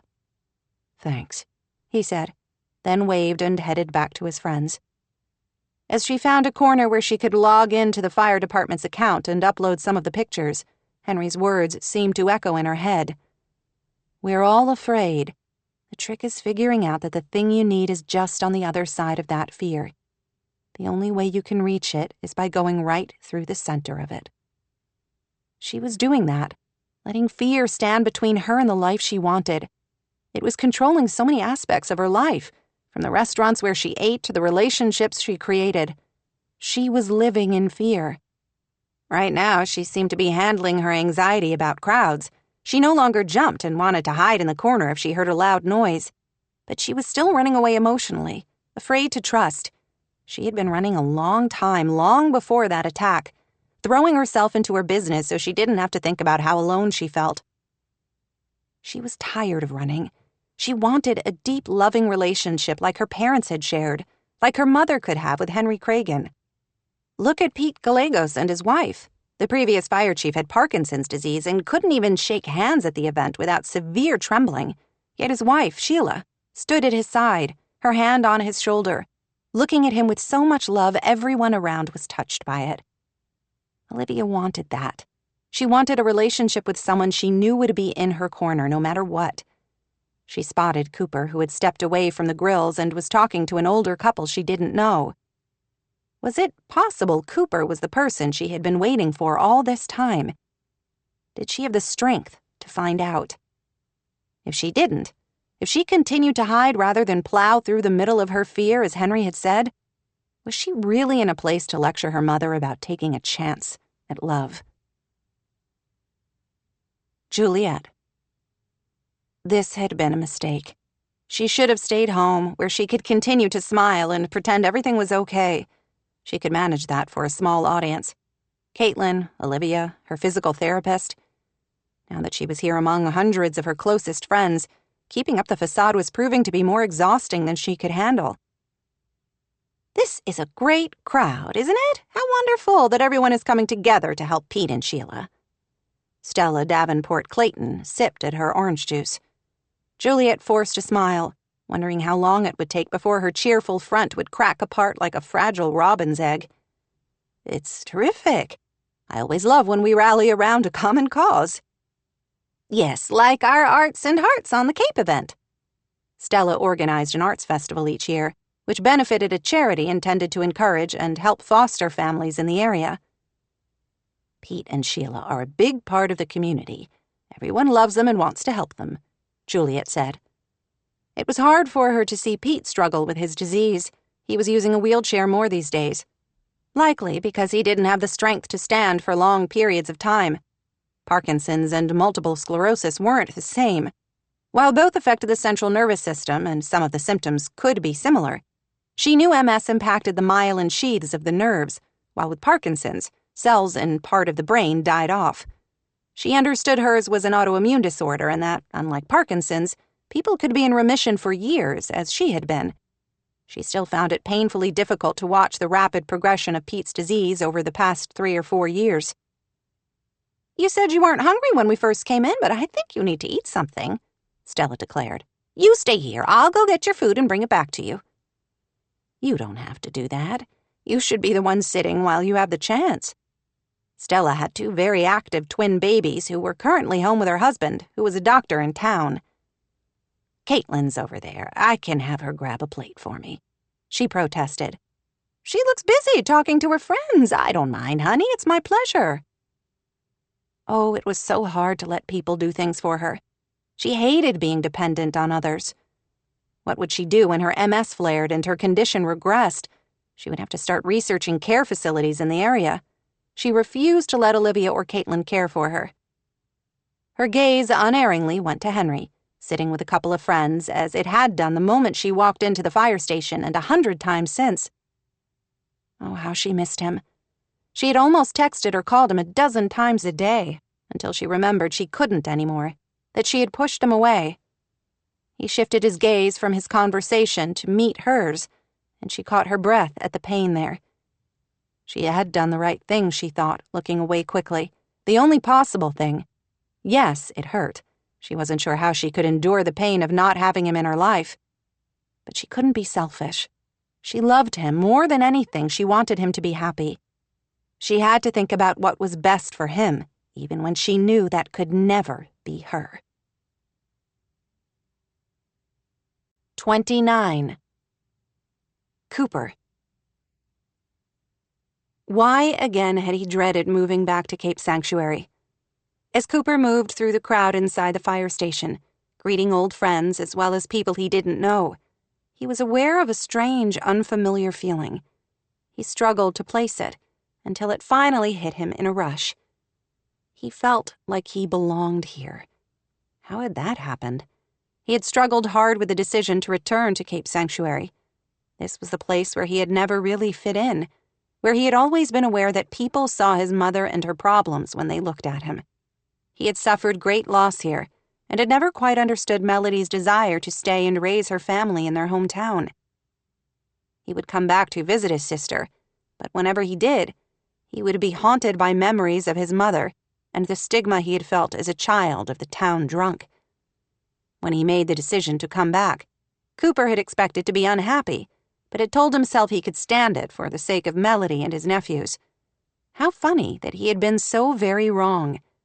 He was discovering he was happier here than he had been in a long time. He had come to appreciate the people here. He enjoyed the casual, relaxed beach vibe. The work was challenging and fulfilling, with something different happening all the time. He hadn't found it at all staid and boring, as he feared he would after leaving the higher-risk world of military rescues. Most of all, he absolutely enjoyed the crews he worked with, both the paid paramedics and the volunteer firefighters who filled in the gaps. They'd all embraced and accepted him warmly. He had to wonder if his recollections were completely accurate. Had his filter been skewed? Maybe people hadn't looked down their noses at him and Melody because their mother was a drunk who couldn't keep a job. Was it possible that all the actions he had perceived as disdain or unwanted charity had actually been driven by compassion and concern? He only had to look at how the community had rallied around Pete. The line for people wanting breakfast went out the door and through the parking lot, though it was a half hour past the time they were supposed to be serving, heading into lunchtime. At this rate, they would run out of food before they ran out of the people wanting to donate to the cause. "This is amazing." Mike Walker looked astonished at the crowds. "It's Cape Sanctuary," Roy Little, an old-timer, said simply. "All the people aren't from the Cape," Cooper said. "I've talked to people from as far as Santa Rosa who drove up to support the cause." Olivia's social media blitz had done its job. Several of her posts about the breakfast had gone viral, including some older pictures she must have found in archives of Chief Gallegos as a young firefighter in action. She was everywhere during the breakfast. Each time he looked up, he seemed to find her somewhere in the firehouse talking to someone else, looking as pretty as a summer's day. "Good job with the breakfast, Chief." And now she was right in front of him, and he had been too busy thinking about her to notice. His heart gave a little kick in his chest, and he managed, barely, to fumble a pancake back to the grill before it could fall to the floor. "Hi there." He wanted to kiss her. It was rapidly becoming an obsession. Every time he saw her, he wanted to grab her close and hold her in his arms again. "Thank you for getting the word out. We wouldn't have had nearly this crowd without your efforts to publicize it for us." "I'm glad to do my part. It's for a wonderful cause." "Hi, Mike. Good to see you again," she said, smiling at his new hire, whom she had met that day at the hospital. "Hi there, Olivia. Good to see you again." "Hey, Roy. How've you been?" The older man beamed at her and left his bacon station to wrap her into the hug Cooper wanted to be giving. "There's my little Olivia. My wife said she saw you at the garden center this week. I've been meaning to come in and say hello. How long are you in town?" "I don't know," she said. "I need to get back to work, but they've been good about giving me the time off I need to help my mom." "Your mom?" Roy shook his head. "Sure was scary when we rolled up and found her on the ground like that. I thought Cooper here was like to pass out." He refrained from rolling his eyes as he flipped another pancake. Cooper had been upset to find Juliet injured, but Roy had been the one who had been nearly in tears about it. "Nice lady like that. Sure hope it's not serious," he had said more than once. "How is she doing now?" he asked. "Good. She's here, sitting at the table next to the fire truck." Roy looked over and beamed. I should go say hello. What a relief to see her looking so good. He headed in that direction, leaving one of the backup guys to take over handing out strips of bacon. It's a great turnout, isn't it? She said to him. Yes, amazing, mostly because of you. She shrugged off the compliment. People love when you give them a call to action. I'm of the opinion that most people are good. They only need an excuse to show it. Do you have anything you would like to say to the fire department followers on social media? On record? She held up her camera. Sure, I can do video. Let me set it up just a moment. She fiddled with the settings, then smiled and gestured at him. Okay, go ahead. He didn't love media interviews, but this one was for a good cause. He could handle that, couldn't he?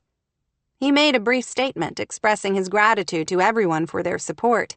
She asked a couple of questions about how much longer they would be open and where people could donate, even if they hadn't been able to make it to the breakfast. They had just wrapped things up and she had put down her camera when Sheila Gallegos approached them.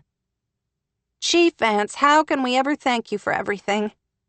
It was our pleasure, Cooper said. You know, this was completely a team effort.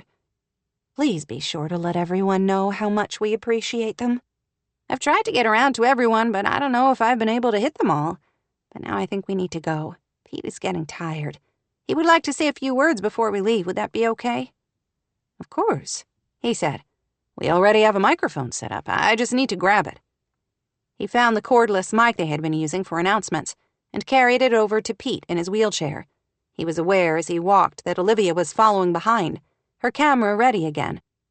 Even though Pete Gallegos' voice was weak and his hand holding the mic trembled, his words were heartfelt as he talked about how difficult it was for a proud man to accept help, but how very grateful he was for everyone's efforts. When he finished thanking everyone and the crowd responded with huge applause and a standing ovation from those who were seated at the long tables, Pete handed the microphone back to Cooper. We have loved doing it. From what I understand, we've raised more than enough to modify the bathroom of your house, with several $1,000s left over for other modifications. Pete beamed, his smile somewhat lopsided now. Daisy Davenport, an accountant and artist in town who had volunteered to handle the financial details of the fundraiser, took the microphone. We have one more announcement. Because of the generosity of the people of Cape Sanctuary, a couple of last-minute large donations, and in cooperation with a dealership in Reading, we now can tell you that there are enough funds to purchase a ramp-equipped van for you. Pete and Sheila began to cry and hugged each other. Cooper felt suspicious emotion in his chest too, but managed to stay in control while they expressed their gratitude once more before handing back the microphone. Cooper loved seeing people come together. Like Olivia had said, people were mostly good. They just needed an excuse to show it. Thank you again. Sheila Gallegos hugged him. You know, I didn't do much. It was a whole community effort. Not just the fundraiser, everything. You have no idea what you've done. It's a great comfort to Pete to know you're here. That's right, the former chief said. I can't do the job anymore, but at least I know it's in good hands. It's my honor and challenge to try filling your shoes, he said, taking the man's outstretched and trembling hand in his once more. I knew you had the makings of a fine firefighter from the time you were 17 years old, when you risked your life and tried to save Steve Harper. Cooper saw Olivia pale at the mention of her father.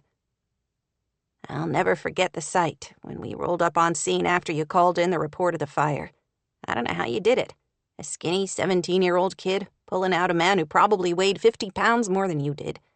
By the time we got there, you had started CPR and wouldn't stop, even after we tried to take over. I'll never forget the sight of you. Your face black and your hands burned, tears rolling down your face from the pain. But you still didn't stop. Cooper didn't want to talk about this, not ever, but especially not right now in front of Olivia. It had been the single defining moment of his life, and he hadn't discussed it with anyone, not even the woman he was coming to care for so deeply. He was a man I admired and respected. Darkest day in the history of this department, Pete said. Your father was a hero, Olivia. Not a day goes by that I don't think of him. Thank you, she mumbled, not looking at Cooper. We should get you home, Sheila said to her husband, giving Cooper an apologetic look. "Thank you again," she said, then pushed her husband through the crowd toward the door. "I'm sorry," he said to Olivia. "You called in the report of the fire. I never knew that." "Yes, I was driving past and saw smoke, so I called it in." Her gaze narrowed. "You're lying," she said flatly. His mother used to tell him he was a lousy liar. Apparently age and maturity hadn't improved that. "I don't know what you mean." "I've always wondered why my dad went into that burning building without gear or without waiting for the rest of the department to come. It didn't make any sense. Now it does. He didn't just randomly run in. All this time, everyone said you ran in after him, but that's not what happened, is it?" "He ran in after you." Cooper felt sick, the smell of syrup and bacon congealing in his stomach. He couldn't have this conversation with her here in a crowded fire station. "It wasn't like that, Olivia," he said. He was going to have to tell her. He didn't want to, but Cooper could see no way to avoid it. He should have told her a long time ago. She had lost her father and deserved to know the truth about why, no matter how painful. He would have chosen 100 different places or times to do this. He should have done it somewhere else when he had the chance. Since he hadn't, he could only think of one private spot where they might have a few undisturbed moments. His office. He gestured to the front of the fire station with a small reception area and his office leading off it. She followed him as if in a daze. Cooper felt a tight pressure in his chest, as if he were inside his mask without the oxygen hooked up. She pushed the door closed behind her. "Tell me what happened that night," she demanded. "What really happened?" He leaned against the desk, wishing he could take her in his arms, more for his sake than hers. "Tell me the truth." He was silent, the words catching in his throat like creosote. "I was looking for a friend that night. This friend was going through a hard time. I was worried she was suicidal because of something that had happened to her a few weeks earlier. When she didn't answer my text that night, I went looking for her. I knew she and some friends had broken into the house a few times to party, so I thought that's where she might have gone. Turns out she did, but she had someone with her, a guy I didn't know, a tourist, I think. She wasn't suicidal. They were smoking weed and fooling around. I tried to get her to leave, but she wouldn't. Since she didn't seem in imminent danger, I left, feeling stupid for trying to help." "Sounds to me like you weren't stupid. You were worried about a friend." She was trying to comfort him despite everything. That was simply the woman she was. How the hell was he supposed to resist her? "I left and went to the grocery store. On my way back home, I saw smoke and flames pouring out of the upper windows, where they had been. I called in for help, reporting there might be people inside. The dispatcher told me it would be at least 8 minutes before the first engine could reach the scene, and I was afraid that would be too late. I knew I had to go look. If they were both stoned, they might not wake up. I should have waited for the engine, but I couldn't stand by." He could so vividly remember the heat and the flames and the fear, as he had tried to explain to the dispatcher that he thought people might have been in there earlier. After waiting a few minutes, he couldn't stand by another second.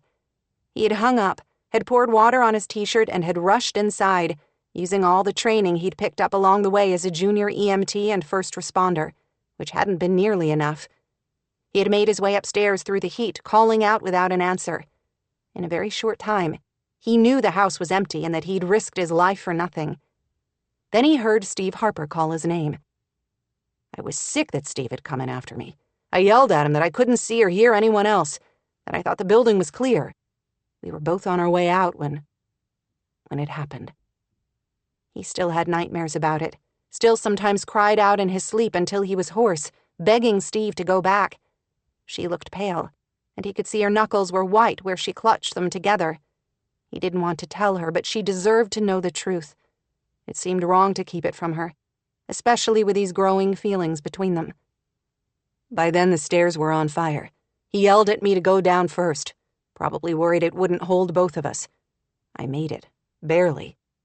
As soon as I reached the bottom, he started down, but he only took a few steps before the stairs collapsed.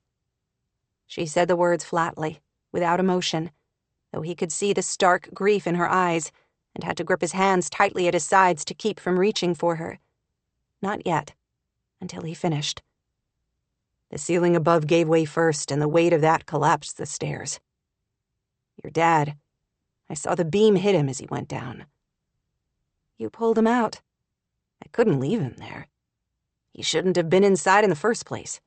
That's on me, and I've had to live with it all these years. He would never have gone inside without gear if he hadn't seen me run in or heard the report there might be people inside. And it was all for nothing.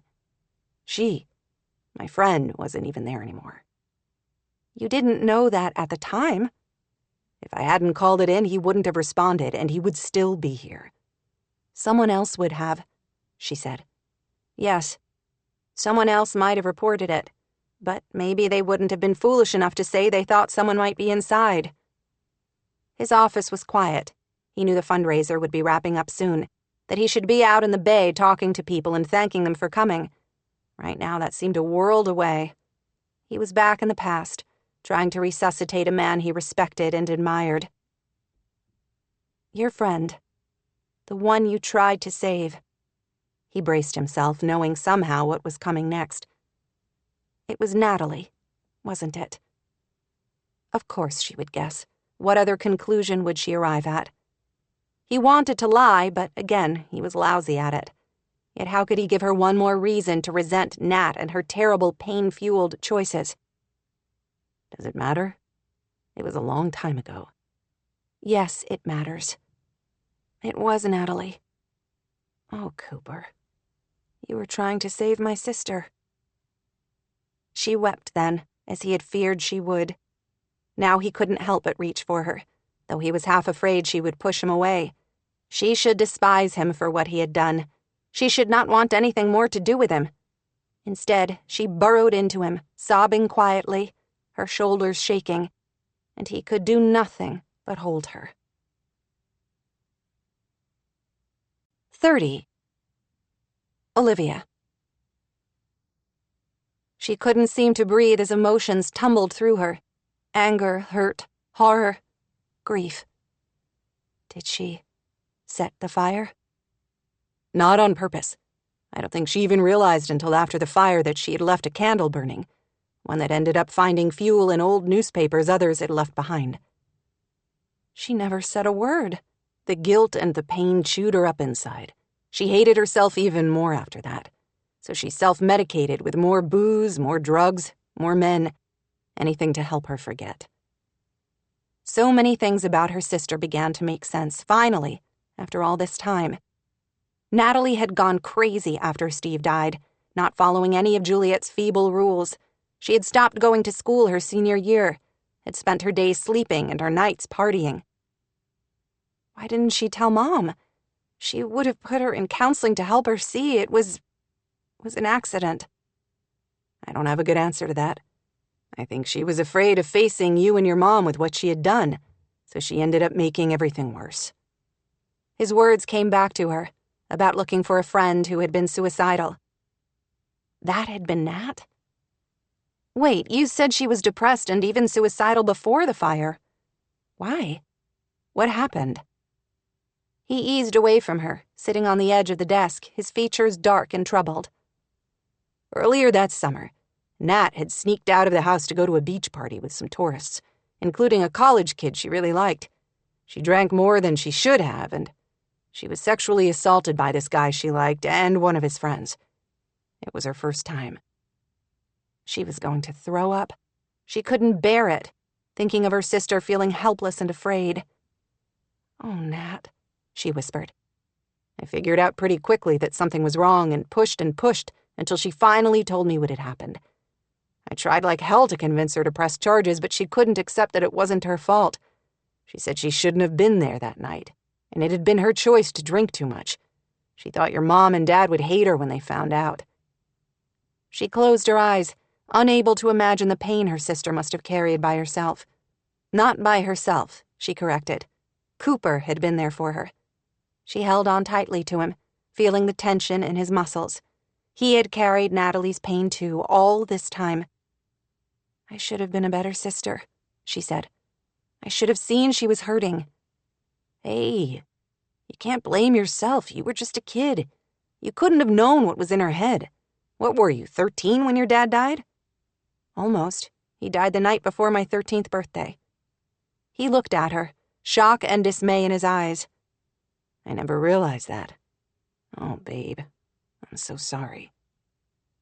We were at dinner, just the two of us, when he got the call. Dad always liked to take us out on our birthday eve. Just us. We would all do something together as a family on our actual birthday, but Dad would say it was his last chance to hang out with us before we turned a year older.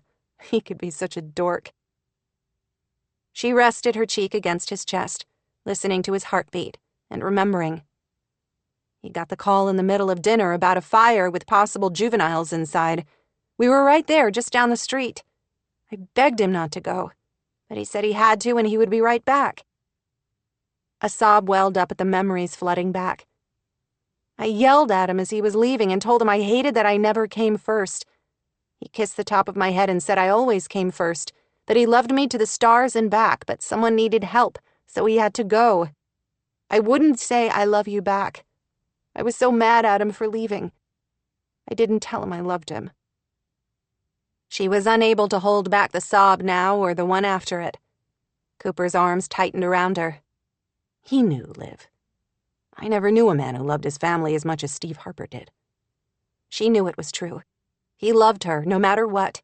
He would have loved Natalie, too, and would have grieved if she had told him what had happened to her. He and Juliet would have told her over and over it wasn't her fault, and would have tried to persuade her to file charges against the boy who had attacked her. Her father would never have been ashamed of Natalie, neither would Juliet. They would have loved and supported her and tried to get her help. If only she had turned to them, instead of traveling through her pain alone, so much heartache could have been avoided. Cooper held her for a long time, until all the tears were gone, and she was left feeling an odd sense of relief. She had known there were things yet to learn about her father's death. Discovering the truth didn't ease the pain, but it did give her a new perspective, as well as compassion for Cooper, who had carried this alone all these years. Thank you for telling me the truth. I know you didn't want to. I didn't want to cause you more pain. And I guess selfishly, I didn't want you to hate me for the part I played. It wasn't your fault, Cooper. None of it. You were trying to protect Natalie when you ran into that building, and you have been trying to protect her all these years by keeping the truth about her involvement to yourself. I wish I could have helped her. We all do. They stood, wrapped together for a long time. She didn't want to move because she knew that when she did, she was going to have to face the difficult truth that she was in love with Cooper and that she had been forever. Some time later, the mood between them shifted as the pain and sorrow began to recede, and she became aware of the heat of him against her, of his heart beating in time with hers. She wasn't sure if he moved first, or if she did, or if they moved at the same time so that his mouth slid over hers. This kiss was slow, sweet, filled with a tenderness that made her ache. She wrapped her arms around him, lost in the peace. 31. Caitlin. Are you sure you don't want to ride home with us? Ms. Clayton smiled. I've got plenty of room for one more. Caitlin shook her head, as always, a little freaked out by the idea of Mimi being close friends with one of her teachers. Miss Clayton taught her fourth-hour sophomore English. Her classes were fun, and she somehow managed to make dry, dusty, highbrow books interesting. But that didn't mean Caitlin wanted her to be besties with her grandma. I'm good. I ruined my bike down, so it's easy enough for me to ride home. She looked around the rapidly emptying fire station. Where had Chief Vance gone? He had been there 1 minute, the next he had disappeared. Oddly, Olivia had disappeared as well. Anyway, I think I'll stick around and help clean up a bit. That is so sweet of you. Mimi smiled at her from her wheelchair. I am sure the firefighters will appreciate your help. She didn't care about the rest of the firefighters. She only wanted to spend more time getting to know her father. It shouldn't take too long. Looks like they're nearly done. All right, I'll see you at home. Ms. Clayton wheeled Mimi out of the fire station, and Caitlin headed to where some of the firefighters were taking down the tables and chairs. Can I help with anything? She asked Roy Little. a neighbor of theirs who was always nice to her and her friends. "We're just tearing stuff down now, but we won't say no to help." Chief Vance hadn't appeared again by the time all the tables were down. She should probably just go home. "Can I do anything else?" she asked. "You mind taking these extra paper plates and cutlery into the mess hall? It's just through there," Roy said, pointing to the front area of the fire station. "No problem." She loaded her arms full with as much as she could carry and headed down the hall where he had indicated. The room was empty. Since she wasn't sure where to put anything, she ended up just stacking it neatly on the counter. She headed back out toward the large area where the breakfast had been and had made it a few steps down the hall when she heard voices. She recognized one of them. It was her father. Curious, she turned toward a half-open doorway she hadn't seen before. That was when she found her father.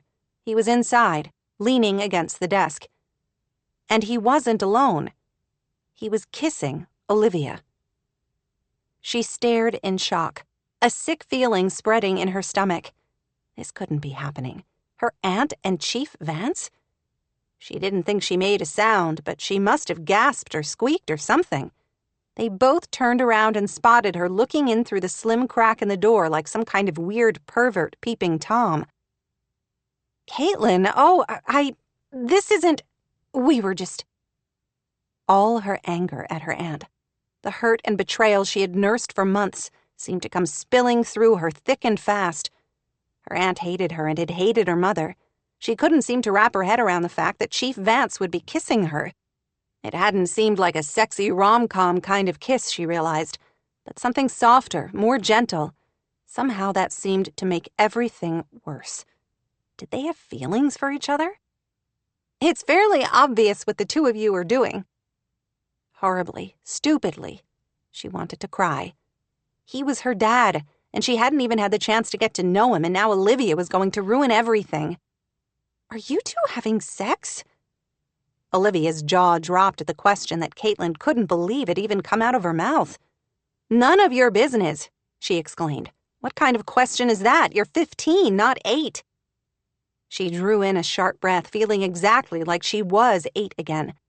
Like a child all by herself in a corner, watching all the other girls have donuts with Dad at some stupid school thing, and wondering why she didn't have a dad to share her donut. "You're right," she snapped, not thinking through the words at all, driven only by years of pain and loss and lack. "It's none of my business. You're an adult. You can sleep with my father if you want to." Again, she couldn't believe the words had come out of her. This didn't seem real. It was as if somebody else was here spewing all this ugliness. Chief Vance had recoiled at her words, as if she'd slapped him with them, while Olivia just stared at her. This wasn't the way she wanted this to go. She had imagined it 100 times since finding out those DNA results, and never had she imagined Olivia there at all. "With your what?"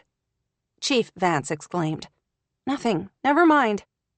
She turned to go, needing only to get away from the shock and disbelief and, horror in his eyes. Those tears burned again, stupid and immature, and she could feel them spilling over down her cheeks. "Hold on, what did you say?" Cooper demanded. She drew in a breath and swiped at her eyes. At least she knew one thing now. Nobody could act that well. "You didn't know," she stated. "I wondered if you didn't, or if you knew and just didn't care." "It's not true," he said sharply. "It can't be true. I'm not your father. Why would you even say such a thing?" She wiped at her cheeks. Damn it. Why wouldn't the stupid tears stop? They were angry tears, she told herself. She wasn't hurt at all by his reaction. "DNA doesn't lie. I took a test at one of the genealogy sites. It sent me the names of people who are closely related to me, and guess what? Your sister came up as linked to my DNA profile. Since she is closely related to me, that means you have to be my father." Chief Vance sank down onto his desk. Olivia just stared at both of them. "There must be a mistake. She told me I wasn't the father. She swore up and down. She swore on her dad's memory." "You slept with Natalie." Olivia looked like somebody had just punched her in the gut. Like that time Caitlin had fallen climbing the ropes in PE class and had the wind knocked out of her and had gasped on the ground for like 5 minutes. Chief Vance, her father, looked about the same. Once, the night before I left for basic training. He scrubbed a hand over his face. Only that one time. I don't think either one of us meant for it to happen. It was just one of those things. She was upset about me leaving. I'd had more to drink than I should have. It shouldn't have happened. We used protection, but it doesn't always work, Olivia said, her voice sounding strange and distant. He gazed at Caitlin, his eyes still stunned.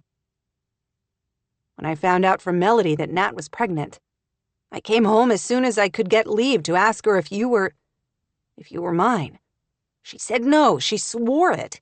She had a boyfriend, but she wouldn't give me his name. She claimed he was married and that she didn't want to ruin his life. I know his name. Paul Reyes. Olivia looked astonished. You can't know that. How could you possibly know that? Caitlin shrugged. She wrote a lot of stuff down.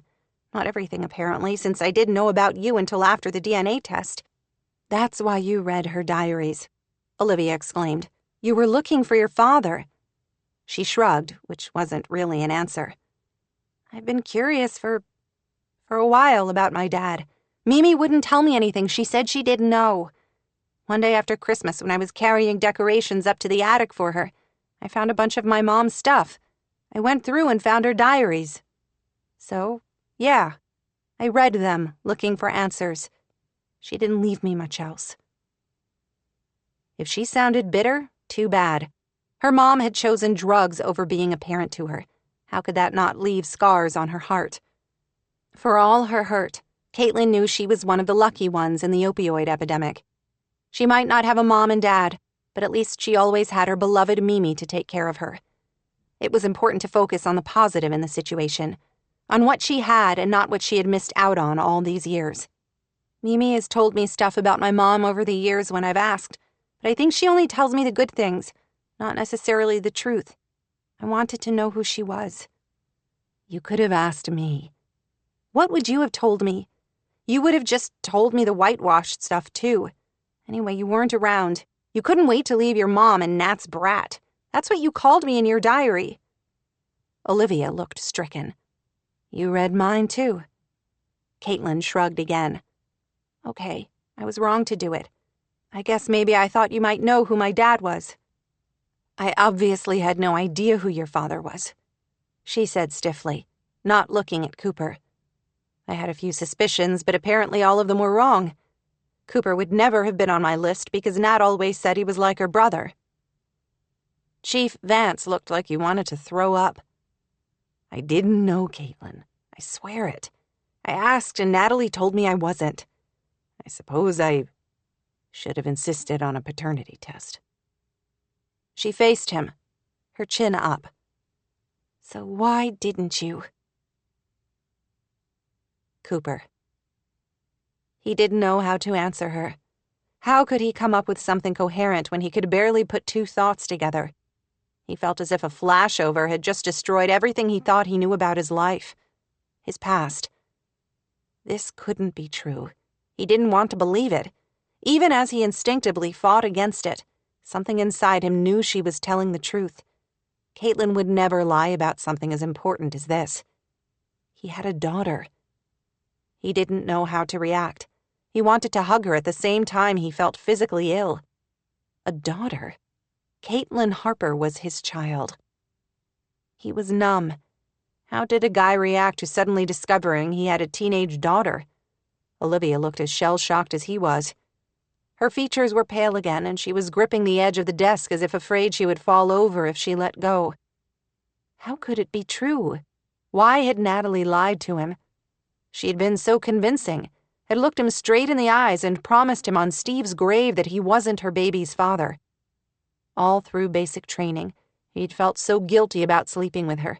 She had been the one pushing it, had told him she felt dirty and she wanted to be with someone she knew loved her as a person, just once, so she could know what it felt like. He'd been 18, drunk, horny, scared about going into the military in the first place, and more than a little terrified the other soldiers would find out he was a virgin. None of those reasons justified sleeping with his best friend, someone he had never had romantic feelings for in his life. Still, when he found out she was pregnant, he had finagled leave and had rushed back to talk to her. Even after she swore he wasn't the father, he had asked her to marry him. He had told her he didn't care whether the baby was his or not. He would help raise it. Nat had laughed, told him she would never do that to him. They would make each other miserable. Anyway, she said, she had started dating someone right after he left, and she had fallen hard for him. He promised he was going to leave his wife, and as soon as he did, they would get married and he would help her raise their baby. And if that never happened, Nat had said with a cheerful smile, she was perfectly happy to raise her baby herself. Had she lied to him on purpose? He couldn't imagine why she would. Was it possible Natalie hadn't known herself who had fathered her baby, that she had wanted to believe it wasn't him? I have no good answer for that, he finally said to Caitlin. She was convincing. I didn't really see a need to push it, assuming we were still close enough that she would tell me if she suspected I was your father. I was wrong. To be honest, maybe I didn't want to know the truth. I'm ashamed to admit that. For that, I'm so sorry. She swallowed, and he saw another tear trickle down. He should hug her, but he had no idea what to do in this situation. For the record, she said, lifting her chin just like Natalie would have done. I'm not looking for a relationship if you don't want one. I just wanted to know who you were. I always felt there was something missing in my life, something other girls had. Mimi is wonderful and I love her with all my heart, but she was my grandma.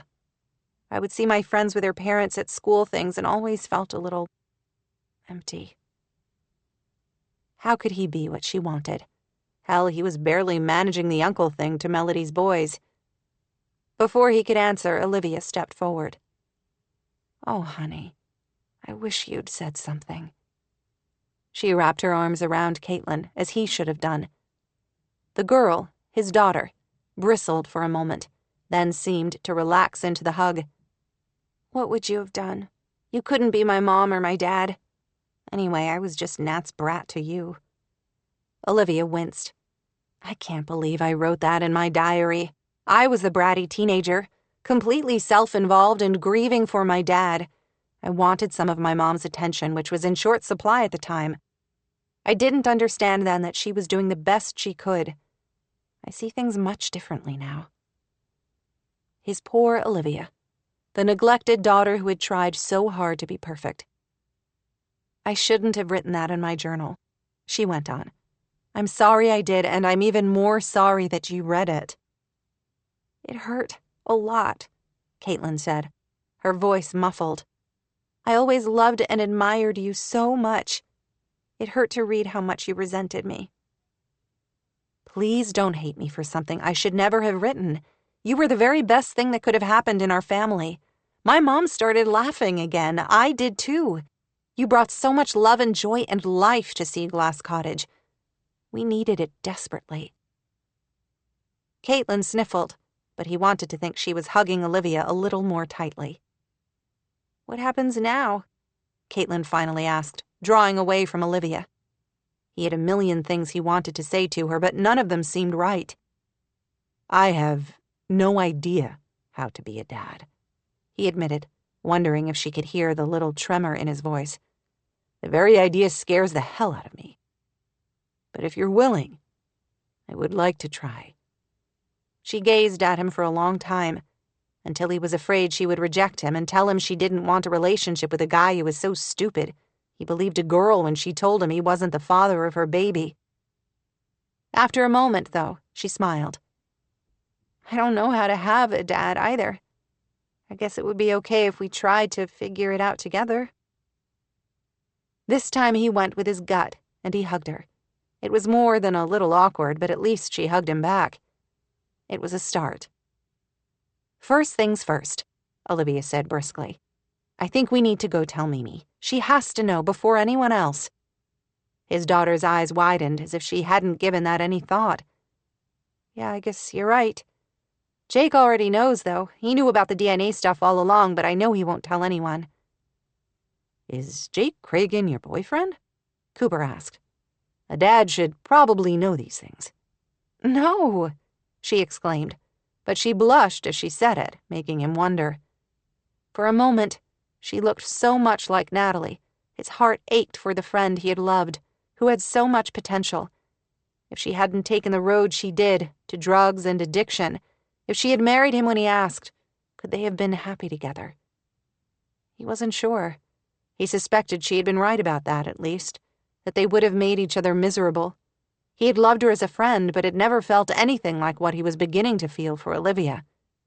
He was in love with her. As if he needed one more shock in this tumultuous day, one more tangled emotion to work through. Still, the truth of that seemed to push through everything else. He was in love with Olivia Harper. He didn't know how it had happened.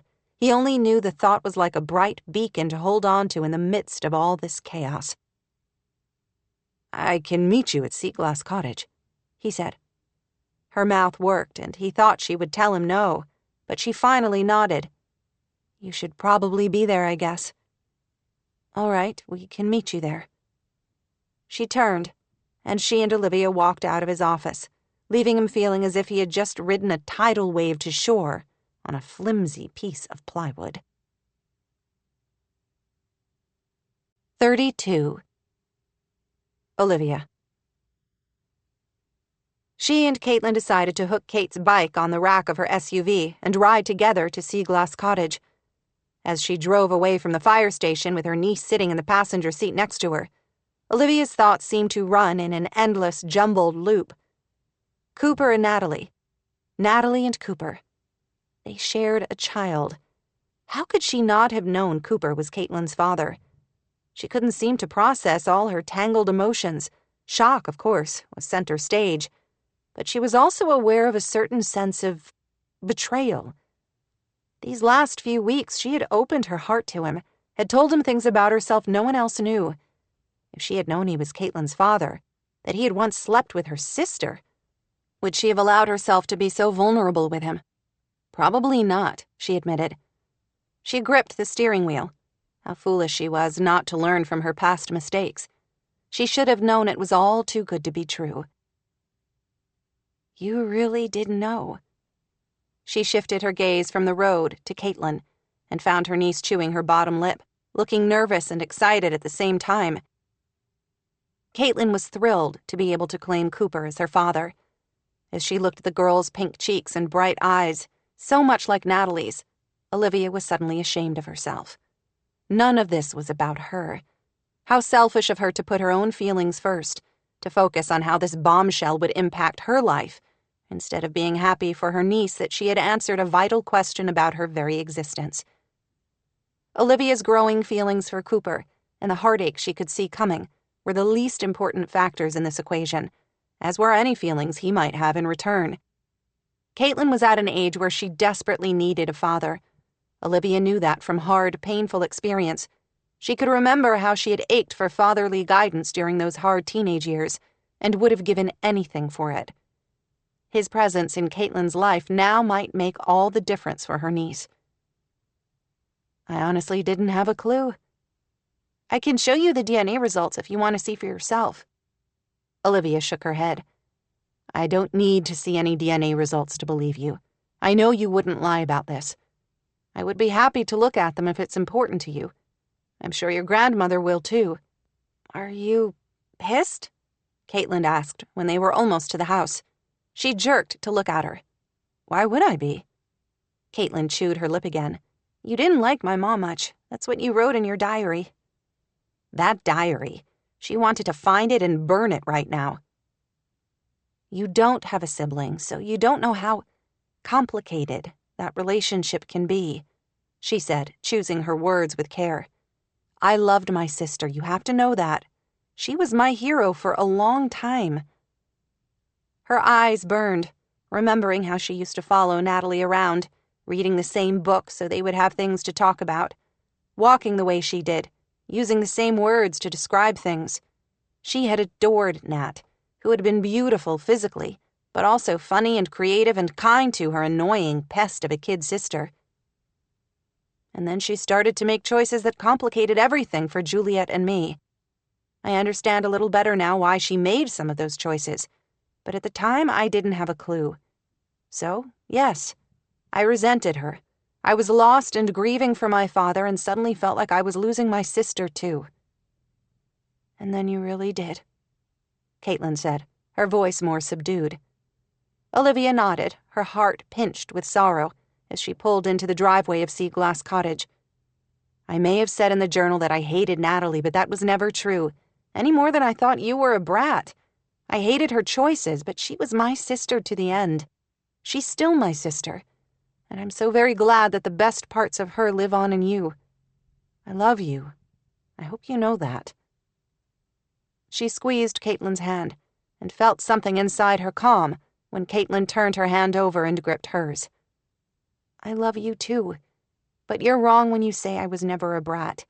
I've been worse than that since you came back to help Mimi. I'm really sorry. She hugged Caitlin, determined to work harder to keep a strong and healthy relationship with her niece moving forward. Poor Natalie. Her sister never had the chance to know the amazing girl she and Cooper had created. The day had been a revelation, and had given her so much more insight into her sister and the demons she had been fighting. First, because of an assault that was never her fault, and then the guilt she must have carried over Steve's death. All the resentment she had carried over the years toward her sister, the anger and hurt, seemed a terrible waste of energy now. She wished she had been more compassionate, more understanding. She wasn't sure if it would have helped in the end. Nat's choices were her own, and couldn't entirely be blamed on things that had happened to her. It was too late to fix her relationship with her sister, but not too late for her and Caitlin to create tighter bonds. I'm nervous to tell Mimi, Caitlin said as they walked toward the house. Do you think she'll be mad? At the fear in her niece's voice, Olivia stopped on the sidewalk and hugged her again. Of course not, honey. I think mostly she'll be sad that she didn't have answers to give you about your father, so you had to go searching for them on your own. Outside the temporary ramp into the house, Caitlin held tight to the railing while a sea breeze rippled her hair. I have to say one more thing to you before we go in. Sure. I'm sorry I was rude earlier, asking things that were none of my business, but I would like to know. Are you and my dad dating? It would be weird to have my aunt as my stepmom, but I'd be okay with it, just so you know. She could only think it was a very good thing she wasn't taking a drink of water at that, because she would have spewed it all over her niece. Stepmom? Good grief. She and Cooper had only kissed a few times. Stepmom was jumping about 100 steps ahead. For one wild moment, she imagined it. A future with him, here in Cape Sanctuary, building a life together by the sea, surrounded by friends and family. Her heart pinched again at the sheer impossibility of dreams that were destined to remain only that. We're friends, that's all. She wanted more. She wanted that future. When she was a girl, she had a terrible crush on him. Cooper had epitomized what she thought she wanted in a man when she was younger. He was cute, smart, kind to a gawky girl who didn't know how to talk to guys, but somehow never had a problem confiding in him. Now that she was a woman and had connected with a grown-up version of Cooper, everything she had come to know only reinforced that he was exactly right for her. But he's a nice guy, right? I would hate for my dad to be a jerk. That would be tough, to spend all this time looking for her father and have him turn into someone she didn't want to know. Lucky for Caitlin, Cooper would be an amazing dad. She had seen him with his nephews and had no doubt. Your father is a man of character and strength. He's loyal, he's courageous, he's protective, he's kind. Also, he's a lousy liar, but don't tell him I told you that. Caitlin gave a nervous little laugh.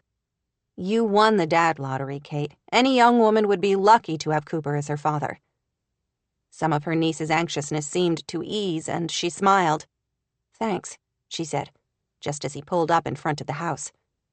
After all these years apart, Cooper would always be in her life now, she realized, somewhat grimly. She could go back to Seattle, but she would never be able to escape him completely. They were bound by her niece. Through all of the important events of Caitlin's life, she would have to see him. Graduations, weddings, baby blessings. Somehow she was going to have to figure out a way to handle that without making a complete fool of herself. Juliet. Rarely in her life had she ever found herself completely speechless. Usually she could manage something, even if it was only a long, drawn-out okay. Right now, as she gazed at her daughter, granddaughter, and Cooper Vance, Juliet couldn't come up with a thing. Otis seemed to sense her shock. He wriggled a little and nuzzled her hand. She petted him while she tried to process the stunning news. Cooper Vance was Caitlin's father. How on earth had she not realized? "Are you sure?" It wasn't much of a sentence, but at least she had found a few words to string together. Caitlin nodded. "Yes, that's why I ran to my room when we first got home. I wanted to show you the results I printed out earlier." She thrust out a piece of paper. "See, right there. It says I share a significant portion of DNA with Melody Vance Baker, which indicates we're close relatives. And there's her picture in my connections. If Chief Vance had taken a DNA test, it would be even more conclusive." Cooper shifted, looking uncomfortable. "I believe her, Juliet. It was always a possibility in my head, I suppose. But I believed Nat when she told me Caitlin wasn't mine." How could she not have known the two of them had been together? They had never seemed romantically inclined toward each other. Was this one more way she had been a completely oblivious mother? He had said it had only been once before he left town. Maybe that was why she had never picked up a shift in their relationship. "No matter what she told me, I should have known," Cooper said. "Or at least verified. I should have taken responsibility." He was uncomfortable because he didn't know how to face her. The boy who had knocked up her daughter, she realized. "I'm sorry, Juliet. I know what you must be thinking of me, and there's nothing I can say in my own defense." It was completely inappropriate. But for an instant, Juliet wanted to laugh. He hadn't ruined her daughter's life. If anything, Caitlin was the very best thing to come out of that tragic time. As if she could ever think less of him, anyway. This was the boy who used to eat dinner at her table at least once or twice a week, who always helped wash up afterward, who had risked his own life to save Steve's. "The hard truth is, I've been a deadbeat dad all these years without knowing it, leaving you to bear all the responsibility for raising my child. On the way here, I was thinking I have some savings, some stocks and things. I need to pay you back child support or something for all the years I should have been here taking care of Caitlin." Her words suddenly came back to her in a rush. "You will do nothing of the kind," she exclaimed. "I have to do something. A man takes care of his responsibilities." He was always such a stubborn boy, always determined to do the right thing. "Oh, Natalie, how could you do this to your dearest friend? You didn't know you had a responsibility because my daughter told you that you didn't. You believed her. We all believed her. If you had any inkling, I'm certain you would have been here." He was a victim, too. Denied the joy of being a father for 15 years, she realized suddenly. Why hadn't Natalie told him the truth? She thought she might suspect the reason. Cooper had been on the cusp of starting his life away from Cape Sanctuary, something at the time he had desperately needed.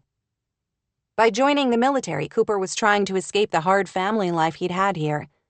Would he have gone on to become a Special Forces pararescue specialist as he had dreamed? Doubtful. He would have stayed here to take care of his child. Natalie had loved him, had known what he needed maybe even more than Cooper had. Perhaps she hadn't wanted to give him one more responsibility when he had spent his entire childhood caring for his mother and his baby sister. Or maybe, knowing now what kind of life Natalie was living by then, the drugs and the partying, it was possible her daughter genuinely hadn't known who had fathered her baby. Juliet petted the sweet little dog, her heart aching with sorrow for all of them. "I shouldn't have accepted what she told me," Cooper said again. "I have no excuse, really. But now that I know, I intend to step up. If it's all right with you, I would like to start building a relationship with Caitlin." "Naturally. Of course you will. I would have been disappointed in you if you had said otherwise." Caitlin looked thrilled, which made Juliet's heart ache all over again. She had known her granddaughter wanted a father. That was natural. Juliet should have realized how much Caitlin had needed a father. The longing in her eyes as she looked at Cooper was raw, vulnerable, nervous, as if she were afraid to hope. Caitlin is 15. She'll be 16 in September. She's old enough to decide how much or how little she wants you involved in her life." "Agreed," he said, looking relieved. "Much," Caitlin said in a small voice that made Juliet want to hug her. "You're part of this family now," Juliet told him sternly. "That means I expect you for Sunday dinners when you can make it. An invitation that will of course include your sister and her boys." He nodded, looking overwhelmed and, she thought, touched. He had always been such a sweet boy, so grateful to be welcomed into their home. She didn't like to think ill of the dead, but his and Melody's mother had been a weak, selfish woman who had given little love and no structure to her children.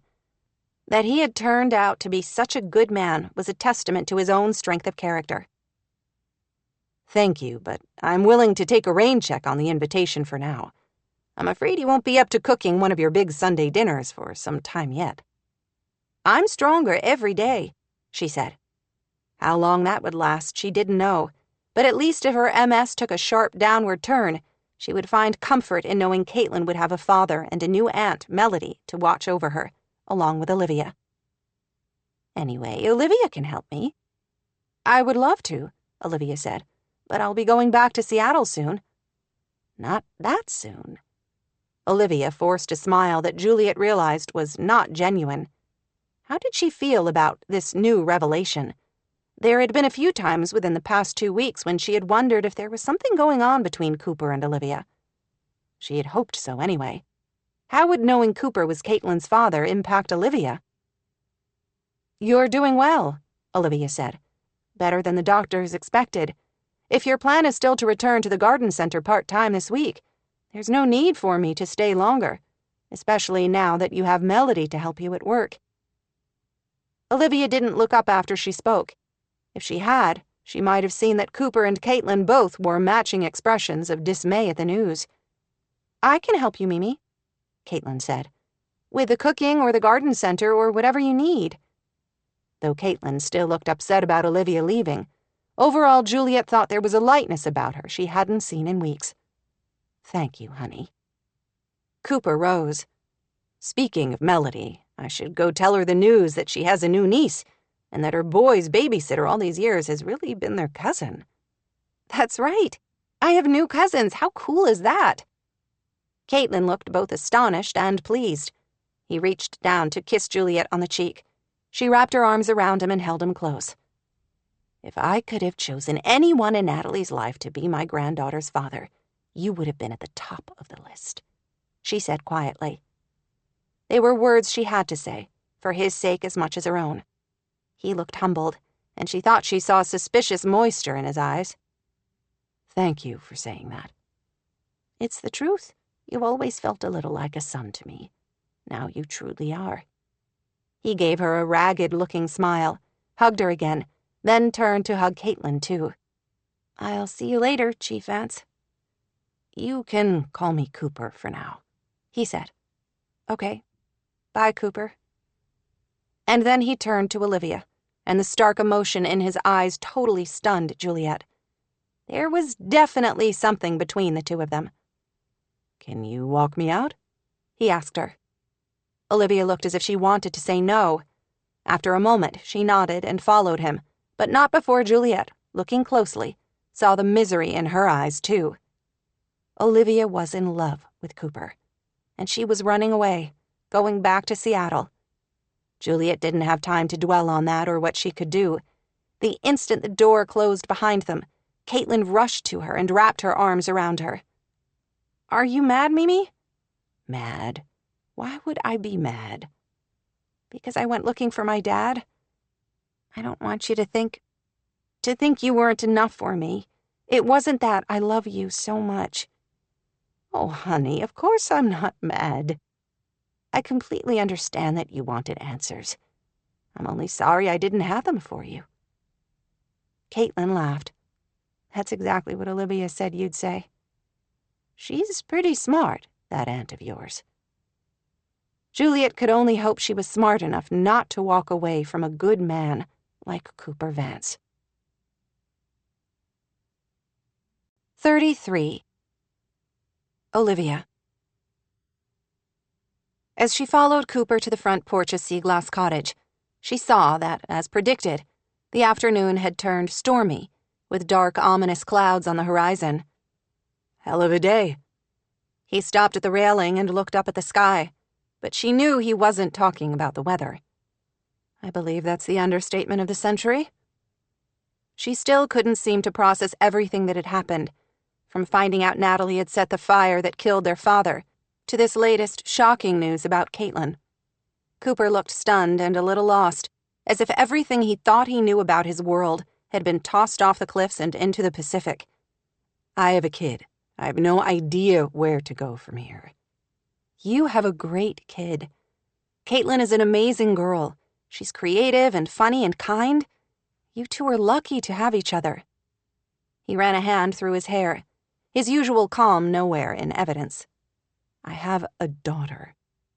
Did he think saying it enough times might make it feel more real? "I'm sorry you missed so much of her life. Natalie should have told you." She still had no idea why her sister had chosen to keep that information from her best friend. It was a question they would likely never answer, especially if Caitlin hadn't been able to learn more through the journals Natalie had left behind. "I've been thinking about that. I was so determined to leave Cape Sanctuary. She knew all about that. Knew I wanted so much to become the man your dad wanted me to be. And I didn't see a way to do that here. Nat was my best friend. She knew my dream was pararescue." "You wouldn't have done that if you had known about Caitlin, would you?" "No. Or I would have tried harder to convince her to marry me anyway, and tried to take her along." He gazed out at the darkening sky. "I guess history doesn't really matter. It's done. My job now is to build a strong relationship with my child. Juliet will help you figure out the best way to move forward with Caitlin.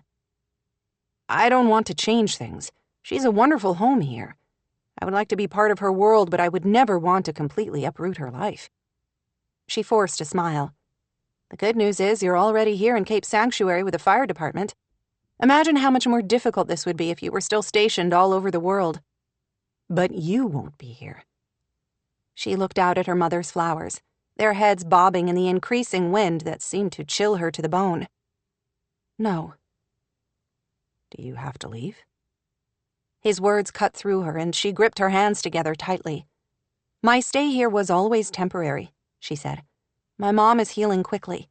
She's anxious to return to the garden center. She doesn't need me like she did right after the accident." "She might not need you as much, but I don't think Juliet wants you to leave." "I have a job waiting for me in Seattle, clients for my company, friends, a life. Mom understands that." "Sure, I get that. I just wish you could stay." She caught her breath at the low intensity of his voice. What did he mean? Her gaze flew to his, and she saw emotions there she couldn't decipher. She wanted so much to be brave right now, to find the strength to ask him why he wanted her here. Because they were friends? Because of Caitlin? Fear tangled the words. "Everyone here will be fine," she said briskly. "You don't need me to help you navigate this new relationship with Caitlin. Juliet will be here." For a crazy moment, she thought he would take her hands, pull her to him, and kiss her. She could imagine the words he would say. "What if the reasons I would like you to stay have nothing to do with Caitlin? Or Juliet, for that matter? What if I'm in love with you and can't imagine my life without you?"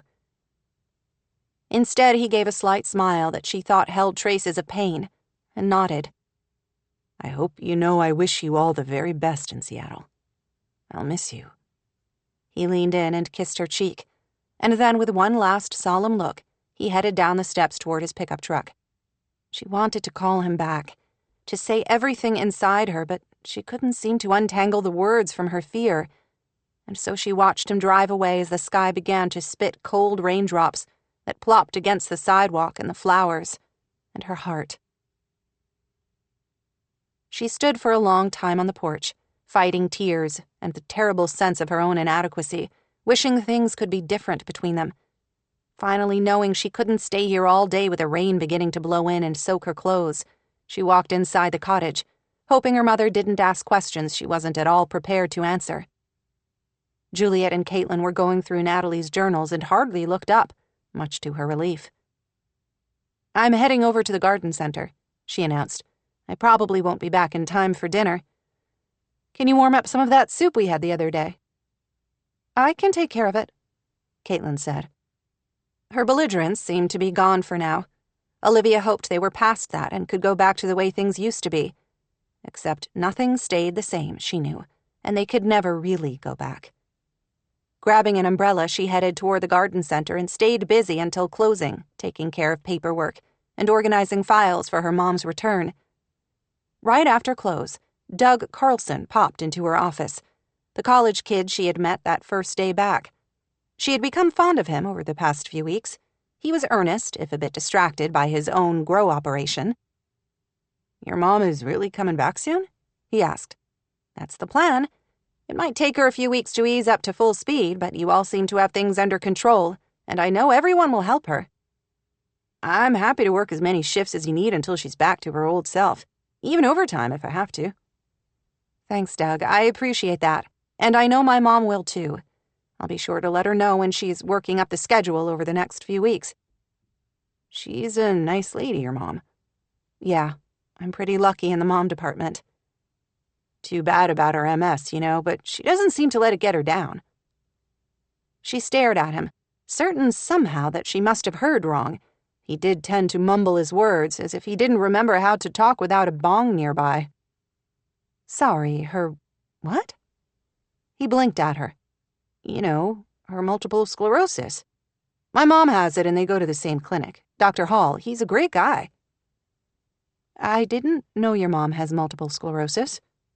She felt as if she had entered some alternate universe. None of this was making sense to her. "Yeah, she's had it most of my life. Over the past few years, it's gotten worse. That's why I left school and came home, only a few classes away from becoming a pharmacy tech. I might go back someday, but she needs me right now. She can't drive on her own now because she can't see too well, so I take her to appointments. I do the shopping, pick up her meds, that kind of thing." All this time, she had thought he was just a pot-smoking college dropout living at home and working part-time while he tried to figure things out.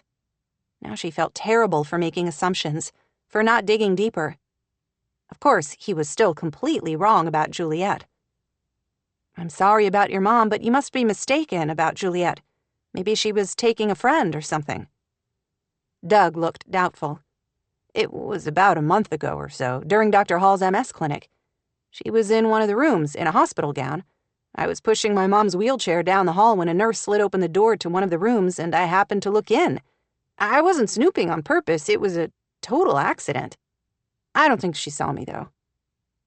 "If it was just a fleeting look, you were probably mistaken." Her shock and denial must have finally filtered through to Doug. His eyes widened, and he suddenly looked horrified. "Oh, man. You didn't know. I shouldn't have said anything. Juliet will kill me. I just figured you're her kid. You would know about her MS. Forget I even opened my big mouth. Who knows? I could be totally wrong." Could it be possible? Could Juliet have kept something as significant as a serious medical diagnosis from Olivia? She had broken her hip, and Olivia hadn't found out for hours. This was vastly different, though. "Just forget I said anything, okay?" he repeated. She forced a smile for Doug. "Don't worry about it. It's all good. Thanks for everything today." He waved and shuffled out of her mom's office, leaving Olivia alone with shock waves still rippling through her. She wanted to think it was a terrible mistake, an unfortunate case of mistaken identity. But the longer she sat there, the less that theory made sense. Doug might not be the most reliable witness, but he wasn't stupid.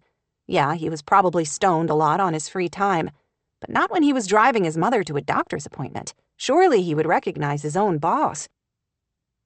Why else would her mother be there? Maybe the doctor saw people for a multitude of things, headaches maybe. Except he said it was an MS clinic.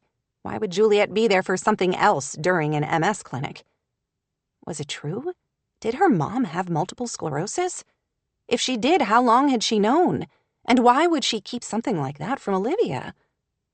This day was turning into the most surreal of her life. First finding out about Natalie's history and her involvement in the fire that killed her dad.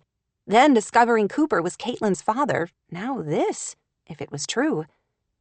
She wanted to go back to Sea Glass Cottage, climb into her bed and pull the covers over her head for a few months. With great effort, she forced herself to work another half hour on social media postings for one of her clients for an urgent event the following week, then turned off her laptop, stowed it in her bag, and headed out of her mom's office toward home.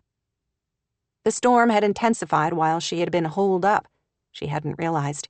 As she walked the short distance to home, the wind blew so hard off the ocean, wet and cold, that she could hardly stay upright. It was after 10, and the lights of Sea Glass Cottage were off, the house quiet. After the tumult of the day, she might have expected to find Juliet and Caitlin in the sunroom, heads close together as they talked and laughed and watched the storm, one of Juliet's favorite things to do. Maybe they were both exhausted. Olivia certainly was. Even Otis didn't come running as she might have expected. He was probably curled up next to her mother. The dog had fallen hard for Juliet, which didn't really surprise her. Everyone did. Perhaps she ought to leave him here when she returned to Seattle. The thought sent a shard of ice through her heart. How could she even think of it? She loved him beyond words. He had brought so much joy and light into her life. But at least here he wouldn't have to be alone all day while she went to work, and then all evening while she was stuck at her phone and tablet, taking care of her clients. Juliet could take him to the garden center with her during the day. Otis would love frolicking in the plants, greeting customers, helping her mother. He even loved her mom's 2 cats, who had finally come to tolerate him. She couldn't leave him. She absolutely adored Otis, and couldn't imagine how cold and lonely her apartment would seem without him. But was she being selfish to take him back to a place where he spent 12 hours a day alone in her apartment? She didn't have to decide this now, she thought, as she set her laptop bag down on the table without bothering to turn on a light. Hello. Olivia gasped at the disembodied voice, suddenly emanating from the dark room. Now she did flip on the lamp and found her mom sitting in her favorite recliner, with Otis and one of the cats on her lap. Mom, you scared me to death. Sorry, I didn't mean to. We fell asleep out here and only woke up when you opened the door. I guess I thought you must have seen me. No, I didn't. She pressed a hand to her still pounding heart. You're just getting home. It's so late. You put in a long day, honey. Yes, and she felt it in every single one of her muscles. Only half of her exhaustion was physical. Maybe less than half. I was trying to finish the month-end reports for you before I leave. And then, while I had the chance, I scheduled some social media posts for some of my clients to run next week. You love doing that, don't you? She shrugged. It's fun when you find something you're good at. I never realized I could be so creative. Plus, I love that every project is different. There's no chance for me to get bored. Unlike your regular job.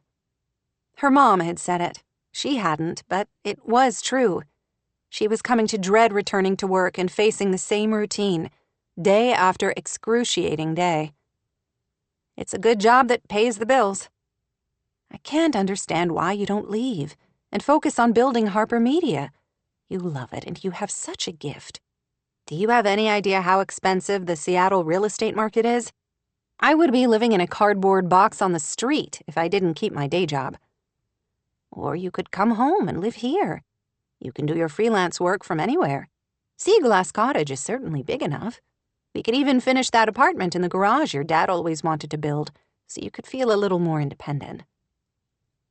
The idea had immediate appeal. She could stay here, work on her relationship with Caitlin and with Juliet, see where things led with Cooper. She loved Cape Sanctuary. These past few weeks of being home had reminded her of the good people here, and how much she loved the sense of support and community here. The idea was so very tempting. She could go home now, put in her 2 weeks' notice, get out of her apartment lease, and pack everything up and come home. And then what? She looked at her mom. It was completely impossible. She had built her entire life away from Cape Sanctuary since she left as a college freshman. She didn't belong here anymore. What if she failed? If she threw all her energy into building Harper Media and ended up falling flat on her face? And Cooper, he would be focused on Caitlin as he should be. It would be so difficult to be close to him, to allow her feelings to grow until she'd be left with only a broken heart. She would have traded a solid portfolio and comfortable retirement for possibilities that might never happen. No, she couldn't do it. I have a good job that pays well and has amazing benefits. I would be a fool to walk away for something that could disappear tomorrow, or that could take off beyond your wildest dreams. Life is about taking chances, honey. I can't leave my job, Mom. People leave their jobs all the time. It's a paycheck, not your identity. Anyway, the risk is great, but the reward might be so much greater too. Why are you so afraid? The words seemed to slice through her, cutting her to the bone. She was. The attack on that barista had shown her the truth with painful clarity.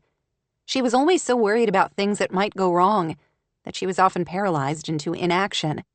While she had cowered under that booth, she had played 100 different scenarios in her head about how she might stop the attack, but had done nothing, because all she could see after every possible course of action were negative outcomes. That was the same reason she knew she had to push Cooper away. She was only looking ahead to her own possible heartbreak. But what if she took the chance? What if instead of focusing on her fear of pain, she embraced the possibilities instead? She wasn't thinking clearly. She couldn't make this decision right now, after the emotional, tumultuous day that felt as if she'd lived a week in about 12 hours. Let's forget about me for a minute, Mom. Why don't we talk about you? Juliet frowned. You're trying to change the subject. Maybe I am. Maybe I don't want to talk about my career path right now. Just like you apparently haven't wanted to talk to your only remaining child about the fact that you have multiple sclerosis. Juliet gave an involuntary gasp, then went deathly still. She stared at Olivia, her eyes wide. How? You didn't. You don't know what you're talking about. Until that moment, she hadn't really believed what Doug had said, certain he must have somehow made some kind of egregious error, confusing Juliet for someone else. As she watched the color seep from her mother's features, heard her fumble for words, she knew it was no mistake. It's true, she breathed. You do have multiple sclerosis. Mom, why didn't you tell me? How long have you known? Juliet was quiet for a long time, her features pale and still, but her eyes distressed. I wanted to tell you, she whispered. I didn't want you to worry. She was so stupid, Olivia thought. She should have realized. She had sensed something was going on, but she hadn't pushed. So many things began to make sense. Juliet had been secretive about her health, insisting on preparing her own medicine dispensers. That must be why, because she was adding the medications she must take for her MS. How long have you known? She asked again. 4 years. 4 years? You kept a secret like this from me for 4 years? She struggled to comprehend the depth of what felt like a vast betrayal. I would like to know how you found out, Juliet said, instead of answering her. Only a few of my dearest friends know, and I'm certain they would never. Other people know, but you couldn't be bothered to tell your own daughter. Does Caitlin know? Her mother made a face. Are you kidding? If I ever told her I have multiple sclerosis, she would never leave my side. You know how protective she is. How did you find out? She couldn't believe that seemed to be her mother's primary concern, not how betrayed Olivia felt that her mother hadn't told her something so significant in her life. Your secret wasn't as safe as you thought. Apparently Doug Carlson takes his mother to the same multiple sclerosis clinic as you, and saw you there last month being treated. He casually mentioned it to me. I told him he must be mistaken. How stupid of me. He wasn't mistaken. I'm just the idiot whose mother doesn't think she's strong enough for the truth. If possible, Juliet looked more stricken. It wasn't like that, I promise. Oh, honey. I found out about the MS just as you were starting your new job. You had just moved into your new apartment and had started dating Grant, and you seemed happy. I didn't want to be a burden to you. I didn't want you to feel like you had to come home and take care of me. What about since then? It's not like you and I never speak. Grant and I aren't together anymore. I've been at my job for 4 years, My apartment is no longer new. You could have mentioned it any time since then. It's not that hard to pick up a phone. Or forget about over the phone. We've lived in the same house for 3 weeks. You don't think it might have come up during this time I've been here? While I left everything to come home and take care of you. Otis apparently didn't like her tone. He jumped down from her mother's lap and scurried over to her, rubbing against her leg until she picked him up. I should have told you. I'm sorry. I don't have an excuse. The truth is, I prefer to forget it myself and pretend I don't have MS. I know that probably sounds stupid to you, but that's how I've been able to cope with it. It can be a terrifying diagnosis. Olivia didn't know that much about MS other than she'd had a friend at work who had been diagnosed at a relatively young age. She knew it was a chronic autoimmune disorder affecting the central nervous system, and that symptoms and outcomes could vary widely. I've been in remission most of that time. I have a few episodes here and there, but mostly things have been okay. A little dizziness here and there, and some trembling and double vision when I'm tired. But most of the time, I don't even notice. She definitely needed to do more research, she thought. Then suddenly remembered why she was even here in Cape Sanctuary. Her mother was healing from a broken hip and concussion. What in the hell were you thinking? To climb a 20-foot ladder when you have MS? Juliet winced. Not one of my smarter decisions. I told you I prefer to forget I have it most of the time. So you're in denial. I'm not. I know I have it. I take medication every day, and I've completely changed my diet since I was diagnosed. Overall, I think I'm healthier than I've ever been. Then why the secrecy? I don't know if I can explain it. It's just, I refuse to give people another reason to pity me. Who pities you? Everyone.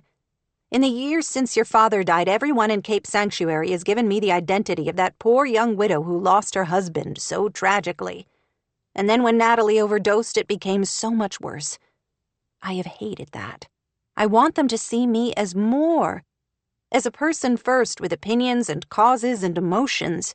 The last thing I want is for people to think of me as the poor widow with MS. Anyway, it's not impacting my life or the garden center in any significant way, so why do people have to know my business?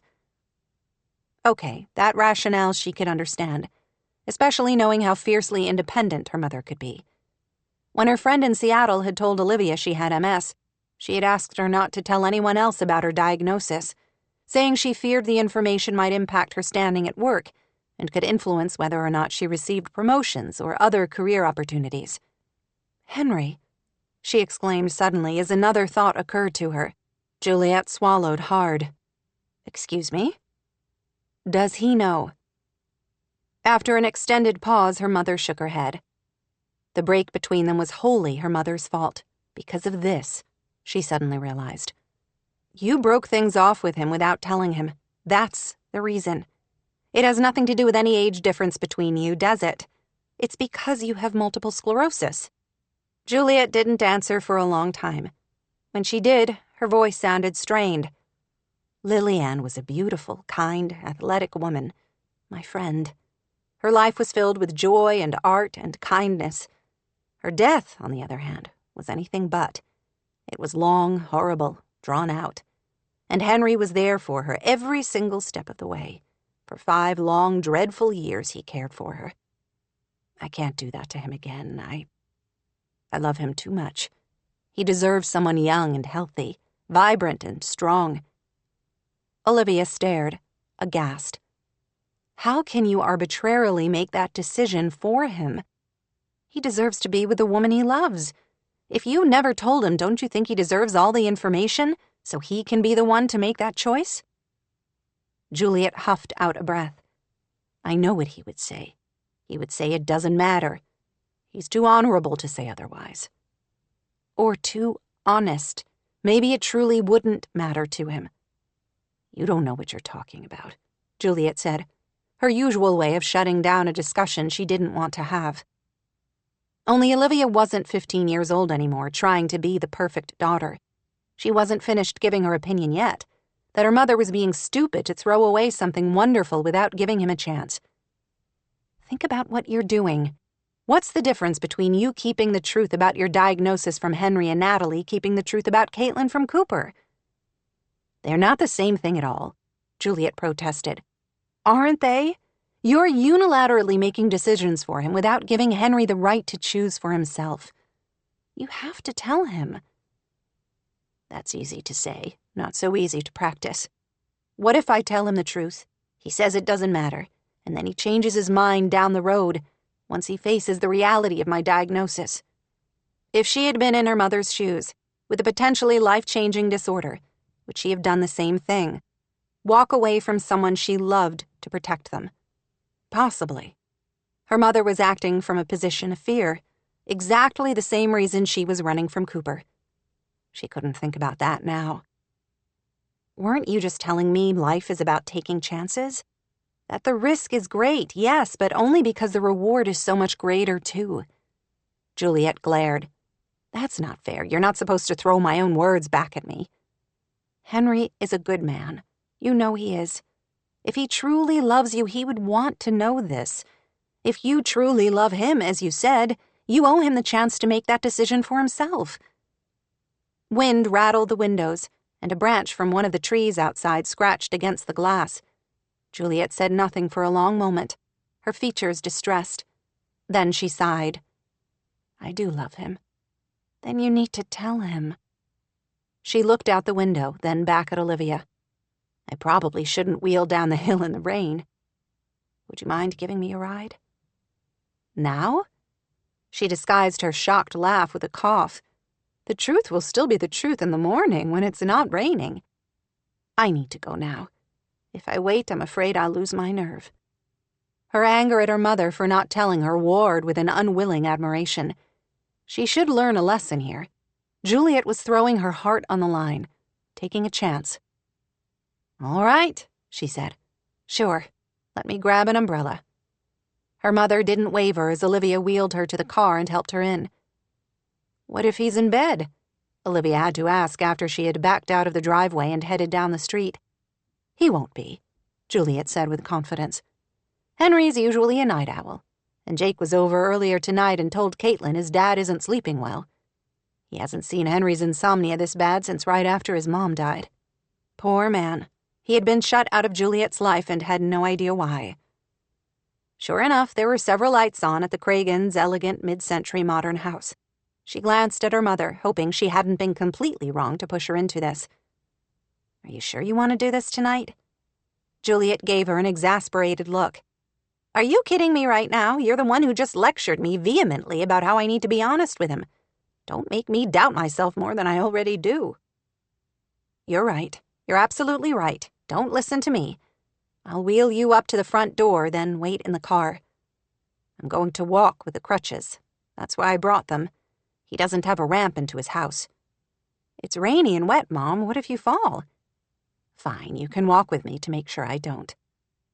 She helped her mom out as lightning slashed across the sky, followed quickly by a drum roll of thunder. Do you want me to ring the bell? She asked when they reached the door. No, I've got this. You don't have to wait. Henry can give me a ride home, or I'll call a rideshare service. I don't mind waiting. I don't want you to. Go back home. Home. The word seemed to resonate through her soul like that thunder shaking the night. Cape Sanctuary was her home. Yes, it had been a place filled with painful memories, but there was also so much she loved here. Today had reminded her of that in 100 different ways, from the outpouring of support for the Gallegos family to the sheer drama of a storm rolling across the ocean. She didn't want to leave. She had friends here, family, loved ones. She wanted to build her life here. She wanted to do as her mother counseled and take a chance on Harper Media. And on Cooper. Could she borrow some of Juliet's strength? The greatest risk also carries the greatest reward. Cooper would be the very best of rewards, the man she loved, if only she could find the strength and courage to face him and tell him how she felt. She was tired of cowering. She wanted to reach for what she wanted. 34. Juliet. This might be the craziest thing she had ever done. Juliet made sure that Olivia was back in her vehicle before knocking softly on the door. Lightning crackled through the night, illuminating the beautiful, elaborately designed gardens around his home. Henry Cragen was a man who nurtured the things he loved. He didn't answer the door for so long. She wondered if she was going to have to text him and tell him she was waiting on his porch. Maybe he was ignoring her. Olivia hadn't driven away yet, which might be a good thing if he didn't answer. As soon as she thought that, the door opened suddenly, and Henry stood there, wearing his reading glasses, his hair mussed as if he had been lying on the couch. He needed a shave and had dark circles under his eyes, and she wanted suddenly to kiss them away. Now those eyes darkened with alarm. "Julie, what's wrong? What are you doing here? Has something happened to Olivia or Caitlin?" "No, nothing like that. May I come in?" Looking wary, he stepped back and held the door for her. Olivia still hadn't driven away, and Juliet made a little shooing motion behind her back to her daughter, then walked carefully inside on the crutches. Now that she was here, she didn't know where to start. "It's been quite a day at Seaglass Cottage," she finally said. "Did Jake tell you?" "I got the impression he had news after he came back, but he said it wasn't his story to tell." In truth, the news was Cooper's and Caitlin's to share, but she doubted either of them would mind her telling Henry, especially since his son already knew. She found her father. Apparently, Jake helped her take a DNA test through one of those genealogy websites, and she was able, through that, to find relatives here in Cape Sanctuary. Surprise registered in his beautiful dark eyes. "Really? Who is it? Do you know him?" "Cooper Vance. Can you believe that?" "Wow, that's a shocker." "I know. He was Natalie's best friend, but I never suspected for a moment they were ever more. For Caitlin's sake, I couldn't be happier. He's going to be a terrific father." "That's very exciting. But are you telling me you came all the way down the hill in the rain in the middle of the night to tell me Cooper Vance is Caitlin's father?" Oh, this was much harder than she'd dreamed it would be. "No, Could I sit down? I'm still not as strong as I would like to be on these." He looked momentarily abashed that he hadn't considered her crutches. He gestured to his living room, where soft, plaintive-sounding jazz music played, and a mystery novel by an author they both enjoyed rested on the arm of the sofa. She would prefer to do this standing, but wasn't sure her legs would hold her. Once she sat and rested the crutches beside her, his sweet old dog Rosie came over and rested her head on Juliet's lap. Grateful for the moral support, she petted the dog for a moment to gather her thoughts before she faced him. "It has come to my attention that I have been unfair to you. At least that's what my daughter very firmly lectured me about tonight." "Oh?" His tone was not encouraging at all. If anything, he was going out of his way to be the opposite. She sighed. She deserved nothing else. "Olivia insists I owe you the truth about why I told you I didn't want a relationship." He said nothing, only continued looking at her. "I don't want to bury the lead, so I'm going to start by telling you that I love you."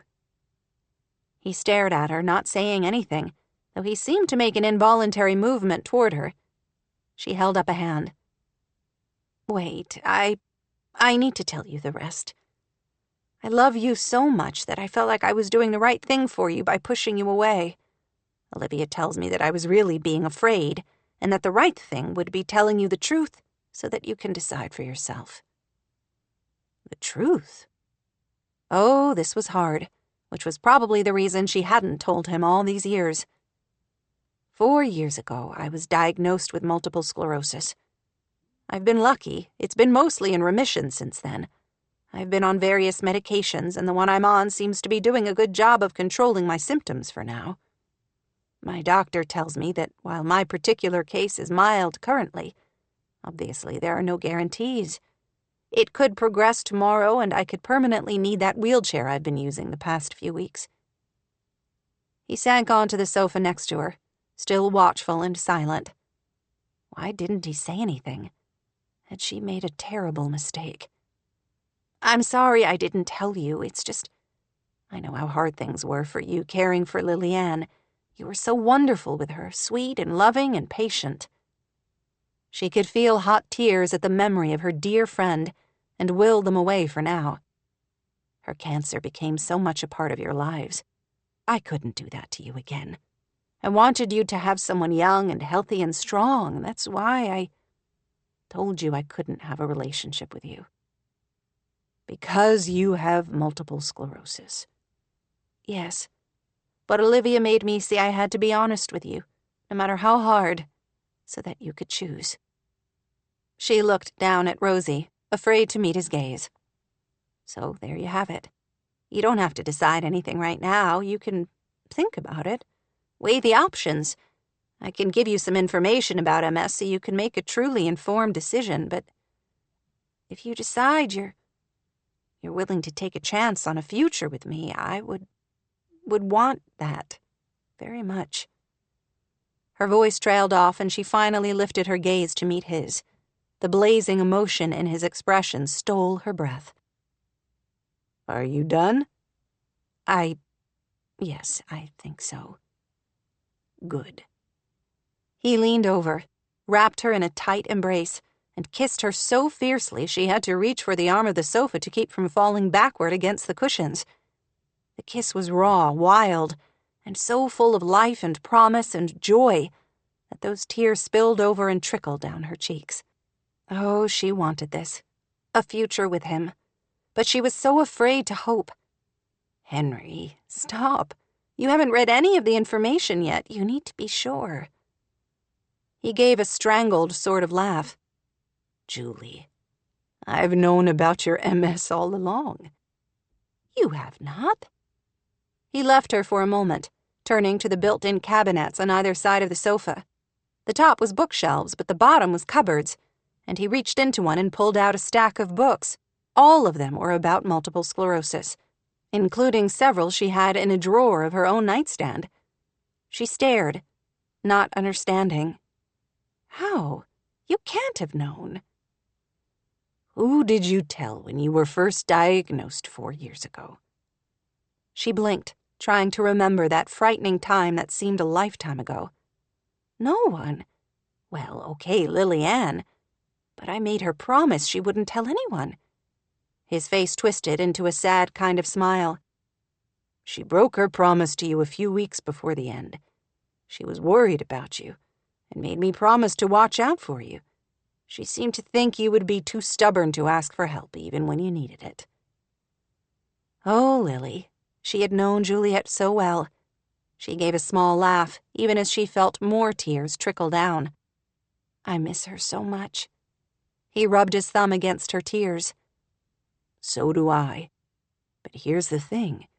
She didn't want me to spend the rest of my life mourning her. She made me swear.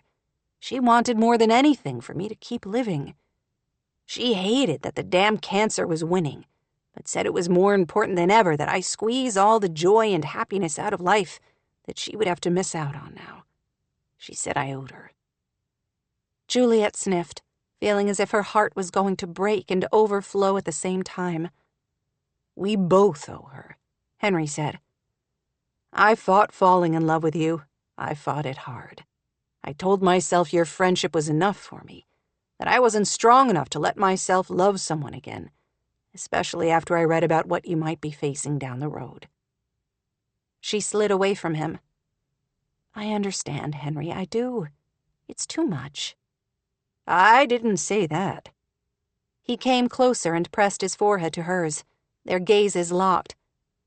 And then I realized that your MS doesn't matter to me. I love you, and I want a life with you, no matter what. You can't be sure. We don't know what might happen. I know that whatever time I have with you will be worth anything that might come. Remember that bare patch of ground at Hidden Creek? Together we created something amazing. Is it perfect? No. It will always have a few problem areas that will need special care, but the result is a beautiful thing that brings beauty to the world. Henry loved her, was willing to embrace a future with her, no matter what might come.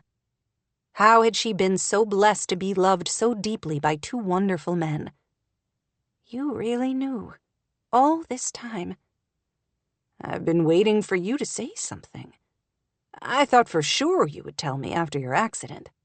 You're not planning on climbing any ladders again, right? No, I promise.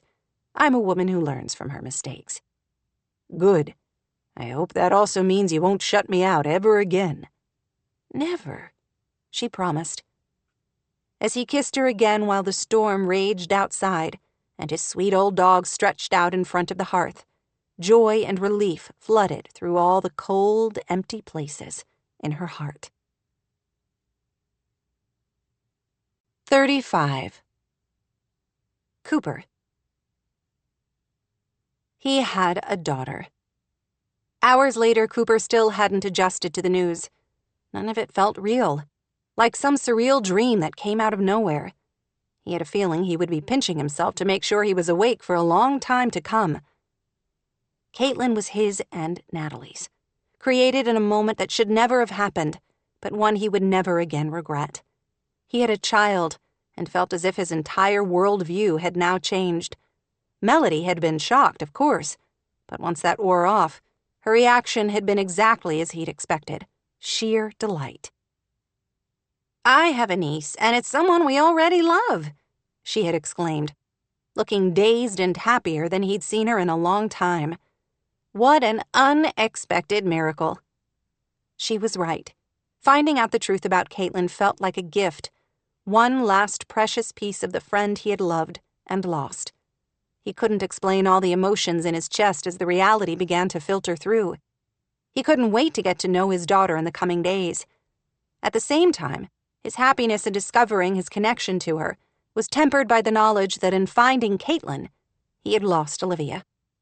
He had wanted to tell her his feelings earlier when they were out on the porch of Seaglass Cottage, then had realized how totally unfair that would be to her. She had a life in Seattle. When his own life had suddenly become so much more complicated, how could he ask her to give up everything to come back here, the place she couldn't wait to leave? Lightning flashed outside, followed by a clap of thunder. Normally he loved these dramatic storms over the ocean, but right now he yearned for a little calm in his world, a chance to catch his breath and figure out where to go from here. Jock, his retired fire dog, wandered to the front door and stood beside it with a worried kind of expression. Cooper might have thought the dog was afraid of the storm, but Jock was mostly deaf and had never been bothered by them before, as far as he knew. What's up? You don't really want to go out in this, do you? The dog sat on his haunches, continuing to look expectantly at the door.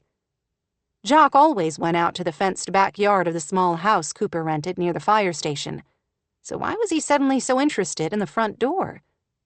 Puzzled, Cooper went to the back door and held it open, despite the cold, wet wind that blew inside. I'm not going out in that, but if you need to, have at it. Jock didn't budge. Stubborn thing. Come on, he said. When Jock still just looked at him, Cooper shut the door and headed back toward him.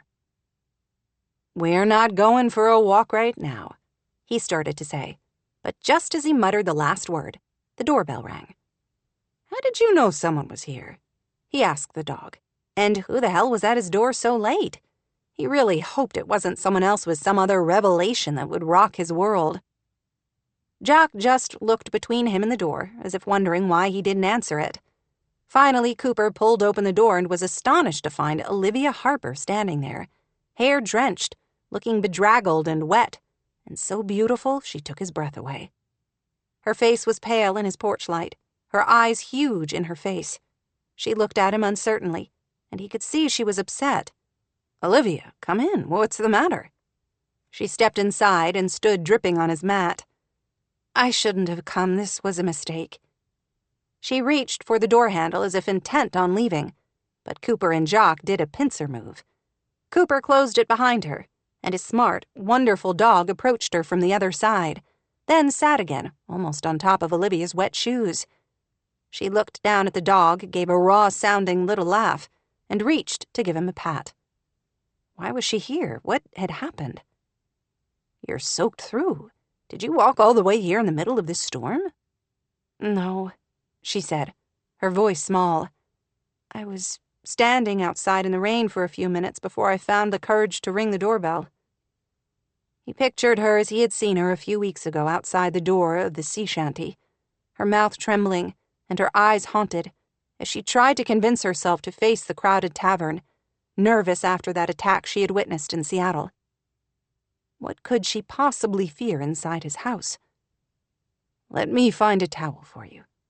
He grabbed a fresh one out of the dryer off the kitchen and brought it to her, warm and fragrant. She stood holding it as if not quite sure what to do with it. She was shivering, and he couldn't bear to see it, so he finally took the towel from her and started drying her face, her hair, her arms. "You're upset. What's happened?" he finally asked, when she remained quiet, as if trying to gather her composure. She gave a raw-sounding laugh and took the towel from him. "What hasn't happened today? This has been quite a day, and in other news, my mom has multiple sclerosis. She's known for years, but I just found out tonight." More shock rippled through him as he pictured the strong and resilient Juliet, keeping such a secret from her daughter. "Oh, Liv, I'm sorry." "Maybe I shouldn't have told you that. It's her diagnosis after all. Her business, as she so plainly told me tonight. On the other hand, you're her granddaughter's father, and she said herself you're family now. There have been too many secrets in the Harper family. If she didn't want you to know, too bad. She'll have to deal with it." Was that why she had come here? To tell him about Juliet because she needed a friend to confide in? He was touched and honored that she had turned to him, even as he ached to wrap her in his arms. "MS is a serious condition, but it's not a death sentence. There are new treatments being developed all the time. Your mom is tough. She'll deal with whatever comes her way with dignity and strength, like she's done everything else in her life." She lowered the towel from her face and gave him a tremulous smile. "You're right, she will. Thanks. I needed that reminder." "Glad I could help. Would you like something dry to change into?" She looked down at her clothes, still dripping. "No, sorry, I won't be here that long. I just came to ask you something." So she hadn't come about Juliet, or at least not only about her. "Sure, ask away." She swallowed, her eyes nervous again. After a pause so long, even Jock started to look anxious. She released a long breath. "Earlier today, you said something, and I was too afraid then to ask what you meant." "Oh?" he asked, suddenly wary. He had told her many things he had never shared with anyone else. "When we were out on the porch of Seaglass Cottage, you asked if I had to go, and you said you wanted me to stay. I should have asked you why, but I didn't, so I'm asking you now. Why do you want me to stay in Cape Sanctuary?" He had 100 reasons, thousands. He wasn't sure he could put them into words. "Because you're my friend, and I care about you. And because your mom needs you, and so does Caitlin," he finally said. "Oh."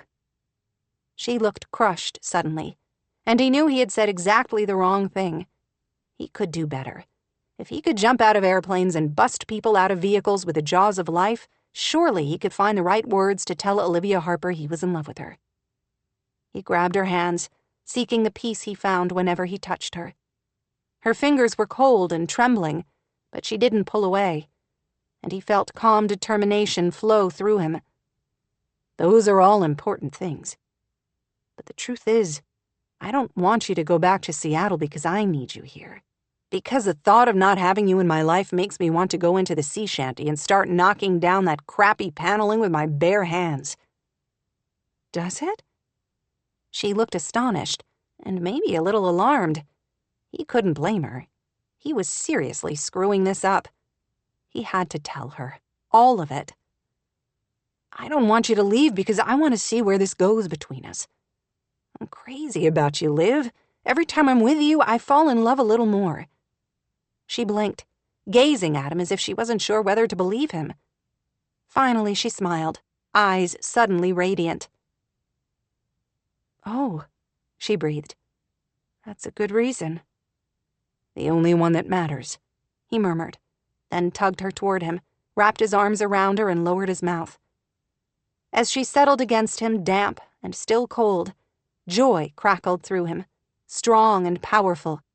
She kissed him fiercely with a heat and passion that left him lightheaded. She was so much more than he deserved, but he wasn't about to let her go now. "Please stay," he said gruffly. "I didn't feel like I could ask earlier, with everything that has happened and everything I've done, but I'm begging you now. It's not easy for a guy like me to admit to being scared of anything, but the thought of not having you in my life straight up terrifies me." "Oh, Cooper." She smiled, a radiant take-his-breath smile he didn't know how he could ever live without. "I don't want to leave Cape Sanctuary. I want to stay here, with my mom and Caitlin and Mel and her boys. And just like you, I want to stay here so we can see where things go between us." If he had his way, he knew exactly where they would go. He wouldn't let her out of his arms or his life ever again. "Because I'm crazy about you too," she finally said in a rush. "It helped that you said it first, but I probably would have gotten around to it eventually. I'm in love with you, Cooper. You might find this surprising, but I kind of have been since I was 12 years old." "You have not," he exclaimed. "Ask Caitlin. She has the diaries to prove it. You were everything I ever wanted in a man back then, and you still are." He wasn't. He was so unworthy of an amazing person like Olivia Harper, but he couldn't wait to spend forever trying to be better. "What about your job?" he asked a long time later, after they were cuddled together on his sofa under a blanket, his gas fireplace on, while the storm raged outside. She lifted her shoulders against him. "I want to see where I can take Harper Media. I've been too worried about failure to throw my whole energy behind it before, but I have a million ideas and want to see what I can do. I'm done being afraid." He hugged her close, overwhelmed all over again that she was here with him, and that a lifetime of possibilities stretched out ahead of them. She would do amazing things, he had no doubt, and he would be here to support her in whatever she tried. Epilogue. Caitlin. 13 months later. "What a beautiful day. Isn't your aunt a lovely bride?" "She is," Caitlin said, pressing her cheek against her grandmother's as they watched her dad twirl Olivia around the wooden plank dance floor that had been laid down in the beautiful gardens at Seaglass Cottage, overlooking the ocean. "I can't tell who's prettier, my aunt or my new stepmom." "It's a toss-up," Mimi said with a smile. "Especially as she is the same person." Olivia and Cooper did make a great-looking couple, she had to admit. More than that, they just seemed perfect together. She thought of the journey they all had been on over the past year and some of the changes. It hadn't always been easy. At first, she had been a little jealous of Olivia, she had to admit, until she realized she was being stupid. Olivia had been super cool about stepping back and urging her and her dad to spend time alone so they could get to know each other. She also had been the one who had encouraged Caitlin to become a junior EMT, something she never would have done on her own, but which she'd unexpectedly come to really love, and not only because it gave her a great opportunity to be with her dad. She wasn't jealous now of the two of them. Her father, she had discovered, had a huge heart, with plenty of room for her and for Olivia, and for the kids she suspected he and her aunt would someday have down the road. "The bride might be beautiful," she said now to Mimi, "but she gets it all from you." "I couldn't agree more," Henry said from Mimi's other side. Her grandmother rolled her eyes, but she smiled, looking pleased. In reality, Caitlin thought Mimi really did look younger and prettier than she ever had. Marriage obviously agreed with her. So many changes over the past year. Henry and Juliet had married at Christmas time, a beautiful ceremony at their church, followed by a reception inside the largest greenhouse at Harper Hill Home and Garden, bedecked with garlands and Christmas trees and poinsettias by the hundreds. Caitlin and Olivia hadn't been the only people who cried watching their joy together. These two who had both lost someone they loved dearly, but who had found happiness again. Henry never stopped holding Juliet's hand, which Caitlin found the sweetest thing. He and Jake had moved into Seaglass Cottage while Olivia and Cooper were now renting Henry's house down the hill, though she knew they had plans to build their own house. She split her time between both houses, feeling lucky to know she was loved by people in each. The dance with Olivia ended, and her aunt started dancing with Henry, which made a lump rise in Caitlin's throat. She was pretty sure Olivia was a bit sad her own dad wasn't there on her wedding day to dance with her. Yay for Henry for stepping in. His calm presence in their lives seemed to make everything better. "May I have this dance?" She looked up to find her dad there, looking handsome and distinguished in his Air Force Reserve officer uniform. "I'll step on your toes," she warned. "I'm willing to risk it." He held his arm out and she took it, a lump in her throat as they danced together to a song she particularly liked. When she started on the quest a year ago to find her father, she had no idea how important he would become in her life. The more she'd come to know him over the past year, the more she'd come to love him. Her mom may have made a lot of mistakes in her life, mistakes that ended in tragedy for her, but she had certainly picked the best possible man to be Caitlin's dad. "You're good with this whole wedding thing, right?" She rolled her eyes. "Dad, you can stop asking me that any minute now. I've told you 100 times I'm thrilled for both of you. You two belong together. You make each other happy, and I'm totally cool with it." He hugged her close, and she tried not to sniffle a little. Would she ever find a guy who looked at her like her dad looked at Olivia?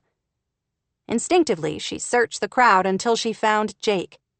Tall and handsome, now dancing a little awkwardly with Mimi, which made her smile. When the music ended, somehow she and Cooper were close to the other couple, and before she knew it, they all traded partners, and she was dancing with her best friend. Jake had grown a lot in the past year. She knew she wasn't the only girl at school who had noticed. He'd gotten taller and had filled out. She didn't like the breathless feeling she got whenever he was around, which was all the time since they lived in the same house. For now, anyway, until he went away to college in a few months. "How are you doing?"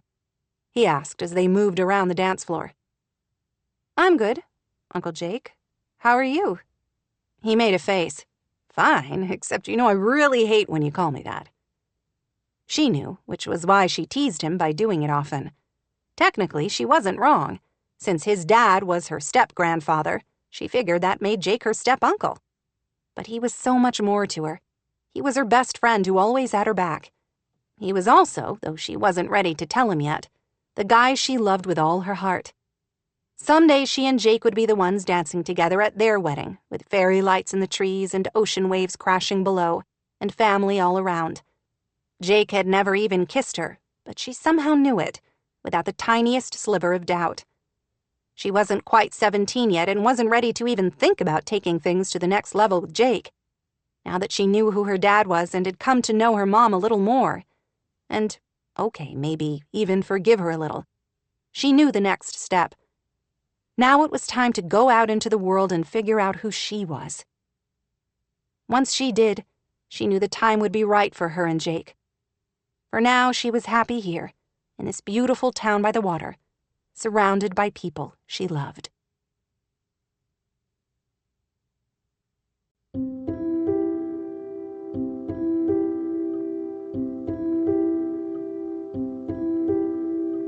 This is Vanessa Johansson. We hope you have enjoyed this unabridged production of The Seaglass Cottage by RaeAnne Thayne, presented by HQN Books and Harper Audio. This program was produced by John Marshall Media. Executive producer, Jennifer Lopes. Text copyright 2020 by RaeAnne Thayne. Production copyright 2020 by Harlequin Enterprises Limited. Used under license with Harlequin Books S.A. All rights reserved. Thank you for listening.